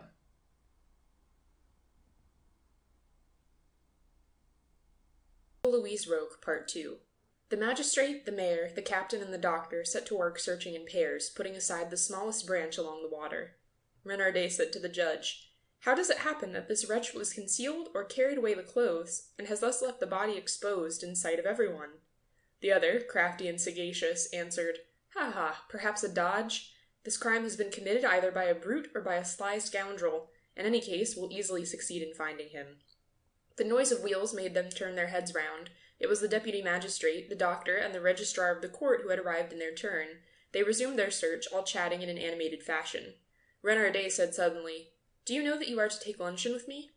Everyone smilingly accepted the invitation, and the magistrate, thinking that the case of little Louise Roque had occupied enough attention for one day, turned toward the mayor. "I can have the body brought to your house, can I not? You have a room in which you can keep it for me till this evening?" The other became confused and stammered, "Yes, no. To tell the truth, I prefer that it should not come into my house on account of my servants, who are already talking about ghosts in my tower, the Fox's Tower. You know, I could no longer keep a single one. No, I prefer not to have it in my house." The magistrate began to smile. "Good. I will have it taken at once to Raleigh for the legal examination." And turning to his deputy, he said, "I can make use of your trap, can I not?" "Yes, certainly." They all came back to the place where the corpse lay. Mother La Roque, now seated beside her daughter, was holding her hand and staring right before her with a wandering, listless eye. The 2 doctors endeavored to lead her away, so that she might not witness the dead girl's removal, but she understood at once what they wanted to do, and, flinging herself on the body, she threw both arms round it. Lying on top of the corpse, she exclaimed, "You shall not have it! It's mine! It's mine now! They have killed her for me, and I want to keep her! You shall not have her!" All the men, affected and not knowing how to act, remained standing around her. Renardet fell on his knees and said to her, "Listen, La Roque, it is necessary, in order to find out who killed her. Without this, we could not find out. We must make a search for the man in order to punish him. When we have found him, we'll give her up to you. I promise you this." This explanation bewildered the woman, and a feeling of hatred manifested itself in her distracted glance. "So then they'll arrest him?" "Yes, I promise you that." She rose up, deciding to let them do as they liked, but when the captain remarked, "It is surprising that her clothes were not found," a new idea, which she had not previously thought of, abruptly entered her mind, and she asked, "Where are her clothes? They're mine. I want them. Where have they been put?" They explained to her that they had not been found. Then she demanded them persistently, crying and moaning, "They're mine. I want them. Where are they? I want them." The more they tried to calm her, the more she sobbed and persisted in her demands. She no longer wanted the body, she insisted on having the clothes, as much perhaps through the unconscious cupidity of a wretched being to whom a piece of silver represents a fortune, as through maternal tenderness. And when the little body, rolled up in blankets which had been brought out from Renardet's house, had disappeared into the vehicle, the old woman standing under the trees, sustained by the mayor and the captain, exclaimed, "I have nothing in the world, not even her little cap. Her little cap!" The curé, a young priest, had just arrived. He took it on himself to accompany the mother, and they went away together toward the village. The mother's grief was modified by the sugary words of the clergyman, who promised her 1,000 compensations. But she kept repeating, "If only I had her little cap." This idea now dominated every other. Renardet called from the distance, "You will lunch with us, Monsieur l'Abbé, in an hour's time." The priest turned his head round and replied, "With pleasure, Monsieur le Maire. I'll be with you at 12." and they all directed their steps toward the house, whose grey front, with the large tower built on the edge of the Brindia, could be seen through the branches. The meal lasted a long time. They talked about the crime. Everybody was of the same opinion. It had been committed by some tramp passing there by mere chance while the little girl was bathing. Then the magistrates returned to Rueil, announcing that they would return next day at an early hour. The doctor and the curé went to their respective homes, while Renardet, after a long walk through the meadows, returned to the wood, where he remained walking till nightfall with slow steps, his hands behind his back. He went to bed early and was still asleep next morning when the magistrate entered his room. He was rubbing his hands together with a self-satisfied air. "Ha, ha, you're still sleeping. Well, my dear fellow, we have news this morning." The mayor sat up in his bed. "What, pray?" "Oh, something strange. You remember well how the mother clamored yesterday for some memento of her daughter, especially her little cap? Well, on opening her door this morning, she found on the threshold her child's 2 little wooden shoes. This proves that the crime was perpetrated by someone from the district, someone who felt pity for her. Besides, the postman, Médéric, brought me the thimble, the knife, and the needle case of the dead girl. So then, the man, in carrying off the clothes to hide them, must have let fall the articles which were in the pocket. As for me, I attach special importance to the wooden shoes, as they indicate a certain moral culture, and a faculty for tenderness on the part of the assassin. We will, therefore, if you have no objection, go over together the principal inhabitants of your district." The mayor got up. He rang for his shaving water and said, "With pleasure, but it will take some time, and we may begin at once." Monsieur Pouchouin sat astride a chair. Renardet covered his chin with a white lather while he looked at himself in the glass. Then he sharpened his razor on the strop and continued. "The principal inhabitant of Carvillon bears the name of Joseph Renardet, mayor, a rich landowner, a rough man who beats guards and coachmen." The examining magistrate burst out laughing. "That's enough. Let us pass on to the next."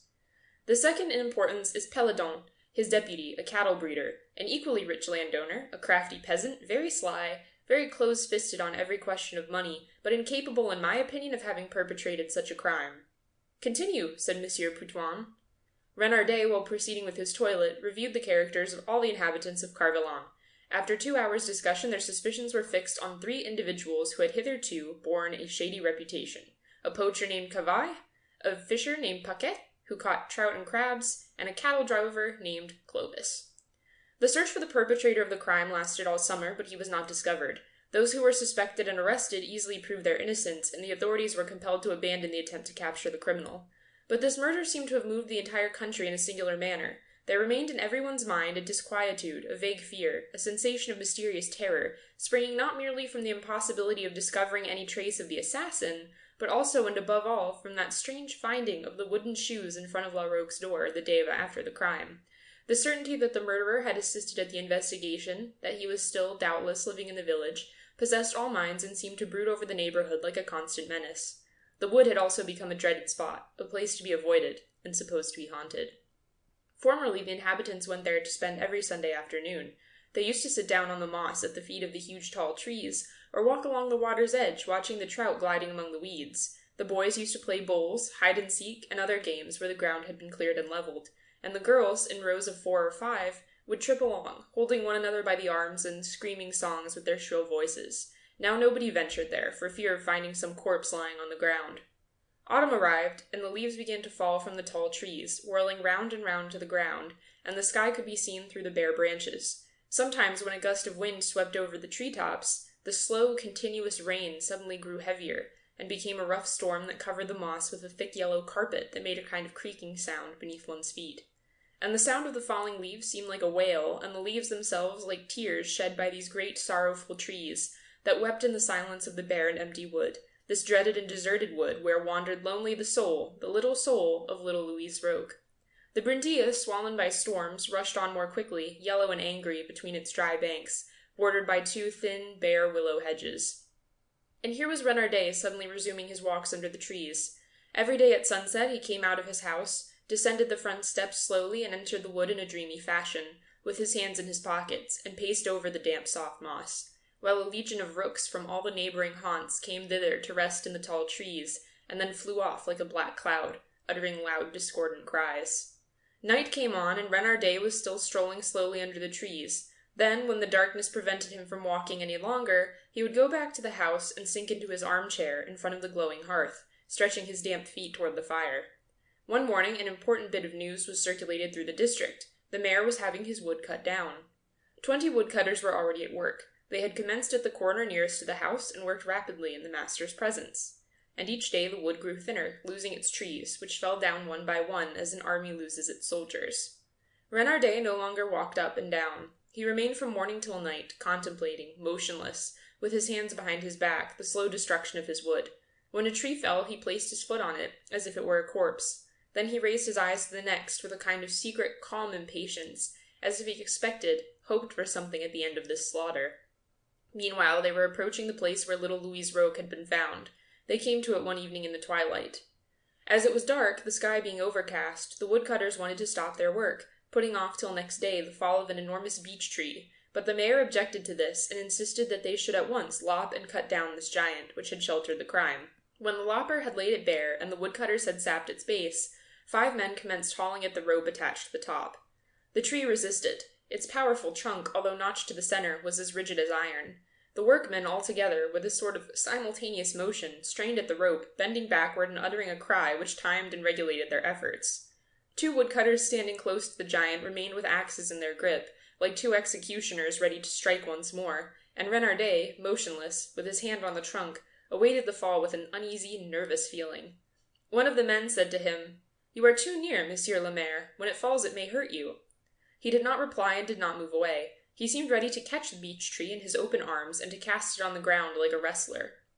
All at once, at the base of the tall column of wood, there was a rent which seemed to run to the top like a painful shock.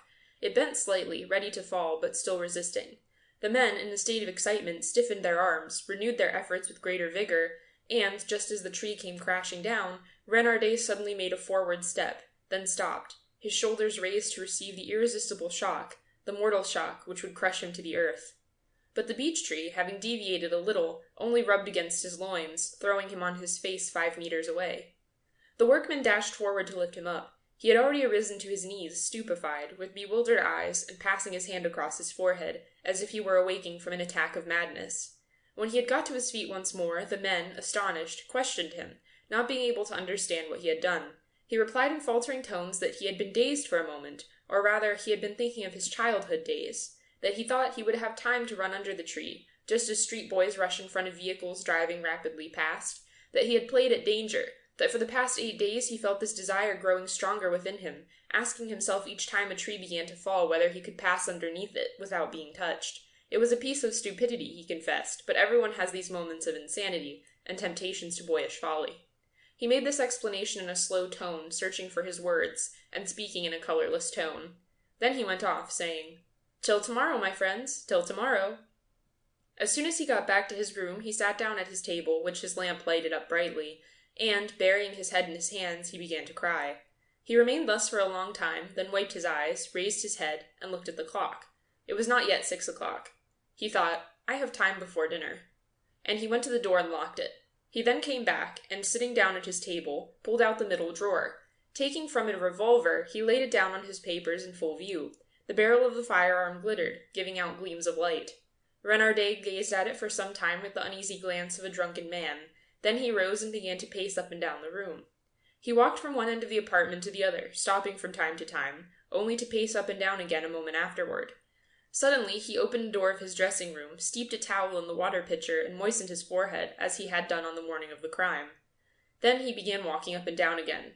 Each time he passed the table, the gleaming revolver attracted his glance, tempted his hand, but he kept watching the clock and reflected, "I still have time."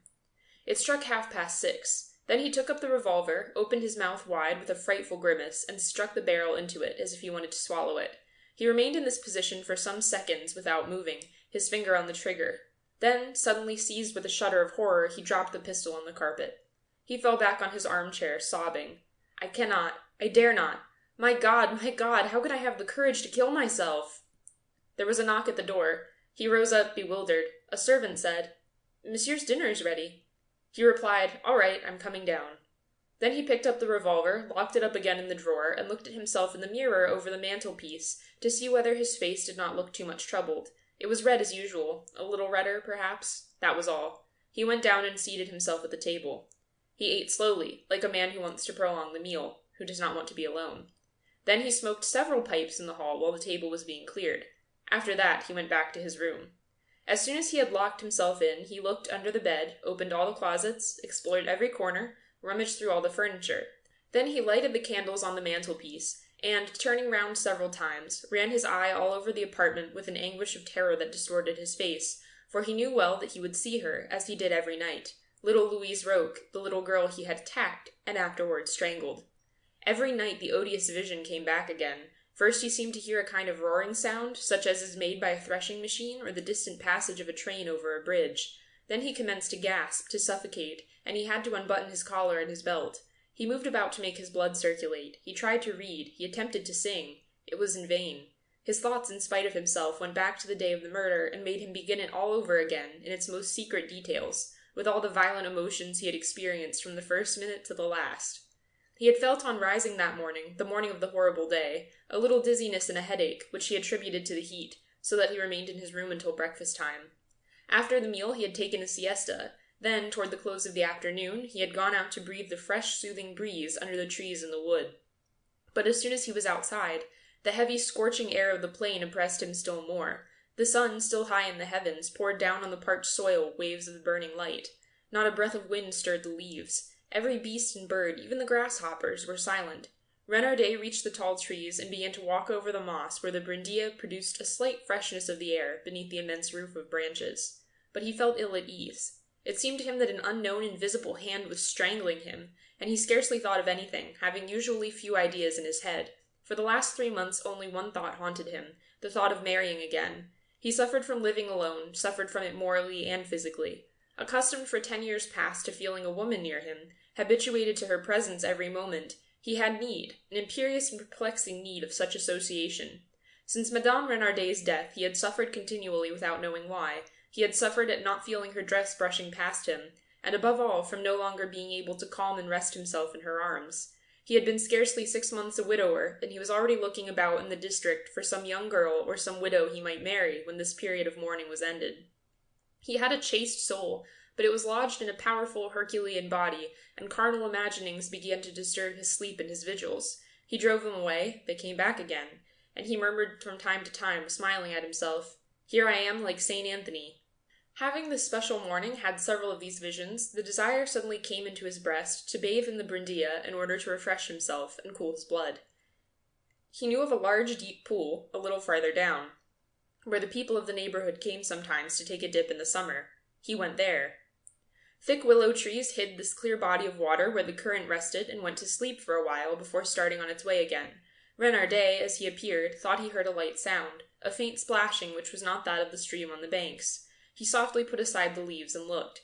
A little girl, quite naked in the transparent water, was beating the water with both hands, dancing about in it and dipping herself with pretty movements. She was not a child, nor was she yet a woman. She was plump and developed, while preserving an air of youthful precocity, as of one who had grown rapidly. He no longer moved, overcome with surprise, with desire, holding his breath with a strange, poignant emotion. He remained there, his heart beating as if one of his sensuous dreams had just been realized, as if an impure fairy had conjured up before him this young creature, this little rustic Venus, rising from the eddies of the stream, as the real Venus rose from the waves of the sea. Suddenly the little girl came out of the water, and, without seeing him, came over to where he stood, looking for her clothes in order to dress herself.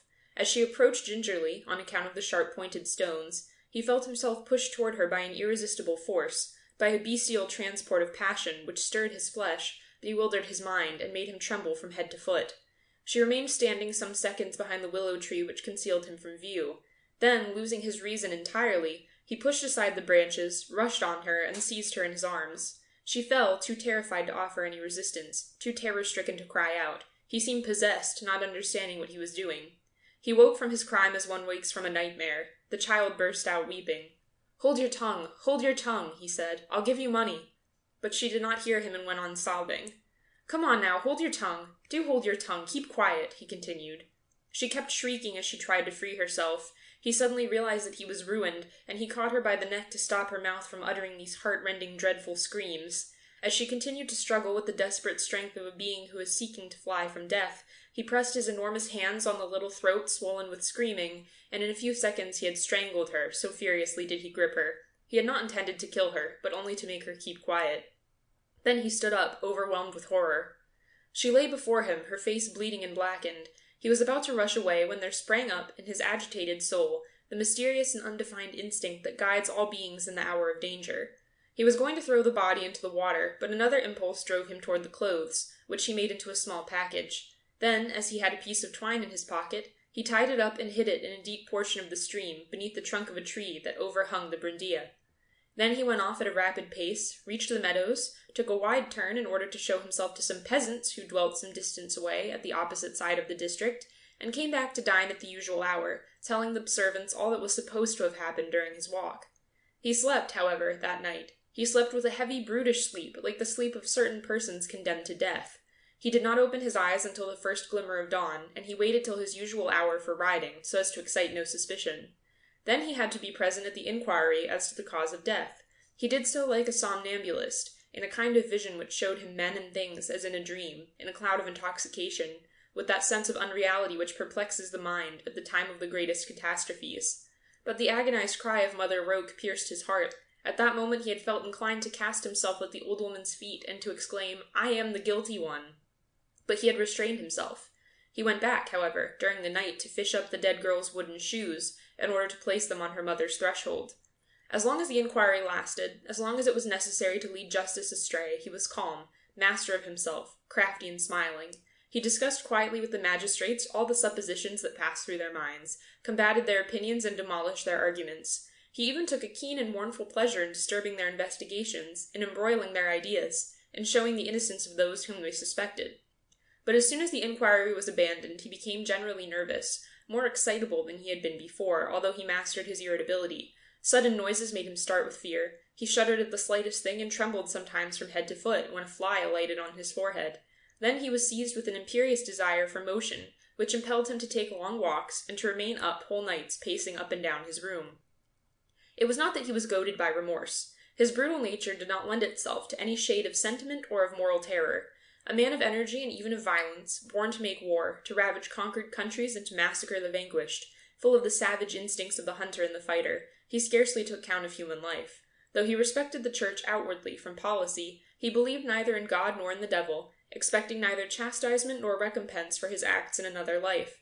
His sole belief was a vague philosophy drawn from all the ideas of the encyclopedists of the last century, and he regarded religion as a moral sanction of the law, the one and the other having been invented by men to regulate social relations. To kill anyone in a duel, or in war, or in a quarrel, or by accident, or for the sake of revenge, or even through bravado, would have seemed to him an amusing and clever thing, and would not have left more impression on his mind than a shot fired at a hare, but he had experienced a profound emotion at the murder of a child.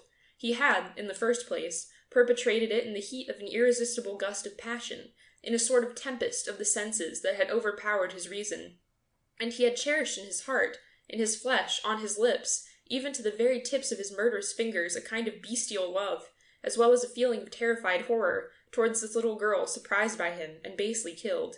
Every moment his thoughts returned to that horrible scene, and, though he endeavored to drive this picture from his mind, though he put it aside with terror, with disgust, he felt it surging through his soul, moving about in him, waiting incessantly for the moment to reappear.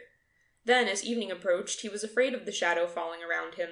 He did not yet know why the darkness seemed frightful to him, but he instinctively feared it, and he felt that it was peopled with terrors. The bright daylight did not lend itself to fears. Things and beings were visible then, and only natural things and beings could exhibit themselves in the light of day. But the night, the impenetrable night, thicker than walls and empty, the infinite night, so black, so vast, in which one might brush against frightful things, the night when one feels that a mysterious terror is wandering, prowling about, appeared to him to conceal an unknown threatening danger close beside him. What was it? He knew ere long. As he sat in his armchair, rather late one evening when he could not sleep, he thought he saw the curtain of the window move. He waited uneasily with beating heart. The drapery did not stir. Then all of a sudden it moved once more. He did not venture to rise. He no longer ventured to breathe, and yet he was brave. He had often fought, and he would have liked to catch thieves in his house. Was it true that this curtain did move? He asked himself, fearing that his eyes had deceived him. It was, moreover, such a slight thing, a gentle flutter of drapery, a kind of trembling in its folds, less than an undulation caused by the wind. Renardet sat still, with staring eyes and outstretched neck. He sprang to his feet abruptly, ashamed of his fear, took 4 steps, seized the drapery with both hands, and pulled it wide apart. At first he saw nothing but dark and glass, resembling plates of glittering ink. The night, the vast impenetrable night, stretched far beyond, as far as the invisible horizon. He remained standing in front of this illimitable shadow, and suddenly he perceived a light, a moving light, which seemed some distance away. Then he put his face close to the window pane, thinking that a person looking for crabs might be poaching in the Brindia, for it was past midnight, and this light rose up at the edge of the stream, under the trees. He was not able to see clearly, so Renardet placed his hands over his eyes, and suddenly this light became an illumination, and he beheld little Louise Roque naked and bleeding on the moss. He recoiled, frozen with horror, knocked over his chair and fell over on his back. He remained there some minutes in anguish of mind. Then he sat up and began to reflect. He had had a hallucination. That was all. A hallucination due to the fact that a night marauder was walking with a lantern in his hand near the water's edge. What was there astonishing, besides, in the circumstance of that recollection of his crime that should sometimes bring before him a vision of the dead girl? He rose from the ground, swallowed a glass of wine, and sat down again. He was thinking, what am I to do if this occurs again? And it would occur, he felt. It was sure of it. Already his glance was drawn toward the window. It called him. It attracted him. In order to avoid looking at it, he turned his chair round. Then he took a book and tried to read, but it seemed to him that he presently heard something stirring behind him, and he swung around his armchair on one foot. The curtain was moving again. Unquestionably it moved this time. He could no longer have any doubt about it. He rushed forward and grasped it so violently that he pulled it down with the pole. Then he eagerly glued his face to the glass. He saw nothing. All was black outside, and he breathed with the joy of a man whose life has just been saved. Then he went back to his chair and sat down again, but almost immediately he felt a longing to look out once more through the window. Since the curtain had fallen down, the window made a sort of gap, fascinating and terrible, on the dark landscape. In order not to yield to this dangerous temptation, he undressed, blew out the light, and closed his eyes. Lying on his back motionless, his skin warm and moist, he awaited sleep. Suddenly a great gleam of light flashed across his eyelids. He opened them, believing that his dwelling was on fire. All was black as before, and he leaned on his elbow to try to distinguish the window, which had still for him an inconquerable attraction. By dint of straining his eyes, he could perceive some stars, and he rose, groped his way across the room, discovered the panes with his outstretched hands, and placed his forehead close to them. There below, under the trees, lay the body of the little girl gleaming like phosphorus, lighting up the surrounding darkness. Renardet uttered a cry and rushed toward his bed, where he lay till morning, his head hidden under the pillow. From that moment his life became intolerable. He passed his days in apprehension of each succeeding night, and each night the vision came back again. As soon as he had locked himself up in his room, he strove to resist it, but in vain. An irresistible force lifted him up and pushed him against the window, as if to call the phantom, and he saw it at once, lying first in the spot where the crime was committed, in the position in which it had been found. Then the dead girl rose up and came toward him with little steps, just as the child had done when she came out of the river. She advanced quietly, passing straight across the grass and over the bed of withered flowers. Then she rose up in the air toward Renardet's window.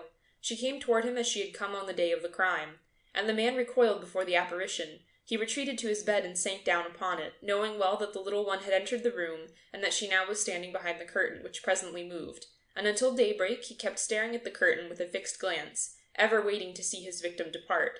But she did not show herself any more. She remained there behind the curtain, which quivered tremulously now and then. And Renardet, his fingers clutching the clothes, squeezed them as he had squeezed the throat of little Louise Roque. He heard the clock striking the hours, and in the stillness the pendulum kept ticking in time with the loud beating of his heart, and he suffered, the wretched man, more than any man had ever suffered before. Then, as soon as a white streak of light on the ceiling announced the approaching day, he felt himself free, alone at last, alone in his room, and he went to sleep. He slept several hours, a restless, feverish sleep in which he retraced in dreams the horrible vision of the past night. When he went down to the late breakfast he felt exhausted as after unusual exertion, and he scarcely ate anything, still haunted as he was by the fear of what he had seen the night before. He knew well, however, that it was not an apparition, that the dead do not come back, and that his sick soul, his soul possessed by one thought alone, by an indelible remembrance, was the only cause of his torture, was what brought the dead girl back to life and raised her form before his eyes, on which it was ineffaceably imprinted. But he knew, too, that there was no cure, that he would never escape from the savage persecution of his memory, and he resolved to die rather than to endure these tortures any longer. Then he thought of how he would kill himself. It must be something simple and natural which would preclude the idea of suicide, for he clung to his reputation, to the name bequeathed him by his ancestors, and if his death awakened any suspicion, people's thoughts might be, perhaps, directed toward the mysterious crime, toward the murderer who could not be found, and they would not hesitate to accuse him. A strange idea came into his head, that of allowing himself to be crushed by the tree at the foot of which he had assassinated little Louise Roque, so he determined to have the wood cut down and to simulate an accident, but the beech tree refused to crush his ribs.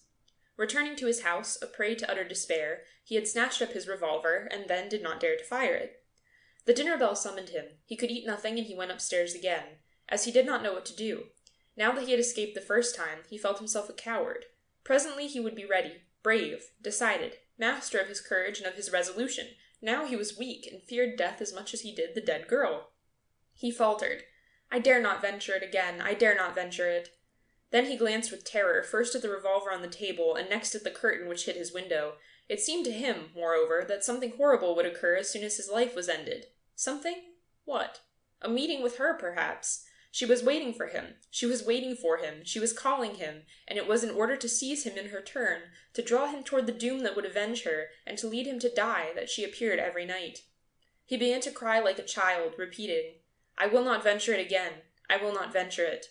Then he fell on his knees and murmured, my God, without believing, nevertheless, in God, and he no longer dared, in fact, to look at his window, where he knew the apparition was hiding, nor at his table, where his revolver gleamed. When he had risen up, he said, This cannot last. There must be an end of it. The sound of his voice in the silent room made a chill of fear pass through his limbs, but as he could not bring himself to come to a determination, as he felt certain that his finger would always refuse to pull the trigger of his revolver, he turned round to hide his head under the bedclothes, and began to reflect. He would have to find some way in which he could force himself to die, to play some trick on himself which would not permit of any hesitation on his part, of any delay, any possible regrets. He envied condemned criminals who are led to the scaffold surrounded by soldiers. Oh, if he could only beg of someone to shoot him, if after confessing his crime to a true friend who would never divulge it, he could procure death at his hand. But from whom could he ask this terrible service? From whom? He thought of all the people he knew. The doctor? No, he would talk about it afterward, most probably. And suddenly the fantastic idea entered his mind. He would write to the magistrate, who was on terms of close friendship with him, and would denounce himself as the perpetrator of the crime. He would in this letter confess everything, revealing how his soul had been tortured, how he had resolved to die, how he had hesitated about carrying out his resolution, and what means he had employed to strengthen his failing courage. And in the name of their old friendship, he would implore of the other to destroy the letter as soon as he had ascertained that the culprit had inflicted justice on himself. Renardet could rely on this magistrate. He knew him to be true, discreet, incapable of even an idle word. He was one of those men who have an inflexible conscience, governed, directed, regulated by their reason alone.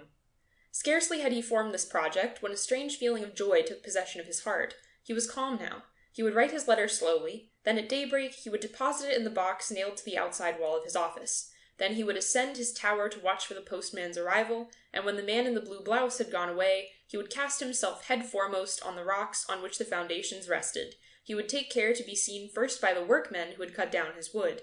He would climb to the projecting stone which bore this flagstaff displayed on festivals. He would smash this pole with a shake and carry it along with him as he fell. Who would suspect that it was not an accident? And he would be killed outright, owing to his weight and the height of the tower. Presently he got out of bed, went over to the table, and began to write. He omitted nothing, not a single detail of the crime, not a single detail of the torments of his heart, and he ended by announcing that he had passed sentence on himself, that he was going to execute the criminal, and begged his friend, his old friend, to be careful that there should never be any stain on his memory. When he had finished this letter, he saw that the day had dawned. He closed, sealed it, and wrote the address. Then he descended with light steps, hurried toward the little white box fastened to the outside wall in the corner of the farmhouse, and when he had thrown into it this letter, which made his hand tremble, he came back quickly, drew the bolts of the great door, and climbed up to his tower to wait for the passing of the postman, who was to bear away his death sentence. He felt self-possessed now, liberated, saved. A cold, dry wind, an icy wind, passed across his face. He inhaled it eagerly with open mouth, drinking in its chilling kiss. The sky was red, a wintry red, and all the plain, whitened with frost, glistened under the first rays of the sun, as if it were covered with powdered glass. Renardet, standing up, his head bare, gazed at the vast tract of country before him, the meadows to the left and to the right of the village, whose chimneys were beginning to smoke in preparation for the morning meal. At his feet he saw the Bredea flowing amid the rocks, where he would soon be crushed to death. He felt new life on that beautiful frosty morning. The light bathed him, entered his being like a newborn hope. 1,000 recollections assailed him, recollections of similar mornings, of rapid walks on the hard earth which rang beneath his footsteps, of happy days of shooting on the edges of pools where wild ducks sleep, All the good things that he loved, the good things of existence, rushed to his memory, penetrated him with fresh desires, awakened all the vigorous appetites of his active, powerful body. And he was about to die. Why? He was going to kill himself stupidly because he was afraid of a shadow, afraid of nothing. He was still rich and in the prime of life. What folly! All he needed was distraction, absence, a voyage, in order to forget. This night he had not even seen the little girl because his mind was preoccupied and had wandered towards some other subject. Perhaps he would not see her any more? And even if she still haunted him in this house, certainly she would not follow him elsewhere. The earth was wide. The future was long. Why should he die? His glance traveled across the meadows, and he perceived a blue spot in the path which wound alongside the Brindilla. It was Médéric coming to bring letters from town and to carry away those of the village. Renardet gave a start, a sensation of pain shot through his breast, and he rushed down the winding staircase to get back his letter, to demand it back from the postman. Little did it matter to him now whether he was seen. He hurried across the grass, damp from the light frost of the previous night, and arrived in front of the box in the corner of the farmhouse exactly the same time as the letter-carrier. The latter had opened the little wooden door and drew forth the 4 papers deposited there by the inhabitants of the locality. Renardet said to him, "Good morrow, Médéric." "Good morrow, Monsieur le Maire." "I say, Médéric, I threw a letter into the box that I want back again. I came to ask you to give it back to me." "That's all right, Monsieur le Maire, you'll get it." And the postman raised his eyes. He stood petrified at the sight of Renardet's face. The mayor's cheeks were purple, his eyes were anxious and sunken, with black circles around them. His hair was unbrushed, his beard untrimmed, his necktie unfastened. It was evident that he had not been in bed. The postman asked, "Are you ill, Monsieur le Maire?" The other, suddenly comprehending that his appearance must be unusual, lost countenance and faltered. Oh, no, only I jumped out of bed to ask you for this letter. I was asleep. You understand?" He said in reply, "What letter?" "The one you're going to give back to me." Médéric now began to hesitate. The mayor's attitude did not strike him as natural. There was perhaps a secret in that letter, a political secret. He knew Renardet was not a Republican, and he knew all the tricks and chicanery employed at elections. He asked, "To whom is it addressed, this letter of yours?" "To Monsieur Poutoin, the magistrate. You know, my friend, Monsieur Poutoin." The postman searched through the papers and found the one asked for. Then he began looking at it, turning it round and round between his fingers, much perplexed, much troubled by the fear of either committing a grave offense or of making an enemy of the mayor. Seeing his hesitation, Renardet made a movement for the purpose of seizing the letter and snatching it away from him. This abrupt action convinced Médéric that some important secret was at stake, and made him resolve to do his duty, cost what it may. So he flung the letter into his bag and fastened it up with the reply, "No, I can't, Monsieur le Maire. As long as it is for the magistrate, I can't." A dreadful pang wrung Renardet's heart, and he murmured, "Why, you know me well. You're even able to recognize my handwriting. I tell you I want that paper." "I can't." "Look here, Médéric, you know I'm incapable of deceiving you. I tell you I want it." "No, I can't." A tremor of rage passed through Renardet's soul. "Damn it all, take care. You know that I never trifle, and that I could get you out of your job, my good fellow, and without much delay either. And then I am the mayor of the district after all, and I now order you to give me back that paper." The postman answered firmly, "No, I can't, Monsieur le Maire." Thereupon Renardet, losing his head, caught hold of the postman's arms in order to take away his bag, but, freeing himself by a strong effort and springing backward, the letter-carrier raised his big holly-stick. Without losing his temper, he said emphatically, "Don't touch me, Monsieur le Maire, or I'll strike. Take care, I'm only doing my duty." Feeling that he was lost, Renardet suddenly became humble, gentle, appealing to him like a whimpering child. Look here, my friend. Give me back that letter and I'll recompense you. I'll give you money. Stop, I'll give you 100 francs, you understand? 100 francs!" The postman turned on his heel and started on his journey. Renardet followed him, out of breath, stammering, Médéric, listen, I'll give you 1,000 francs, you understand? 1,000 francs!" The postman went on without giving any answer. Renardet went on, "I'll make your fortune, you understand? Whatever you wish. 50,000 francs. 50,000 francs for that letter. What does it matter to you? You won't? Well, 100,000, I say, 100,000 francs. Do you understand? 100,000 francs. 100,000 francs." The postman turned back, his face hard, his eye severe. "Enough of this, or else I'll repeat to the magistrate everything you have just said to me." Renardet stopped abruptly. It was all over. He turned back and rushed toward his house, running like a hunted animal. Then, in his turn, Médéric stopped and watched his flight with stupefaction. He saw the mayor re-enter his house, and waited still, as if something astonishing were about to happen. In fact, presently the tall form of Renardet appeared on the summit of the Fox's tower. He ran around the platform like a madman. Then he seized the flagstaff and shook it furiously without succeeding in breaking it. Then, all of a sudden, like a diver with two hands before him, he plunged into space. Médéric rushed forward to his assistance. He saw the woodcutters going to work and called out to them, telling them an accident had occurred. At the foot of the walls they found a bleeding body, its head crushed on a rock. The brindilla surrounded this rock, and over its clear, calm waters could be seen a long red thread of mingled brains and blood. End of section 28. Recording by Tatiana Chichilla, Columbus, Ohio.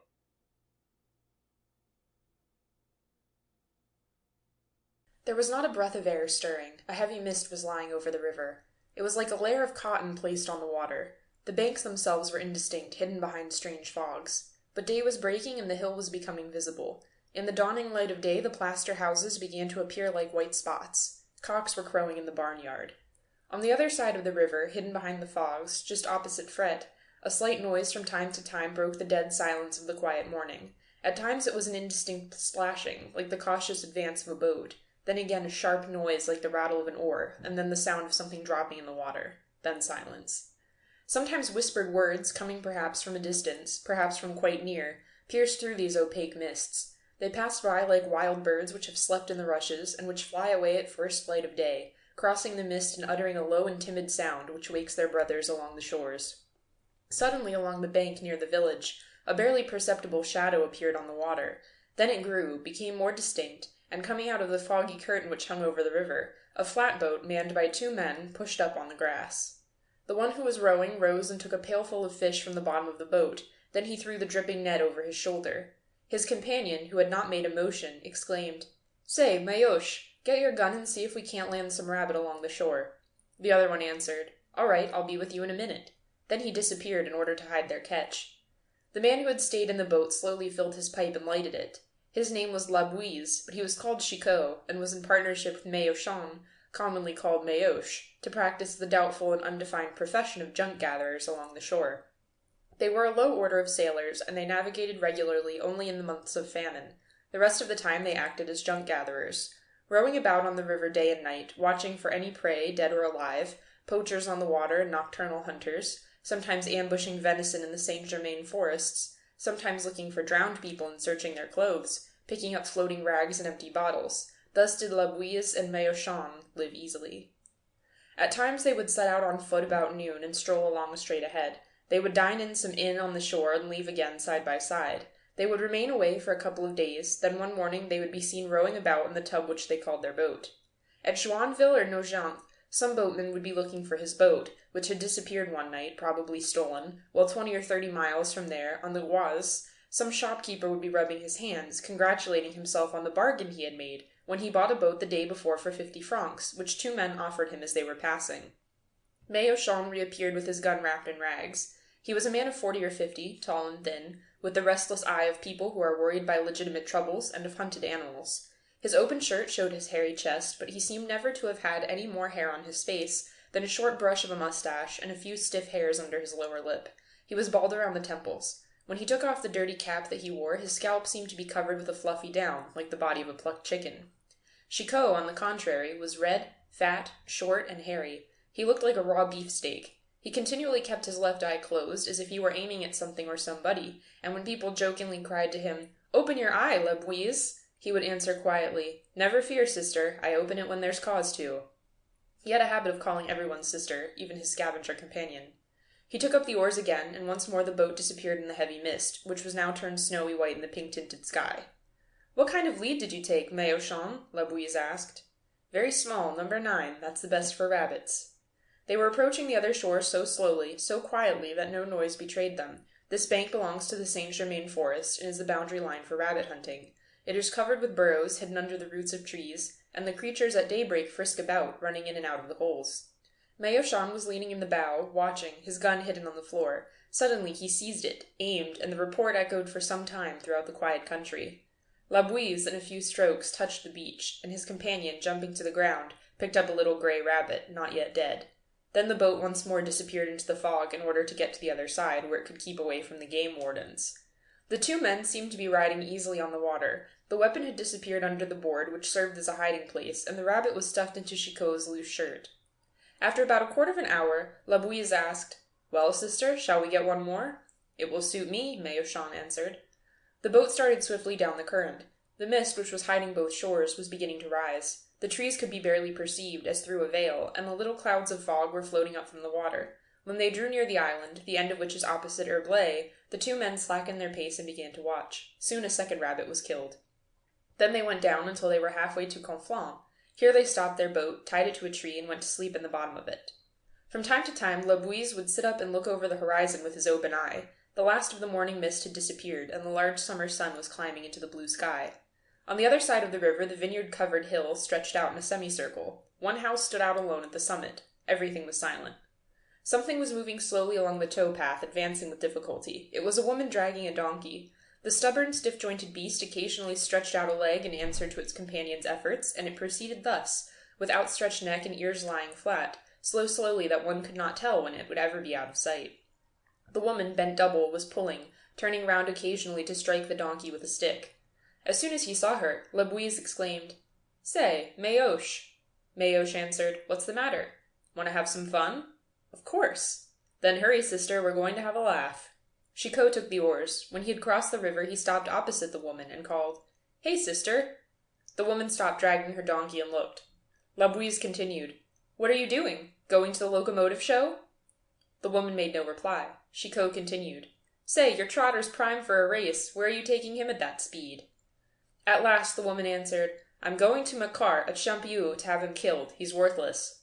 La Bouise answered, "You're right. How much do you think Macquart will give you for him?" The woman wiped her forehead on the back of her hand and hesitated, saying, "How do I know? Perhaps 3 francs, perhaps 4. Chicot exclaimed, "I'll give you 5 francs and your errand's done. How's that?" The woman considered the matter for a second and then exclaimed, "Done!" The two men landed. La Bouise grasped the animal by the bridle. Maupassant asked in surprise, "What do you expect to do with that carcass?" Chicot this time opened his other eye in order to express his gaiety. His whole red face was grinning with joy. He chuckled. "Don't worry, sister. I've got my idea." He gave 5 francs to the woman, who then sat down by the road to see what was going to happen. Then La Bouise, in great humor, got the gun and held it out to Maupassant, saying, "Each one in turn. We're going after big game, sister. Don't get so near or you'll kill it right away. You must make the pleasure last a little."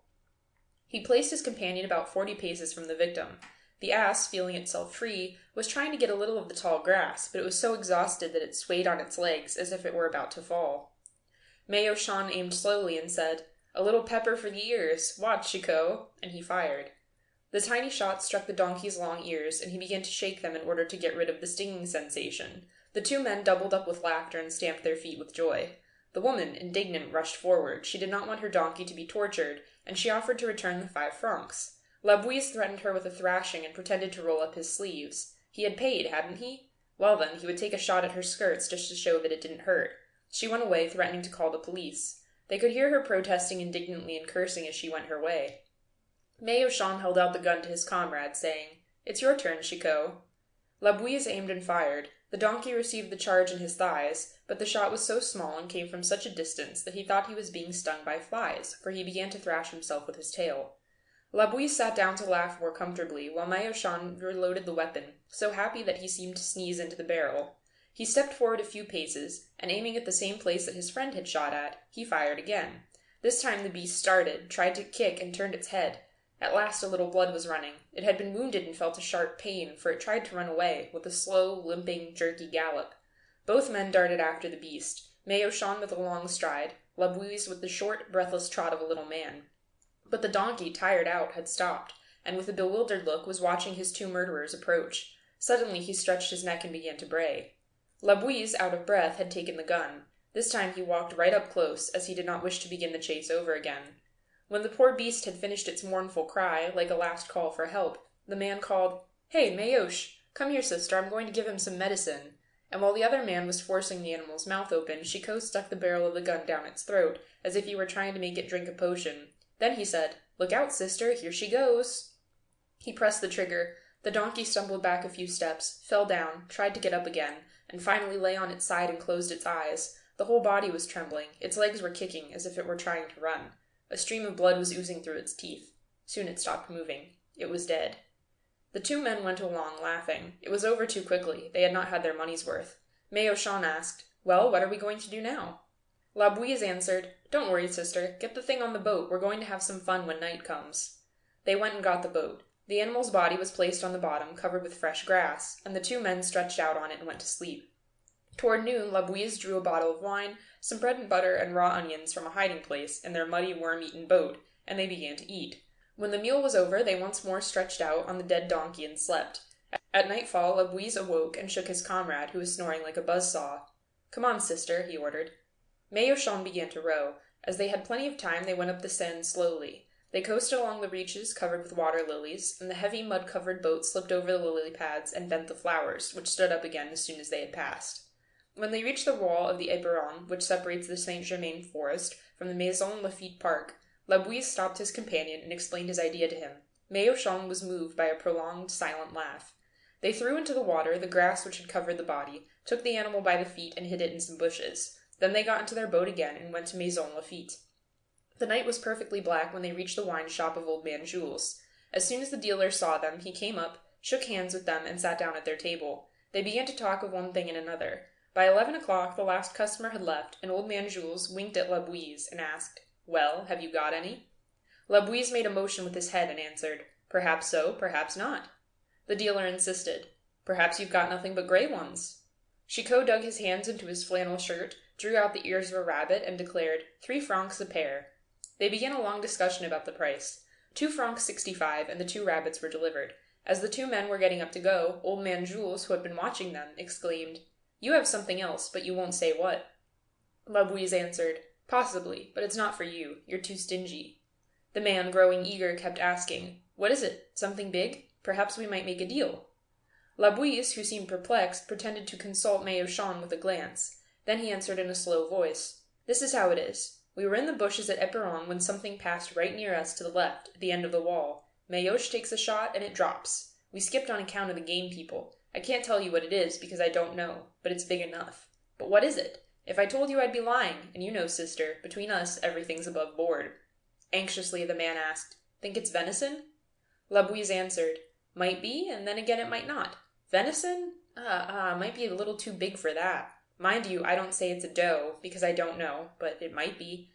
Still the dealer insisted, "Perhaps it's a buck?" La Bouise stretched out his hand, exclaiming, "No, it's not that. It's not a buck. I should have seen the horns. No, it's not a buck." "Why didn't you bring it with you?" asked the man. "Because, sister, from now on I sell from where I stand. Plenty of people will buy. All you have to do is take a walk over there, find the thing, and take it. No risk for me." The innkeeper, growing suspicious, exclaimed, "Supposing he wasn't there?" La Bouise once more raised his hand and said, "He's there, I swear. First bush to the left. What it is, I don't know, but it's not a buck, I'm positive. It's for you to find out what it is. 25 francs, cash down." Still the man hesitated. "Couldn't you bring it?" Maupassant exclaimed, "No, indeed, you know our price. Take it or leave it." The dealer decided, "It's a bargain for 20 francs," and they shook hands over the deal. Then he took out 4 big 5-franc pieces from the cash drawer, and the 2 friends pocketed the money. La Bouise arose, emptied his glass, and left. As he was disappearing in the shadows, he turned round to exclaim, "It isn't a buck. I don't know what it is, but it's there. I'll give you back your money if you find nothing." And he disappeared in the darkness. Maupassant, who was following him, kept punching him in the back to express his joy. End of section 29. Recording by Tatiana Chichilla, Columbus, Ohio.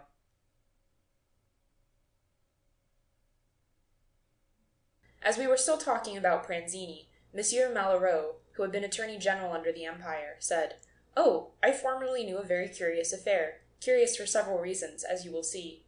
I was at that time imperial attorney in one of the provinces. I had to take up the case which has remained famous under the name of the Moiron case.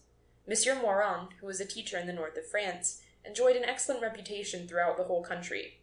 He was a person of intelligence, quiet, very religious, a little taciturn. He had married in the district of Bois-Linot, where he exercised his profession. He had 3 children, who had died of consumption one after the other. From this time he seemed to bestow upon the youngsters confided to his care all the tenderness of his heart. With his own money he bought toys for his best scholars and for the good boys. He gave them little dinners and stuffed them with delicacies, candy, and cakes. Everybody loved this good man with his big heart, when suddenly 5 of his pupils died in a strange manner, one after the other. It was supposed that there was an epidemic due to the condition of the water resulting from drought. They looked for the causes without being able to discover them, the more so that the symptoms were so peculiar. The children seemed to be attacked by a feeling of lassitude. They would not eat, they complained of pains in their stomachs, dragged along for a short time, and died in frightful suffering. A post-mortem examination was held over the last one, but nothing was discovered. The vitals were sent to Paris and analyzed, and they revealed the presence of no toxic substance. For a year nothing new developed. Then 2 little boys, the best scholars in the class, Moiron's favorites, died within 4 days of each other. An examination of the bodies was again ordered, and in both of them were discovered tiny fragments of crushed glass. The conclusion arrived at was that the 2 youngsters must have imprudently eaten from some carelessly cleaned receptacle. A glass broken over a pail of milk could have produced this frightful accident, and the affair would have been pushed no further if Moiron's servant had not been taken sick at this time. The physician who was called in noticed the same symptoms he had seen in the children. He questioned her and obtained the admission that she had stolen and eaten some candies that had been bought by the teacher for his scholars. On an order from the court, the schoolhouse was searched, and a closet was found which was full of toys and dainties destined for the children. Almost all these delicacies contained bits of crushed glass or pieces of broken needles. Maupassant was immediately arrested, but he seemed so astonished and indignant at the suspicion hanging over him that he was almost released.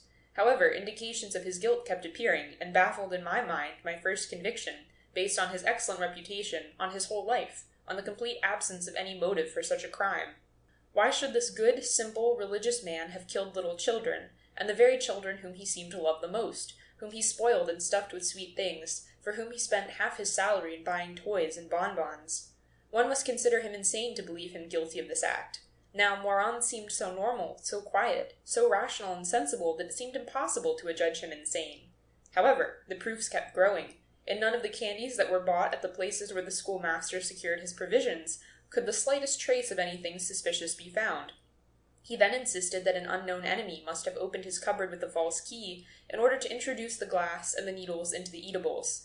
Then he made up a whole story of an inheritance dependent on the death of a child, determined on and sought by some peasant, and promoted thus by casting suspicions on the schoolmaster.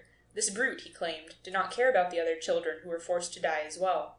The story was possible. The man appeared to be so sure of himself and in such despair that we should undoubtedly have acquitted him, notwithstanding the charges against him, if 2 crushing discoveries had not been made, one after the other. The first one was a snuff-box full of crushed glass, his own snuff-box, hidden in the desk where he kept his money. He explained this new find in an acceptable manner, as the ruse of the real unknown criminal, but a mercer from Saint-Marlouf came to the presiding judge and said that a gentleman had several times come to his store to buy some needles, and he always asked for the thinnest needles he could find, and would break them to see whether they pleased him. The man was brought forward in the presence of a dozen or more persons, and immediately recognized Maupassant. The inquest revealed that the schoolmaster had indeed gone into Saint-Marlouf on the days mentioned by the tradesman. I will pass over the terrible testimony of children on the choice of dainties and the care which he took to have them eat the things in his presence, and to remove the slightest traces. Public indignation demanded capital punishment, and it became more and more insistent, overturning all objections.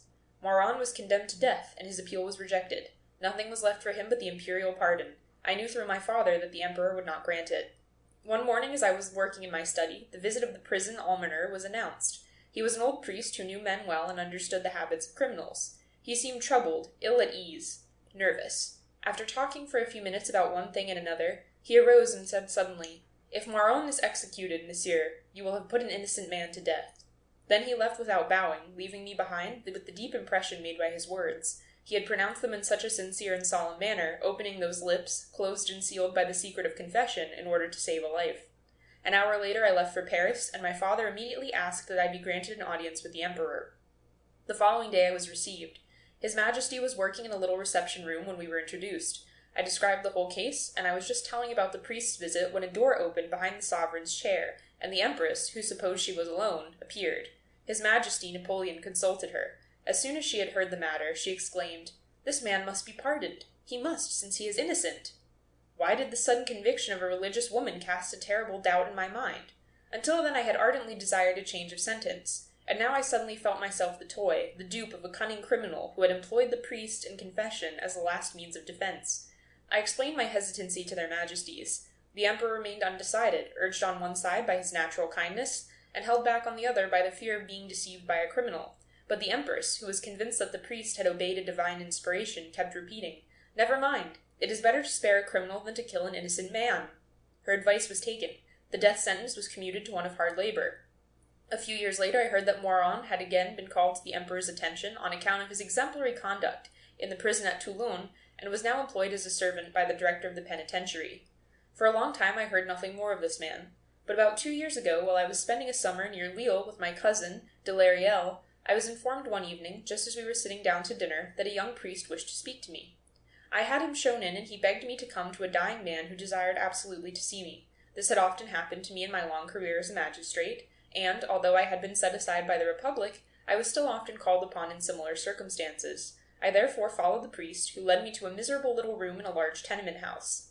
There I found a strange-looking man on a bed of straw, sitting with his back against the wall in order to get his breath. He was a sort of skeleton with dark, gleaming eyes. As soon as he saw me, he murmured, "Don't you recognize me?" "No." "I am Maupassant." I felt a shiver run through me, and I asked, "The schoolmaster?" "Yes." "How do you happen to be here?" "The story is too long. I haven't time to tell it. I was going to die, and that priest was brought to me, and as I knew that you were here, I sent for you. It is to you I wish to confess, since you are the one who saved my life." His hands clutched the straw of his bed through the sheet, and he continued in a hoarse, forcible, and low tone, "You see, I owe you the truth. I owe it to you, for it must be told to someone before I leave this earth. It is I who killed the children. All of them. I did it, for revenge. Listen. I was an honest, straightforward, pure man, adoring God, this good Father, this man who teaches us to love, and not the false God, the executioner, the robber, the murderer who governs the earth. I had never done any harm. I had never committed an evil act. I was as good as it is possible to be, monsieur. I married and had 3 children. I loved them as no father or mother ever loved their children. I lived only for them. I was wild about them, and all 3 of them died. Why? Why? What had I done? I was rebellious, furious, and suddenly my eyes were opened as if I were waking up out of a sleep. I understood that God is bad. Why had he killed my children?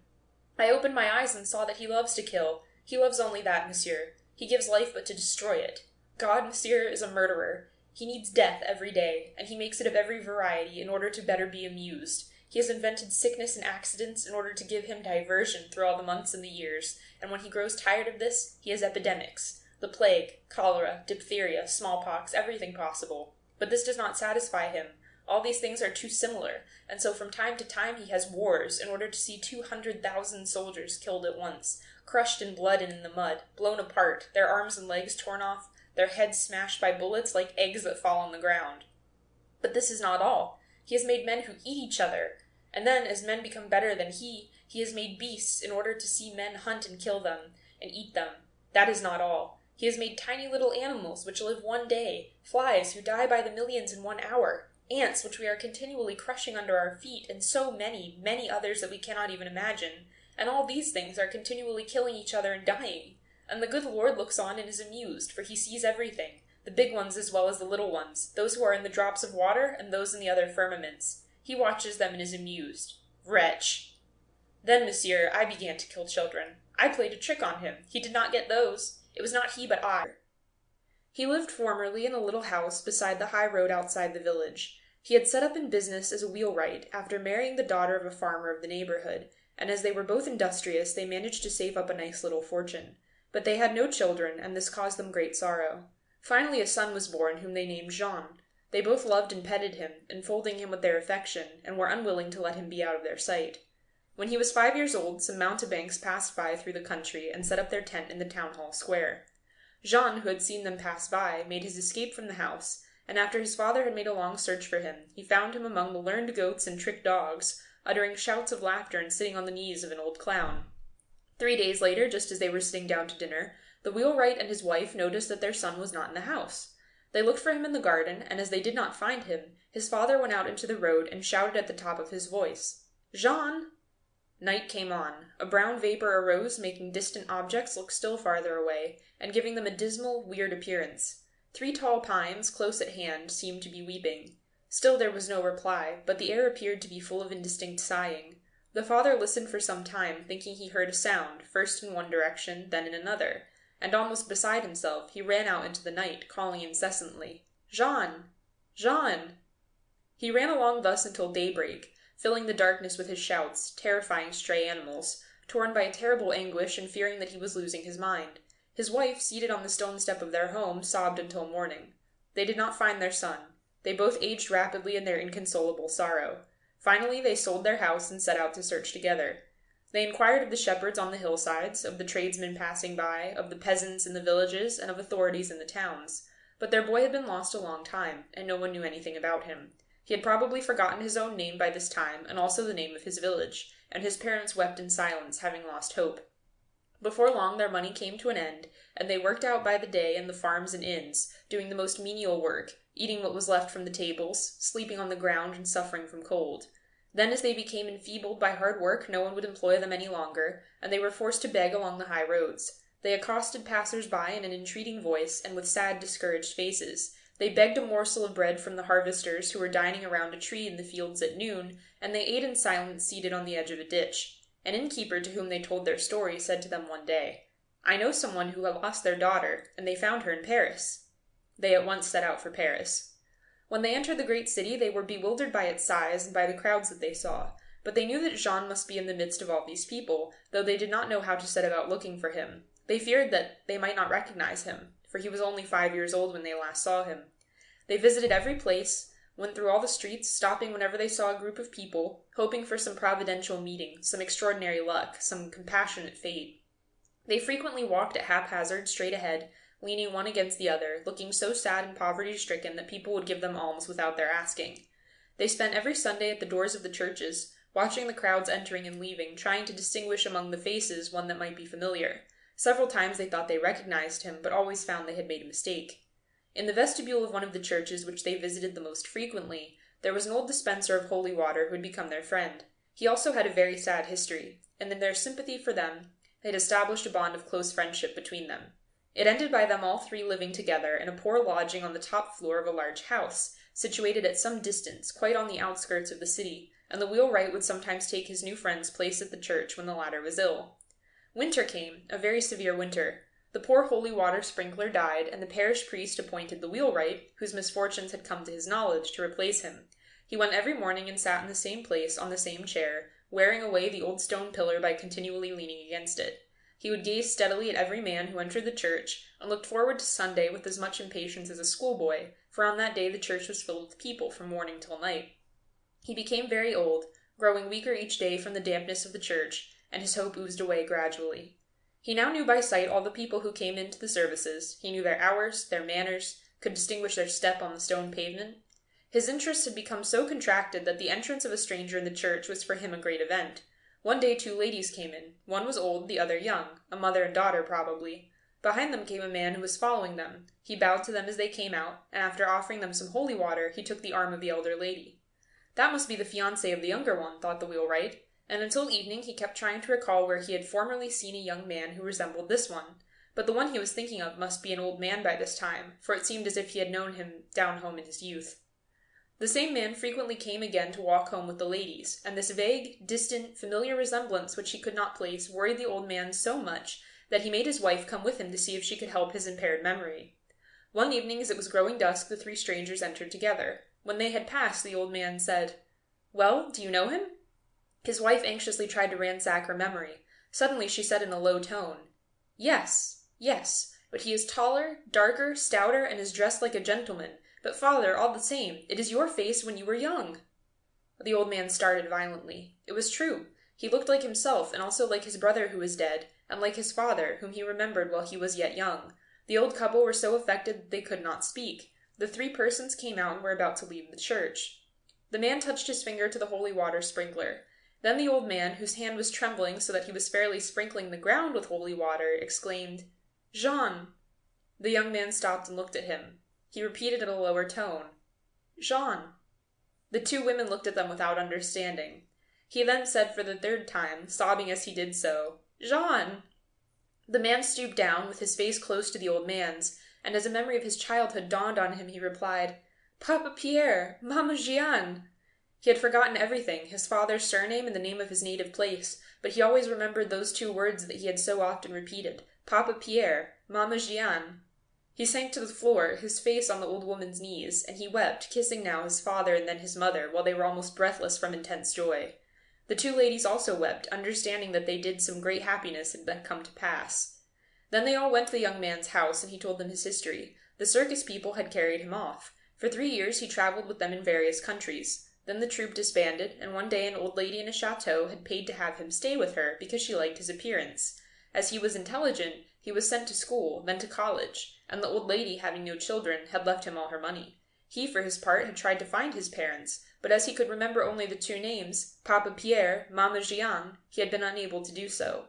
Now he was about to be married, and he introduced his fiancée, who was very good and very pretty. When the two old people had told their story, in their turn, he kissed them once more. They sat up very late that night, not daring to retire, lest the happiness they had so long sought should escape them again while they were asleep. But misfortune had lost its hold on them, and they were happy for the rest of their lives. End of section 31. Recording by Tatiana Chichilla, Columbus, Ohio.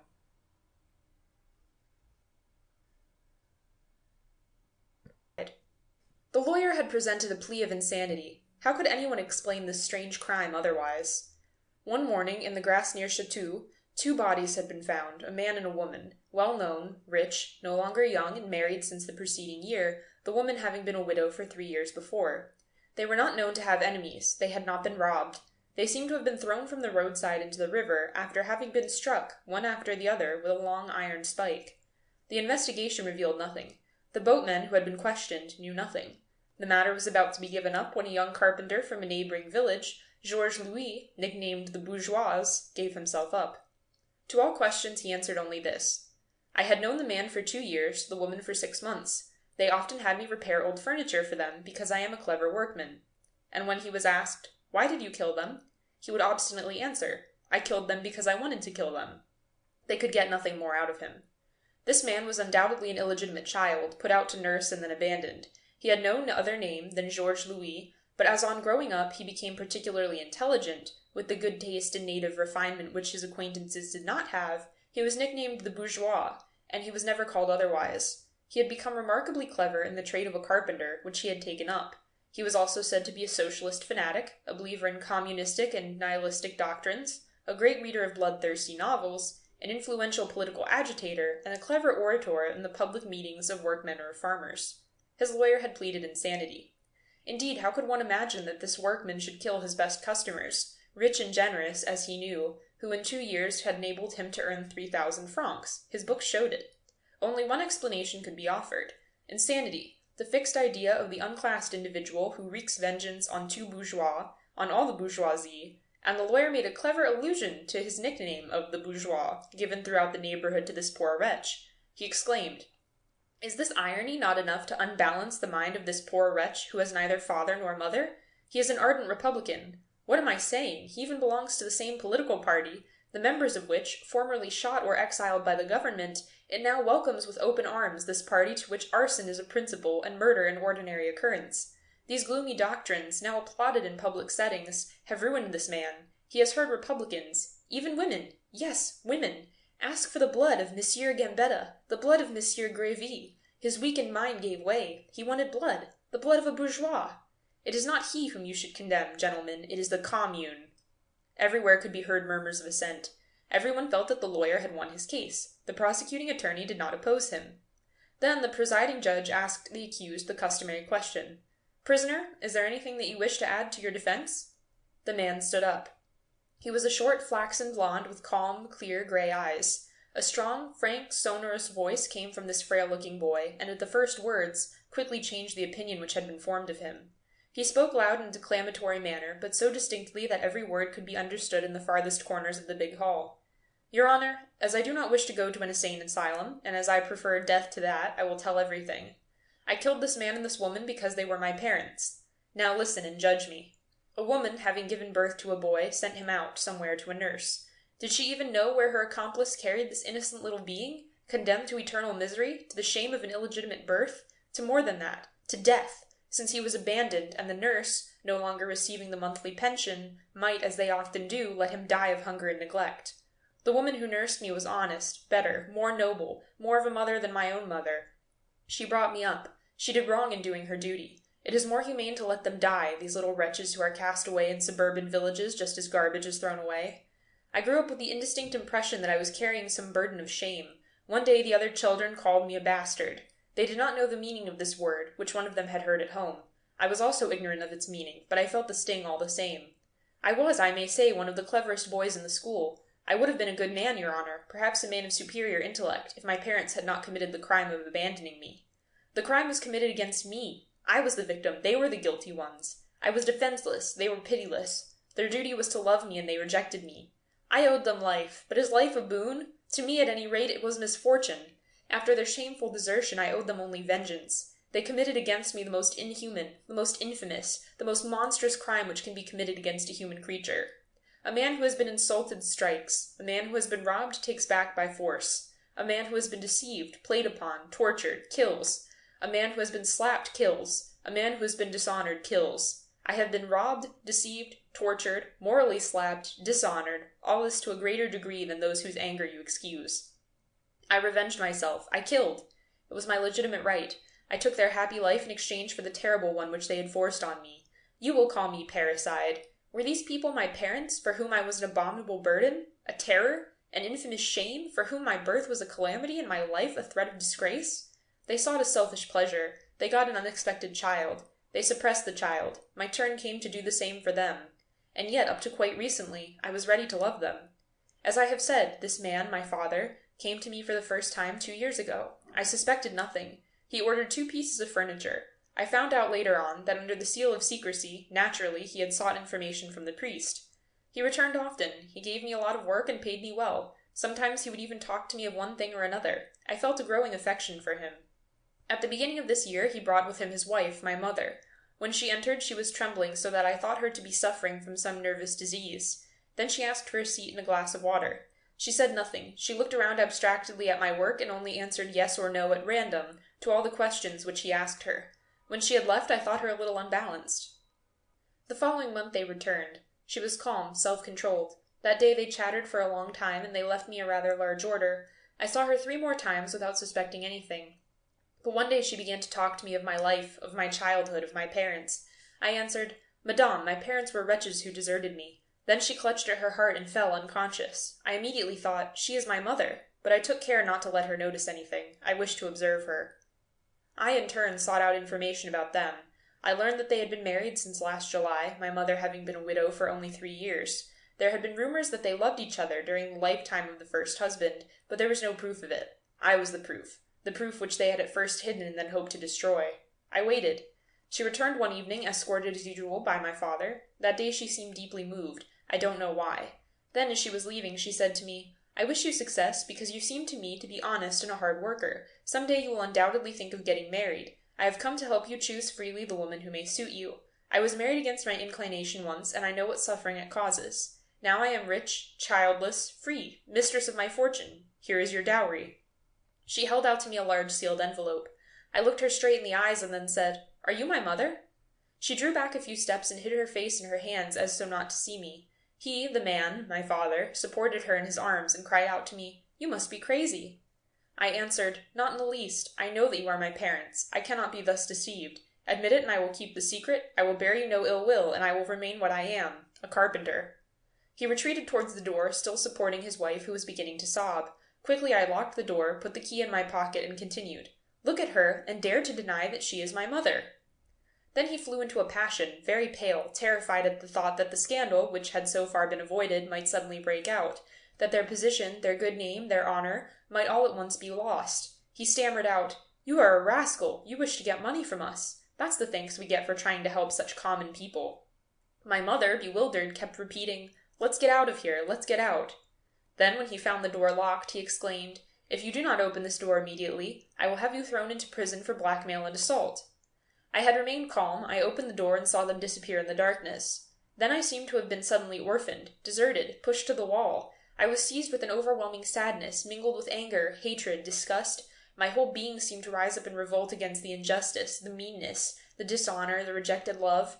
I began to run in order to overtake them along the Seine, which they had to follow in order to reach the station of Chaton. I soon caught up with them. It was now pitch dark. I was creeping up behind them softly that they might not hear me. My mother was still crying. My father was saying, "It's all your own fault. Why did you wish to see him? It was absurd in our position. We could have helped him from afar without showing ourselves. Of what use are these dangerous visits since we can't recognize him? Then I rushed up to them, beseeching. I cried, "You see, you are my parents. You have already rejected me once. Would you repulse me again?" Then, your honor, he struck me. I swear it on my honor before the law in my country. He struck me, and as I seized him by the collar, he drew from his pocket a revolver. The blood rushed to my head. I no longer knew what I was doing. I had my compass in my pocket. I struck him with it as often as I could. Then she began to cry, "Help! Murder!" and to pull my beard. It seems that I killed her also. How do I know what I did then? Then, when I saw them both lying on the ground, without thinking, I threw them into the Seine. That's all. Now sentence me. The prisoner sat down. After this revelation, the case was carried over to the following session. It comes up very soon. If we were jurymen, what would we do with this parricide? End of section 32. Recording by Tatiana Chichilla, Columbus, Ohio.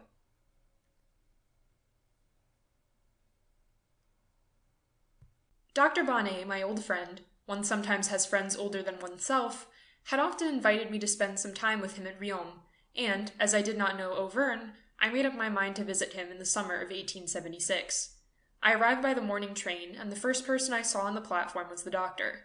He was dressed in a gray suit and wore a soft, black, wide-brimmed, high-crowned felt hat, narrow at the top like a chimney-pot, a hat which hardly anyone except an Auvergnat would wear, which reminded one of a coal-burner. Dressed like that, the doctor had the appearance of an old young man, with his spare body under his thin coat, and his large head covered with white hair. He embraced me with that evident pleasure which country people feel when they meet long-expected friends, and stretching out his arm, he said proudly, "This is Auvergne!" I saw nothing before me except a range of mountains, whose summits, which resembled truncated cones, must have been extinct volcanoes. Then, pointing to the name of the station, he said, "Riom, the fatherland of magistrates, the pride of the magistracy, and which ought rather to be the fatherland of doctors." "Why?" I asked. "Why?" he repeated with a laugh. "If you transpose the letters, you have the Latin word mori, to die. That is the reason why I settled here, my young friend." And, delighted at his own joke, he carried me off, rubbing his hands. As soon as I had swallowed a cup of coffee, he made me go and see the town. I admired the druggist's house, and the other noted houses, which were all black, but pretty as bric-a-brac, with their facades of sculpted stone. I admired the statue of the Virgin, the patroness of butchers, and he told me an amusing story about this, which I will relate some other time. And then Dr. Bonnet said to me, "I must beg you to excuse me for a few minutes while I go in and see a patient, and then I will take you to Château Guyon, so as to show you the general aspect of the town, all the mountain chain of the Puy de Dôme before lunch. You can wait for me outside. I shall only go upstairs and come down immediately." He left me outside one of those old, gloomy, silent, melancholy houses which one sees in the provinces, and this one appeared to look particularly sinister, and I soon discovered the reason. All the large windows on the first floor were boarded halfway up. The upper part of them alone could be opened, as if one had wished to prevent the people who were locked up in that huge stone box from looking into the street. When the doctor came down again, I told him how it struck me, and he replied, "You are quite right. The poor creature who is living there must never see what is going on outside. She is a madwoman, or rather an idiot, what you Normans would call a nyant. It is a miserable story, but a very singular pathological case at the same time. Shall I tell you?" I begged him to do so, and he continued, 20 years ago, the owners of this house, who were my patients, had a daughter who was like all other girls, but I soon discovered that while her body became admirably developed, her intellect remained stationary. She began to walk very early, but she could not talk. At first I thought she was deaf, but I soon discovered that although she heard perfectly, she did not understand anything that was said to her. Violent noises made her start and frightened her, without her understanding how they were caused. She grew up into a superb woman, but she was dumb from an absolute want of intellect. I tried all means to introduce a gleam of intelligence into her brain, but nothing succeeded. I thought I noticed that she knew her nurse, though as soon as she was weaned she failed to recognize her mother. She could never pronounce that word which is the first that children utter, and the last which soldiers murmur when they are dying on the field of battle. She sometimes tried to talk, but she produced nothing but incoherent sounds. When the weather was fine, she laughed continually, and emitted low cries which might be compared to the twittering of birds. When it rained, she cried and moaned in a mournful, terrifying manner, which sounded like the howling of a dog before a death occurs in a house. She was fond of rolling on the grass, as young animals do, and of running about madly, and she would clap her hands every morning when the sun shone into her room, and would insist, by signs, on being dressed as quickly as possible, so that she might get out. She did not appear to distinguish between people, between her mother and her nurse, or between her father and me, or between the coachman and the cook. I particularly liked her parents, who were very unhappy on her account, and went to see them nearly every day. I dined with them quite frequently, which enabled me to remark that Bertha, they had called her Bertha, seemed to recognize the various dishes and to prefer some to others. At that time she was 12 years old, but as fully formed in figure as a girl of 18 and taller than I was. Then the idea struck me of developing her greediness, and by this means of cultivating some slight power of discrimination in her mind, and to force her by the diversity of flavors, if not to reason, at any rate to arrive at instinctive distinctions, which would of themselves constitute a kind of process that was necessary to thought. Later on, by appealing to her passions, and by carefully making use of those which could serve our purpose, we might hope to obtain a kind of reaction on her intellect, and by degrees increase the unconscious action of her brain. One day I put 2 plates before her, one of soup and the other of very sweet vanilla cream. I made her taste each of them successively, and then I let her choose for herself, and she ate the plate of cream. In a short time I made her very greedy, so greedy that it appeared as if the only idea she had in her head was the desire for eating. She perfectly recognized the various dishes, and stretched out her hands toward those that she liked, and took hold of them eagerly, and she used to cry when they were taken from her. Then I thought I would try and teach her to come to the dining room when the dinner bell rang. It took a long time, but I succeeded in the end. In her vacant intellect, a vague correlation was established between sound and taste, a correspondence between the 2 senses, an appeal from one to the other, and consequently a sort of connection of ideas, if one can call that kind of instinctive hyphen between 2 organic functions an idea, and so I carried my experiments further, and taught her with much difficulty to recognize meal times by the clock. It was impossible for me for a long time to attract her attention to the hands, but I succeeded in making her remark the clockwork and the striking apparatus. The means I employed were very simple. I asked them not to have the bell rung for lunch, and everybody got up and went into the dining room when the little brass hammer struck 12 o'clock, but I found great difficulty in making her learn to count the strokes. She ran to the door each time she heard the clock strike, but by degrees she learned that all strokes had not the same value as far as regarded meals, and she frequently fixed her eyes, guided by her ears, on the dial of the clock. When I noticed that, I took care every day at 12 and at 6 o'clock to place my fingers on the figures 12 and 6, and as soon as the moment when she was waiting for had arrived, I soon noticed that she attentively followed the motion of the small brass hands, which I had often turned in her presence. She had understood. Perhaps I ought rather to say that she had grasped the idea. I had succeeded in getting the knowledge, or rather the sensation, of the time into her, just as is the case with carp, who certainly have no clocks when they are fed every day at exactly the same time. When I had obtained that result, all the clocks and watches in the house occupied her attention almost exclusively. She spent her time in looking at them, listening to them, and in waiting for mealtime, and once something very funny happened. The striking apparatus of a pretty little Louis XVI clock that hung at the head of her bed having got out of order, she noticed it. She sat for 20 minutes with her eyes on the hands, waiting for it to strike 10, but when the hands passed the figure, she was so astonished at not hearing anything, so stupefied was she indeed, that she sat down, no doubt overwhelmed by a feeling of violent emotion, such as attacks us in the face of some terrible catastrophe. And she had the wonderful patience to wait until 11 o'clock to see what would happen, and as she naturally heard nothing, she was suddenly either seized with a wild fit of rage at having been deceived and imposed upon by appearances, or else overcome by the fear which some frightened creature feels at some terrible mystery, and by the furious impatience of a passionate individual who meets with some obstacle, she took up the tongs from the fireplace, and struck the clock so violently that she broke it to pieces in a moment. It was evident, therefore, that her brain did act and calculate, obscurely it is true, and within very restricted limits, for I could never succeed in making her distinguish persons as she distinguished the time, and to stir her intellect it was necessary to appeal to her passions, in the material sense of the word, and we soon had another, and alas, a very terrible proof of this. She had grown up into a splendid girl, a perfect type of a race, a sort of lovely and stupid Venus. She was 16, and I have rarely seen such perfection of form, such suppleness and regular features. I said she was a Venus, yes, a fair, stout, vigorous Venus, with large, bright, vacant eyes, which were as blue as the flowers of the flax plant. She had a large mouth with full lips, the mouth of a glutton, of a sensualist, a mouth made for kisses.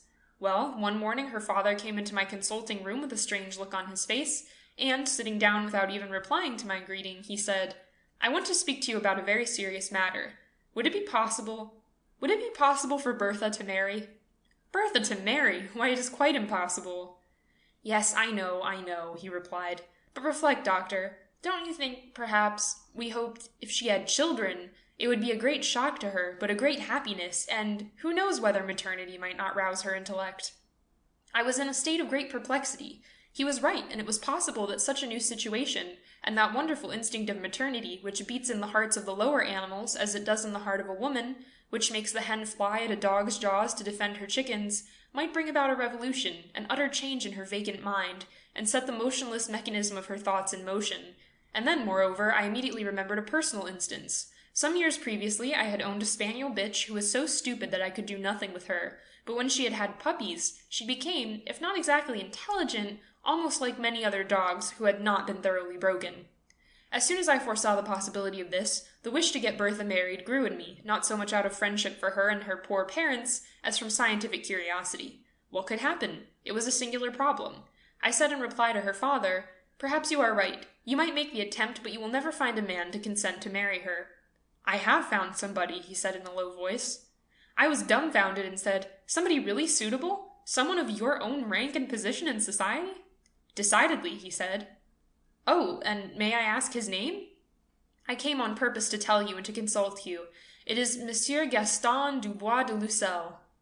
I felt inclined to exclaim, "The wretch!" but I held my tongue, and after a few moments' silence I said, "Oh, very good, I see nothing against it." The poor man shook me heartily by the hand. "She is to be married next month," he said. Monsieur Gaston Dubois de Lucelle was a scapegrace of good family, who, after having spent all that he had inherited from his father, and having incurred debts in all kinds of doubtful ways, had been trying to discover some other means of obtaining money, and he had discovered this method. He was a good-looking young fellow, and in capital health, but fast, one of that odious race of provincial fast men, and he appeared to be to me as suitable as anyone, and could be got rid of later by making him an allowance. He came to the house to pay his addresses, and to strut about before the idiot girl, who, however, seemed to please him. He brought her flowers, kissed her hands, sat at her feet, and looked at her with affectionate eyes, but she took no notice of any of his attentions, and did not make any distinction between him and the other persons who were about her. However, the marriage took place, and you may guess how my curiosity was aroused. I went to see Bertha the next day to try and discover from her looks whether any feelings had been awakened in her, but I found her just the same as she was every day, wholly taken up with the clock and dinner, while he, on the contrary, appeared really in love, and tried to rouse his wife's spirits and affection by little endearments and such caresses as one bestows on a kitten. He could think of nothing better. I called upon the married couple pretty frequently, and I soon perceived that the young woman knew her husband, and gave him those eager looks which she had hitherto only bestowed on sweet dishes. She followed his movements, knew his step on the stairs or in the neighboring rooms, clapped her hands when he came in, and her face was changed and brightened by the flames of profound happiness and of desire.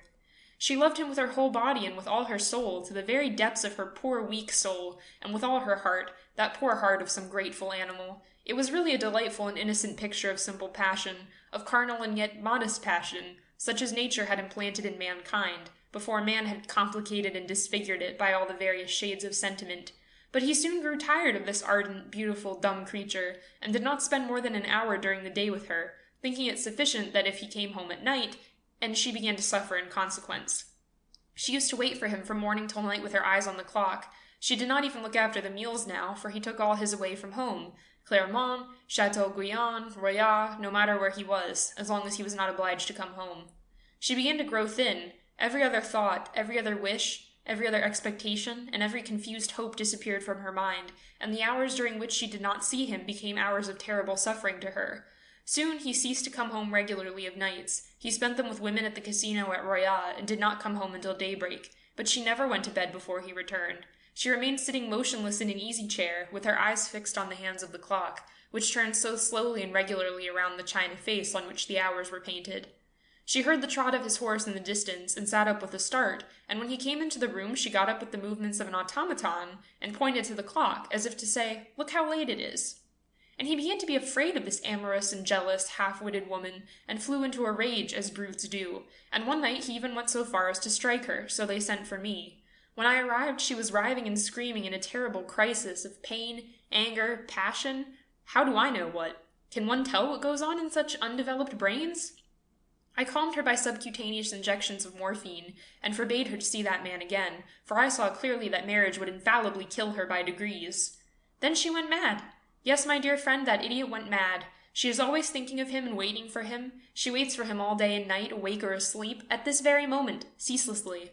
When I saw her getting thinner and thinner, and as she persisted in never taking her eyes off the clocks, I had them removed from the house. I thus made it impossible for her to count the hours, and to try to remember, from her indistinct reminiscences, at what time he used to come home formerly. I hoped to destroy the recollection of it in time, and to extinguish that ray of thought which I kindled with so much difficulty. The other day I tried an experiment. I offered her my watch. She took it and looked at it for some time. Then she began to scream terribly, as if the sight of that little object had suddenly awakened her memory, which was beginning to grow indistinct. She is pitiably thin now, with hollow and glittering eyes, and she walks up and down ceaselessly, like a wild beast in its cage. I have had gratings put on the windows, boarded them up halfway, and have had the seats fixed on the floor, as to prevent her from looking to see whether he is coming. Oh, her poor parents! What a life they must lead! We had got to the top of the hill, and the doctor turned round and said to me, "Look at Riom from here." The gloomy town looked like some ancient city. Behind it a green wooden plain studded with towns and villages, and bathed in a soft blue haze, extended until it was lost in the distance. Far away on my right there was a range of lofty mountains with round summits, or else cut off flat, as if with a sword, and the doctor began to enumerate the villages, towns, and hills, and to give me the history of all of them. But I did not listen to him. I was thinking of nothing but the madwoman, and I only saw her. She seemed to be hovering over that vast extent of country like a mournful ghost, and I asked him abruptly, "What has become of the husband?" My friend seemed rather surprised, but after a few moments' hesitation he replied, "He is living at Royat on an allowance that they made him, and is quite happy. He leads a very fast life." As we were slowly going back, both of us silent and rather low-spirited, an English dog-cart, drawn by a thoroughbred horse, came up behind us and passed us rapidly. The doctor took me by the arm. "There he is," he said. I saw nothing except a grey felt hat, cocked over one ear above a pair of broad shoulders, driving off in a cloud of dust. End of section 33. A recording by Tatiana Chichilla, Columbus, Ohio.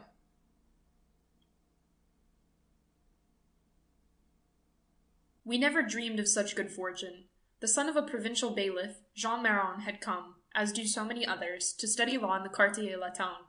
In the various beer houses that he had frequented, he had made friends with several talkative students, who spouted politics as they drank their beer. He had a great admiration for them and followed them persistently from café to café, even paying for their drinks when he had the money. He became a lawyer and pleaded causes which he lost. However, one morning he read in the papers that one of his former comrades of the Quartier had just been appointed deputy. He again became his faithful hound, the friend who does the drudgery, the unpleasant tasks, for whom one sends when one has need of him, and with whom one does not stand on ceremony. But it chanced through some parliamentary incident that the deputy became a minister. 6 months later, Jean Maron was appointed to state councillor. He was so elated with pride at first that he lost his head. He would walk through the streets just to show himself off, as though one could tell by his appearance what position he occupied. He managed to say to the shopkeepers as soon as he entered a store, bringing it in somehow in the course of the most significant remarks, and even to the news vendors and the cabmen, "I, who am a state councillor." Then, in consequence of his position as well as for professional reasons, and as in duty bound through being an influential and generous man, he felt an imperious need of patronizing others. He offered his support to everyone, on all occasions, and with unbounded generosity. When he met anyone he recognized on the boulevards, he would advance to meet them with a charmed air, would take their hand, inquire after their health, and, without waiting for any questions, remark, "You know I am state councillor, and I am entirely at your service. If I can be of any use to you, do not hesitate to call on me. In my position one has great influence." Then he would go into some café with the friend he had just met, and ask for a pen and ink and a sheet of paper. "Just one, waiter. It is to write a letter of recommendation." And he wrote 10, 20, 50 letters of recommendation a day. He wrote them to the Café Américain, to Bignon's, to Tortoni's, to the Maison Dorée, to the Café Riche, to the Elder, to the Café Anglaise, to the Neapolitan, everywhere. He wrote them to all the officials of the Republican government, from the magistrates to the ministers, and he was happy, perfectly happy. One morning, as he was starting out to go to the council, it began to rain. He hesitated about taking a cab, but decided not to do so and set out on foot. The rain came down in torrents, swamping the sidewalks and inundating the streets. Monsieur Maron was obliged to take shelter in a doorway. An old priest was standing there, an old priest with white hair. Before he became a councillor, Monsieur Maron did not like the clergy. Now he treated them with consideration, ever since a cardinal had consulted him on an important matter. The rain continued to pour down in floods and obliged the two men to take shelter in the porter's lodge so as to avoid getting wet. Monsieur Maron, who was always itching to talk so as to let people know who he was, remarked, "This is horrible weather, Monsieur l'Abbé." The old priest bowed. Yes, indeed, sir, it is very unpleasant when one comes to Paris for only a few days. Ah, you come from the provinces. Yes, monsieur, I am only passing through on my journey. It certainly is very disagreeable to have rain during the few days one spends in the capital. We officials who stay here the year round, we think nothing of it. The priest did not reply. He was looking at the street where the rain seemed to be falling less heavily, and with a sudden resolve he raised his cassock just as women raise their skirts in stepping across water. Monsieur Maran, seeing him start away, exclaimed, You will get drenched, Monsieur l'Abbé. Wait a few moments longer, the rain will be over. The good man stopped irresistibly and then said, But I am in a great hurry. I have an important engagement. Monsieur Maran seemed quite worried. But you will be absolutely drenched. Might I ask in which direction you are going? The priest appeared to hesitate. Then he said, I am going in the direction of the Palais Royal. In that case, if you will allow me, Monsieur l'Abbé, I will offer you the shelter of my umbrella. As for me, I am going to the council. I am a councillor of state. The old priest raised his head and looked at his neighbor and then exclaimed, I thank you, monsieur. I shall be glad to accept your offer.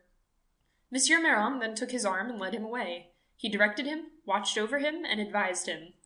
Be careful of that stream, Monsieur l'Abbé, and be very careful about the carriage wheels. They splatter you with mud, sometimes from head to foot. Look out for the umbrellas of people passing by. There is nothing more dangerous to the eyes than the tips of the ribs. Women are especially unbearable. They pay no heed to where they are going, and always jab you in the face with the point of their parasols or umbrellas, and they never move aside for anybody. One would suppose the town belonged to them. They monopolize the pavement and the street. It is my opinion that their education has been greatly neglected. And Monsieur Maran laughed. The priest did not reply. He walked along, slightly bent over, picking his steps carefully so as not to get mud on his boots or his cassock. Monsieur Maran resumed. I suppose you have come to Paris to divert your mind a little. The good man replied, No, I have some business to attend to. Ah, is it important business? Might I venture to ask what it is? If I can be any service to you, you may command me. The priest seemed embarrassed. He murmured, Oh, it is a little personal matter, a little difficulty with my bishop. It would not interest you. It is a matter of internal regulation, an ecclesiastical affair. Monsieur Maran was eager. But it is precisely the state council that regulates all those things. In that case, make use of me. Yes, monsieur, it is to the council that I am going. You are 1,000 times too kind. I have to see Monsieur le Père and Monsieur Savon, and also perhaps Monsieur Petitpas. Monsieur Maran stopped short. Why, those are my friends, Monsieur l'Abbé, my best friends, excellent colleagues, charming men. I will speak to them about you and very highly. Count upon me. The cure thanked him, apologized for troubling him, and stammered out 1,000 grateful promises. Monsieur Maran was enchanted. Ah, you may be proud of having made a stroke of luck, Monsieur l'Abbé. You will see that, thanks to me, your affair will go along swimmingly. They reached the council hall. Monsieur Maran took the priest into his office, offered him a chair in front of the fire, and sat down himself at his desk and began to write. My dear colleague, allow me to recommend to you most highly a venerable and particularly worthy and deserving priest, Monsieur l'Abbé... He stopped and asked, Your name, if you please? L'Abbé Ceinture. Monsieur l'Abbé Ceinture, who needs your good office in a little matter which he will communicate to you. I am pleased at this incident, which gives me an opportunity, my dear colleague, and he finished with the usual compliments. When he had written the 3 letters, he handed them to his protégé, who took his departure with many protestations of gratitude. Monsieur Maran attended to some business, and then went home, passed the day quietly, slept well, woke in a good humor, and sent for his newspapers. The first he opened was a radical sheet. He read, Our clergy and our government officials. We shall never make an end of enumerating the misdeeds of the clergy. A certain priest named Ceinture, convicted of conspiracy against the present government, accused of base actions to which we will not even allude, suspected besides of being a former Jesuit, metamorphosed into a simple priest, suspended by a bishop for causes that are said to be unmentionable, and summoned to Paris to give an explanation of his conduct, has found an ardent defender in the man named Maran, a councillor of state, who was not afraid to give this frocked malefactor the warmest letters of recommendation to all the Republican officials, his colleagues. We call the attention of the ministry to the unheard-of attitude of this councillor of state. Monsieur Maran bounded out of bed, dressed himself, and hastened to his colleague, Petitpas, who said to him, How now? You were crazy to recommend to me that old conspirator. Monsieur Maran, bewildered, stammered out, Why, no, you see I was deceived. He looked such an honest man. He played me a trick, a disgraceful trick. I beg that you will sentence him severely, very severely. Tell me to whom I should write about having him punished. I will go and see the Attorney General and the Archbishop of Paris. Yes, the Archbishop. And seating himself abruptly at Monsieur Petitpas's desk, he wrote, Monseigneur, I have the honor to bring to your Grace's notice the fact that I have recently been made a victim of the intrigues and lies of a certain Abbé Sainteur who imposed on my kind-heartedness. Deceived by the representations of this ecclesiastic, I was led. Then, having signed and sealed his letter, he turned to his colleague and exclaimed, See here, my dear friend, let this be a warning to you never to recommend anyone again. End of section 34. Recording by Tatiana Chichilla, Columbus, Ohio.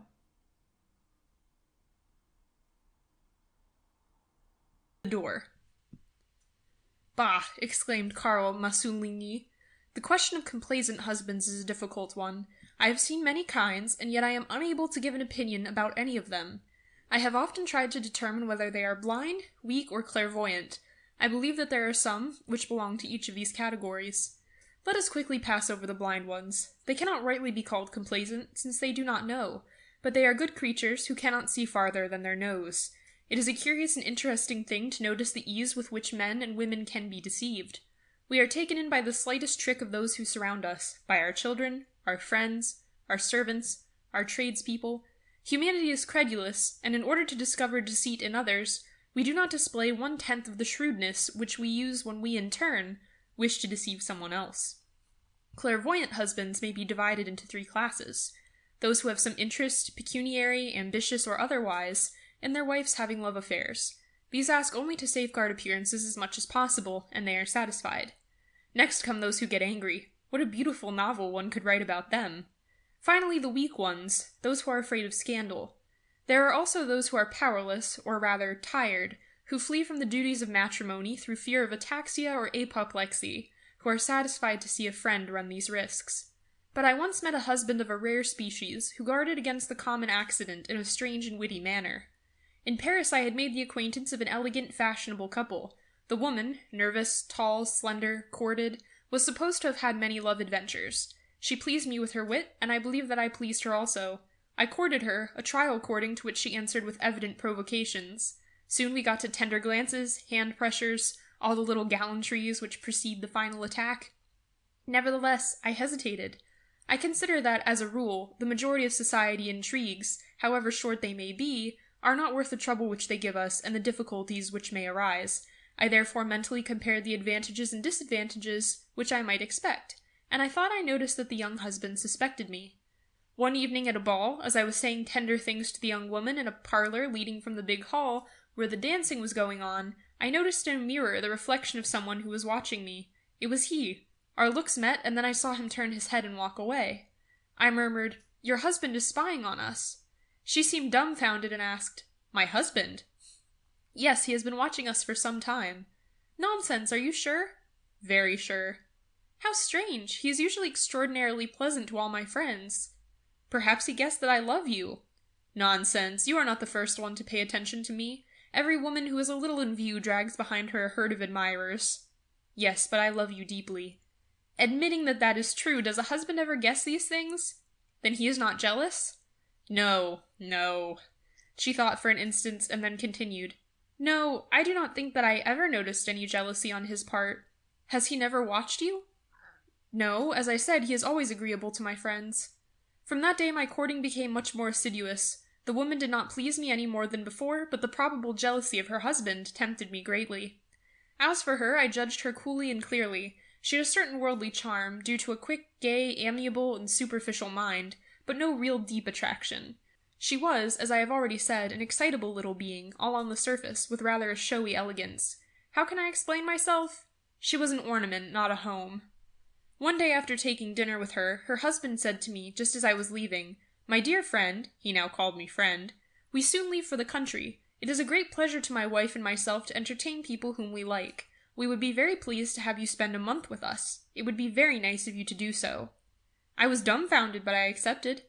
A month later, I arrived at their estate of Vert-Cresson in Touraine. They were waiting for me at the station, 5 miles from the chateau. There were 3 of them, she, the husband, and a gentleman unknown to me, the Comte de Morterade, to whom I was introduced. He appeared to be delighted to make my acquaintance, and the strangest ideas passed through my mind while we trotted along the beautiful road between 2 hedges. I was saying to myself, Let's see, what can this mean? Here is a husband who cannot doubt that his wife and I are on more than friendly terms, and yet he invites me to his house, receives me like an old friend, and seems to say, "Go ahead, my friend, the road is clear." Then I am introduced to a very pleasant gentleman, who seems already to have settled down in the house, and who is perhaps trying to get out of it, and who seems as pleased at my arrival as the husband himself. Is it some former admirer who wishes to retire? One might think so. But then would these two men tacitly have come to one of these infamous little agreements so common in society?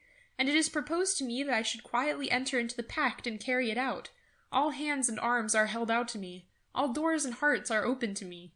And what about her? An enigma. She cannot be ignorant of everything. However, well, I cannot understand it. The dinner was very gay and cordial. On leaving the table, the husband and his friend began to play cards, while I went out on the porch to look at the moonlight with Madame. She seemed to be greatly affected by nature, and I judged that the moment for my happiness was near. That evening she was really delightful. The country had seemed to make her more tender. Her long, slender waist looked pretty on this stone porch beside a great vase in which grew some flowers. I felt like dragging her out under the trees, throwing myself at her feet and speaking to her words of love. Her husband's voice called, "Louise?" "Yes, dear." "You are forgetting the tea." "I'll go and see about it, my friend." We returned to the house, and she gave us some tea. When the two men had finished playing cards, they were visibly tired. I had to go to my room. I did not get to sleep till late, and then I slept badly. An excursion was decided upon for the following afternoon, and we went in an open carriage to visit some ruins. She and I were in the back of the vehicle, and they were opposite us, riding backwards. The conversation was sympathetic and agreeable. I am an orphan, and it seemed to me as though I had just found my family. I felt so at home with them.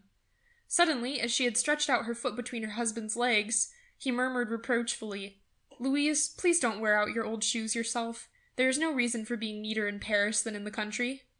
I lowered my eyes. She was indeed wearing worn-out shoes, and I noticed that her stockings were not pulled up tight. She had blushed and hidden her foot under her dress. The friend was looking out in the distance with an indifferent and unconcerned look. The husband offered me a cigar, which I accepted. For a few days it was impossible for me to be alone with her for 2 minutes. He was with us everywhere. He was delightful to me, however.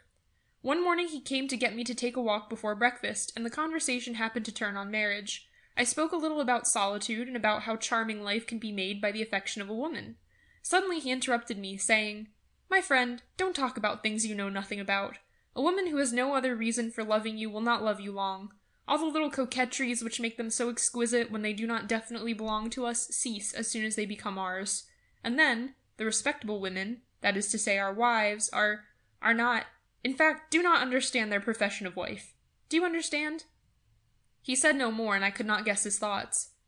2 days after this conversation, he called me to his room quite early, in order to show me a collection of engravings. I sat in an easy chair opposite the big door which separated his apartment from his wife's, and behind this door I heard someone walking and moving, and I was thinking very little of the engravings, although I kept exclaiming, "Oh, charming, delightful, exquisite!" He suddenly said, "Oh, I have a beautiful specimen in the next room. I'll go and get it." He ran to the door quickly, and both sides opened as though for a theatrical effect. In a large room, all in disorder, in the midst of skirts, collars, waists lying around on the floor, stood a tall, dried-up creature. The lower part of her body was covered with an old, worn-out silk petticoat, which was hanging limply on her shapeless form, and she was standing in front of a mirror brushing some short, sparse blonde hairs. Her arms formed 2 acute angles, and as she turned around in astonishment, I saw under a common cotton chemise a regular cemetery of ribs, which were hidden from the public gaze by well-arranged pads. The husband uttered a natural exclamation and came back, closing the doors, and said, "Gracious! How stupid I am! Oh, how thoughtless! My wife will never forgive me for that." I already felt like thanking him. I left 3 days later, after cordially shaking hands with the 2 men and kissing the lady's fingers. She bade me a cold goodbye. Karl Massouligny was silent. Someone asked, "But what was the friend?" "I don't know. However, he looked greatly distressed to see me leaving so soon." End of section 35. Recording by Tatiana Chichilla, Columbus, Ohio.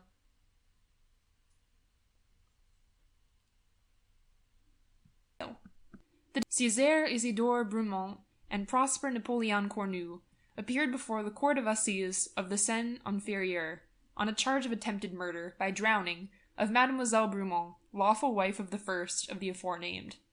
The two prisoners sat side by side on the traditional bench. They were two peasants. The first was small and stout, with short arms, short legs, and a round head with a pimply face, planted directly on his trunk, which was also round and short, with apparently no neck. He was a raiser of pigs, and lived at Cacheville-la-Groupille, in the district of Criquetot. Cornu, Prosper Napoleon, was thin, of medium height, with enormously long arms. His head was on crooked, his jaw awry, and he squinted.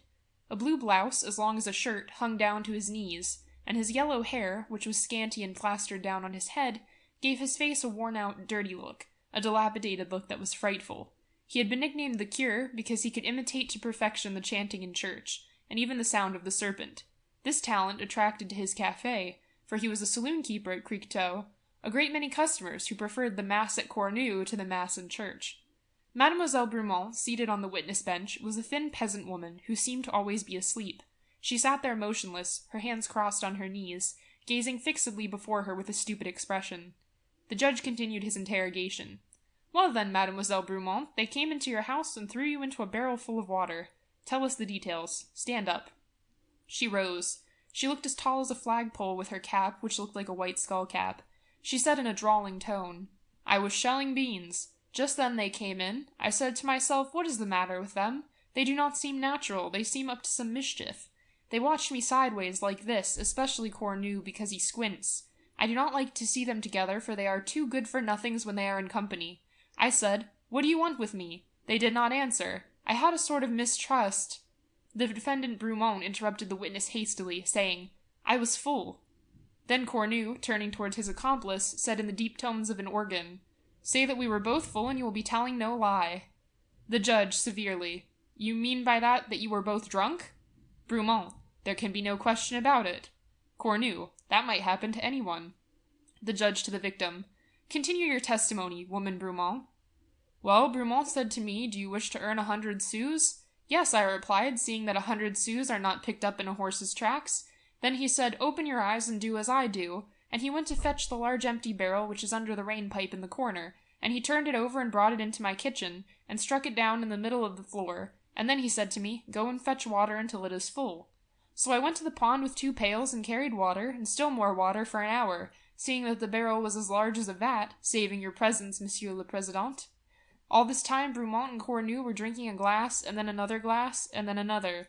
They were finishing their drinks when I said to them, 'You are full, fuller than this barrel.' And Brumont answered me, 'Do not worry, go on with your work, your turn will come, each one has his share.' I paid no attention to what he said as he was full. When the barrel was full to the brim, I said, 'There, that's done.' And then Cornu gave me 100 sous, not Brumont, Cornu, it was Cornu gave them to me. And Brumont said, 'Do you wish to earn 100 sous more?' 'Yes,' I said, for I am not accustomed to presents like that. Then he said, 'Take off your clothes.' 'Take off my clothes?' 'Yes,' he said. 'How many shall I take off?' 'If it worries you at all, keep on your chemise, that won't bother us.' 100 sous is 100 sous, and I have to undress myself, but I did not fancy undressing before those 2 good-for-nothings. I took off my cap, and then my jacket, and then my skirt, and then my sabots. Brumont said, 'Keep on your stockings also, we are good fellows.' And Cornu said too, 'We are good fellows.' So there I was, almost like Mother Eve. And they got up from their chairs, but could not stand straight, they were so full, saving your presence, Monsieur le Président. I said to myself, 'What are they up to?' And Brumont said, 'Are you ready?' And Cornu said, 'I'm ready.' And then they took me, Brumont by the head and Cornu by the feet, as one might take, for instance, a sheep that has been washed. Then I began to bawl. And Brumont said, 'Keep still, wretched creature.' And they lifted me up in the air and put me into the barrel, which was full of water, so that I had a check of the circulation, a chill to my very insides. And Brumont said, 'Is that all?' Cornu said, 'That is all.' Brumont said, 'The head is not in, that will make a difference in the measure.' Cornu said, 'Put in her head.' And then Brumont pushed down my head as if to drown me, so that the water ran into my nose, so that I could already see paradise. And he pushed it down, and I disappeared. And then he must have been frightened. He pulled me out and said, 'Go get dry, carcass.' As for me, I took to my heels and ran as far as Monsieur le Cure's. He lent me a skirt belonging to his servant, for I was almost in a state of nature, and he went to fetch Maître Chicot, the country watchman who went to Criquetot to fetch the police, who came to my house with me. Then we found Brumont and Cornu fighting each other like 2 rams. Brumont was bawling, 'It isn't true, I tell you, that there is at least a cubic meter in it. It is the method that was no good.' Cornu bawled, 4 pails, that is almost half a cubic meter. You need not reply, that's what it is. The police captain put them both under arrest. I have no more to tell. She sat down. The audience in the courtroom laughed. The jurors looked at one another in astonishment. The judge said, Defendant Cornu, you seem to have been the instigator of this infamous plot. What have you to say? And Cornu rose in his turn. Judge, he replied, I was full. The judge answered gravely, I know it. Proceed. I will. Well, Brumont came to my place about 9 o'clock and ordered 2 drinks, and said, There's one for you, Cornu. I sat down opposite him and drank, and out of politeness I offered him a glass. Then he returned the compliment, and so did I, and so it went on from glass to glass until noon, when we were full. Then Brumont began to cry. That touched me. I asked him what was the matter. He said, I must have 1,000 francs by Thursday. That cooled me off a little, you understand. Then he said to me all at once, I will sell you my wife. I was full, and I was a widower. You understand. That stirred me up. I did not know his wife, but she was a woman, wasn't she? I asked him, How much would you sell her for? He reflected, or pretended to reflect. When one is full, one is not very clear-headed, and he replied, I will sell her by the cubic meter. That did not surprise me, for I was as drunk as he was, and I knew what cubic meter is in my business. It is the 1,000 liters, that suited me. But the price remained to be settled. All depends on the quality. I said, How much do you want a cubic meter? And he answered, 2,000 francs. I gave a bound like a rabbit, and then I reflected that a woman ought not to measure more than 300 liters. So I said, That's too dear. He answered, I cannot do it for less. I should lose by it. You understand, one is not a dealer in hogs for nothing. One understands one's business. But if he is smart, the seller of bacon, I am smarter, seeing that I sell them also. So I said to him, If she were new, I would not say anything, but she has been married to you for some time, so she is not as fresh as she was. I will give you 1,500 francs a cubic meter, not a sou more. Will that suit you? He answered, That will do, that's a bargain. I agreed, and we started out arm in arm. We must help each other in this world. But a fear came to me. How can you measure her unless you put her into the liquid? Then he explained this idea, not without difficulty, for he was full. He said to me, I take a barrel and fill it with water to the brim. I put her in it. All the water that comes out we will measure, and that is the way to fix it. I see. I understand. But this water that overflows will run away. How are you going to gather it up? Then he began stuffing me and explained to me that all we would have to do would be to refill the barrel with the water his wife had displaced as soon as she should have left.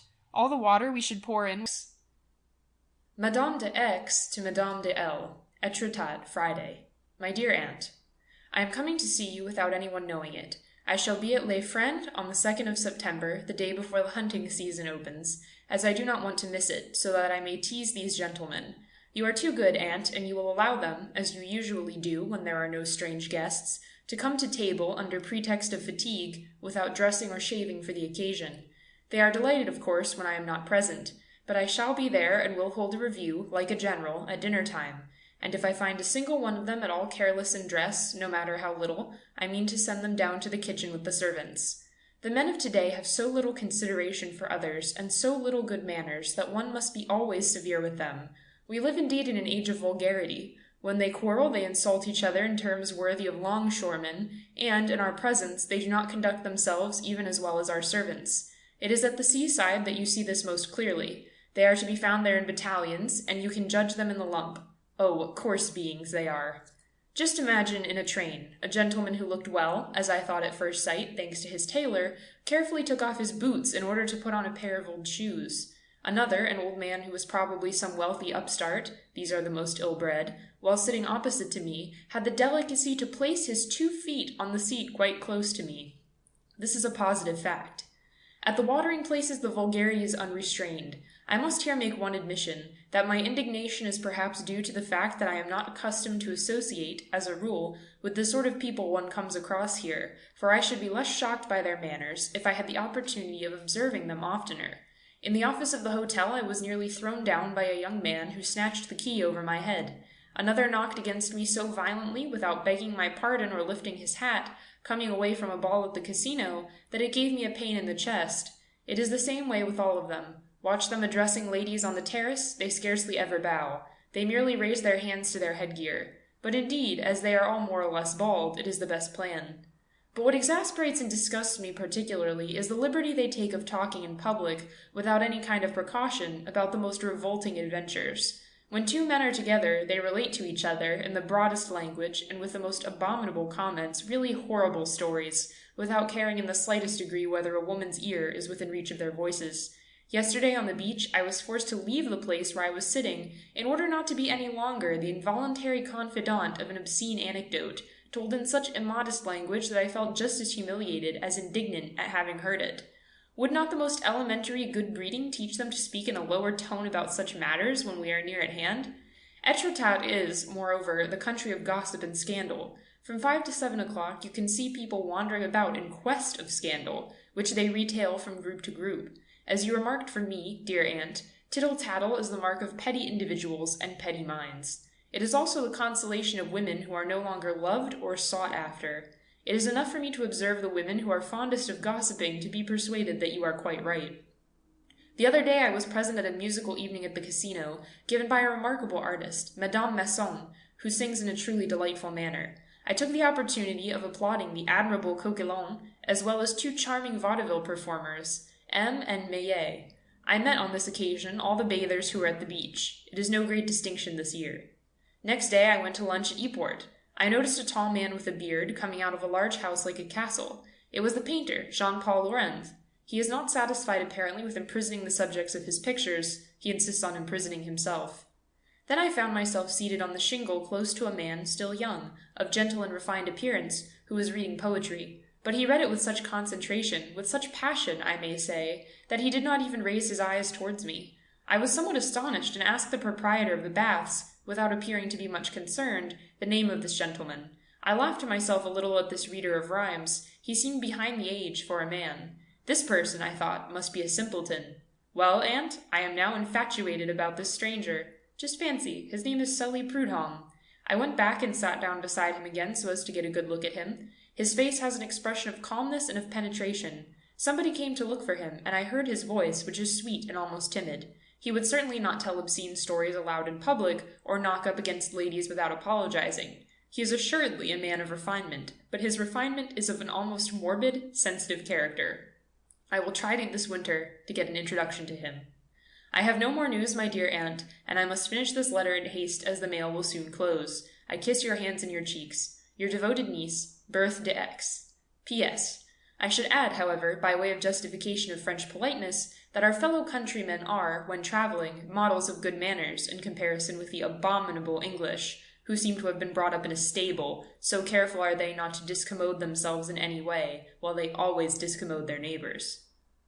Madame de L. to Madame de X. Liffrain, Saturday. My dear child, many of the things you have said to me are very sensible, but that does not prevent you from being wrong. Like you, I used formerly to feel very indignant at the impoliteness of men, who, as I supposed, constantly treated me with neglect. But, as I grew older and reflected on everything, putting aside coquetry and observing things without taking any part in them myself, I perceived this much, that if men are not always polite, women are always indescribably rude. We imagine that we should be permitted to do anything, my darling, and at the same time we consider that we have a right to the utmost respect, and in the most flagrant manner we commit actions devoid of that elementary good breeding of which you speak so freely. I find, on the contrary, that men consider us much more than we consider them. Besides, darling, men must needs be, and are, what we make of them. In a state of society where women are all true gentlewomen, all men would become gentlemen. Come now, just observe and reflect. Look at two women meeting in the street. What an attitude each assumes towards the other. What disparaging looks. What contempt they throw into each glance. How they toss their heads while they inspect each other to find something to condemn.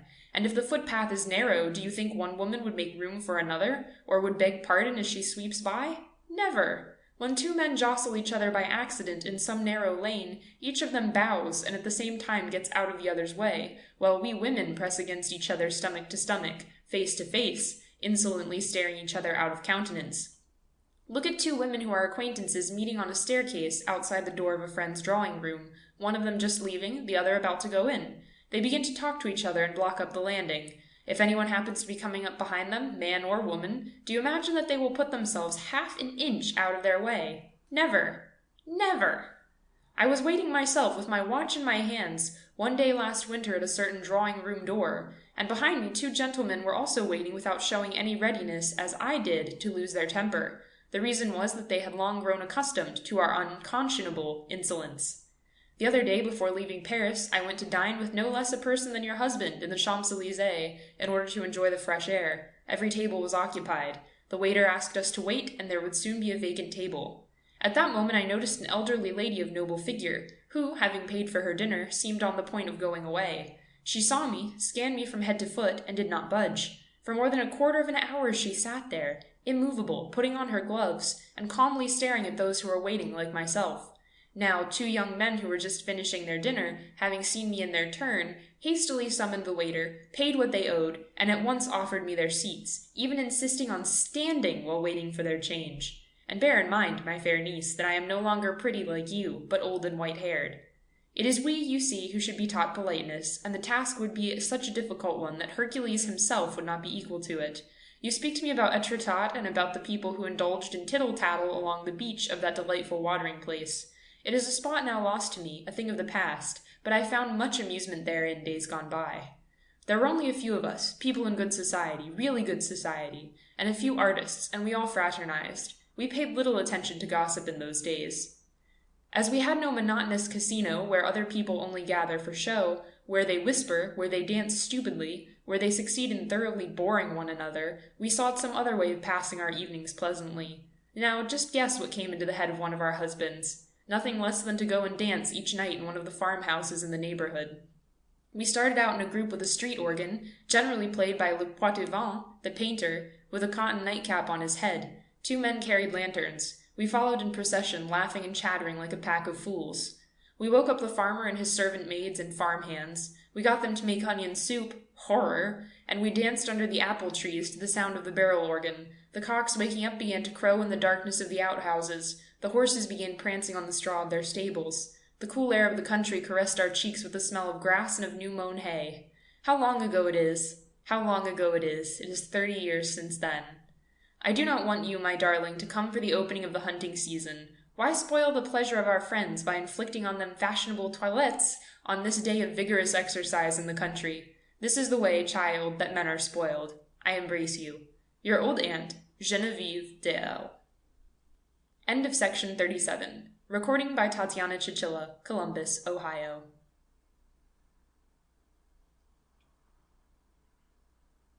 For a long time, Jacques Bordier had sworn that he would never marry, but he suddenly changed his mind. It happened suddenly, one summer at the seashore.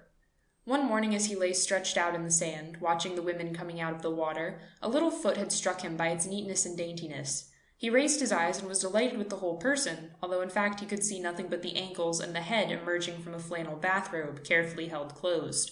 He was supposed to be sensual and a fast liver.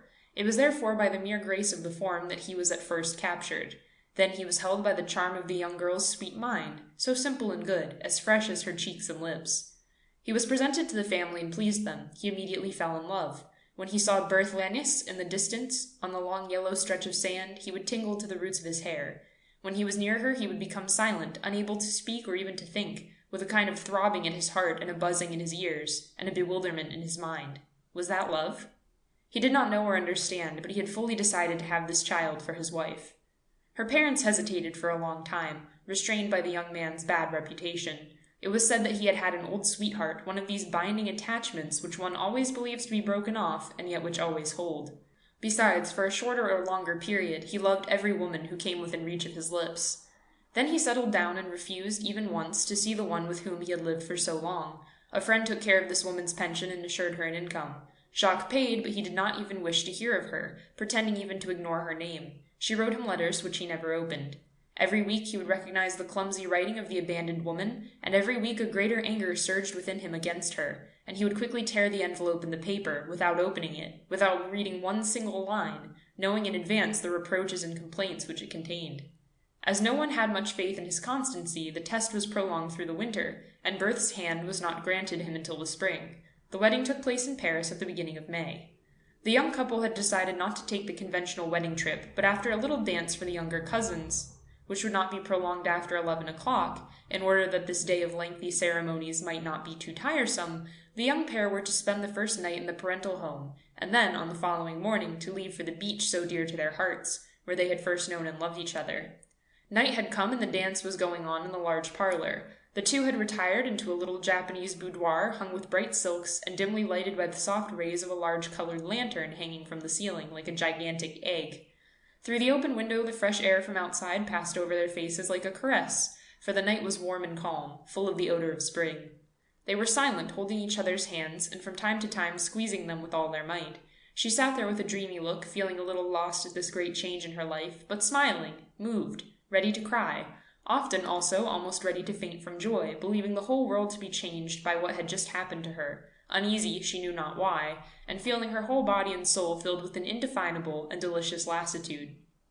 He was looking at her persistently with a fixed smile. He wished to speak, but found nothing to say, and so sat there, expressing all his ardor by pressures of the hand. From time to time he would murmur, "Berth," and each time she would raise her eyes to him with a look of tenderness. They would look at each other for a second, and then her look, pierced and fascinated by his, would fall. They found no thoughts to exchange. They had been left alone, but occasionally some of the dancers would cast a rapid glance at them, as though they were the discreet and trusty witnesses of a mystery. The door opened and a servant entered, holding on a tray a letter which a messenger had just brought. Jacques, trembling, took this paper, overwhelmed by a vague and sudden fear, the mysterious terror of swift misfortune.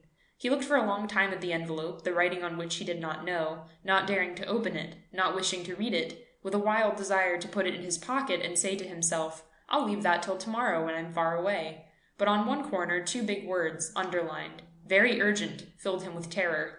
Saying, "Please excuse me, my dear," he tore open the envelope. He read the paper, grew frightfully pale, looked over it again, and slowly he seemed to spell it out word for word. When he raised his head, his whole expression showed how upset he was. He stammered, "My dear, it's from my best friend, who has had a very great misfortune. He has need of me immediately, for a matter of life or death. Will you excuse me if I leave you for half an hour? I'll be right back." Trembling and dazed, she stammered, "Go, my dear," not having been his wife long enough to dare to question him, to demand to know. He disappeared. She remained alone, listening to the dancing in the neighboring parlor. He had seized the first hat and coat he came to and rushed downstairs 3 steps at a time.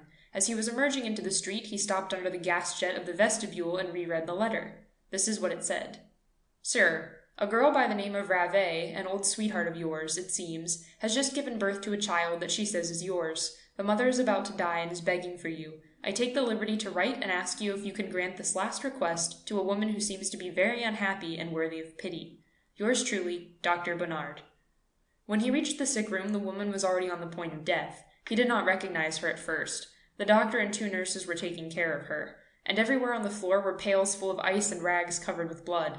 Water flooded the carpet, 2 candles were burning on a bureau. Behind the bed, in a little wicker crib, the child was crying, and each time it would moan, the mother, in torture, would try to move, shivering under her ice bandages. She was mortally wounded, killed by this birth. Her life was flowing from her, and notwithstanding the ice and the care, the merciless hemorrhage continued, hastening her last hour. She recognized Jacques and wished to raise her arms. They were so weak that she could not do so, but tears coursed down her pallid cheeks. He dropped to his knees beside the bed, seized one of her hands, and kissed it frantically. Then, little by little, he drew close to the thin face, which started at the contact. One of the nurses was lighting them with a candle, and the doctor was watching them from the back of the room. Then she said in a voice which sounded as though it came from a distance, "I am going to die, dear. Promise to stay to the end. Oh, don't leave me now. Don't leave me in my last moments." He kissed her face and her hair, and, weeping, he murmured, "Do not be uneasy. I will stay." It was several minutes before she could speak again. She was so weak. She continued, "The little one is yours. I swear it before God and on my soul. I swear it as I am dying. I have never loved another man but you. Promise to take care of the child." He was trying to take this poor, pain-racked body in his arms. Maddened by remorse and sorrow, he stammered, "I swear to you that I will bring him up and love him. He shall never leave me." Then she tried to kiss Jacques. Powerless to lift her head, she held out her white lips in an appeal for a kiss. He approached his lips to respond to this piteous entreaty. As soon as she felt a little calmer, she murmured, "Bring him here and let me see if you love him." He went and got the child. He placed him gently on the bed between them, and the little one stopped crying. She murmured, "Don't move any more," and he was quiet. And he stayed there, holding in his burning hand this other hand shaking in the chill of death, just as a while ago he had been holding a hand trembling with love. From time to time he would cast a quick glance at the clock, which marked midnight, then 1 o'clock, then 2. The physician had returned. The 2 nurses, after noiselessly moving about the room for a while, were now sleeping on chairs. The child was asleep, and the mother, with eyes shut, also appeared to be resting. Suddenly, just as pale daylight was creeping in behind the curtains, she stretched out her arms with such a quick and violent motion that she almost threw her baby on the floor. A kind of rattle was heard in her throat, and then she lay on her back, motionless, dead. The nurses sprang forward and declared, "All is over." He looked once more at this woman whom he had so loved, then at the clock, which pointed to 4, and he ran away, forgetting his overcoat in the evening dress, with the child in his arms. After he had left her alone, the young wife had waited, calmly enough at first, in the little Japanese boudoir. Then, as she did not see him return, she went back to the parlor with an indifferent and calm appearance, but terribly anxious. When her mother saw her alone, she asked, "Where is your husband?" She answered, "In his room, he is coming right back." After an hour, when everybody had questioned her, she told about the letter, Jacques' upset appearance, and her fears of an accident. Still they waited. The guests left, only the nearest relatives remained. At midnight the bride was put to bed, sobbing bitterly. Her mother and 2 aunts, sitting around the bed, listened to her crying, silent and in despair. The father had gone to the commissary of police to see if he could obtain some news. At 5 o'clock a slight noise was heard in the hall. A door was softly opened and closed. Then suddenly a little cry, like the mewing of a cat, was heard throughout the silent house. All the women started forward, and Berthe sprang ahead of them all, pushing her way past her aunts, wrapped in a bathrobe. Jacques stood in the middle of the room, pale and out of breath, holding an infant in his arms. The 4 women looked at him astonished, but Berthe, who had suddenly become courageous, rushed forward with anguish in her heart, exclaiming, "What is it? What's the matter?" He looked about him wildly and answered shortly, I have a child, and the mother has just died." And with his clumsy hands he held out the screaming infant. Without saying a word, Berthe seized the child, kissed it, and hugged it to her. Then she raised her tear-filled eyes to him, asking, "Did you say that the mother was dead?" He answered, "Yes, just now, in my arms. I had broken with her since summer. I knew nothing. The physician sent for me." Then Berthe murmured, "Well, we will bring up the little one." End of section 38. Recording by Tatiana Chichilla, Columbus, Ohio.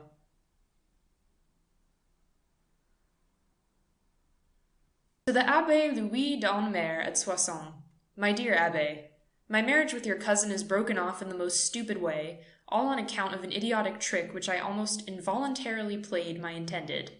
In my perplexity I turn to you, my old school chum, for you may be able to help me out of the difficulty. If you can, I shall be grateful to you until I die. You know Gilberte, or rather, you think you know her, but do we ever understand women? All their opinions, their ideas, their creeds are a surprise to us. They are full of twists and turns, of the unforeseen, of unintelligible arguments, of defective logic and of obstinate ideas, which seem final, but which they alter because a little bird came and perched on the window ledge. I need not tell you that your cousin is very religious, as she was brought up by the white, or was it the black, ladies at Nancy. You know better than I do, but what you perhaps do not know is that she is just as excitable about other matters as she is about religion. Her head flies away, just as a leaf is whirled away by the wind, and she is a true woman, or rather girl, for she is moved and made angry in a moment, starting off at a gallop in affection, just as she does in hatred, and returning in the same manner, and she is pretty, as you know, and more charming than I can say, as you will ever know.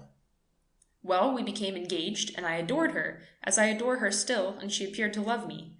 One evening I received a telegram summoning me to Cologne for a consultation, which might be followed by a serious and difficult operation, and as I had to start the next morning, I went to wish Gilberte goodbye, and tell her why I could not dine with them on Wednesday, but would do so on Friday, the day of my return. Ah, beware of Fridays, for I assure you they are unlucky.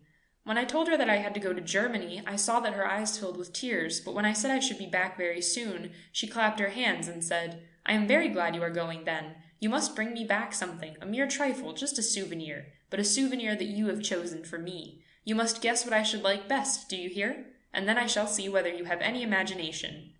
She thought for a few moments and then added, "I forbid you to spend more than 20 francs on it. I want it for the intention and for a remembrance of your penetration, and not for its intrinsic value." And then, after another moment's silence, she said in a low voice and with downcast eyes, "If it costs you nothing in money, but is something very ingenious and pretty, I will kiss you."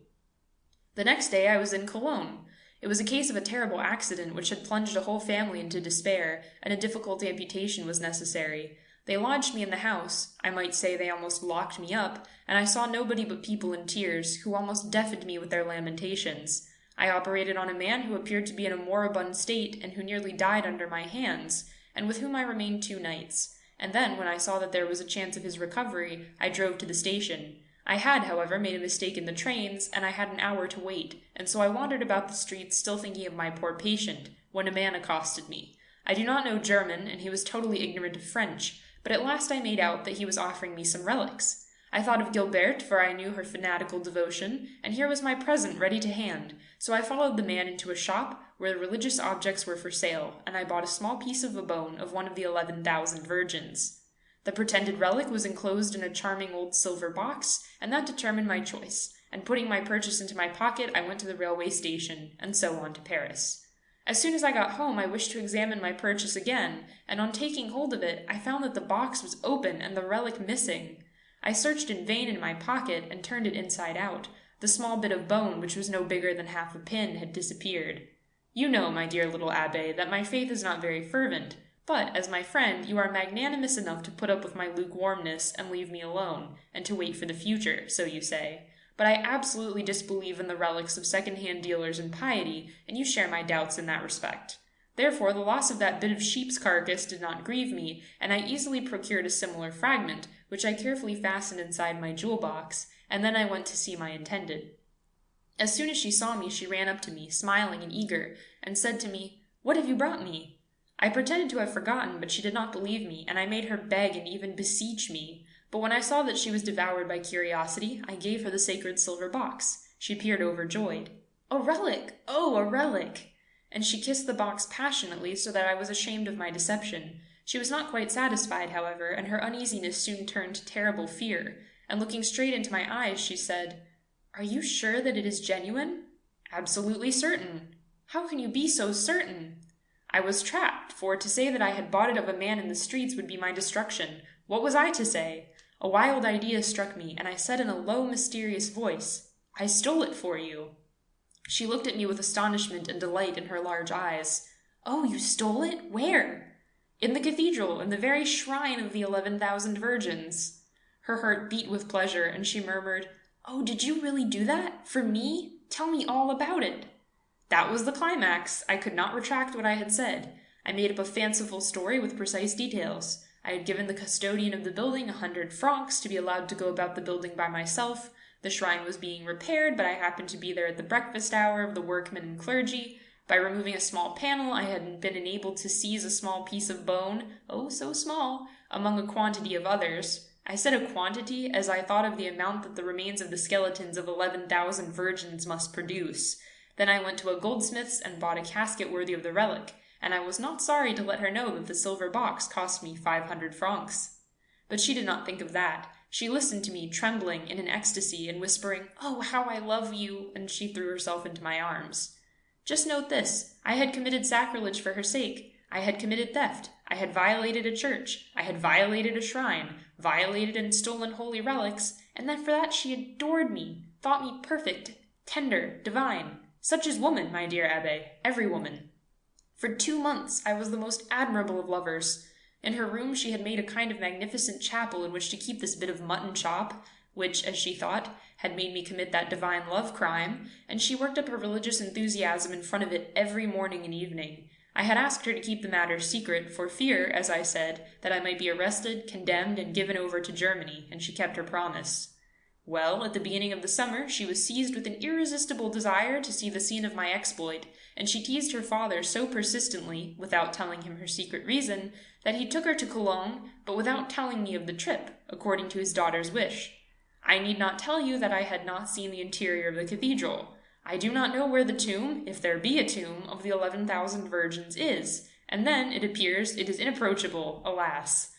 A week afterward, I received 10 lines breaking off our engagement, and then an explanatory letter from her father, whom she had, somewhat late, taken into her confidence.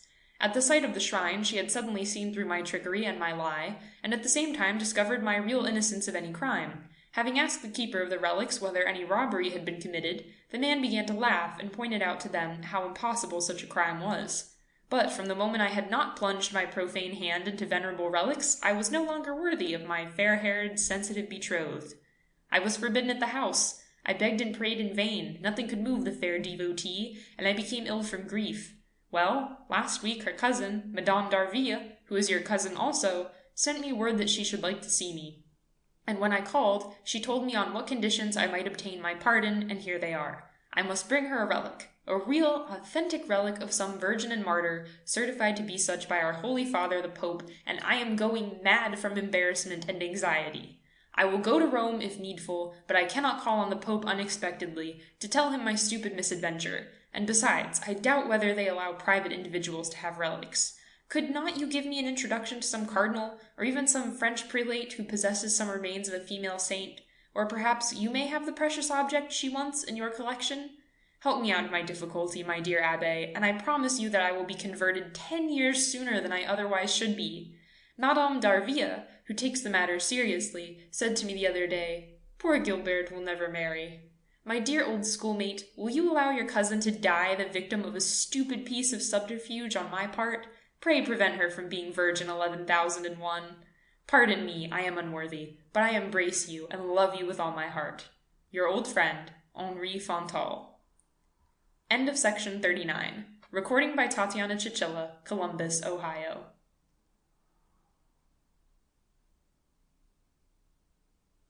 Under the grass, which had been cropped close by the cows, the earth soaked by recent rains was soft and sank in under the feet with a soggy noise, and the apple trees, loaded with apples, were dropping their pale green fruit in the dark green grass.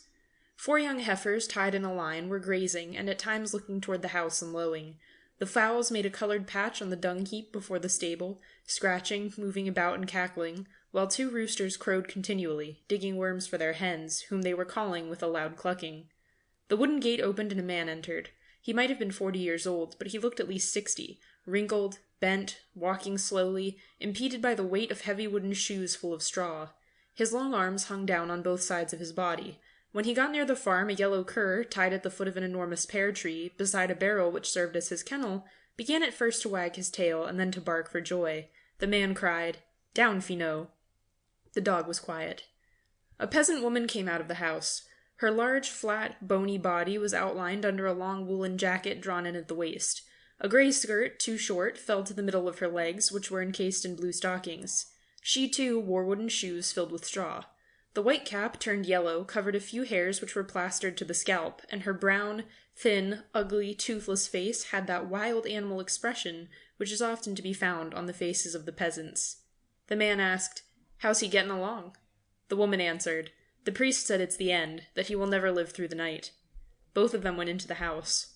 After passing through the kitchen, they entered a low, dark room, barely lighted by one window, in front of which a piece of calico was hanging. The big beams, turned brown with age and smoke, crossed the room from one side to the other, supporting the thin floor of the garret, where an army of rats ran about day and night. The moist, lumpy earthen floor looked greasy, and at the back of the room the bed made an indistinct white spot. A harsh, regular noise, a difficult, hoarse, wheezing breathing, like the gurgling of water from a broken pump, came from the darkened couch where an old man, the father of the peasant woman, was dying. The man and the woman approached the dying man and looked at him with calm, resigned eyes. The son-in-law said, "I guess it's all up with him this time. He will not last the night." The woman answered, "He's been gurgling like that ever since midday." They were silent. The father's eyes were closed. His face was the color of the earth, and so dry that it looked like wood. Through his open mouth came his harsh, rattling breath, and the gray linen sheet rose and fell with each respiration. The son-in-law, after a long silence, said, "There's nothing more to do. I can't help him. It's a nuisance just the same, because the weather is good and we've got a lot of work to do."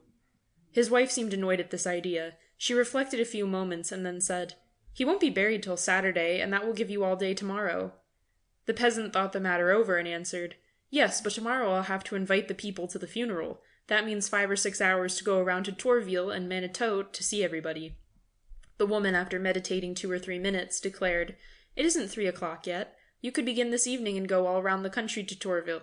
You could just as well say that he's dead, seeing as he's as good as that now." The man stood perplexed for a while, weighing the pros and cons of the idea. At last he declared, "Well, I'll go." He was leaving the room, but came back after a minute's hesitation. "As you haven't got anything to do, you might shake down some apples and bake and make 4 dozen dumplings for those who come to the funeral, for one must have something to cheer them. You can light the fire with the wood that's under the shed. It's dry." He left the room, went back into the kitchen, opened the cupboard, took out a 6-pound loaf of bread, cut off a slice, and carefully gathered the crumbs in the palm of his hand and threw them into his mouth, so as not to lose anything. Then, with the end of his knife, he scraped out a little salt butter from the bottom of an earthen jar, spread it on his bread, and began to eat slowly, as he did everything. He recrossed the farmyard, quieted the dog, which had started barking again, went out on the road bordering on his ditch, and disappeared in the direction of Torville.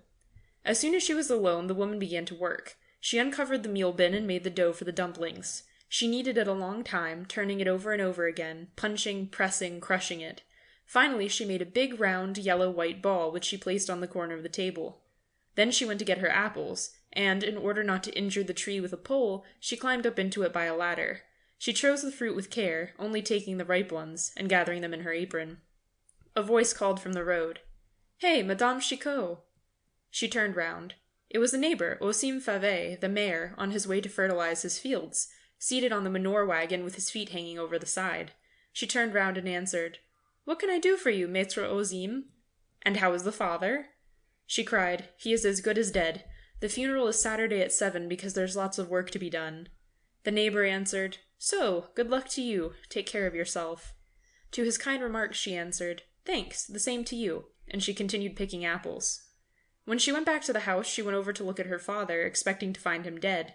But as soon as she reached the door, she heard his monotonous, noisy rattle, and, thinking it a waste of time to go over to him, she began to prepare her dumplings. She wrapped up the fruit one by one in a thin layer of paste, and then she lined them up on the edge of the table. When she had made 48 dumplings, arranged in dozens, one in front of the other, she began to think of preparing supper, and she hung her kettle over the fire to cook potatoes, for she judged it useless to heat the oven that day, as she had all the next day in which to finish the preparations.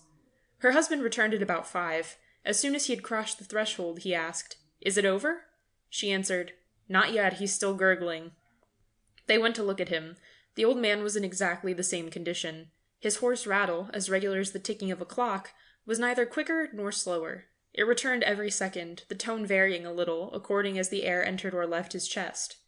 His son-in-law looked at him and then said, "He'll pass away without our noticing it, just like a candle." They returned to the kitchen and started to eat without saying a word. When they had swallowed their soup, they ate another piece of bread and butter. Then, as soon as the dishes were washed, they returned to the dying man. The woman, carrying a little lamp with a smoky wick, held it in front of her father's face. If he had not been breathing, one would have certainly thought him dead. The couple's bed was hidden in a little recess at the other end of the room. Silently they retired, put out the light, closed their eyes, and soon 2 unequal snores, one deep and the other shriller, accompanied the uninterrupted rattle of the dying man.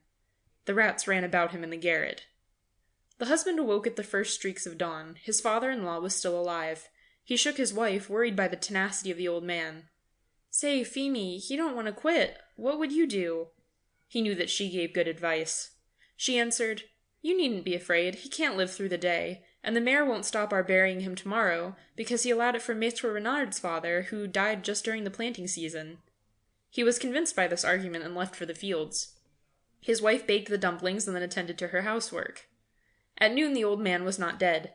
The people hired for the day's work came by in groups to look at him. Each one had his say. Then they left again for the fields. At 6 o'clock, when the work was over, the father was still breathing. At last his son-in-law was frightened. "What would you do now, Feemy?" She no longer knew how to solve the problem. They went to the mayor. He promised that he would close his eyes and authorize the funeral for the following day. They also went to the health officer, who likewise promised, in order to oblige Maître Chicot, to antedate the death certificate. The man and the woman returned, feeling more at ease. They went to bed and to sleep, and just as they did the preceding day, their sonorous breathing blending with the feeble breathing of the old man. When they awoke, he was not yet dead. Then they began to be frightened. They stood by their father, watching him with distrust, as though he had wished to play them a mean trick, to deceive them, to annoy them on purpose, and they were vexed at him for the time which he was making them lose. The son-in-law asked, "What am I going to do?" She did not know. She answered, "It certainly is annoying." The guests who were expected could not be notified. They decided to wait and explain the case to them. Toward 6:45 the first ones arrived. The women in black, their heads covered with large veils, looking very sad. Then men, ill at ease in their homespun coats, were coming forward more slowly, in couples, talking business. Maître Chicot and his wife, bewildered, received them sorrowfully, and suddenly both of them together began to cry as they approached the first group. They explained the matter, related their difficulty, offered chairs, bustled about, tried to make excuses, attempting to prove that everybody would have done as they did, talking continually and giving nobody a chance to answer. They were going from one person to another. I never would have thought it. It's incredible how he can last this long. The guests, taken aback, a little disappointed as though they had missed an expected entertainment, did not know what to do, some remaining seated, others standing. Several wished to leave. Maître Chicot held them back. "You must take something anyhow. We made some dumplings, might as well make use of them." The faces brightened at this idea. The yard was filling little by little. The early arrivals were telling the news to those who had arrived later. Everybody was whispering. The idea of the dumplings seemed to cheer everybody up. The women went in to take a look at the dying man. They crossed themselves beside the bed, muttered a prayer, and went out again. The men, less anxious for the spectacle, cast a look through the window which had been opened. Madame Chicot explained her distress. "That's how he's been for 2 days, neither better nor worse. Doesn't he sound like a pump that's gone dry?" When everybody had had a look at the dying man, they thought of the refreshments, but as there were too many people for the kitchen to hold, the table was moved out in front of the door. The 4 dozen golden dumplings, tempting and appetizing, arranged in 2 big dishes, attracted the eyes of all. Each one reached out to take his, fearing that there would not be enough, but 4 remained over. Maître Chicot, his mouth full, said, "Father would feel sad if he were to see this. He loved them so much when he was alive." A big jovial peasant declared, "He won't eat any more now, each one in his turn." This remark, instead of making the guests sad, seemed to cheer them up. It was their turn now to eat dumplings. Madame Chicot, distressed at the expense, kept running down to the cellar continually for cider. The pitchers were emptied in quick succession. The company was laughing and talking loud now. They were beginning to shout, as they do at feasts. Suddenly, an old peasant woman, who had stayed beside the dying man, held there by a morbid fear of what would soon happen to herself, appeared at the window and cried in a shrill voice, "He's dead! He's dead!" Everybody was silent. The women arose quickly to go and see. He was indeed dead. The rattle had ceased. The men looked at each other, looking down, ill at ease. They hadn't finished eating the dumplings. Certainly the rascal had not chosen a propitious moment. The Chicots were no longer weeping. It was over. They were relieved. They kept repeating, "I knew it couldn't last. If he would have only done it last night, it would have saved us all this trouble." Well, anyhow, it was over. They would bury him on Monday, that was all, and they would eat some more dumplings for the occasion. The guests went away, talking the matter over, pleased at having had the chance to see him and of getting something to eat. And when the husband and wife were alone, face to face, she said, her face distorted with grief, "We'll have to bake 4 dozen more dumplings. Why couldn't he have made his mind up last night?" The husband, more resigned, answered, "Well, we'll not have to do this every day." End of section 40. Recording by Tatiana Chichilla, Columbus, Ohio.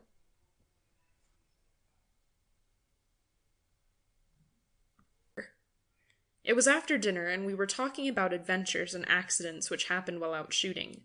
An old friend, known to all of us, Monsieur Boniface, a great sportsman and a connoisseur of wine, a man of wonderful physique, witty and gay, and endowed with an ironical and resigned philosophy, which manifested itself in caustic humour and never in melancholy, suddenly exclaimed, "I know a story, or rather a tragedy, which is somewhat peculiar. It is not at all like those which one hears of usually, and I have never told it, thinking it would interest no one. It is not at all sympathetic. I mean by that it does not arouse the kind of interest which pleases or which moves one agreeably. Here is the story. I was then about 35 years of age, and a most enthusiastic sportsman. In those days I owned a lonely bit of property in the neighbourhood of Jumièges, surrounded by forests and abounding in hares and rabbits. I was accustomed to spending 4 or 5 days alone there each year, there not being room enough to allow of my bringing a friend with me. I had placed there as gamekeeper an old retired gendarme, a good man, hot-tempered, a severe disciplinarian, a terror to poachers, and fearing nothing. He lived all alone, far from the village, in a little house, or rather hut, consisting of 2 rooms downstairs, with kitchen and storeroom, and 2 upstairs. One of them, a kind of box just large enough to accommodate a bed, a cupboard, and a chair, was reserved for my use. Old man Cavalier lived in the other one. When I said that he was alone in this place, I was wrong. He had taken his nephew with him, a young scamp about 14 years old, who used to go into the village and run errands for the old man. This young scapegrace was long and lanky, with yellow hair, so light that it resembled the fluff of a plucked chicken, so thin that he seemed bald. Besides this, he had enormous feet and the hands of a giant. He was cross-eyed and never looked at anyone. He struck me as being in the same relation to the human race as ill-smelling beasts are to the animal race. He reminded me of a polecat.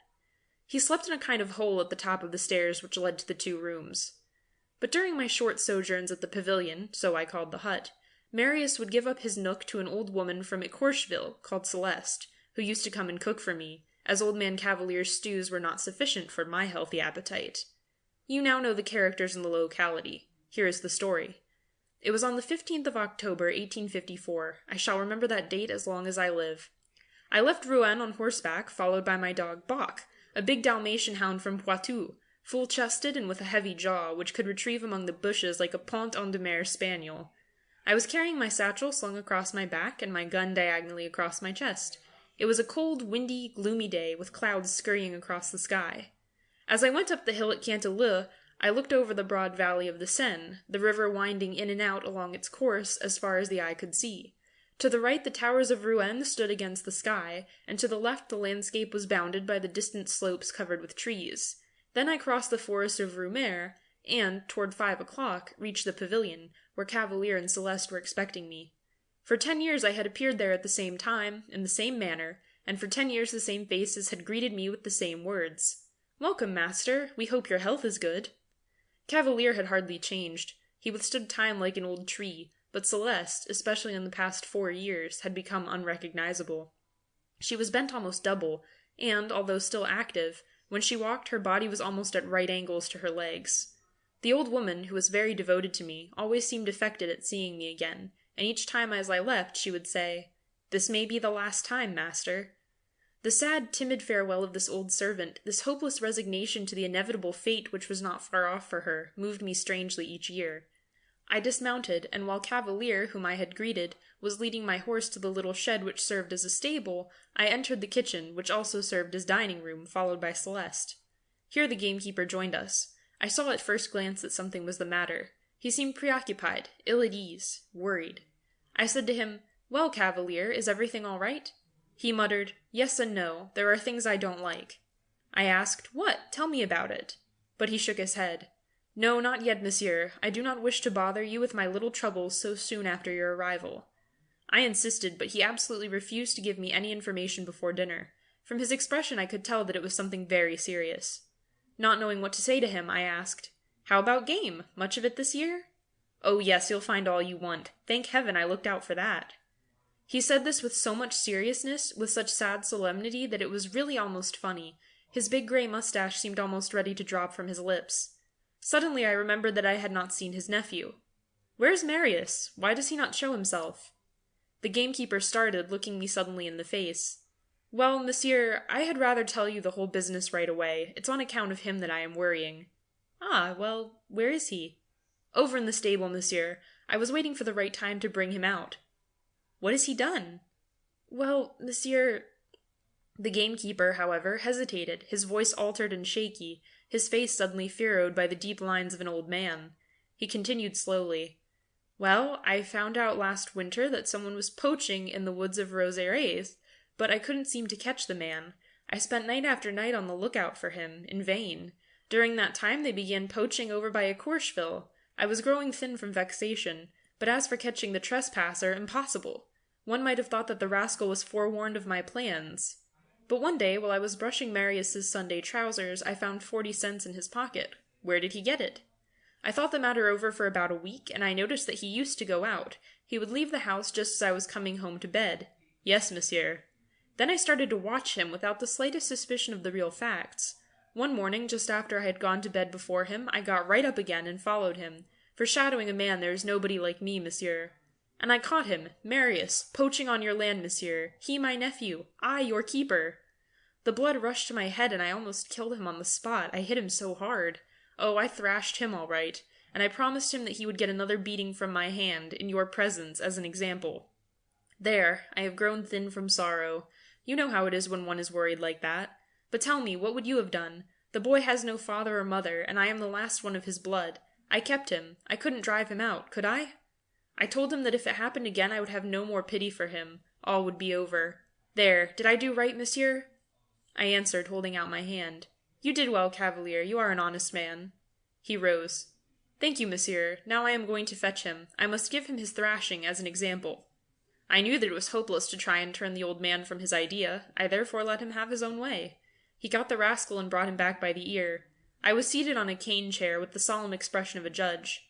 Marius seemed to have grown. He was homelier even than the year before, with his evil, sneaking expression. His big hands seemed gigantic.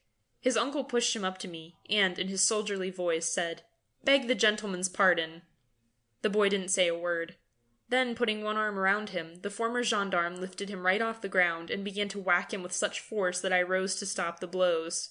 The boy was now howling, "Mercy! Mercy! Mercy! I promise!" Cavalier put him back on the ground and forced him to his knees. "Beg for pardon," he said. With eyes lowered, the scamp murmured, "I ask for pardon."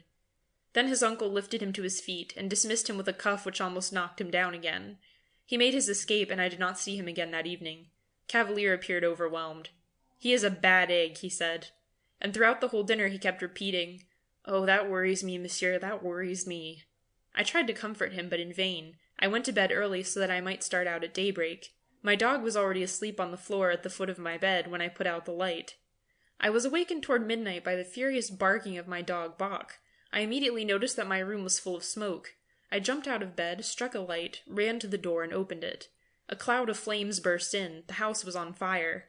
I quickly closed the heavy oak door, and, drawing on my trousers, I first lowered the dog through the window by means of a rope made of my sheets. Then, having thrown out the rest of my clothes, my game bag, and my gun, I in turn escaped the same way. I began to shout with all my might, "Cavalier! Cavalier!" But the gamekeeper did not wake up. He slept soundly like an old gendarme. However, I could see through the lower windows that the whole ground floor was nothing but a roaring furnace. I also noticed that it had been filled with straw to make it burn readily. Somebody must have purposefully set fire to the place. I continued shrieking wildly, "Cavalier!" Then the thought struck me that the smoke might be suffocating him. An idea came to me. I slipped 2 cartridges in my gun and shot straight at his window. The 6 panes of glass shattered into the room in a cloud of glass. This time the old man had heard me, and he appeared, dazed, in his nightshirt, bewildered by the glare which illuminated the whole front of his house. I cried to him, "Your house is on fire! Escape through the window! Quick! Quick!" The flames were coming out through all the cracks downstairs, were licking the wall, were creeping toward him and going to surround him. He jumped and landed on his feet like a cat. It was none too soon. The thatched roof cracked in the middle right over the staircase, which formed a kind of flue for the fire downstairs, and an immense red jet jumped up into the air, spreading like a stream of water and sprinkling a shower of sparks around the hut. In a few seconds it was nothing but a pool of flames. Cavalier, thunderstruck, asked, "How did the fire start?" I answered, "Somebody lit it in the kitchen." He murmured, "Who could have started the fire?" And I, suddenly guessing, answered, "Marius." The old man understood. He stammered, "Good God, that is why he didn't return." A terrible thought flashed through my mind. I cried, "And Celeste! Celeste!" He did not answer. The house caved in before us, forming only an enormous, bright, blinding brazier, an awe-inspiring funeral pile, where the poor woman could no longer be anything but a glowing ember of human flesh. We had not heard a single cry. As the fire crept toward the shed, I suddenly bethought me of my horse, and Cavalier ran to free it. Hardly had he opened the door of the stable when a supple, nimble body darted between his legs and threw him on his face. It was Marius, running for all that he was worth. The man was up in a second. He tried to run after the wretch, but seeing he could not catch him, and maddened by the irresistible anger, yielding to one of those thoughtless impulses which we cannot foresee or prevent, he picked up my gun, which was lying on the ground near him, put it to his shoulder, and before I could make a motion, he pulled the trigger without even noticing whether or not the weapon was loaded. One of the cartridges which I had put in to announce the fire was still intact, and the charge caught the fugitive right in the back, throwing him forward on the ground, bleeding profusely. He immediately began to claw the earth with his hands and with his knees, as though trying to run on all fours like a rabbit who has been mortally wounded, and sees the hunter approaching. I rushed forward to the boy, but I could already hear the death rattle. He passed away before the fire was extinguished without having said a word. Cavalier, still in his shirt, his legs bare, was standing near us, motionless, dazed. When the people from the village arrived, my gamekeeper was taken away like an insane man. I appeared at the trial as a witness and related the facts in detail without changing a thing. Cavalier was acquitted. He disappeared that very day, leaving the country. I have never seen him since. That, gentlemen, is my story. End of section 41. Recording by Tatiana Chichilla, Columbus, Ohio. As the weather was very fine, the people on the farm had hurried through their dinner and had returned to the fields. The servant, Rose, remained alone in the large kitchen, where the fire was dying out on the hearth beneath the large boiler of hot water. From time to time she dipped out some water and slowly washed her dishes, stopping occasionally to look at the 2 streaks of light which the sun threw across the long table through the window, and which showed the defects in the glass. 3 venturesome hens were picking up the crumbs under the chairs, while the smell of the poultry yard and the warmth from the cow stall came in through the half-open door, and a cock was heard crowing in the distance. When she had finished her work, wiped down the table, dusted the mantelpiece, and put the plates on the high dresser close to the wooden clock with its loud tick-tock, she drew a long breath, as she felt rather oppressed without exactly knowing why. She looked at the black clay walls, the rafters that were blackened with smoke from which hung spiders' webs, smoked herrings and strings of onions, and then she sat down, rather overcome by the stale odor from the earthen floor, on which so many things had been continually spilled and which the heat brought out. With this there was mingled the sour smell of the pans of milk which were set out to raise the cream in the adjoining dairy. She wanted to sew as usual, but she did not feel strong enough, and so she went to the door to get a mouthful of fresh air, which seemed to do her good. The fowls were lying on the steaming dunghill. Some of them were scratching with one claw in search of worms, while the cock stood up proudly in their midst. When he crowed, the cocks in all the neighboring farmyards replied to him, as if they were uttering challenges from farm to farm. The girl looked at them without thinking, and then she raised her eyes and was almost dazzled at the sight of apple trees in blossom. Just then a colt, full of life and friskiness, jumped over the ditches and then stopped suddenly, as if surprised at being alone. She also felt inclined to run. She felt inclined to move and to stretch her limbs, and to repose in the warm, breathless air. She took a few undecided steps and closed her eyes, for she was seized with a feeling of animal comfort, and then she went to look for eggs in the hen loft. There were 13 of them, which she took in and put into the storeroom, but the smell from the kitchen annoyed her again, and she went out to sit on the grass for a time. The farmyard, which was surrounded by trees, seemed to be asleep. The tall grass, amid which the tall yellow dandelions rose up like streaks of yellow light, was of a vivid, fresh spring green. The apple trees cast their shade all around them, and the thatched roofs, on which grew blue and yellow irises, with their sword-like leaves, steamed as if the moisture of the stables and barns were coming through the straw. The girl went to the shed where the carts and buggies were kept. Close to it, in a ditch, there was a large patch of violets, whose fragrance was spread abroad, while beyond the slope the open country could be seen, where grain was growing, with clumps of trees in places, and groups of labourers here and there, who looked as small as dolls, and white horses like toys, who were drawing a child's cart, driven by a man as tall as one's finger. She took up a bundle of straw, threw it into the ditch, and sat down upon it. Then, not feeling comfortable, she undid it, spread it out, and lay down upon it at full length on her back, with both arms under her head and her legs stretched out. Gradually her eyes closed, and she was falling into a state of delightful languor. She was, in fact, almost asleep when she felt 2 hands on her bosom, and she sprang up at a bound. It was Jacques, one of the farm labourers, a tall fellow from Picardy, who had been making love to her for a long time. He had been herding the sheep, and, seeing her lying down in the shade, had come up stealthily and holding his breath, with glistening eyes and bits of straw in his hair. He tried to kiss her, but she gave him a smack in the face, for she was as strong as he, and he was shrewd enough to beg her pardon, so they sat down side by side and talked amicably. They spoke about the favourable weather, of their master, who was a good fellow, then of their neighbours, of all the people in the country round, of themselves, of their village, of their youthful days, of their recollections, of their relations, who had left them for a long time, and it might be for ever. She grew sad as she thought of it, while he, with one fixed idea in his head, drew closer to her. "I have not seen my mother for a long time," she said. "It is very hard to be separated like that." And she directed her looks into the distance, toward the village in the north which she had left. Suddenly, however, he seized her by the neck and kissed her again, but she struck him so violently in the face with her clenched fist that his nose began to bleed, and he got up and laid his head against the stem of a tree. When she saw that, she was sorry, and going up to him, she said, "Have I hurt you?" He, however, only laughed. No, it was a mere nothing, only she had hit him right in the middle of the nose. "What a devil!" he said, and looked at her with admiration, for she had inspired him with a feeling of respect and of a very different kind of admiration, which was the beginning of a real love for that tall, strong wench. When the bleeding had stopped, he proposed a walk, as he was afraid of his neighbour's heavy hand, if they remained side by side like that much longer, but she took his arm of her own accord in the avenue, as if they had been out for an evening's walk, and said, "It is not nice of you to despise me like that, Jacques." He protested, however. No, he did not despise her. He was in love with her, that was all. "So you really want to marry me?" she asked. He hesitated and then looked at her sideways while she looked straight ahead of her.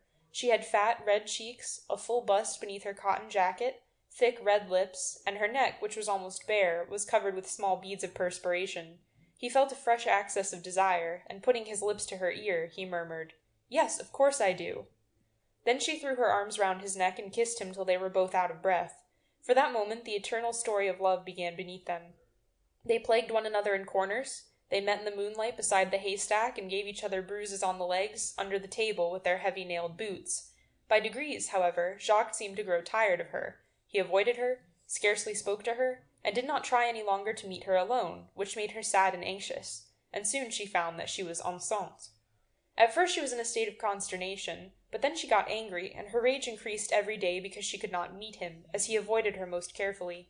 At last, one night, when everyone in the farmhouse was asleep, she went out noiselessly in her petticoat with bare feet, crossed the yard, and opened the door of the stable where Jacques was lying in a large box of straw above his horses. He pretended to snore when he heard her coming, but she knelt down by his side and shook him until he sat up. "What do you want?" he then asked her, and with clenched teeth, trembling with anger, she replied, I want you to marry me as you have promised." But he only laughed and replied, "Oh, if a man were to marry all the girls with whom he has made a slip, he would have more than enough to do." Then she seized him by the throat, threw him on his back so that he could not get away from her, and, half strangling him, she shouted into his face, "I am enceinte, do you hear? I am enceinte."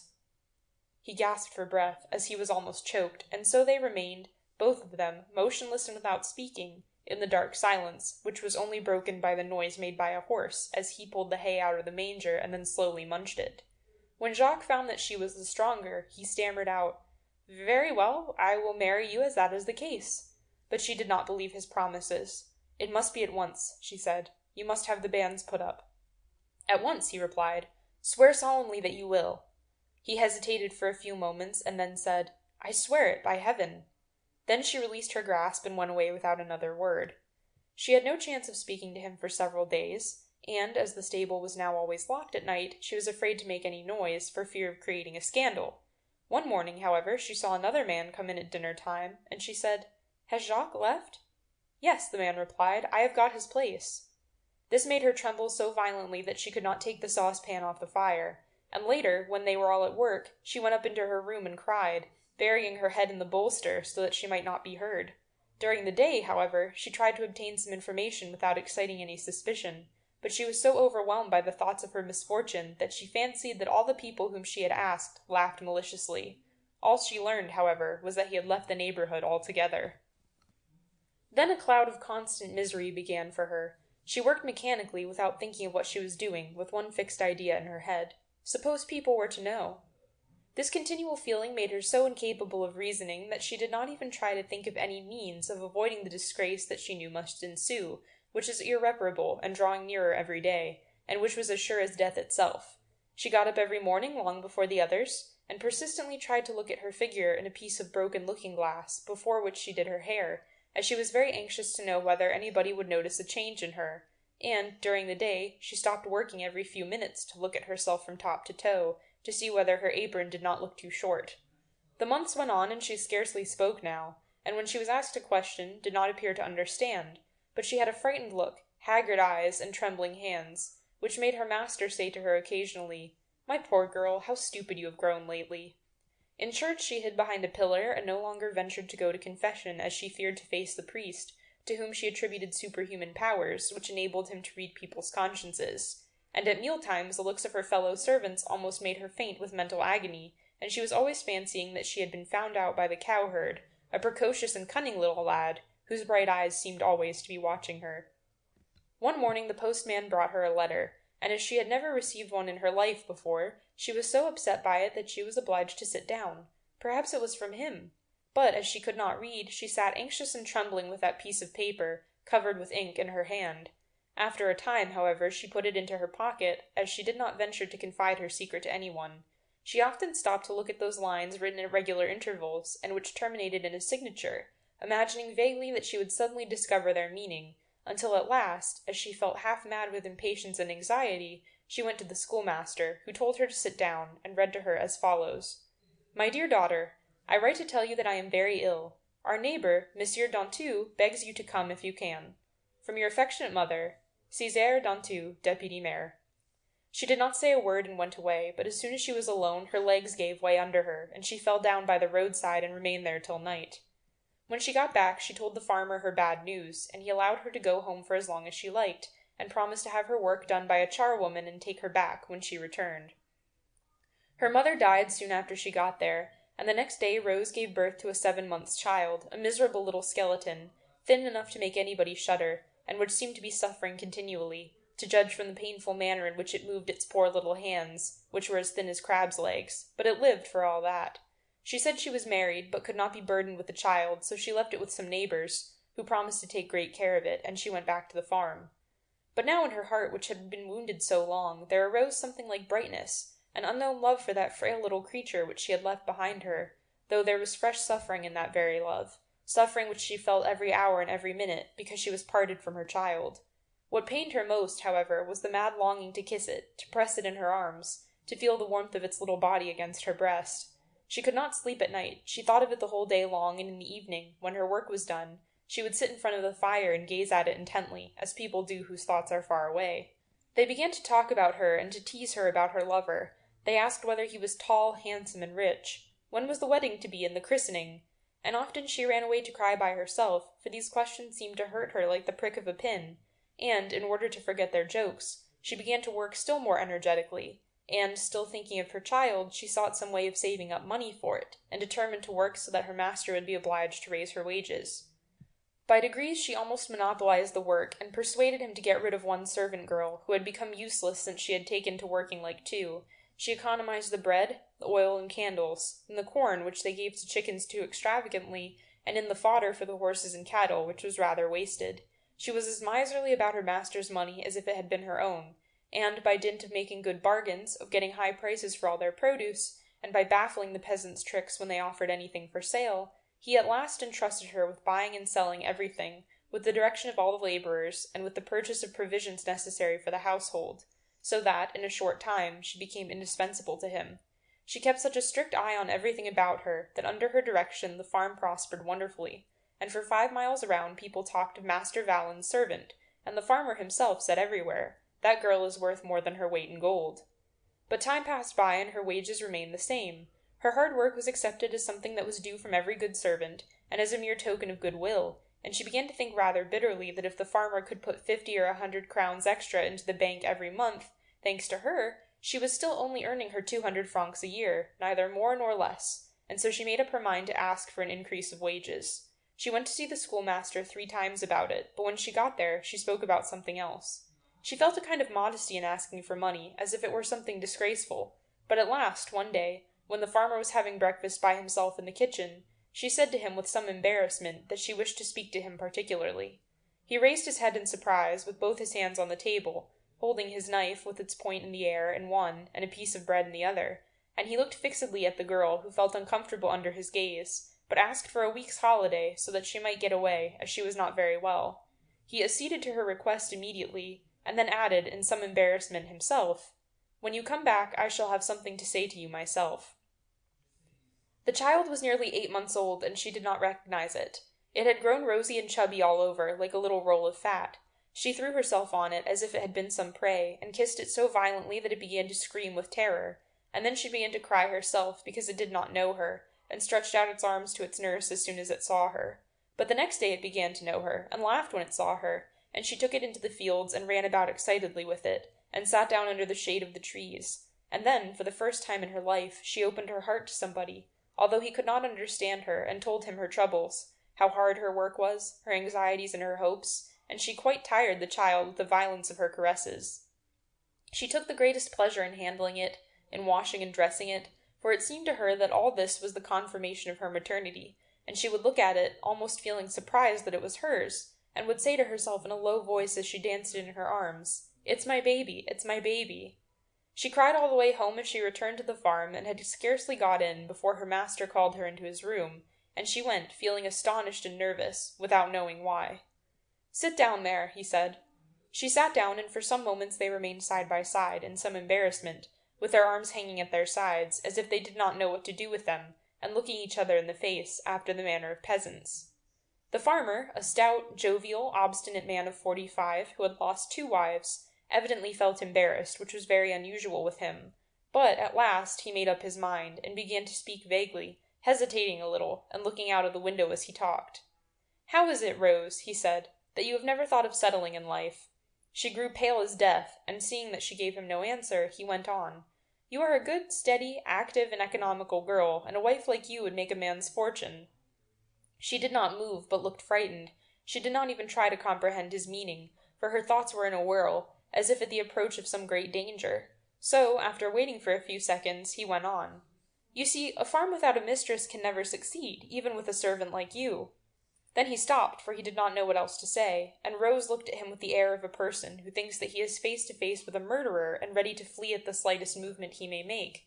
But, after waiting for about 5 minutes, he asked her, "Well, will it suit you?" "Will what suit me, master?" And he said quickly, "Why, to marry me, by heaven." She jumped up but fell back on her chair as if she had been struck, and there she remained motionless, like a person who is overwhelmed by some great misfortune. At last the farmer grew impatient and said, "Come, what more do you want?" She looked at him, almost in terror, and then suddenly the tears came into her eyes, and she said twice in a choking voice, "I cannot, I cannot." "Why not?" he asked. "Come, don't be silly. I'll give you until tomorrow to think it over." And he hurried out of the room, very glad to have got through with the matter, which had troubled him a great deal, for he had no doubt that she would the next morning accept a proposal which she could never have expected, and which would be a capital bargain for him, as thus he bound a woman to his interests who would certainly bring him more than if she had the best dowry in the district. Neither could there be any scruples about an unequal match between them, for in the country everyone is very nearly equal. The farmer works with his labourers, who frequently become masters in their turn, and the female servants constantly become the mistresses of the establishments, without its making any change in their life or habits. Rose did not go to bed that night. She threw herself, dressed as she was, on her bed, and she had not even the strength to cry left in her, she was so thoroughly dumbfounded. She remained quite inert, scarcely knowing that she had a body, and without being at all able to collect her thoughts, though at moments she remembered everything of what had happened, and then she was frightened at the idea of what might happen. Her terror increased, and every time the great kitchen clock struck the hour she broke out in a perspiration from grief. She became bewildered, and had the nightmare. Her candle went out, and then she began to imagine that someone had cast a spell over her, as country people so often imagine, and she felt a mad inclination to run away, to escape and to flee her misfortune, like a ship scudding before the wind. An owl hooted. She shivered, sat up, passed her hands over her face, her hair, and all over her body, and then she went downstairs, as if she were walking in her sleep. When she got into the yard she stooped down, so as not to be seen by any prowling scamp, for the moon, which was setting, shed a bright light over the fields. Instead of opening the gate she scrambled over the fence, and as soon as she was outside she started off. She went on straight before her, with a quick, springy trot, and from time to time she unconsciously uttered a piercing cry. Her long shadow accompanied her, and now and then some night bird flew over her head, while the dogs in the farmyards barked as they heard her pass. One even jumped over the ditch and followed her, and tried to bite her, but she turned round and gave such a terrible yell that the frightened animal ran back and cowered in silence in its kennel. The stars grew dim, and the birds began to twitter. Day was breaking. The girl was worn out and panting, and when the sun rose in the purple sky she stopped, for her swollen feet refused to go any farther. But she saw a pond in the distance, a large pond whose stagnant water looked like blood under the reflection of this new day, and she limped on slowly with her hand on her heart in order to dip both her feet in it. She sat down on a tuft of grass, took off her heavy shoes, which were full of dust, pulled off her stockings, and plunged her legs into the still water, from which bubbles were rising here and there. A feeling of delicious coolness pervaded her from head to foot, and suddenly, while she was looking fixedly at the deep pool, she was seized with dizziness, and with a mad longing to throw herself into it. All her sufferings would be over in there, over forever. She no longer thought of her child, she only wanted peace, complete rest, and to sleep forever, and she got up with raised arms and took 2 steps forward. She was in the water up to her thighs, and she was just about to throw herself in, when sharp, pricking pains in her ankles made her jump back, and she uttered a cry of despair, for, from her knees to the tips of her feet, long black leeches were sucking her life-blood, and were swelling as they adhered to her flesh. She did not dare to touch them, and screamed in horror, so that her cries of despair attracted a peasant, who was driving. It was yesterday, the 31st of December. I had just finished breakfast with my old friend Georges Guérin, when the servant handed him a letter covered with seals and foreign stamps. Georges said, "Will you excuse me?" "Certainly." And so he began to read the letter, which was written in a large English handwriting, crossed and recrossed in every direction. He read them slowly, with serious attention and the interest which we only pay to things which touch our hearts. Then he put the letter on the mantelpiece and said, "That was a curious story. I've never told you about it, I think. Yet it was a sentimental adventure, and it really happened to me. That was a strange New Year's Day indeed. It must have been 20 years ago, for I was then 30 and am now 50 years old. I was then an inspector in the Maritime Insurance Company, of which I am now director. I had arranged to pass New Year's Day in Paris, since it is customary to make that day a fete, when I received a letter from the manager, asking me to proceed at once to the island of Rhe, where a 3-masted vessel from Saint-Nazaire, insured by us, had just been driven ashore. It was then 8 o'clock in the morning. I arrived at the office at 10 to get my advices, and that evening I took the express, which put me down at La Rochelle the next day, the 31st of December. I had 2 hours to wait before going aboard the boat for Rhe, so I made a tour of the town. It is certainly a queer city, La Rochelle, with strong characteristics of its own streets tangled like a labyrinth, sidewalks running under endless arcaded galleries like those of the Rue de Rivoli, but low, mysterious, built as if to form a suitable setting for conspirators and making a striking background for those old-time wars, the savage heroic wars of religion. It is indeed the typical old Huguenot city, conservative, discreet, with no fine art to show, with no wonderful monuments such as make Rouen, but it is remarkable for its severe, somewhat sullen look. It is a city of obstinate fighters, a city where fanaticism might well blossom, where the faith of the Calvinists became enthusiastic, and which gave birth to the plot of the 4 sergeants. After I had wandered for some time about these curious streets, I went aboard the black, rotund little steamboat which was to take me to the island of Rhe. It was called the Jean Guiton. It started with angry puffings, passed between the 2 old towers which guard the harbour, crossed the roadstead, and issued from the mole built by Richelieu, the great stones of which can be seen at the water's edge, enclosing the town like a great necklace. Then the steamboat turned to the right. It was one of those sad days which give one the blues, tighten the heart and take away all strength and energy, and force a grey, cold day, with a heavy mist which was as wet as rain, as cold as frost, and as bad to breathe as the steam of a wash-tub. Under the slow sky of dismal fog, the shallow, yellow, sandy sea of all practically level beaches lay without a wrinkle, without a movement, without life, a sea of turbid water, of greasy water, of stagnant water. The Jean Guiton passed over it, rolling a little from habit, dividing the smooth dark blue water and leaving behind a few waves, a little splashing, a slight swell, which soon calmed down. I began to talk to the captain, a little man with small feet, as round as his boat and rolling in the same manner. I wanted some details of the disaster on which I was to draw up a report. A great square-rigged 3-master, the Marie Joseph of Saint-Nazaire, had gone ashore one night in a hurricane on the sands of the island of Rhe. The owner wrote to us that the storm had thrown the ship so far ashore that it was impossible to float her, and that they had to remove everything which could be detached with the utmost possible haste. Nevertheless, I must examine the situation of the wreck, estimate what must have been her condition before the disaster, and decide whether all efforts had been used to get her afloat. I came as an agent of the company in order to give contradictory testimony, if necessary, at the trial. On receipt of my report, the manager would take what measures he might think necessary to protect our interests. The captain of the Jean Guiton knew all about the affair, having been summoned with his boat to assist in the attempts at salvage. He told me the story of the disaster. The Marie Joseph, driven by a furious gale, lost her bearings completely in the night, and steering by chance over a heavy foaming sea, a milk-soup sea, said the captain, had gone ashore on those immense sandbanks which make the coast of this country look like the limitless Saharas when the tide is low. While talking, I looked around and ahead. Between the ocean and the towering sky lay an open space where the eye could see into the distance. We were following a coast. I said, "Is that the island of Rhe?" "Yes, sir." And suddenly the captain stretched his right hand out before us, pointed to something almost imperceptible in the open sea, and said, "There's your ship." "The Marie Joseph?" "Yes." I was amazed. This black, almost imperceptible speck, which looked to me like a rock, seemed at least 3 miles from land. I continued, "But, Captain, there must be 100 fathoms of water in that place." He began to laugh. "100 fathoms, my child? Well, I should say about 2. He was from Bordeaux. He continued, "It's now 9:40, just high tide. Go down along the beach with your hands in your pockets after you've had lunch at the Hotel du Dauphin, and I'll wager that at 10 minutes to 3, or 3 o'clock, you'll reach the wreck without wetting your feet, and have from an hour and 3/4 to 2 hours aboard of her, but not more, or you'll be caught.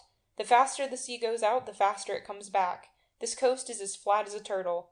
But start away at 10 minutes to 5, I tell you, and at 7:30 you will be again aboard of the Jean Guiton, which will put you down the same evening on the quay at La Rochelle." I thanked the captain, and I went down and sat in the bow of the steamer to get a good look at the little city of St. Martin, which we were now rapidly approaching. It was just like all small seaports which serve as capitals of the barren islands scattered along the coast. A large fishing village, 1 foot on sea and 1 on shore, subsisting on fish and wild fowl, vegetables and shellfish, radishes and mussels. The island is very low and little cultivated, yet it seems to be thickly populated. However, I did not penetrate into the interior. After breakfast I climbed across a little promontory, and then, as the tide was rapidly falling, I started out across the sands toward a kind of black rock, which I could just perceive above the surface of the water, out a considerable distance. I walked quickly over the yellow plain. It was elastic, like flesh, and seemed to sweat beneath my tread. The sea had been there very lately. Now I perceived it at a distance, escaping out of sight, and I no longer could distinguish the line which separated the sands from the ocean. I felt as though I were looking at a gigantic supernatural work of enchantment. The Atlantic had just been before me, then it disappeared into the sands, just as scenery disappears through a trap, and I was now walking in the midst of a desert. Only the feeling, the breath of the salt water, remained in me. I perceived the smell of the wreck, the smell of the sea, the good strong smell of sea-coasts. I walked faster. I was no longer cold. I looked at the stranded wreck, which grew in size as I approached, and came now to resemble an enormous shipwrecked whale. It seemed fairly to rise out of the ground, and on that great, flat, yellow stretch of sand assumed wonderful proportions. After an hour's walk I at last reached it. It lay upon its side, ruined and shattered, its broken bones showing as though it were an animal, its bones of tarred wood pierced with great bolts. The sand had already invaded it, entering it by all the crannies, and held it and refused to let it go. It seemed to have taken root in it. The bow had entered deep into the soft, treacherous beach, while the stern, high in air, seemed to cast at heaven, like a cry of despairing appeal, the 2 white words on the black planking, Marie Joseph. I climbed upon this carcass of a ship by the lowest side. Then, having reached the deck, I went below. The daylight, which entered by the stove-in hatches and the cracks in the sides, showed me dimly long dark cavities, full of demolished woodwork. They contained nothing but sand, which served as foot-soil in this cavern of planks. I began to take some notes about the condition of the ship. I was seated on a broken empty cask, writing by the light of a great crack, through which I could perceive the boundless stretch of the strand. A strange shivering of cold and loneliness ran over my skin from time to time, and I would often stop writing for a moment to listen to the mysterious noises in the derelict, the noise of crabs scratching the planking with their crooked claws, the noise of 1,000 little creatures of the sea already crawling over this dead body or else boring into the wood. Suddenly, very near me, I heard human voices. I started as though I had seen a ghost. For a second, I really thought I was about to see drowned men rise from the sinister depths of the hold, who would tell me about their death. At any rate, it did not take me long to swing myself on deck. There, standing by the bows, was a tall Englishman with 3 young misses. Certainly they were a good deal more frightened at seeing this sudden apparition on the abandoned 3-master than I was at seeing them. The youngest girl turned and ran. The 2 others threw their arms around their father. As for him, he opened his mouth. That was the only sign of emotion which he showed. Then, after several seconds, he spoke. "Monsieur, are you the owner of this ship?" "I am." "May I go over it?" "You may." Then he uttered a long sentence in English in which I only distinguished the word gracious, repeated several times. As he was looking for a place to climb up, I showed him the easiest way and gave him a hand. He climbed up. Then we helped up the 3 girls, who had now quite recovered their composure. They were charming, especially the oldest, a blonde of 18, fresh as a flower, and very dainty and pretty. Ah, yes, the pretty English women have indeed the look of tender sea-fruit. One would have said of this one that she had just risen out of the sands, and that her hair had kept their tint. They all, with their exquisite freshness, make you think of the delicate colors of pink seashells, and of shining pearls hidden in the unknown depths of the ocean. She spoke French a little better than her father, and acted as interpreter. I had to tell all about the shipwreck, and I romanced as though I had been present at the catastrophe. Then the whole family descended into the interior of the wreck. As soon as they had penetrated into this sombre, dimly lit cavity, they uttered cries of astonishment and admiration. Suddenly the father and his 3 daughters were holding sketch-books in their hands, which they had doubtless carried hidden somewhere in their heavy, weather-proof clothes, and were all beginning at once to make pencil sketches of this melancholy and weird place. They had seated themselves side by side on a projecting beam, and the 4 sketch books on the 8 knees were being rapidly covered with little black lines, which were intended to represent the half-opened hulk of the Marie Joseph. I continued to inspect the skeleton of the ship, and the oldest girl talked to me while she worked. They had none of the usual English arrogance. They were simple, honest hearts of that class of continuous travellers with which England covers the globe. The father was long and thin, with a red face framed in white whiskers, and looking like a living sandwich, a piece of ham carved like a face between 2 wads of hair. The daughters, who had long legs like young storks, were also thin, except the oldest. All 3 were pretty, especially the tallest. She had such a droll way of speaking, of laughing, of understanding and of not understanding, of raising her eyes to ask a question, eyes blue as the deep ocean, of stopping her drawing a moment to make a guess at what you meant, of returning once more to work, of saying yes or no, that I could have listened and looked indefinitely. Suddenly she murmured, "I hear a little sound on this boat." I listened, and I immediately distinguished a low, steady, curious sound. I rose and looked out of the crack and gave a scream. The sea had come up to us. It would soon surround us. We were on deck in an instant. It was too late. The water circled us about and was running toward the coast at tremendous speed. No, it did not run. It glided, crept, spread like an immense, limitless blot. The water was barely a few centimeters deep, but the rising flood had gone so far that we no longer saw the vanishing line of the imperceptible tide. The Englishman wanted to jump. I held him back. Flight was impossible because of the deep places which we had been obliged to go round on our way out, and into which we should fall on our return. There was a minute of horrible anguish in our hearts. Then the little English girl began to smile, and murmured, "It is we who are shipwrecked." I tried to laugh, but fear held me, a fear which was cowardly and horrid, and base, and treacherous like the tide. All the danger which we ran appeared to me at once. I wanted to shriek, "Help!" but to whom? The 2 younger girls were clinging to their father, who looked in consternation at the measureless sea which hedged us round about. The night fell as swiftly as the ocean rose, a lowering, wet, icy night. I said, "There is nothing to do but stay on the ship." The Englishman answered, "Oh, yes." And we waited there a quarter of an hour, half an hour, indeed I don't know how long, watching that creeping water growing deeper as it swirled around us, as though it were playing on the beach, which it had regained. One of the young girls was cold, and we went below to shelter ourselves from the light but freezing wind that made our skins tingle. I leaned over the hatchway. The ship was full of water, so we had to cower against the stern planking, which shielded us a little. Darkness was now coming on, and we remained huddled together. I felt the shoulder of the little English girl trembling against mine, her teeth chattering from time to time. But I also felt the gentle warmth of her body through her ulster, and that warmth was as delicious to me as a kiss.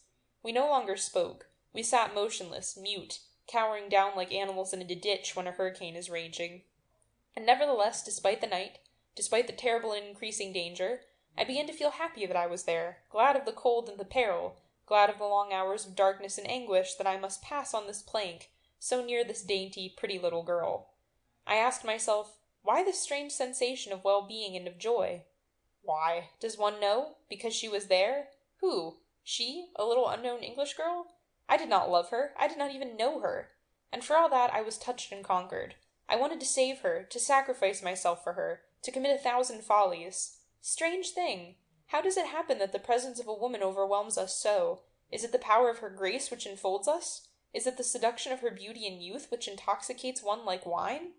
Is it not rather the touch of love the mysterious, who seeks constantly to unite 2 beings, who tries his strength the instant he has put a man and woman face to face? The silence of the darkness became terrible, the stillness of the sky dreadful, because we could vaguely hear about us a slight, continuous sound, the sound of the rising tide and the monotonous splashing of the water against the ship. Suddenly I heard the sound of sobs. The youngest of the girls was crying. Her father tried to console her, and they began to talk in their own tongue, which I did not understand. I guessed that he was reassuring her, and that she was still afraid. I asked my neighbor, "You are not too cold, are you, mademoiselle?" "Oh, yes, I am very cold." I offered to give her my cloak. She refused it. But I had taken it off, and I covered her with it against her will. In the short struggle, her hand touched mine. It made a delicious thrill run through my body. For some minutes the air had been growing brisker, the dashing of the water stronger against the flanks of the ship. I raised myself. A great gust of wind blew in my face. The wind was rising. The Englishman perceived this at the same time that I did, and said simply, "This is bad for us." Of course it was bad. It was certain death if any breakers, however feeble, should attack and shake the wreck, which was already so shattered and disconnected that the first big sea would carry it off. So our anguish increased momentarily as the squalls grew stronger and stronger. Now the sea broke a little, and I saw in the darkness white lines appearing and disappearing, lines of foam, while each wave struck the Marie Joseph and shook her with a short quiver which went to our hearts. The English girl was trembling. I felt her shiver against me, and I had a wild desire to take her in my arms. Down there, before and behind us, to the left and right, lighthouses were shining along the shore, lighthouses white, yellow, and red, revolving like the enormous eyes of giants who were watching us, waiting eagerly for us to disappear.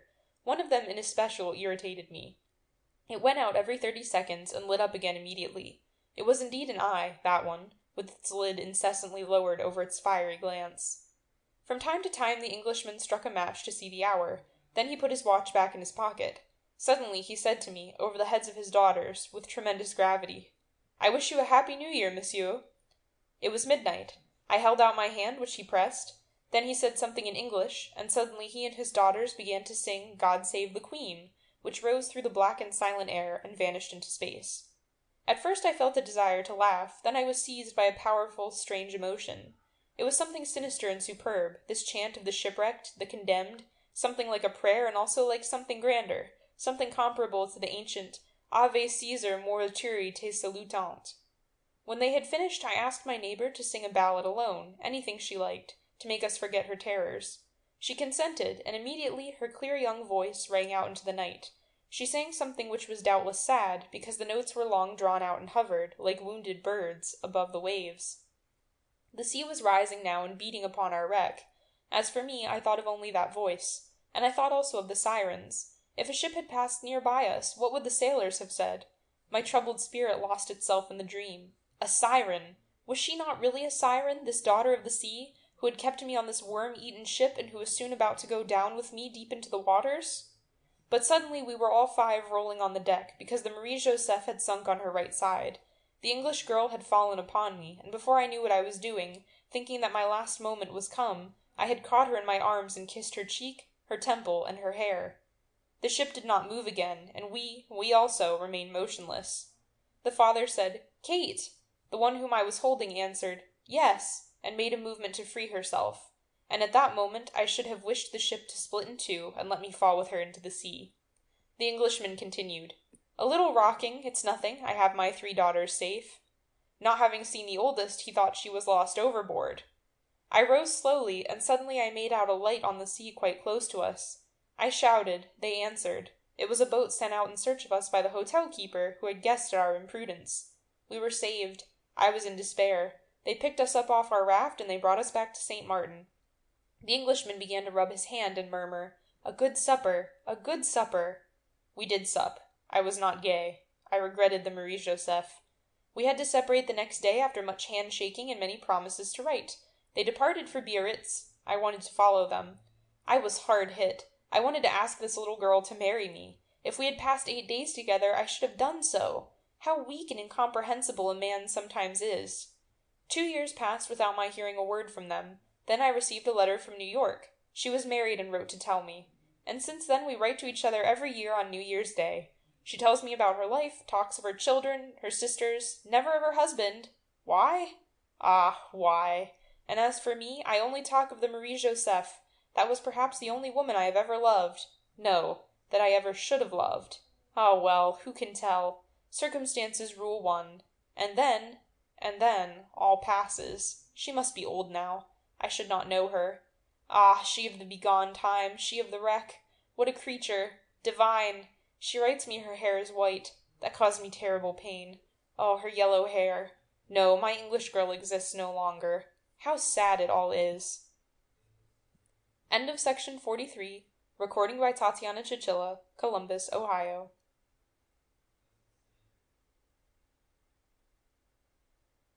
Théodule Sabot's confession.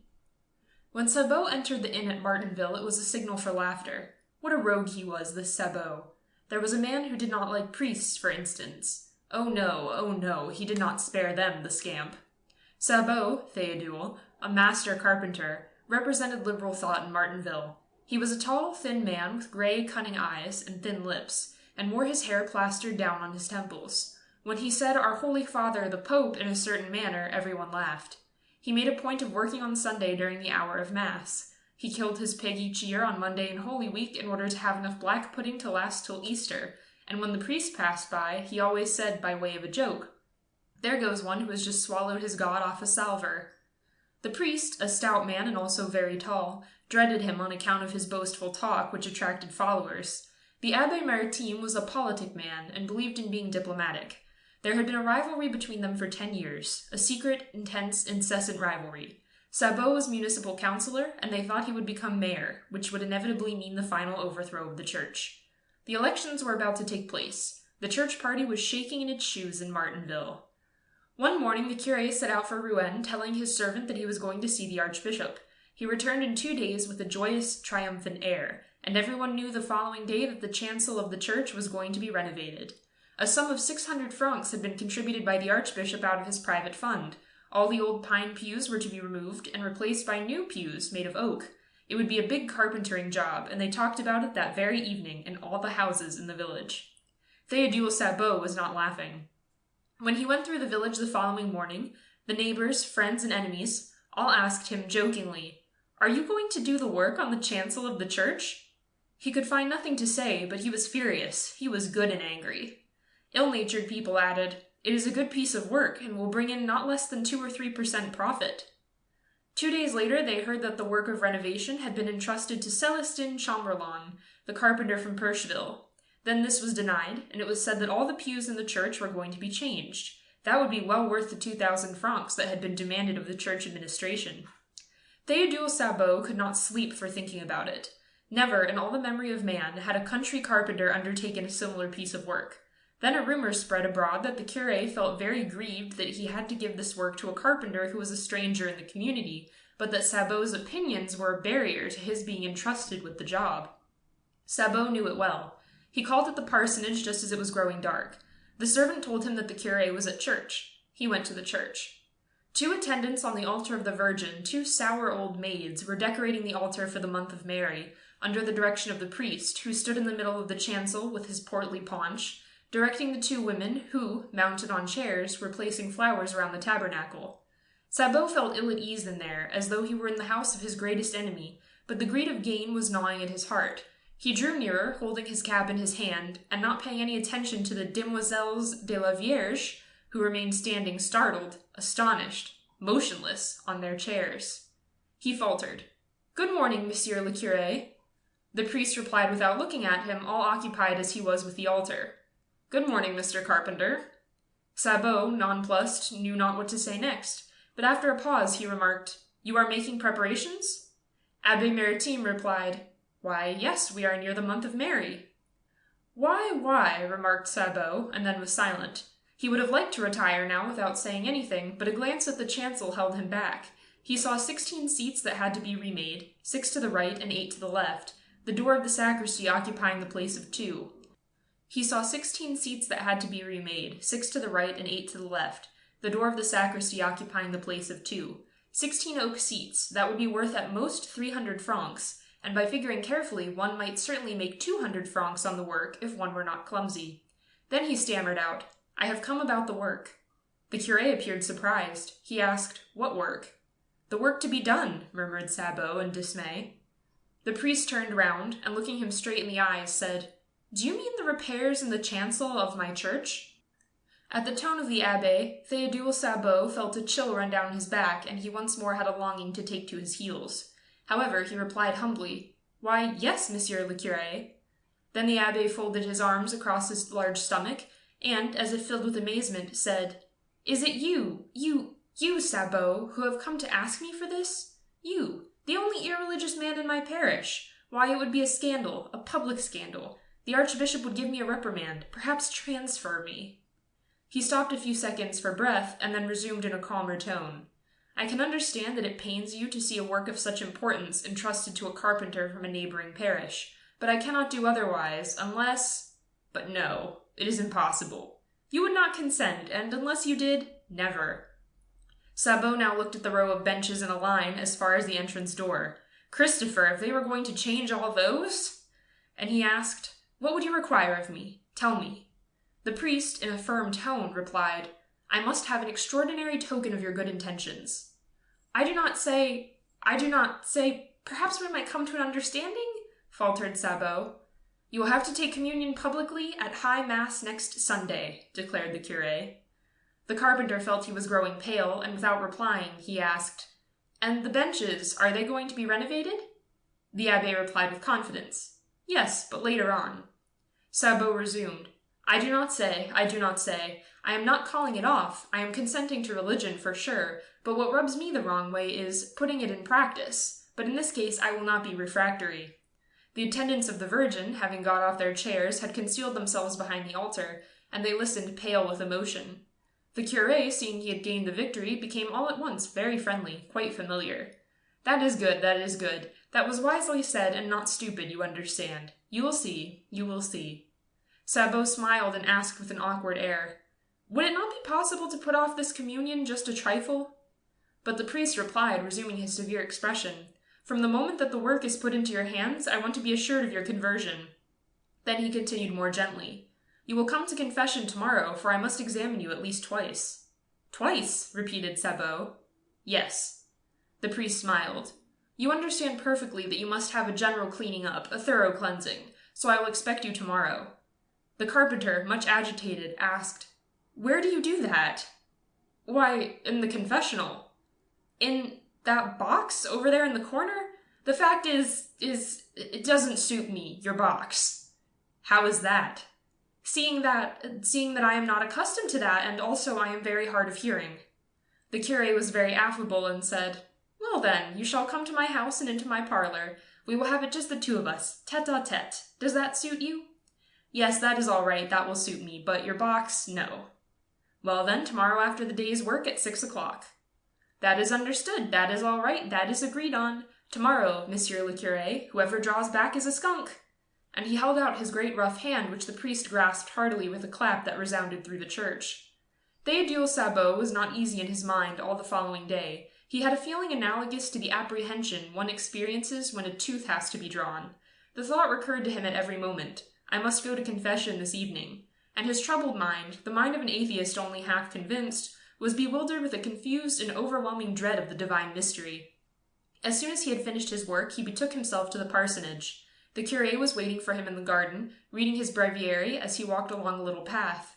He appeared radiant and greeted him with a good-natured laugh.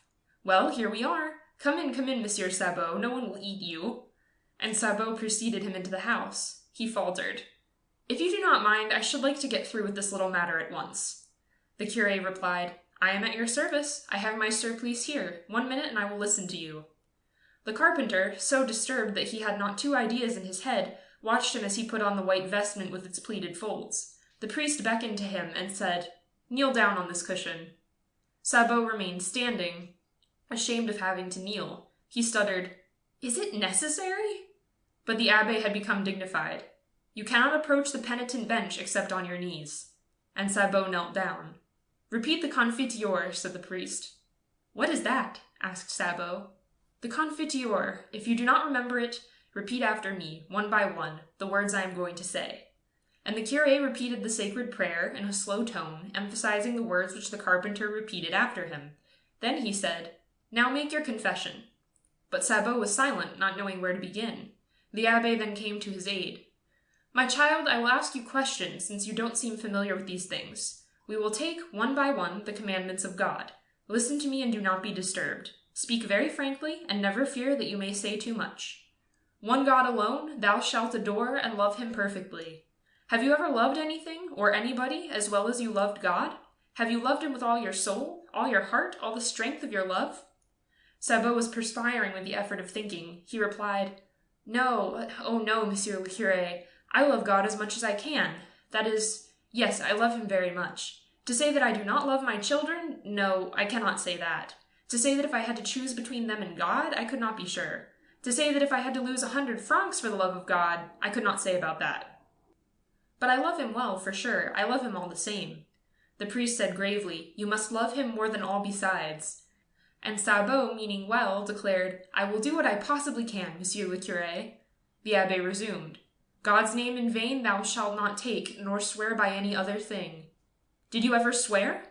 No, I never swear, never. Sometimes in a moment of anger, I may say, Sacre nom de Dieu, but then I never swear. That is swearing, cried the priest, and added seriously, do not do it again. Thy Sundays thou shalt keep in serving God devoutly. What do you do on Sunday? This time Sabot scratched his ear. Why, I serve God as best I can, Monsieur le Curé. I serve him at home. I work on Sunday. The curé interrupted him, saying magnanimously, I know you will do better in the future. I will pass over the following commandments, certain that you have not transgressed the 2 first. We will take from the 6th to the 9th. I will resume. Others' gods thou shalt not take, nor keep what is not thine. Have you ever taken in any way what belonged to another? But Théodule Sabot became indignant. Of course not. I am an honest man, Monsieur le Curé. I swear it for sure. To say that I have not sometimes charged for a few more hours of work to customers who had means, I could not say that. To say that I never add a few centimes to bills, only a few, I would not say that. But to steal? No. Oh, not that, no. The priest resumed severely. To take 1 single centime constitutes a theft. Do not do it again. False witness thou shalt not bear, nor lie in any way. Have you ever told a lie? No, as to that, no, I am not a liar. That is my quality. To say that I have never told a big story, I would not like to say that. To say that I have never made people believe things that were not true when it was in my own interest, I would not like to say that. But as for lying, I am not a liar. The priest simply said, Watch yourself more closely. Then he continued, The works of flesh thou shalt not desire except in marriage only. Did you ever desire or live with any other woman than your wife? Sabot exclaimed with sincerity, As to that, no. Oh, as to that, no, Monsieur le Curé. My poor wife, deceive her? No, not so much as the tip of a finger either in thought or in act. That is the truth. They were silent a few seconds. Then, in a lower tone, as though a doubt had arisen in his mind, he resumed, When I go to town, to say that I never go into a house, you know, one of the licensed houses, just to laugh and talk and see something different, I could not say that. But I always pay, Monsieur le Curé. I always pay. From the moment you pay, without anyone seeing or knowing you, no one can get you into trouble. The curé did not insist and gave him absolution. Théodule Sabot did the work on the chancel and goes to communion every month. End of section 44. Recording by Tatiana Chichilla, Columbus, Ohio.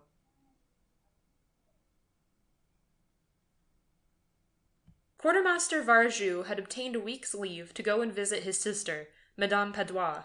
Varjou, who was in garrison at Rennes and was leading a pretty gay life, finding himself high and dry, wrote to his sister saying that he would devote a week to her. It was not that he cared particularly for Madame Padois, a little moralist, a devotee, and always cross, but he needed money, needed it very badly, and he remembered that, of all his relations, the Padois were the only ones whom he had never approached on the subject. Père Varjou, formerly a horticulturist at Angers, but now retired from business, had closed his purse strings to his scapegrace son, and had hardly seen him in 2 years. His daughter had married Padois, a former treasury clerk, who had just been appointed tax collector at Vannes. Varjou, on leaving the train, had someone direct him to the house of his brother-in-law, whom he found in his office arguing with the Breton peasants of the neighborhood. Padois rose from his seat, held out his hand across the table littered with papers, murmured, "Take a chair, I will be at liberty in a moment," sat down again and resumed his discussion. The peasants did not understand his explanations, the collector did not understand their line of argument. He spoke French, they spoke Breton, and the clerk who acted as interpreter appeared not to understand either. It lasted a long time, a very long time. Varjou looked at his brother-in-law and thought, what a fool. Padois must have been almost 50. He was tall, thin, bony, slow, hairy, with heavy arched eyebrows. He wore a velvet skull-cap with a gold cord Van Dyck design around it. His look was gentle, like his actions. His speech, his gestures, his thoughts were all soft. Varjou said to himself, what a fool. He himself was one of those noisy roisterers for whom the greatest pleasures in life are the café and abandoned women. He understood nothing outside of these conditions of existence. A boisterous braggart, filled with contempt for the rest of the world, he despised the entire universe from the height of his ignorance. When he said, nom d'un chien, what esprit, he expressed the highest degree of admiration of which his mind was capable. Having finally got rid of his peasants, Padois inquired, "How are you?" "Pretty well, as you see, and how are you?" "Quite well, thank you. It's very kind of you to have thought of coming to see us." "Oh, I have been thinking of it for some time, but, you know, in the military profession one has not much freedom." Oh, I know. All the same, it is very kind of you. And Josephine, is she well? Yes, thank you. You will see her presently. Where is she?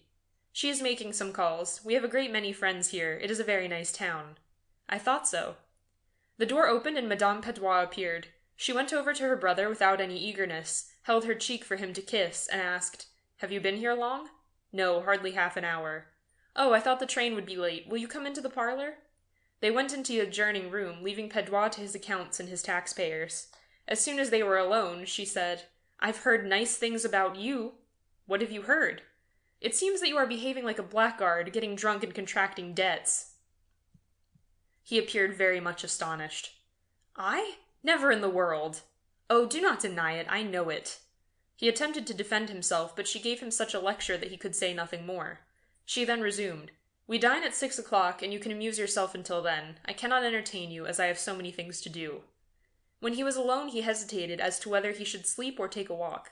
He looked first at the door leading to his room, and then at the hall door, and decided to go out. He sauntered slowly through the quiet Breton town, so sleepy, so calm, so dead, on the shores of its inland bay that is called Le Morbihan. He looked at the little grey houses, the occasional pedestrians, the empty stores, and he murmured, Van is certainly not gay, not lively. It was a sad idea, my coming here.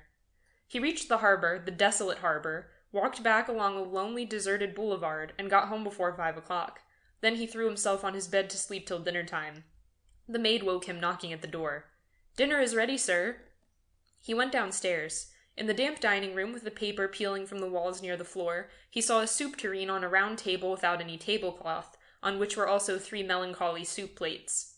Monsieur and Madame Patois entered the room at the same time as Verjus. They all sat down to table, and the husband and wife crossed themselves over the pit of their stomachs, after which Patois helped the soup, a meat soup. It was the day for pot roast. After the soup, they had the beef, which was done to rags, melted, greasy like pap. The officer ate slowly with disgust, weariness, and rage. Madame Patois said to her husband, Are you going to the judge's house this evening? Yes, dear. Do not stay late. You are always so tired when you go out. You are not made for society with your poor health. She then talked about society in Vannes, of the excellent social circle in which the Patois moved, thanks to their religious sentiments. A puree of potatoes and a dish of pork were next served in honor of the guest, then some cheese, and that was all. No coffee.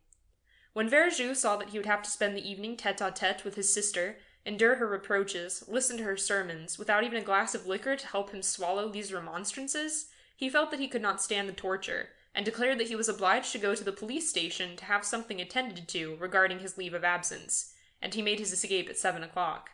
He had scarcely reached the street before he gave himself a shake like a dog coming out of the water. He muttered, Heavens, heavens, heavens, what a galley slave's life! And he set out to look for a café, the best in town.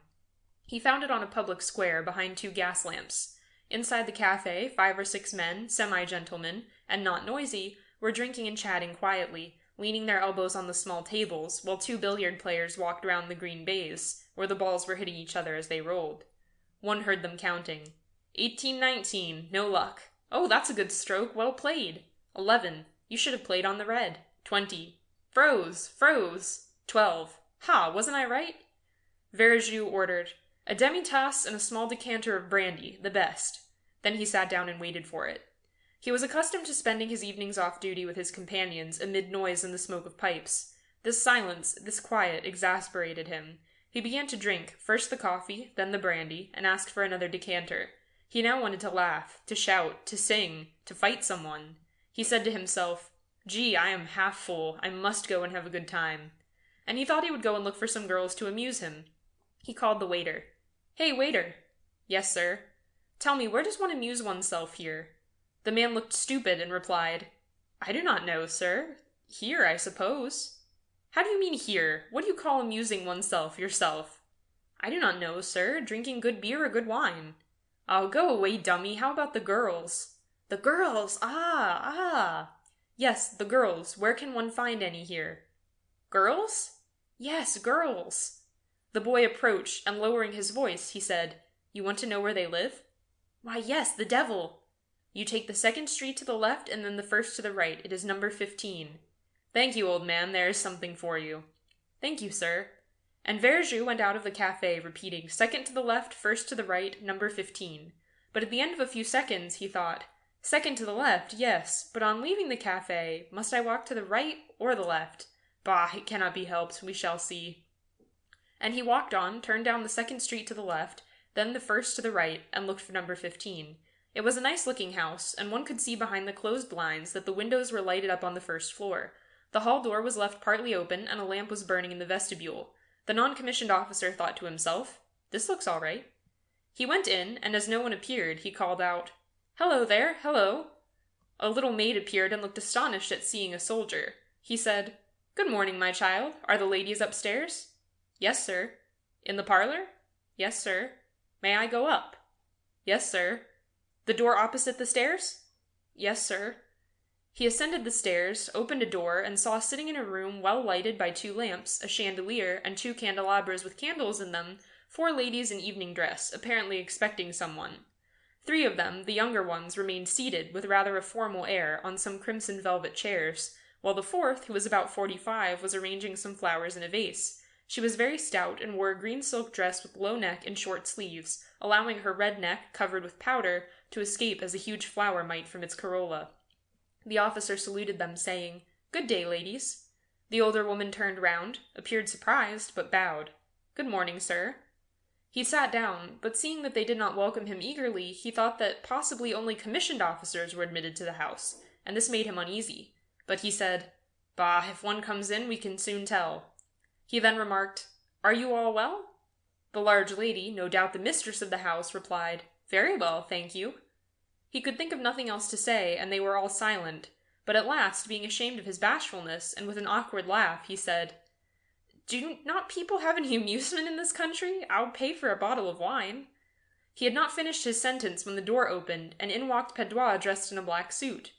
Verjus gave a shout of joy, and rising from his seat, he rushed at his brother-in-law, put his arms round him, and waltzed him round the room, shouting, "Here is Padua! Here is Padua! Here is Padua!" Then, letting go of the tax collector, he looked him in the face. Oh, you scamp, you scamp! You're out for a good time, too! Oh, you scamp! And my sister! Are you tired of her?" And he thought of all that he might gain through this unexpected situation, the forced loan, the inevitable blackmail. He flung himself on the lounge and laughed so heartily that the piece of furniture creaked all over. The 3 young ladies, raising simultaneously, made their escape, while the older woman retreated to the door, looking as though she were about to faint. And then 2 gentlemen appeared in evening dress, and wearing the ribbon of an order. Padua rushed up to them. "Oh, Judge, he is crazy, he is crazy. He was sent to us as a convalescent. You can see that he is crazy." Verjus was sitting up now, and not being able to understand it all, he guessed that he had committed some monstrous folly. Then he rose, and turning to his brother-in-law, said, "What house is this?" But Padua, suddenly becoming furious, stammered out, What house is this? Wretch! Scoundrel! Villain! What house indeed? The house of the judge of the Supreme Court, of the Supreme Court, of the Supreme Court! Oh, rascal! Rascal! Rascal! End of section 45. Recording by Tatiana Chichilla, Columbus, Ohio.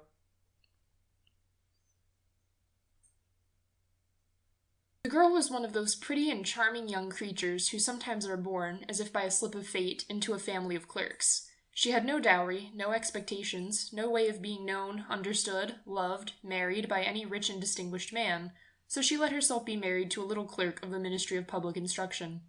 She dressed plainly because she could not dress well, but she was unhappy as if she had really fallen from a higher station, since with women there is neither caste nor rank, for beauty, grace, and charm take the place of family and birth. Natural ingenuity, instinct for what is elegant, a supple mind are their sole hierarchy, and often make of women of the people the equals of the greatest ladies. Mathilde suffered ceaselessly, feeling herself born to enjoy all delicacies and all luxuries. She was distressed at the poverty of her dwelling, at the bareness of the walls, at the shabby chairs, the ugliness of the curtains. All those things, of which another woman of her rank would never even have been conscious, tortured her and made her angry. The sight of the little Breton peasant who did her humble housework aroused in her despairing regrets and bewildering dreams. She thought of long reception halls hung with ancient silk, of the dainty cabinets containing priceless curiosities, and of the little coquettish perfumed reception rooms made for chatting at 5 o'clock with intimate friends, with men famous and sought after, whom all women envy and whose attention they all desire. When she sat down to dinner before the round table covered with a tablecloth in use 3 days, opposite her husband, who uncovered the soup tureen and declared with a delighted air, "Ah, the good soup, I don't know anything better than that," she thought of dainty dinners, of shining silverware, of tapestry that peopled the walls with ancient personages, and with strange birds flying in the midst of a fairy forest, and she thought of delicious dishes served on marvelous plates, and of the whispered gallantries to which you listen with a sphinx-like smile while you are eating the pink meat of a trout, or the wings of a quail. She had no gowns, no jewels, nothing, and she loved nothing but that. She felt made for that. She would have liked so much to please, to be envied, to be charming, to be sought after. She had a friend, a former schoolmate at a convent, who was rich, and whom she did not like to go see any more because she felt so sad when she came home. But one evening her husband reached home with a triumphant air and holding a large envelope in his hand. "There," said he, "is something for you." She tore the paper quickly and drew out a printed card which bore these words: "The Minister of Public Instruction and Madame Georges Ramponneau request the honour of Monsieur and Madame Loisel's company at the Palace of the Ministry on Monday evening, January 18th. Instead of being delighted, as her husband had hoped, she threw the invitation on the table crossly, muttering, "What do you wish me to do with that?" "Why, my dear, I thought you would be glad. You never go out, and this is such a fine opportunity. I had great trouble to get it. Everyone wants to go, it is very select, and they are not giving many invitations to clerks. The whole official world will be there." She looked at him with an irritated glance, and said impatiently, "And what do you wish me to put on my back?" He had not thought of that. He stammered, "Why, the gown you go to the theatre in. It looks very well to me." He stopped, distracted, seeing that his wife was weeping. 2 great tears ran slowly from the corners of her eyes toward the corners of her mouth. "What's the matter? What's the matter?" he answered. By a violent effort she conquered her grief, and replied in a calm voice, while she wiped her wet cheeks, "Nothing, only I have no gown, and therefore I can't go to this ball. Give your card to some colleague whose wife is better equipped than I am." He was in despair. He resumed, "Come, let us see, Mathilde. How much would it cost, a suitable gown, which you could use on other occasions? Something very simple." She reflected several seconds, making her calculations and wondering also what sum she could ask without drawing on herself an immediate refusal and a frightened exclamation from the economical clerk. Finally she replied, hesitating, "I don't know exactly, but I think I could manage it with 400 francs. He grew a little pale because he was laying aside just that amount to buy a gun and treat himself to a little shooting next summer on the plain of Nanterre, with several friends who went to shoot larks there of a Sunday. But he said, "Very well, I will give you 400 francs, and try to have a pretty gown." The day of the ball drew near, and Madame Loisel seemed sad, uneasy, anxious.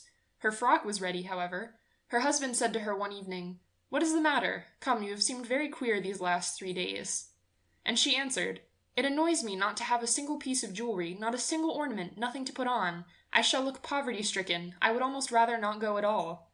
"You might wear natural flowers," said her husband. "They're very stylish at this time of year. For 10 francs you can get 2 or 3 magnificent roses." She was not convinced. "No, there's nothing more humiliating than to look poor among other women who are rich." "How stupid you are!" her husband cried. "Go look up your friend Madame Forestier and ask her to lend you some jewels. You're intimate enough with her to do that."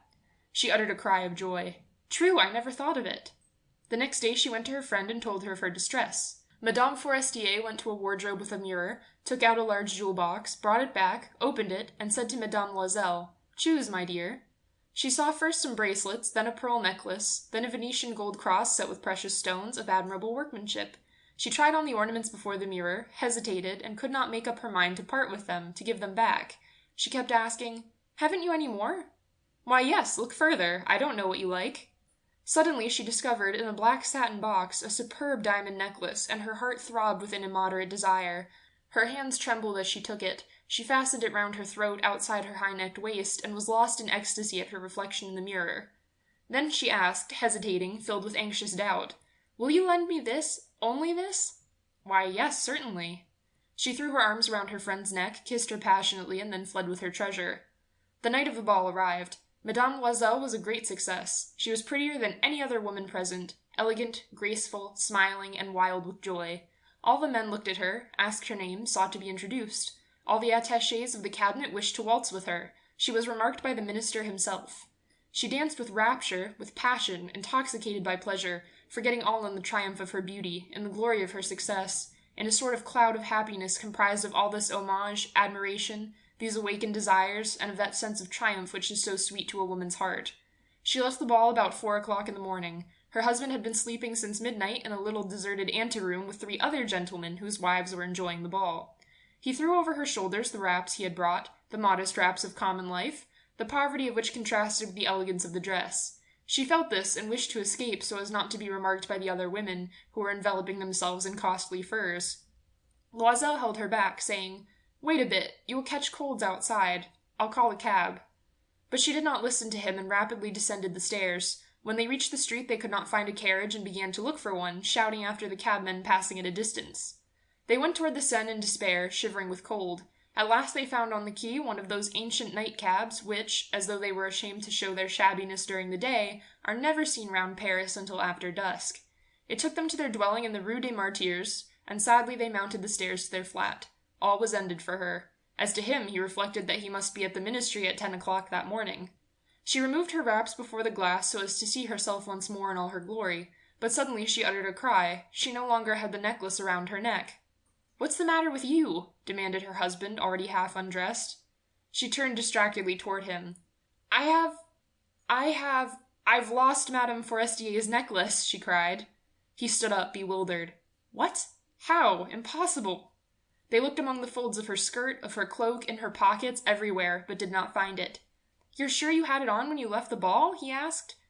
"Yes, I felt it in the vestibule of the minister's house." "But if you had lost it in the street, we would have heard it fall. It must be in the cab." "Yes, probably. Did you take his number?" "No." "And you, didn't you notice it?" "No."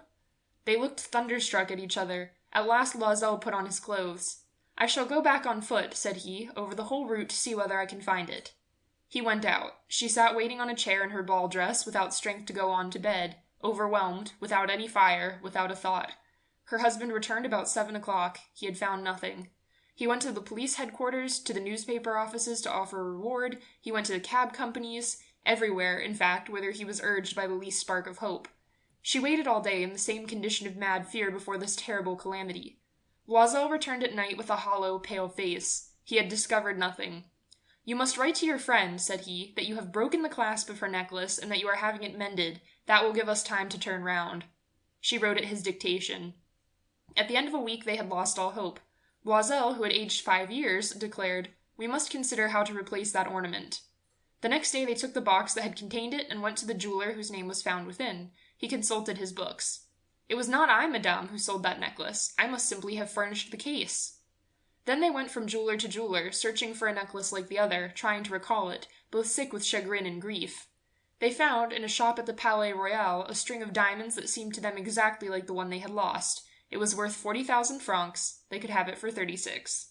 So they begged the jeweller not to sell it for 3 days yet, and they made a bargain that he should buy it back for 34,000 francs in case they should find the lost necklace before the end of February. Loisel possessed 18,000 francs which his father had left him. He would borrow the rest. He did borrow, asking 1,000 francs of one, 500 of another, 5 louis here, 3 louis there. He gave notes, took up ruinous obligations, dealt with usurers and all the race of lenders. He compromised all the rest of his life, risked signing a note without even knowing whether he could meet it, and, frightened by the trouble yet to come, by the black misery that was about to fall upon him, by the prospect of all the physical privations and moral tortures that he was to suffer, he went to get the new necklace, laying upon the jeweller's counter 36,000 francs. When Madame Loisel took back the necklace, Madame Forestier said to her with a chilly manner, "You should have returned it sooner. I might have needed it." She did not open the case, as her friend had so much feared. If she had detected the substitution, what would she have thought? What would she have said? Would she not have taken Madame Loisel for a thief? Thereafter, Madame Loisel knew the horrible existence of the needy. She bore her part, however, with sudden heroism. That dreadful debt must be paid. She would pay it. They dismissed their servant, they changed their lodgings, they rented a garret under the roof. She came to know what heavy housework meant and the odious cares of the kitchen. She washed the dishes using her dainty fingers and rosy nails on greasy pots and pans. She washed the soiled linen, the shirts and the dishcloths, which she dried upon a line. She carried the slops down to the street every morning, and carried up the water, stopping for breath at every landing. And she dressed like a woman of the people. She went to the fruiterer, the grocer, the butcher, a basket on her arm, bargaining, meeting with impertinence, defending her miserable money, sou by sou. Every month they had to meet some notes, renew others, obtain more time. Her husband worked evenings making up a tradesman's accounts, and late at night he often copied manuscripts for 5 sous a page. This life lasted 10 years. At the end of 10 years they had paid everything, with the rates of usury and the accumulations of the compound interest. Madame Loisel looked old now. She had become the woman of impoverished households, strong and hard and rough. With frowsy hair, skirts askew, and red hands, she talked loud while washing the floor with great swishes of water. But sometimes, when her husband was at the office, she sat down near the window, and she thought of that gay evening of long ago, of that ball where she had been so beautiful and admired. What would have happened if she had not lost that necklace? Who knows? Who knows? How strange and changeful is life! How small the thing is needed to make or ruin us! But one Sunday, having gone to take a walk in the Champs-Élysées to refresh herself after the labours of the week, she suddenly perceived a woman who was leading a child. It was Madame Forestier, still young, still beautiful, still charming. Madame Loisel felt moved. Should she speak to her? Yes, certainly. And now that she had paid, she would tell her all about it. Why not? She went up. Good day, Jeanne. The other, astonished to be familiarly addressed by this plain goodwife, did not recognize her at all, and stammered, But, Madame, I do not know— Roger de Tourneville was whiffing a cigar and blowing out small clouds of smoke every now and then, as he sat astride a chair amid a party of friends. He was talking. We were at dinner when a letter was brought in, which my father opened. You know my father, who thinks that he is King of France ad interim. I call him Don Quixote, because for 12 years he has been running a tilt against the windmill of the Republic, without quite knowing whether it was in the cause of the Bourbons or the Orleanists. At present he is bearing the lance in the cause of the Orleanists alone, because there is no one else left. In any case, he thinks himself the first gentleman of France, the best known, the most influential, the head of the party, and as he is an irremovable senator, he thinks that the thrones of the neighbouring kings are very insecure. As for my mother, she is my father's soul. She is the soul of the kingdom and of religion, and the scourge of all evil thinkers. Well, a letter was brought in while we were at dinner, and my father opened it and read it, and then he said to Mother, Your brother is dying. She grew very pale. My uncle was scarcely ever mentioned in the house, and I did not know him at all. All I knew from public talk was, that he had led, and was still leading, a gay life. After having spent his fortune in fast living, he was now in small apartments in the Rue des Martyrs. An ancient peer of France and former colonel of cavalry, it was said that he believed in neither God nor the devil. Not believing, therefore, in a future life, he had abused the present life in every way, and had become a live wound in my mother's heart. Give me that letter, Paul, she said, and when she read it, I asked for my turn. Here it is. Monsieur le Comte, I think I ought to let you know that your brother-in-law, the Comte Fumerol, is going to die. Perhaps you would like to make some arrangements, and do not forget I told you. Your servant, Mélanie. We must take counsel, Papa murmured. In my position I ought to watch over your brother's last moments. Mamma continued, I will send for Abbé Poivron and ask his advice. Then I will go to my brother with the Abbé and Roger. Remain here, Paul, for you must not compromise yourself, but a woman can and ought to do these things. For a politician in your position, it is another matter. It would be a fine thing for one of your opponents to be able to bring one of your most laudable actions up against you. You are right, my father said. Do as you think best, my dear wife. A quarter of an hour later, the Abbé Poivron came into the drawing-room, and the situation was explained to him, analysed, and discussed in all its bearings. If the Marquis de Fumerol, one of the greatest names in France, were to die without the ministrations of religion, it would assuredly be a terrible blow to the nobility in general, and to the Count de Tourneville in particular, and the freethinkers would be triumphant. The liberal newspapers would sing songs of victory for 6 months, my mother's name would be dragged through the mire and brought into the prose of socialistic journals, and my father's name would be smirched. It was impossible that such a thing should be. A crusade was therefore immediately decided upon, which was to be led by the Abbé Poivron, a little, fat, clean priest with a faint perfume about him, a true vicar of a large church in a noble and rich quarter. The landau was ordered, and we all three set out, my mother, the curé, and I, to administer the last sacraments to my uncle. It had been decided first of all we should see Madame Mélanie, who had written the letter, and who was most likely the porter's wife, or my uncle's servant, and I dismounted, as an advance guard, in front of a 7-story house, and went into a dark passage, where I had great difficulty in finding the porter's den.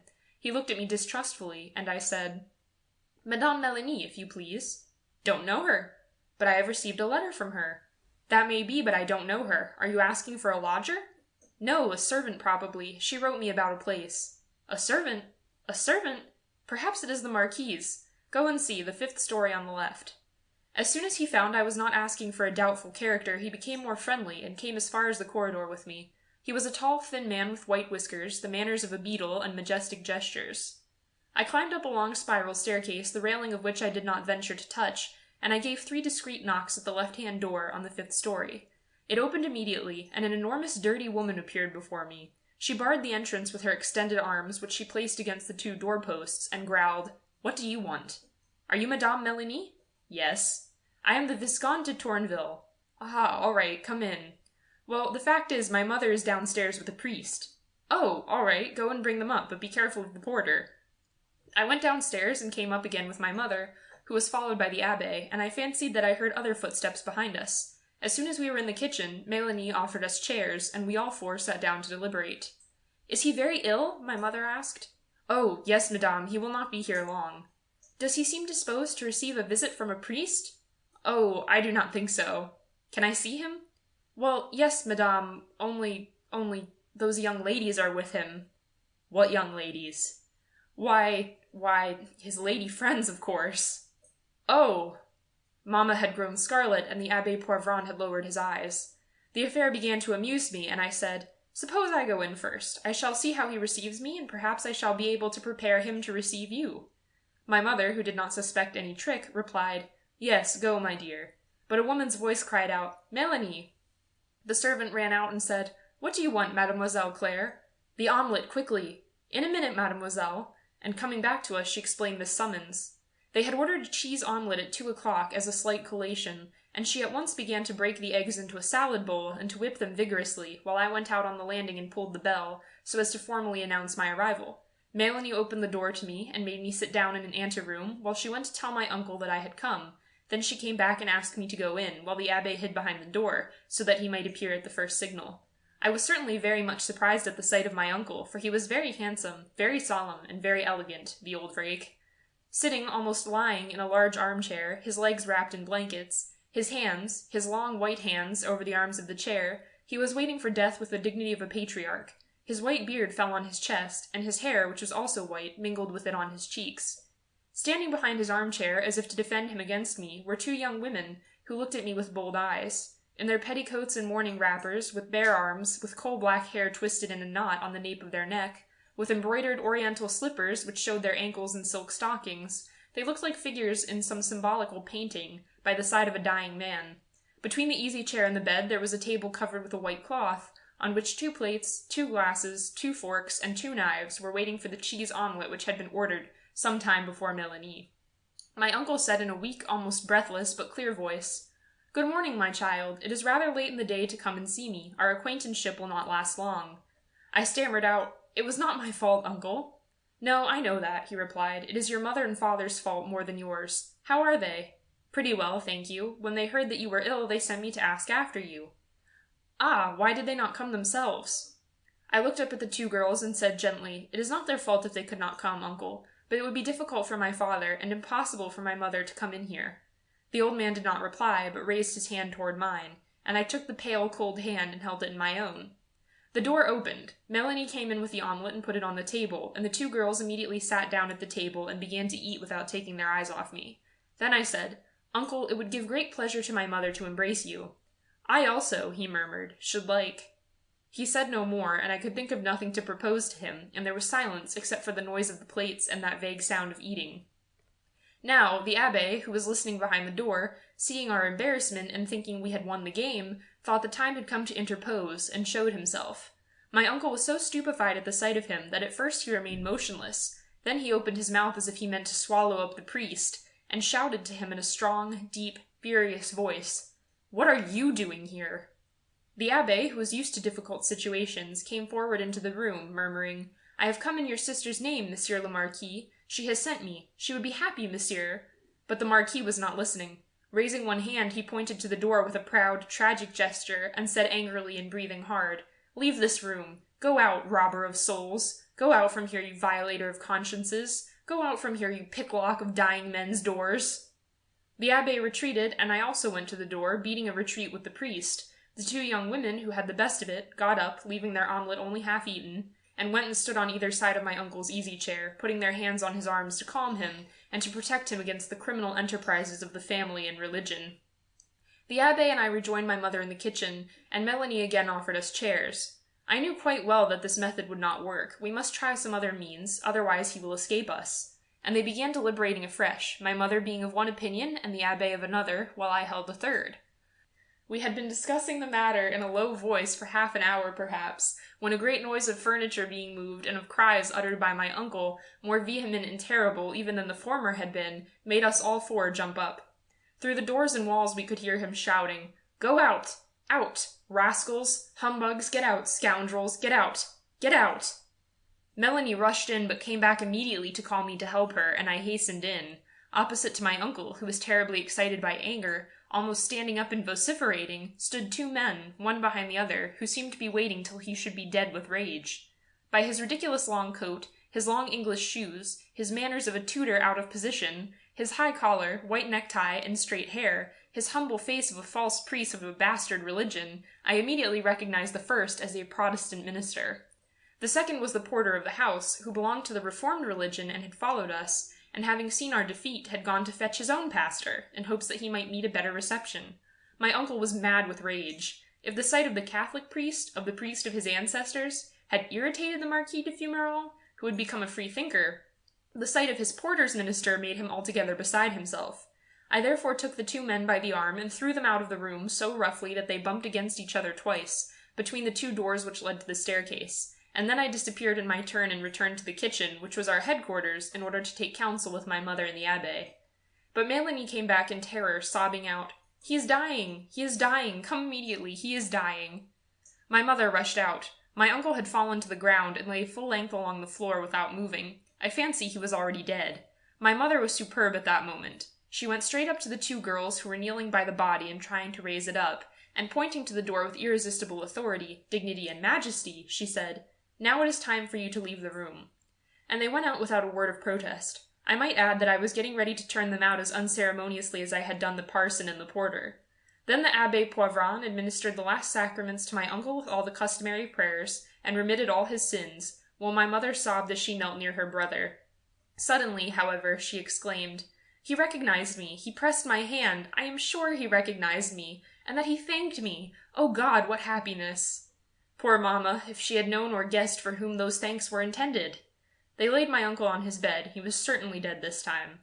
"Madame," Mélanie said, "we have no sheets to bury him in. All the linen belongs to these two young ladies." And when I looked at the omelette which they had not finished, I felt inclined to laugh and to cry at the same time. There are some humorous moments and some humorous situations in life, occasionally.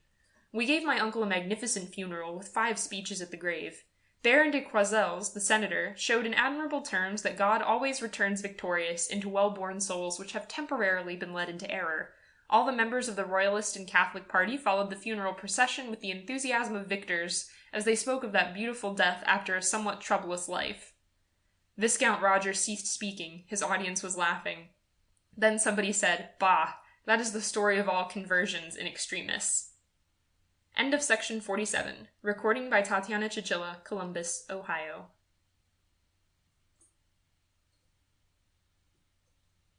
On the morning of July 8th, I received the following telegram. "Fine day. Always my predictions. Belgian frontier. Baggage and servants left at noon on the social session. Beginning of maneuvers at 3. So I will wait for you at the works from 5 o'clock on. Jovis." At 5 o'clock sharp I entered the gasworks of La Villette. It might have been mistaken for the colossal ruins of an old town inhabited by Cyclops. There were immense dark avenues separating heavy gasometers standing one behind another, like monstrous columns, unequally high, and undoubtedly, in the past, the supports of some tremendous, fearful iron edifice. The balloon was lying in the courtyard and had the appearance of a cake made of yellow cloth, flattened on the ground under a rope. That is called placing a balloon in a sweep net, and in fact it appeared like an enormous fish. 200 or 300 people were looking at it, sitting or standing, and some were examining the basket, a nice little square basket for a human cargo, bearing on its side in gold letters on a mahogany plate the words, Le Orla. Suddenly the people began to stand back, for the gas was beginning to enter into the balloon through a long tube of yellow cloth, which lay on the soil, swelling and undulating like an enormous worm. But another thought, another picture, occurs to every mind. It is thus that nature itself nourishes beings until their birth. The creature that will rise soon begins to move, and the attendants of Captain Jovis, as Le Orla grew larger, spread and put in place the net which covers it, so that the pressure will be regular and equally distributed at every point. The operation is very delicate and very important, for the resistance of the cotton cloth of which the balloon is made is figured not in proportion to the contact surface of this cloth with the net, but in proportion to the lengths of the basket. L'Orla, moreover, has been designed by Monsieur Mallet, constructed under his own eyes and made by himself. Everything had been made in the shops of Monsieur Jovis by his own working staff, and nothing was made outside. We must add that everything was new in this balloon, from the varnish to the valve, those two essential parts of a balloon. Both must render the cloth gas-proof, as the sides of a ship are waterproof. The old varnishes, made with a base of linseed oil, sometimes fermented and thus burned the cloth, which in a short time would tear like a piece of paper. The valves were apt to close imperfectly after being opened, and when the covering called cataplasm was injured. The fall of Monsieur Lost in the open sea during the night proved the imperfection of the old system. The two discoveries of Captain Jovis, the varnish principally, are of inestimable value in the art of ballooning. The crowd has begun to talk, and some men, who appear to be specialists, affirm with authority that we shall come down before reaching the fortifications. Several other things have been criticized in this novel type of balloon with which we are about to experiment with so much pleasure and success. It is growing slowly but surely. Some small holes and scratches made in transit have been discovered, and we cover them and plug them with a little piece of paper applied on the cloth while wet. This method of repairing alarms and mystifies the public. While Captain Jovis and his assistants are busy with the last details, the travelers go to dine in the canteen of the gasworks, according to the established custom. When we come out again, the balloon is swaying, enormous and transparent, a prodigious golden fruit, a fantastic pear which is still ripening, covered by the last rays of the setting sun. Now the basket is attached, the barometers are brought, the siren, which we will blow to our heart's content, is also brought, also the two trumpets, the eatables, the overcoats and raincoats, all the small articles that can go with the men in that flying basket. As the wind pushes the balloon against the gasometers, it is necessary to steady it now and then to avoid an accident at the start. Captain Jovis is now ready and calls all the passengers. Lieutenant Mallet jumps aboard, climbing first on the aerial net between the basket and the balloon, from which he will watch during the night the movements of L'Orla across the skies, as the officer on watch, standing on starboard, watches the course of a ship. Monsieur Etienne Beer gets in after him, then comes Monsieur Maupassant, then Monsieur Patrice Aries, and I get in last. But the basket is too heavy for the balloon, considering the long trip to be taken, and Monsieur Aries has to get out, not without great regret. Monsieur Joliet, standing erect on the edge of the basket, begs the ladies, in very gallant terms, to stand aside a little, for he is afraid he might throw sand on their hats in rising. Then he commands, "Let it loose!" And cutting with one stroke of his knife the ropes that hold the balloon to the ground, he gives L'Orla its liberty. In 1 second we fly skyward. Nothing can be heard. We float, we rise, we fly, we glide. Our friends shout with glee and applaud, but we hardly see them. We hardly hear them. We are already so far, so high. What? Are we really leaving these people down there? Is it possible? Paris spreads out beneath us, a dark bluish patch cut by its streets from which we rise. Here and there, domes, towers, steeples, then around it the plain, the country, traversed by long roads, thin and white, amidst green fields of a tender or dark green, and woods almost black. The sun appears like a coiled snake, asleep, of which we neither see head nor tail. It crosses Paris, and the entire field resembles an immense basin of prairies and forests dotted here and there by mountains, hardly visible in the horizon. The sun, which we could no longer see down below, now reappears as though it were about to rise again, and our balloon seems to be lighted. It must appear like a star to the people who are looking up. Monsieur Mallet, every few seconds, throws a cigarette paper into space and says quietly, "We are rising, always rising," while Captain Jovis, radiant with joy, rubs his hands together and repeats, "Hey, this varnish, isn't it good?"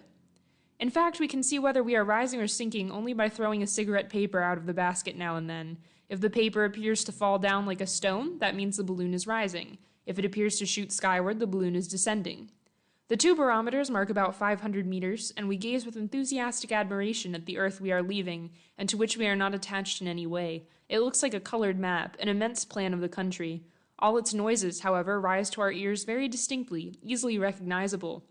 We hear the sound of the wheels rolling in the streets, the snap of a whip, the cries of drivers, the rolling and whistling of trains, and the laughter of small boys running after one another.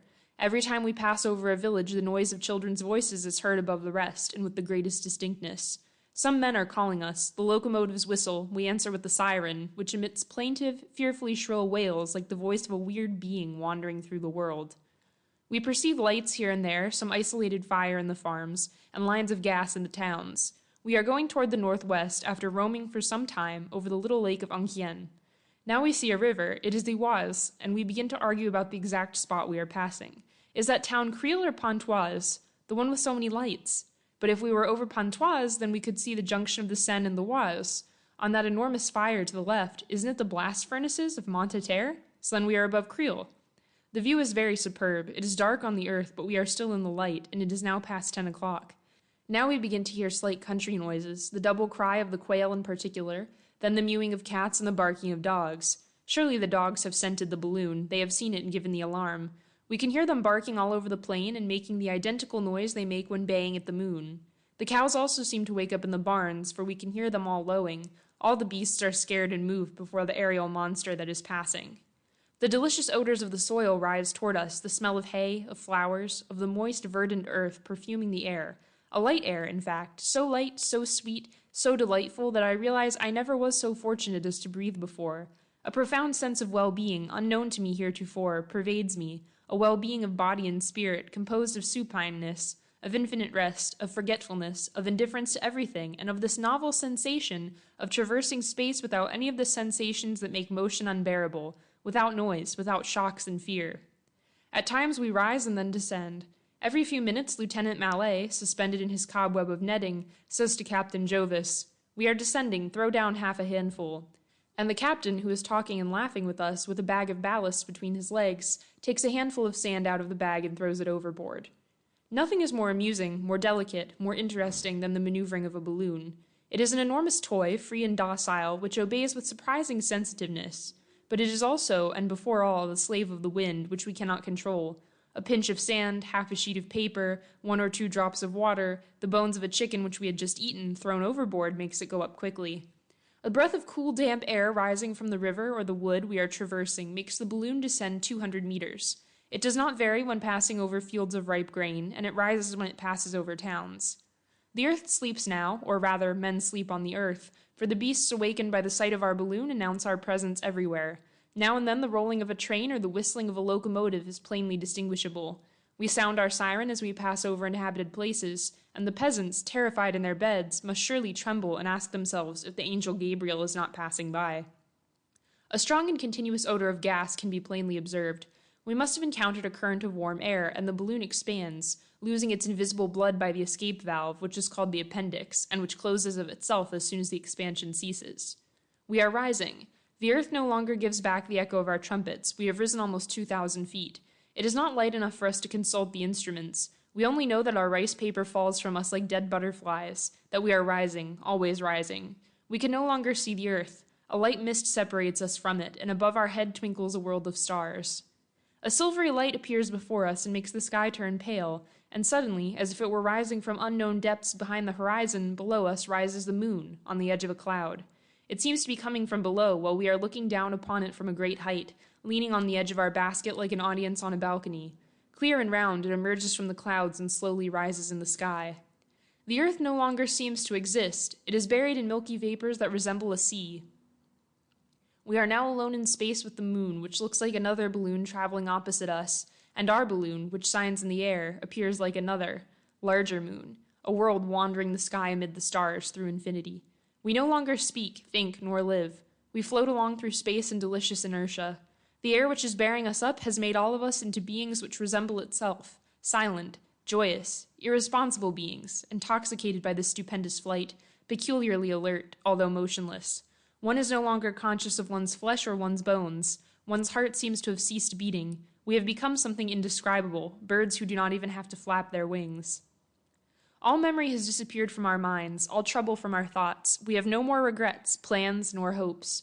We look, we feel, we wildly enjoy this fantastic journey. Nothing in the sky but the moon and ourselves. We are a wandering, traveling world like our sisters, the planets, and this little world carries 5 men who have left the earth and who have almost forgotten it. We can now see as plainly as in daylight. We look at each other, surprised at the brightness, for we have nothing to look at but ourselves and a few silvery clouds floating below us. The barometers mark 1,200 meters, then 13, 14, 1,500, and the little rice papers still fall about us.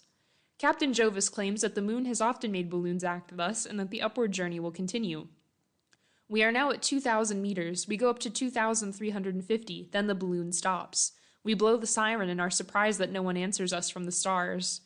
We are now going down rapidly. Monsieur Mallet keeps crying, "Throw out more ballast, throw out more ballast," and the sand and stones that we throw over come back to our faces as if they were going up, thrown from below toward the stars, so rapid is our descent. Here is the earth. Where are we?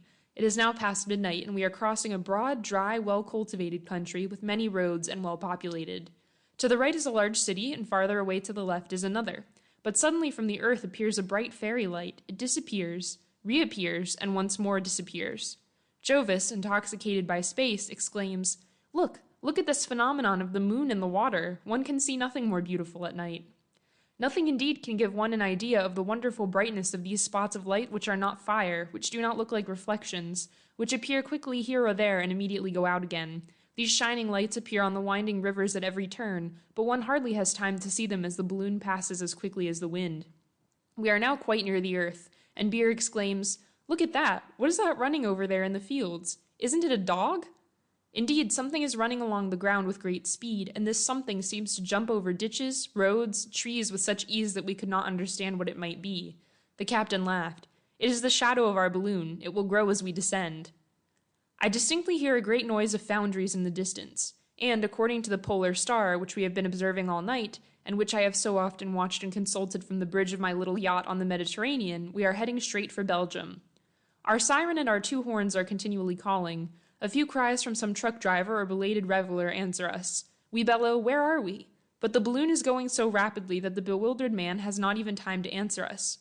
The growing shadow of Leorla, as large as a child's ball, is fleeing before us over the fields, roads, and woods. It goes along steadily, preceding us by about a quarter of a mile, and now I am leaning out of the basket, listening to the roaring of the wind in the trees and across the harvest fields. I say to Captain Jovis, "How the wind blows!" He answers, "No, those are probably waterfalls." I insist, sure of my ear that knows the sound of the wind, from hearing it so often whistle through the rigging. Then Jovis nudges me. He fears to frighten his happy, quiet passengers, for he knows full well that a storm is pursuing us. At last a man manages to understand us. He answers, "Nord." We get the same reply from another. Suddenly the lights of a town, which seems to be of considerable size, appear before us. Perhaps it is Lille. As we approach it, such a wonderful flow of fire appears below us that I think myself transported into some fairyland where precious stones are manufactured for giants. It seems that it is a brick factory. Here are others, 2, 3. The fusing material bubbles, sparkles, throws out blue, red, yellow, green sparks, reflections from giant diamonds, rubies, emeralds, turquoises, sapphires, topazes. And nearby are great foundries roaring like apocalyptic lions. High chimneys belch forth their clouds of smoke and flame, and we can hear the noise of metal striking against metal. Where are we?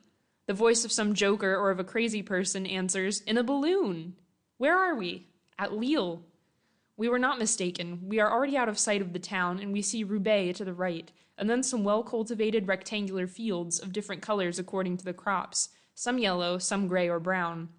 But the clouds are gathering behind us, hiding the moon, whereas toward the east the sky is growing lighter, becoming a clear blue tinged with red. It is dawn. It grows rapidly, now showing us all the little details of the earth, the trains, the brooks, the cows, the goats, and all this passes beneath us with surprising speed. One hardly has time to notice that other fields, other meadows, other houses have already disappeared. Cocks are crowing, but the voice of ducks drowns everything.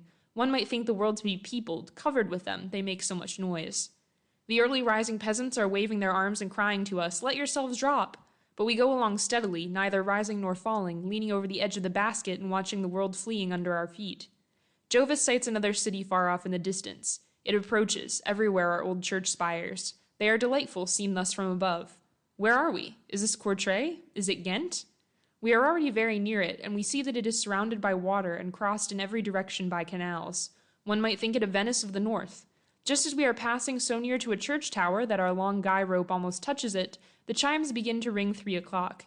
The sweet, clear sounds rise to us from this frail roof which we have almost touched in our wandering course. It is a charming greeting, a friendly welcome from Holland. We answer with our siren, whose raucous voice echoes throughout the streets. It was Bruges, but we have hardly lost sight of it when my neighbor, Paul de Sand, asks me, "Don't you see something over there to the right, in front of us? It looks like a river." And indeed, far ahead of us stretches a bright highway in the light of the dawning day. Yes, it looks like a river, an immense river full of islands. "Get ready for the descent," cried the captain. He makes Monsieur Mallet leave his net and return to the basket. Then we pack the barometers and everything that could be injured by possible shocks. Monsieur Basand exclaims, "Look at the masts over there to the left. We're at the sea." Fogs had hidden it from us until then. The sea was everywhere, to the left and opposite us, while to our right the Scheldt, which had joined the Moselle, extended as far as the sea, its mouths vaster than a lake. It was necessary to descend within a minute or two.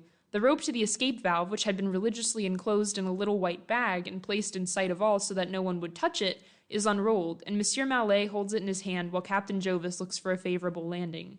Behind us the thunder was rumbling, and not a single bird followed our mad flight. "Pull!" cried Jovis. We were passing over a canal. The basket trembled and tipped over slightly. The guy rope touched the tall trees on both banks, but our speed is so great that the long rope now trailing does not seem to slow down, and we pass with frightful rapidity over a large farm, from which the bewildered chickens, pigeons, and ducks fly away, while the cows, cats, and dogs run, terrified, toward the house. Just 1/2 bag of ballast is left. Jovis throws it overboard, and Leorla flies lightly across the roof. The captain once more cries, "The escape valve!" Monsieur Mallet reaches for the rope and hangs to it, and we drop like an arrow. With a slash of a knife, the cord which retains the anchor is cut, and we drag this grapple behind us through a field of beets. Here are the trees. "Take care, hold fast, look out for your heads." We pass over them, then a strong shock takes us. The anchor has taken hold. "Look out, take a good hold, raise yourselves by your wrists, we are going to touch the ground." The basket does indeed strike the earth, then it flies up again. Once more it falls and bounds upward again, and at last it settles on the ground while the balloon struggles madly like a wounded beast. Peasants run toward us, but they do not dare approach. They were a long time before they decided to come and deliver us, for one cannot set foot on the ground until the bag is almost completely deflated. Then, almost at the same time as the bewildered men, some of whom showed their astonishment by jumping, with the wild gestures of savages, all the cows that were grazing along the coast came toward us, surrounding our balloon with a strange and comical circle of horns, big eyes, and blowing nostrils. With the help of the accommodating and hospitable Belgian peasants, we were able in a short time to pack up all our material and carry it to the station at Haste, where at 20 minutes past 8 we took the train for Paris. The descent occurred at 3:15 in the morning, preceding by only a few seconds the torrent of rain and the blinding lightning of the storm which had been chasing us before it. Thanks to Captain Jovis, of whom I had heard much from my colleague, Paul Genesty, for both of them had fallen together involuntarily into the sea opposite Mentone, thanks to this brave man, we were able to see in a single night, from far up in the sky, the setting of the sun, the rising of the moon, and the dawn of day, and to go from Paris to the mouth of the Scheldt through the skies. End of section 48. Recording by Tatiana Chichilla, Columbus, Ohio. The two friends were getting near the end of their dinner. Through the cafe windows they could see the boulevard, crowded with people. They could feel the gentle breezes which are wafted over Paris on warm summer evenings, and make you feel like going out somewhere, you care not where, under the trees, and make you dream of moonlit rivers, of fireflies, and of larks. One of the two, Henri Simon, heaved a deep sigh, and said, "Ah, I am growing old. It's sad. Formerly, on evenings like this, I felt full of life. Now I only feel regrets. Life is short." He was perhaps 45 years old, very bald, and already growing stout. The other, Pierre Carnier, a trifle older, but thin and lively, answered, "Well, my boy, I have grown old without noticing it in the least. I have always been merry, healthy, vigorous, and all the rest. As one sees oneself in the mirror every day, one does not realize the work of age, for it is slow, regular, and it modifies the countenance so gently that the changes are unnoticeable. It is for this reason alone that we do not die of sorrow after 2 or 3 years of excitement, for we cannot understand the alterations which time produces. In order to appreciate them, one would have to remain 6 months without seeing one's own face. Then, oh, what a shock! And the women, my friend, how I pity the poor beings. All their joy, all their power, all their life lies in their beauty, which lasts 10 years. As I said, I aged without noticing it. I thought myself practically a youth when I was almost 50 years old. Not feeling the slightest infirmity, I went about, happy and peaceful. The revelation of my decline came to me in a simple and terrible manner, which overwhelmed me for almost 6 months. Then I became resigned.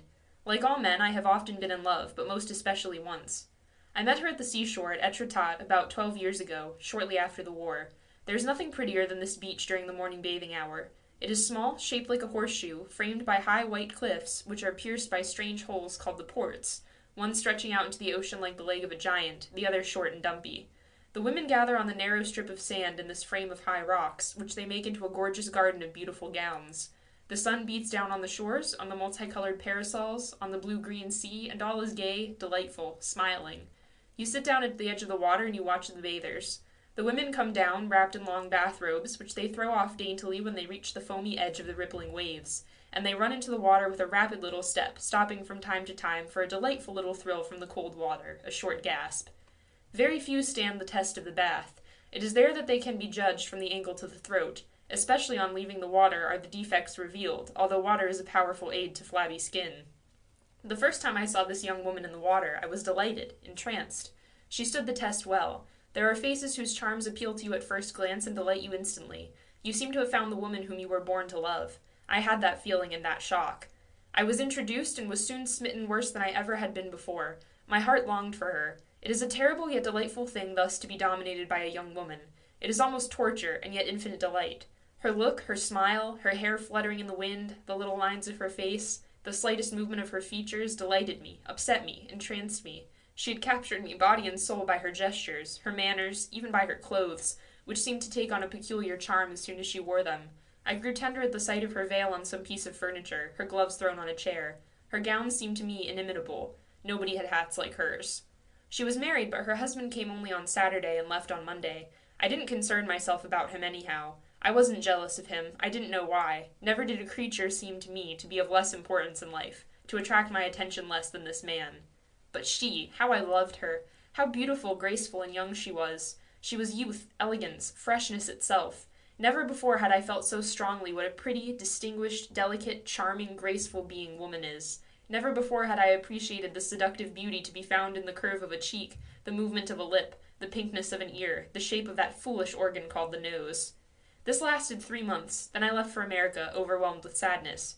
But her memory remained in me, persistent, triumphant. From far away I was as much hers as I had been when she was near me. Years passed by, and I did not forget her. The charming image of her person was ever before my eyes and in my heart, and my love remained true to her, a quiet tenderness now, something like the beloved memory of the most beautiful and the most enchanting thing I had ever met in my life. 12 years are not much in a lifetime. One does not feel them slip by.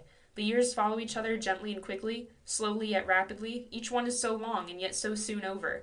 They add up so rapidly, they leave so few traces behind them, they disappear so completely, that when one turns round to look back over bygone years, one sees nothing, and yet one does not understand how one happens to be so old.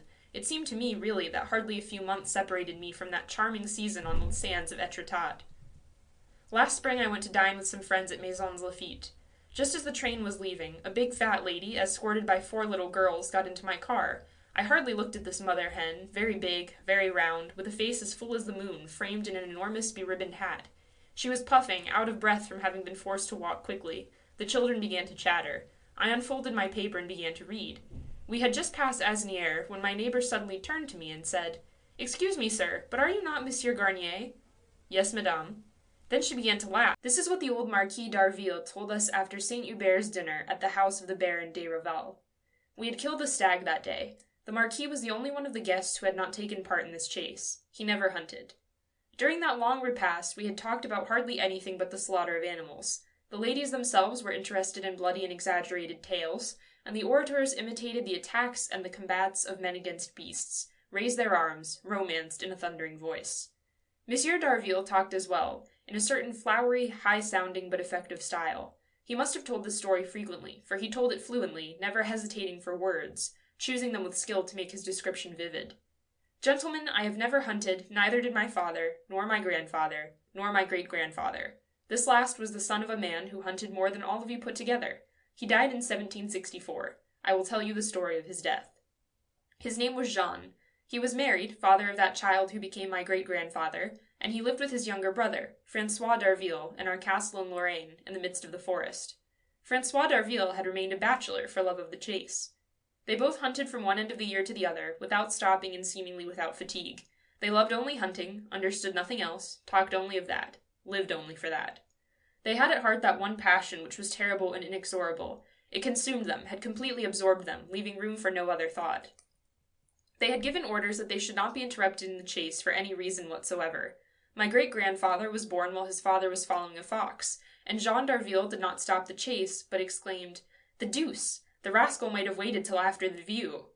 His brother François was still more infatuated. On rising, he went to see the dogs, then the horses, then he shot little birds about the castle until the time came to hunt some large game.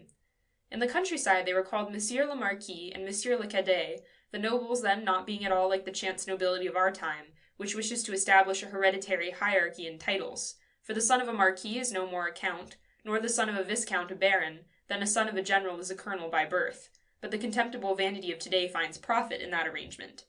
My ancestors were unusually tall, bony, hairy, violent, and vigorous.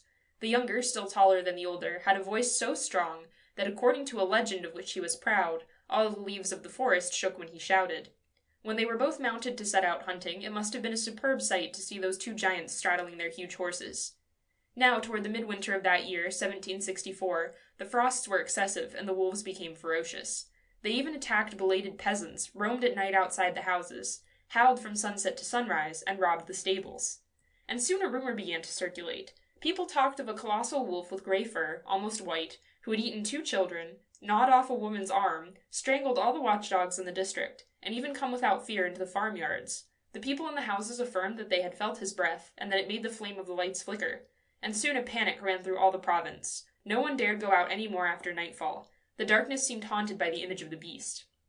The brothers d'Arville determined to find and kill him, and several times they brought together all the gentlemen of the country to a great hunt. They beat the forests and searched the coverts in vain. They never met him. They killed wolves, but not that one. And every night, after a battue to the beast, as if to avenge himself, attacked some traveler or killed someone's cattle, always far from the place where they had looked for him.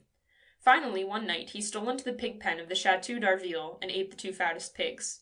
The brothers were roused to anger, considering this attack as a direct insult and a defiance. They took their strong bloodhounds, used to pursue dangerous animals, and they set off to hunt, their hearts filled with rage. From dawn until the hour when the empurpled sun descended behind the great naked trees, they beat the woods without finding anything. At last, furious and disgusted, both were returning, walking their horses along a lane bordered with hedges, and they marveled that their skill as huntsmen should be baffled by this wolf, and they were suddenly seized with a mysterious fear. The elder said, "This beast is not an ordinary one. You would say it had a mind like a man." The younger answered, "Perhaps we should have a bullet blessed by our cousin the bishop, or pray some priest to pronounce the words which are needed." Then they were silent. Jean continued, "Look how red the sun is. The great wolf will do some harm tonight." He had hardly finished speaking when his horse reared. That of Francois began to kick. A large thicket covered with dead leaves opened before them, and a mammoth beast, entirely grey, jumped up and ran off through the wood. Both uttered a kind of grunt of joy, and bending over the necks of their heavy horses, they threw them forward with an impulse from all their body, hurling them on at such a pace, urging them, carrying them away, exciting them so with voice and with gesture and with spur, that the experienced riders seemed to be carrying the heavy beasts between their thighs, and to bear them off as if they were flying. Thus they went, plunging through the thickets, dashing across the beds of streams, climbing the hillsides, descending the gorges, and blowing the horn as loud as they could to attract people and their dogs. And now, suddenly, in that mad race, my ancestor struck his forehead against an enormous branch which split his skull, and he fell dead on the ground, while his frightened horse took himself off, disappearing in the gloom which enveloped the woods. The younger d'Arville stopped quick, leaped to the earth, seized his brother in his arms, and saw that the brains were escaping from the wound with the blood. Then he sat down beside the body, rested the head, disfigured and red, on his knees, and waited, regarding the immobile face of his elder brother. Little by little a fear possessed him, a strange fear which he had never felt before, the fear of the dark, the fear of loneliness, the fear of the deserted wood, and the fear also of the weird wolf who had just killed his brother to avenge himself upon them both. The gloom thickened, the acute cold made the trees crack. Francois got up, shivering, unable to remain there longer, feeling himself growing faint. Nothing was to be heard, neither the voice of the dogs nor the sound of the horns. All was silent along the invisible horizon, and this mournful silence of the frozen night had something about it terrific and strange. He seized in his immense hands the great body of Jean, straightened it, and laid it across the saddle to carry it back to the chateau. Then he went on his way softly, his mind troubled as if he were in a stupor, pursued by a horrible and fear-giving image. And all at once, in the growing darkness, a great shape crossed his path. It was the beast. A shock of terror shook the hunter. Something cold, like a drop of water, seemed to glide down his back, and, like a monk haunted of the devil, he made a great sign of the cross, dismayed at this abrupt return of the horrible prowler.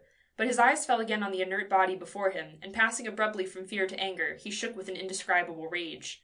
Then he spurred his horse and rushed after the wolf. He followed it through the copses, the ravines, and the tall trees, traversing woods which he no longer recognized, his eyes fixed on the white speck which fled before him through the night. His horse also seemed animated by a force and strength hitherto unknown. It galloped straight ahead with outstretched neck, striking against trees and rocks, the head and feet of the dead man thrown across the saddle. The limbs tore out his hair. The brow, beating the huge trunks, splattered them with blood. The spurs tore their ragged coats of bark. Suddenly the beast and the horseman issued from the forest and rushed into a valley, just as the moon appeared above the mountains. The valley here was stony, enclosed by enormous rocks. Francois then uttered a yell of joy, which the echoes repeated like a peal of thunder, and he leaped from his horse, his cutlass in his hand. The beast, with bristling hair, the back arched, awaited him, its eyes gleaming like 2 stars. But, before beginning battle, the strong hunter, seizing his brother, seated him on a rock, and placing stones under his head, which was no more than a mass of blood, he shouted in the ears as if he was talking to a deaf man. "Look, Jean, look at this!" Then he attacked the monster. He felt himself strong enough to overturn a mountain, to bruise stones in his hands. The beast tried to bite him, aiming for his stomach, but he had seized the fierce animal by the neck, without even using his weapon, and he strangled it gently, listening to the cessation of breathing in its throat and the beatings of its heart. He laughed, wild with joy, pressing closer and closer his formidable embrace, crying in a delirium of joy, "Look, Jean, look!" All resistance ceased, the body of the wolf became limp. He was dead. Francois took him up in his arms and carried him to the feet of the elder brother, where he had laid him, repeating in a tender voice, "There, there, there, my little Jean, see him?" Then he replaced on the saddle the 2 bodies, one upon the other, and rode away. He returned to the chateau, laughing and crying like Gargantua at the birth of Pantagruel, uttering shouts of triumph, and boisterous with joy as he related the death of the beast, and grieving and tearing his beard in telling that of his brother. And often later, when he talked again of that day, he would say with tears in his eyes, "If only poor Jean could have seen me strangle the beast, he would have died content, that I am sure." The widow of my ancestor inspired her orphan son with that horror of the chase which has transmitted itself from father to son so far down as myself. The Marquis d'Arville was silent. Someone asked, "That story is a legend, isn't it?" And the storyteller answered, "I tell you that it is true from beginning to end." Then a lady declared, in a soft little voice, "All the same, it is fine to have passions like that." End of section 50. Recording by Tatiana Chichilla, Columbus, Ohio.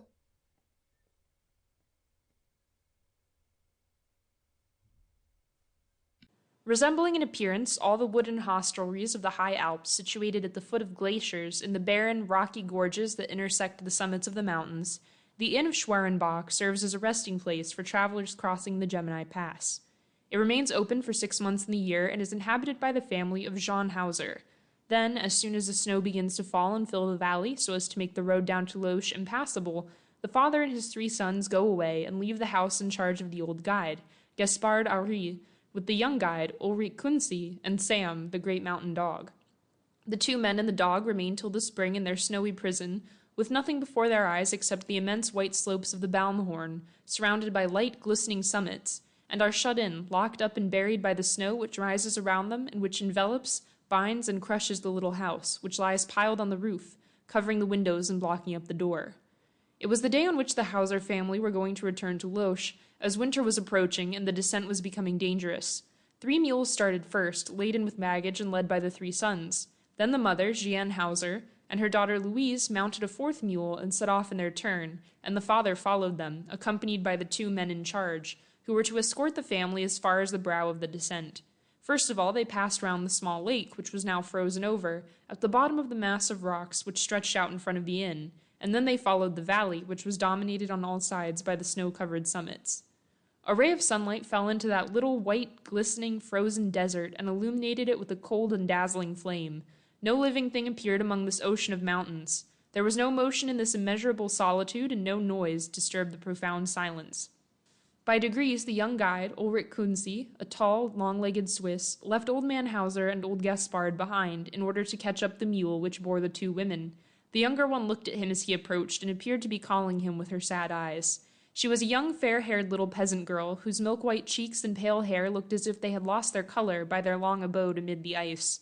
When he had got up to the animal she was riding, he put his hand on the crupper and relaxed his speed. Mother Hauser began to talk to him, enumerating with the minutest details all that he would have to attend to during the winter.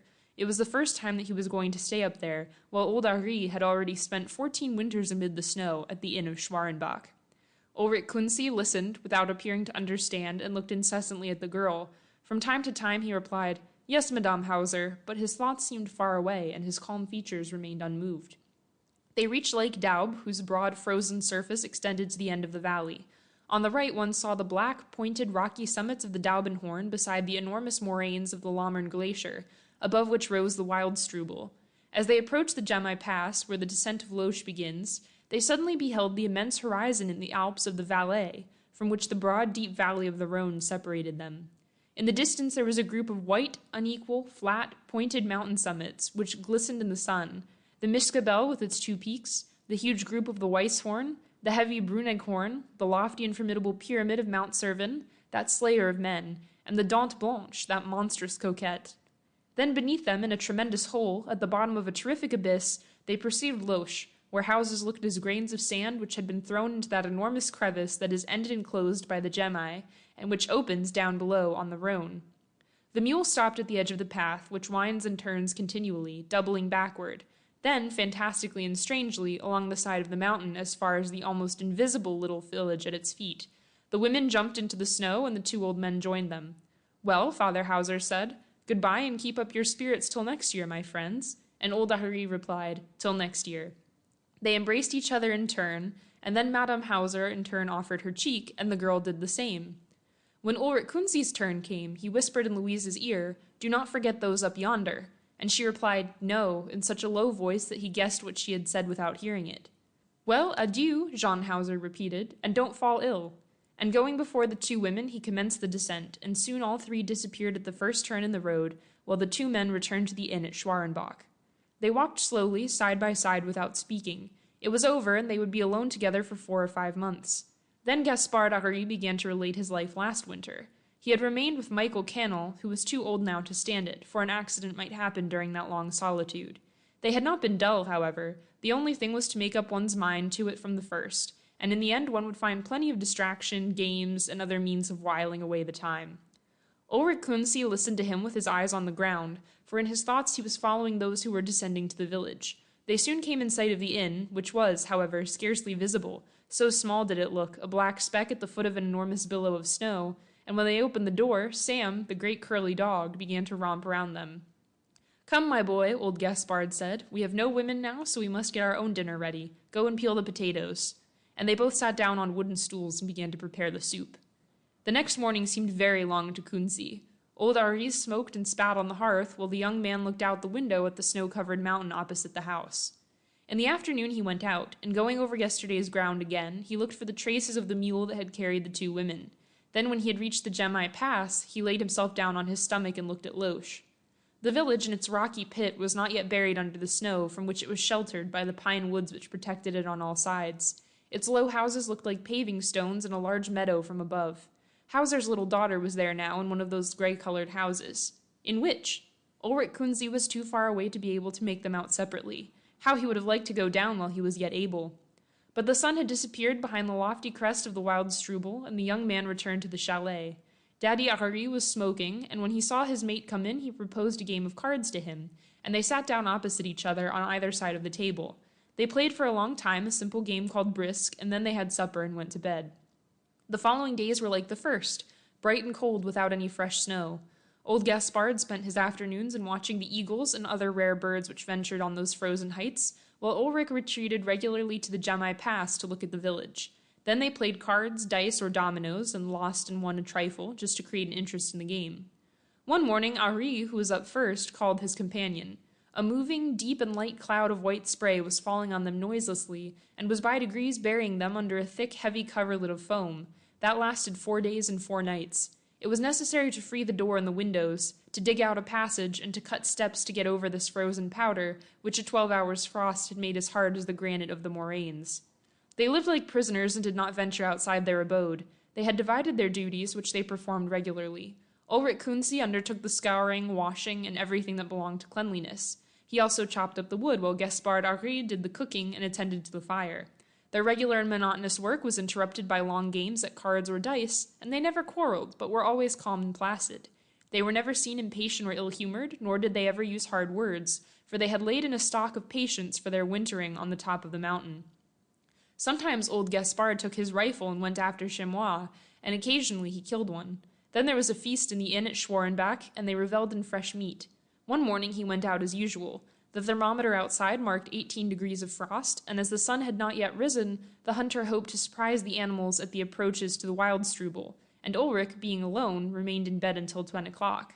He was of a sleepy nature, but he would not have dared to give way like that to his inclination in the presence of the old guide, who was ever an early riser. He breakfasted leisurely with Sam, who also spent his days and nights in sleeping in front of the fire. Then he felt low-spirited and even frightened at the solitude, and was seized by a longing for his daily game of cards, as one is by the craving of a confirmed habit, so he went out to meet his companion, who was to return at 4 o'clock. The snow had leveled the whole deep valley, filled up the crevasses, obliterated all signs of the two lakes, and covered the rocks, so that between the high summits there was nothing but an immense, white, regular, dazzling, and frozen surface. For 3 weeks Ulrich had not been to the edge of the precipice from which he had looked down on the village, and he wanted to go there before climbing the slopes which led to Wildstrubel. Loesch was now also covered by the snow, and the houses could scarcely be distinguished, covered as they were by that white cloak. Then, turning to the right, he reached the Lomern Glacier. He went along with the mountaineer's long strides, striking the snow, which was as hard as a rock, with his iron-pointed stick, and with his piercing eyes he looked for that little black moving speck in the distance, on that enormous white expanse. When he reached the end of the glacier, he stopped and asked himself whether the old man had taken that road, and then he began to walk along the moraines with rapid and uneasy steps. The day was declining, the snow was assuming a rosy tint, and a dry, frozen wind blew in rough gusts over its crystal surface. Ulrich uttered a long, shrill, vibrating call. His voice sped through the death-like silence in which the mountains were sleeping. It reached the distance, across profound and motionless waves of glacial foam, like the cry of a bird across the waves of the sea. Then it died away and nothing answered him. He began to walk again. The sun had sunk yonder behind the mountain tops, which were still purple with a reflection from the sky, but the depths of the valley were becoming gray, and suddenly the young man felt frightened. It seemed to him as if the silence, the cold, the solitude, the winter death of these mountains were taking possession of him, were going to stop and to freeze his blood, to make his limbs grow stiff and to turn him into a motionless and frozen object, and he set off running, fleeing toward his dwelling. The old man, he thought, would have returned during his absence. He had taken another road. He would, no doubt, be sitting before the fire, with a dead chamois at his feet. He soon came in sight of the inn, but no smoke rose from it. Ulrich walked faster and opened the door. Sam came up to greet him, but Gaspard Henri was not returned. Kunzi, in his alarm, turned round suddenly, as if he had expected to see his comrade hidden in a corner. Then he relighted the fire and made the soup, hoping every moment to see the old man come in. From time to time he went out to see if he were coming. It was a quiet night now, that wan, livid night of the mountains, lighted by the thin yellow crescent moon just disappearing behind the mountain tops. Then the young man went in and sat down to warm his hands and feet, while he pictured himself every possible accident. Gaspard might have broken a leg, fallen into a crevasse, taken a false step and dislocated his ankle. And perhaps he was lying in the snow, overcome and stiff with the cold, in agony of mind, lost and perhaps shouting for help, calling with all his might in the silence of the night. But where? The mountain was so vast, so rugged, so dangerous in places, especially at that time of the year, that it would have required 10 or 20 guides to walk for a week in all directions to find a man in that immense space. Ulrich Kunzi, however, made up his mind to set out with Sam if Gaspard did not return by 1 in the morning, and he made his preparations. He had put provisions for 2 days into a bag, took his steel climbing iron, tied a long, thin, strong rope around his waist, and looked to see that his iron-shod stick and axe, which served to cut steps in the ice, were in order. Then he waited. The fire was burning on the hearth, the great dog was snoring in front of it, and the clock was ticking, as regularly as a heart beating, in its resounding wooden case. He waited with his ears on the alert for distant sounds, and he shivered when the wind blew against the roof and the walls. It struck 12 and he trembled. Then, frightened and shivering, he put some water on the fire so that he might have some hot coffee before starting, and when the clock struck 1, he got up, woke Sam, opened the door, and went off in the direction of the Wildstrubel. For 5 hours he mounted, scaling the rocks by means of his climbing irons, cutting into the ice, advancing continually, and occasionally hauling up the dog, who remained below at the foot of some slope that was too steep for him, by means of the rope. It was about 6 o'clock when he reached one of the summits to which old Gaspard often came after chamois, and he waited till it should be daylight. The sky was growing pale overhead, and a strange light, springing nobody could tell whence, suddenly illuminated the immense ocean of pale mountain summits, which extended for 100 leagues around him. One might have said that this vague brightness arose from the snow itself and spread abroad in space. By degrees, the highest distant summits assumed a delicate pink flesh color, and the red sun appeared behind the ponderous giants of the Bernese Alps. Ulrich Kunzi set off again, walking like a hunter, bent over looking for tracks, and saying to his dog, "Seek, old fellow, seek." He was descending the mountain now, scanning the depths closely, and from time to time shouting, uttering a loud, prolonged cry which soon died away in that silent vastness. Then he put his ear to the ground to listen. He thought he could distinguish a voice, and he began to run and shout it again, but he heard nothing more and sat down, exhausted and in despair. Toward midday he breakfasted and gave Sam, who was as tired as himself, something to eat also, and then he recommenced his search. When evening came, he was still walking, and he had walked more than 30 miles over the mountains. As he was too far away to return home and too tired to drag himself any further, he dug a hole in the snow and crouched in it with his dog under a blanket which he had brought with him, and the man and the dog lay side by side, trying to keep warm, but frozen to the marrow nevertheless. Ulrich scarcely slept, his mind haunted by visions and his limbs shaking with cold. Day was breaking when he got up. His legs were as stiff as iron bars, and his spirits so low that he was ready to cry with anguish, while his heart was beating so that he almost fell over with agitation when he thought he heard a noise. Suddenly he imagined that he was also going to die of cold in the midst of this vast solitude, and the terror of such a death roused his energies and gave him renewed vigor. He was descending toward the inn, falling down and getting up again, and followed at a distance by Sam, who was limping on 3 legs, and they did not reach Schwarenbach until 4 o'clock in the afternoon. The house was empty, and the young man made a fire, had something to eat, and went to sleep, so worn out that he did not think of anything more. He slept for a long time, for a very long time, in irresistible sleep. But suddenly a voice, a cry, a name, Ulrich, aroused him from his profound torpor and made him sit up in bed. Had he been dreaming? Was it one of those strange appeals which cross the dreams of disquieted minds? No, he heard it still, that reverberating cry, which had entered his ears and remained in his flesh to the tips of his sinewy fingers. Certainly someone had cried out and called Ulrich. There was somebody there near the house, there could be no doubt of that, and he opened the door and shouted, "Is it you, Gaspard?" with all the strength of his lungs. But there was no reply, no murmur, no groan, nothing. It was quite dark, and the snow looked wan. The wind had risen, that icy wind that cracks the rocks and leaves nothing alive on those deserted heights, and it came in sudden gusts, which were more parching and more deadly than the burning wind of the desert. And again Ulrich shouted, "Gaspard! Gaspard! Gaspard!" And then he waited again. Everything was silent on the mountain.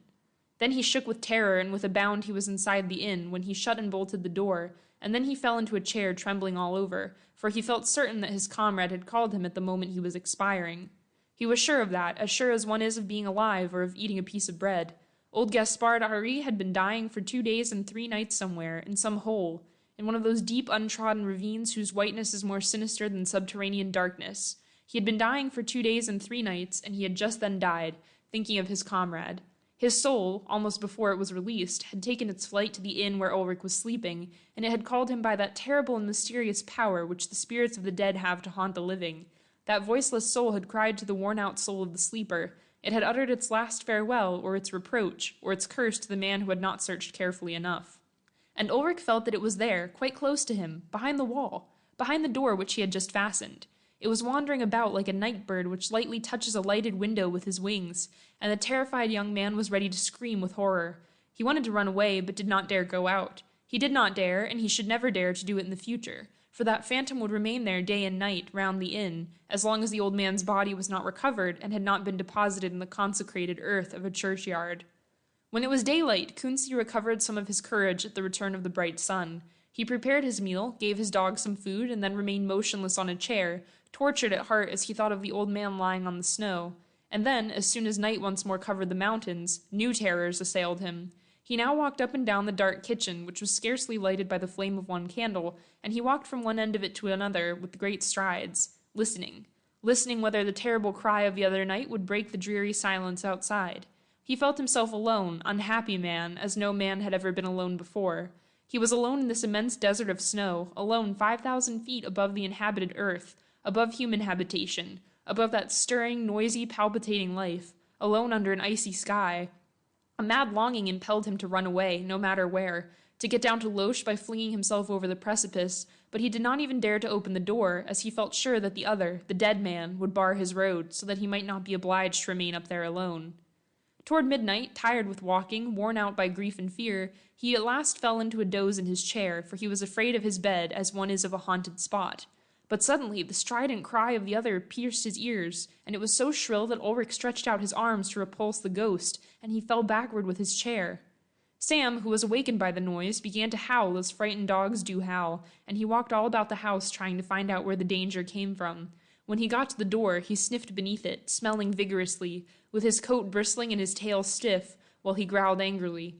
Kunzi, who was terrified, jumped up, and holding his chair by one leg, he cried, "Don't come in! Don't come in, or I shall kill you!" And the dog, excited by this threat, barked angrily at that invisible enemy who defied his master's voice. By degrees, however, he quieted down and came back, and stretched himself in front of the fire, but he was uneasy and kept his head up and growled between his teeth. Ulrich in turn recovered his senses, but as he felt faint with terror, he went and got a bottle of brandy out of the sideboard, and he drank several glasses, one after another, at a gulp. His ideas became vague, his courage revived, and a feverish glow ran through his veins. He ate scarcely anything the next day, and limited himself to alcohol, and so he lived for several days like a drunken brute. As soon as he thought of Gaspard Henri, he began to drink again, and went on drinking until he fell to the ground, overcome by intoxication. And there he remained lying on his face, dead drunk, his limbs benumbed, and snoring loudly.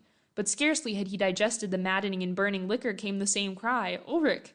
woke him like a bullet piercing his brain, and he got up, still staggering, stretching out his hands to save himself from falling, and calling to Sam to help him. And the dog, who appeared to be going mad like his master, rushed to the door, scratched it with his claws, and gnawed it with his long white teeth, while the young man, with his head thrown back, drank the brandy in draughts, as if it had been cold water, so that it might by and by send his thoughts, his frantic terror, and his memory to sleep again. In 3 weeks he had consumed all his stock of ardent spirits, but his continual drunkenness only lulled his terror, which awoke more furiously than ever as soon as it was impossible for him to calm it. His fixed idea, then, which had been intensified by a month of drunkenness, and which was continually increasing in his absolute solitude, penetrated him like a gimlet. He now walked about the house like a wild beast in its cage, putting his ear to the door to listen if the other were there, and defying him through the wall. Then, as soon as he dozed, overcome by fatigue, he heard the voice which made him leap to his feet. At last, one night, as cowards do and driven to extremities, he sprang to the door and opened it, to see who was calling him and to force him to keep quiet, but such a gust of cold wind blew into his face that it chilled him to the bone, and he closed and bolted the door again immediately, without noticing that Sam had rushed out. Then, as he was shivering with cold, he threw some wood on the fire and sat down in front of it to warm himself. But suddenly he started, for somebody was scratching at the wall and crying. In desperation he called out, "Go away!" but was answered by another long, sorrowful wail. Then all his remaining senses forsook him from sheer fright. He repeated, "Go away!" and turned round to try to find some corner in which to hide, while the other person went round the house, still crying and rubbing up against the wall. Ulrich went to the oak sideboard, which was full of plates and dishes and of provisions, and lifting it up with superhuman strength, he dragged it to the door so as to form a barricade. Then, piling up all the rest of the furniture, the mattresses, and chairs, he stopped up the windows as one does when assailed by an enemy. But the person outside now uttered long, plaintive, mournful groans, to which the young man replied by similar groans, and thus days and nights passed without their ceasing to howl at each other. The one was continually walking around the house and scraped the walls with his nails so vigorously that it seemed as if he wished to destroy them, while the other, inside, followed all his movements, stooping down and holding his ear to the walls, and replying to all his appeals with terrible cries. One evening, however, Ulrich heard nothing more, and he sat down, so overcome by fatigue, that he went to sleep immediately, and awoke in the morning without a thought, without any recollection of what had happened, just as if his head had been emptied during his winter's sleep, but he felt hungry, and he ate. The wind was over, and the Gemmi Pass was practicable again, so the Hauser family started off to return to their inn. As soon as they had reached the top of the ascent, the women mounted their mule and spoke about the 2 men whom they would meet again shortly. They were indeed rather surprised that neither of them had come down a few days before, as soon as the road was open, in order to tell them all about their long winter sojourn. At last, however, they saw the inn, still covered with snow like a quilt. The door and the window were closed, but a little smoke was coming out of the chimney, which reassured old Hauser. On going to the door, however, he saw the skeleton of an animal which had been torn to pieces by the eagles, a large skeleton lying on its side. They all looked close at it, and the mother replied, "That must be Sam," and then she shouted, "Hi, Gaspard!" A cry from the interior of the house answered her, and a sharp cry that one might have thought some animal had uttered it. Old Hauser repeated, "Hi, Gaspard!" and they heard another cry similar to the first. Then the 3 men, the father and the 2 sons, tried to open the door, but it resisted their efforts. From the empty cow stall they took a beam to serve as a battering ram and hurled it against the door with all their might. The wood gave way and the boards flew into splinters. Then the house was shaken by a loud voice, and inside, behind the sideboard which was overturned, they saw a man standing upright, with his hair falling on his shoulders and a beard descending to his breast, with shining eyes and nothing but rags to cover him. They did not recognize him, but Louise Hauser exclaimed, "It is Ulrich, mother!" And her mother declared that it was Ulrich, although his hair was white. He allowed them to go up to him and to touch him, but he did not reply to any of their questions, and they were obliged to take him to Loesch, where the doctors found that he was mad, and nobody ever found out what had become of his companion. Little Louise Hauser nearly died that summer of decline, which the physicians attributed to the cold air of the mountains. End of section 51. Recording by Tatiana Chichilla, Columbus, Ohio.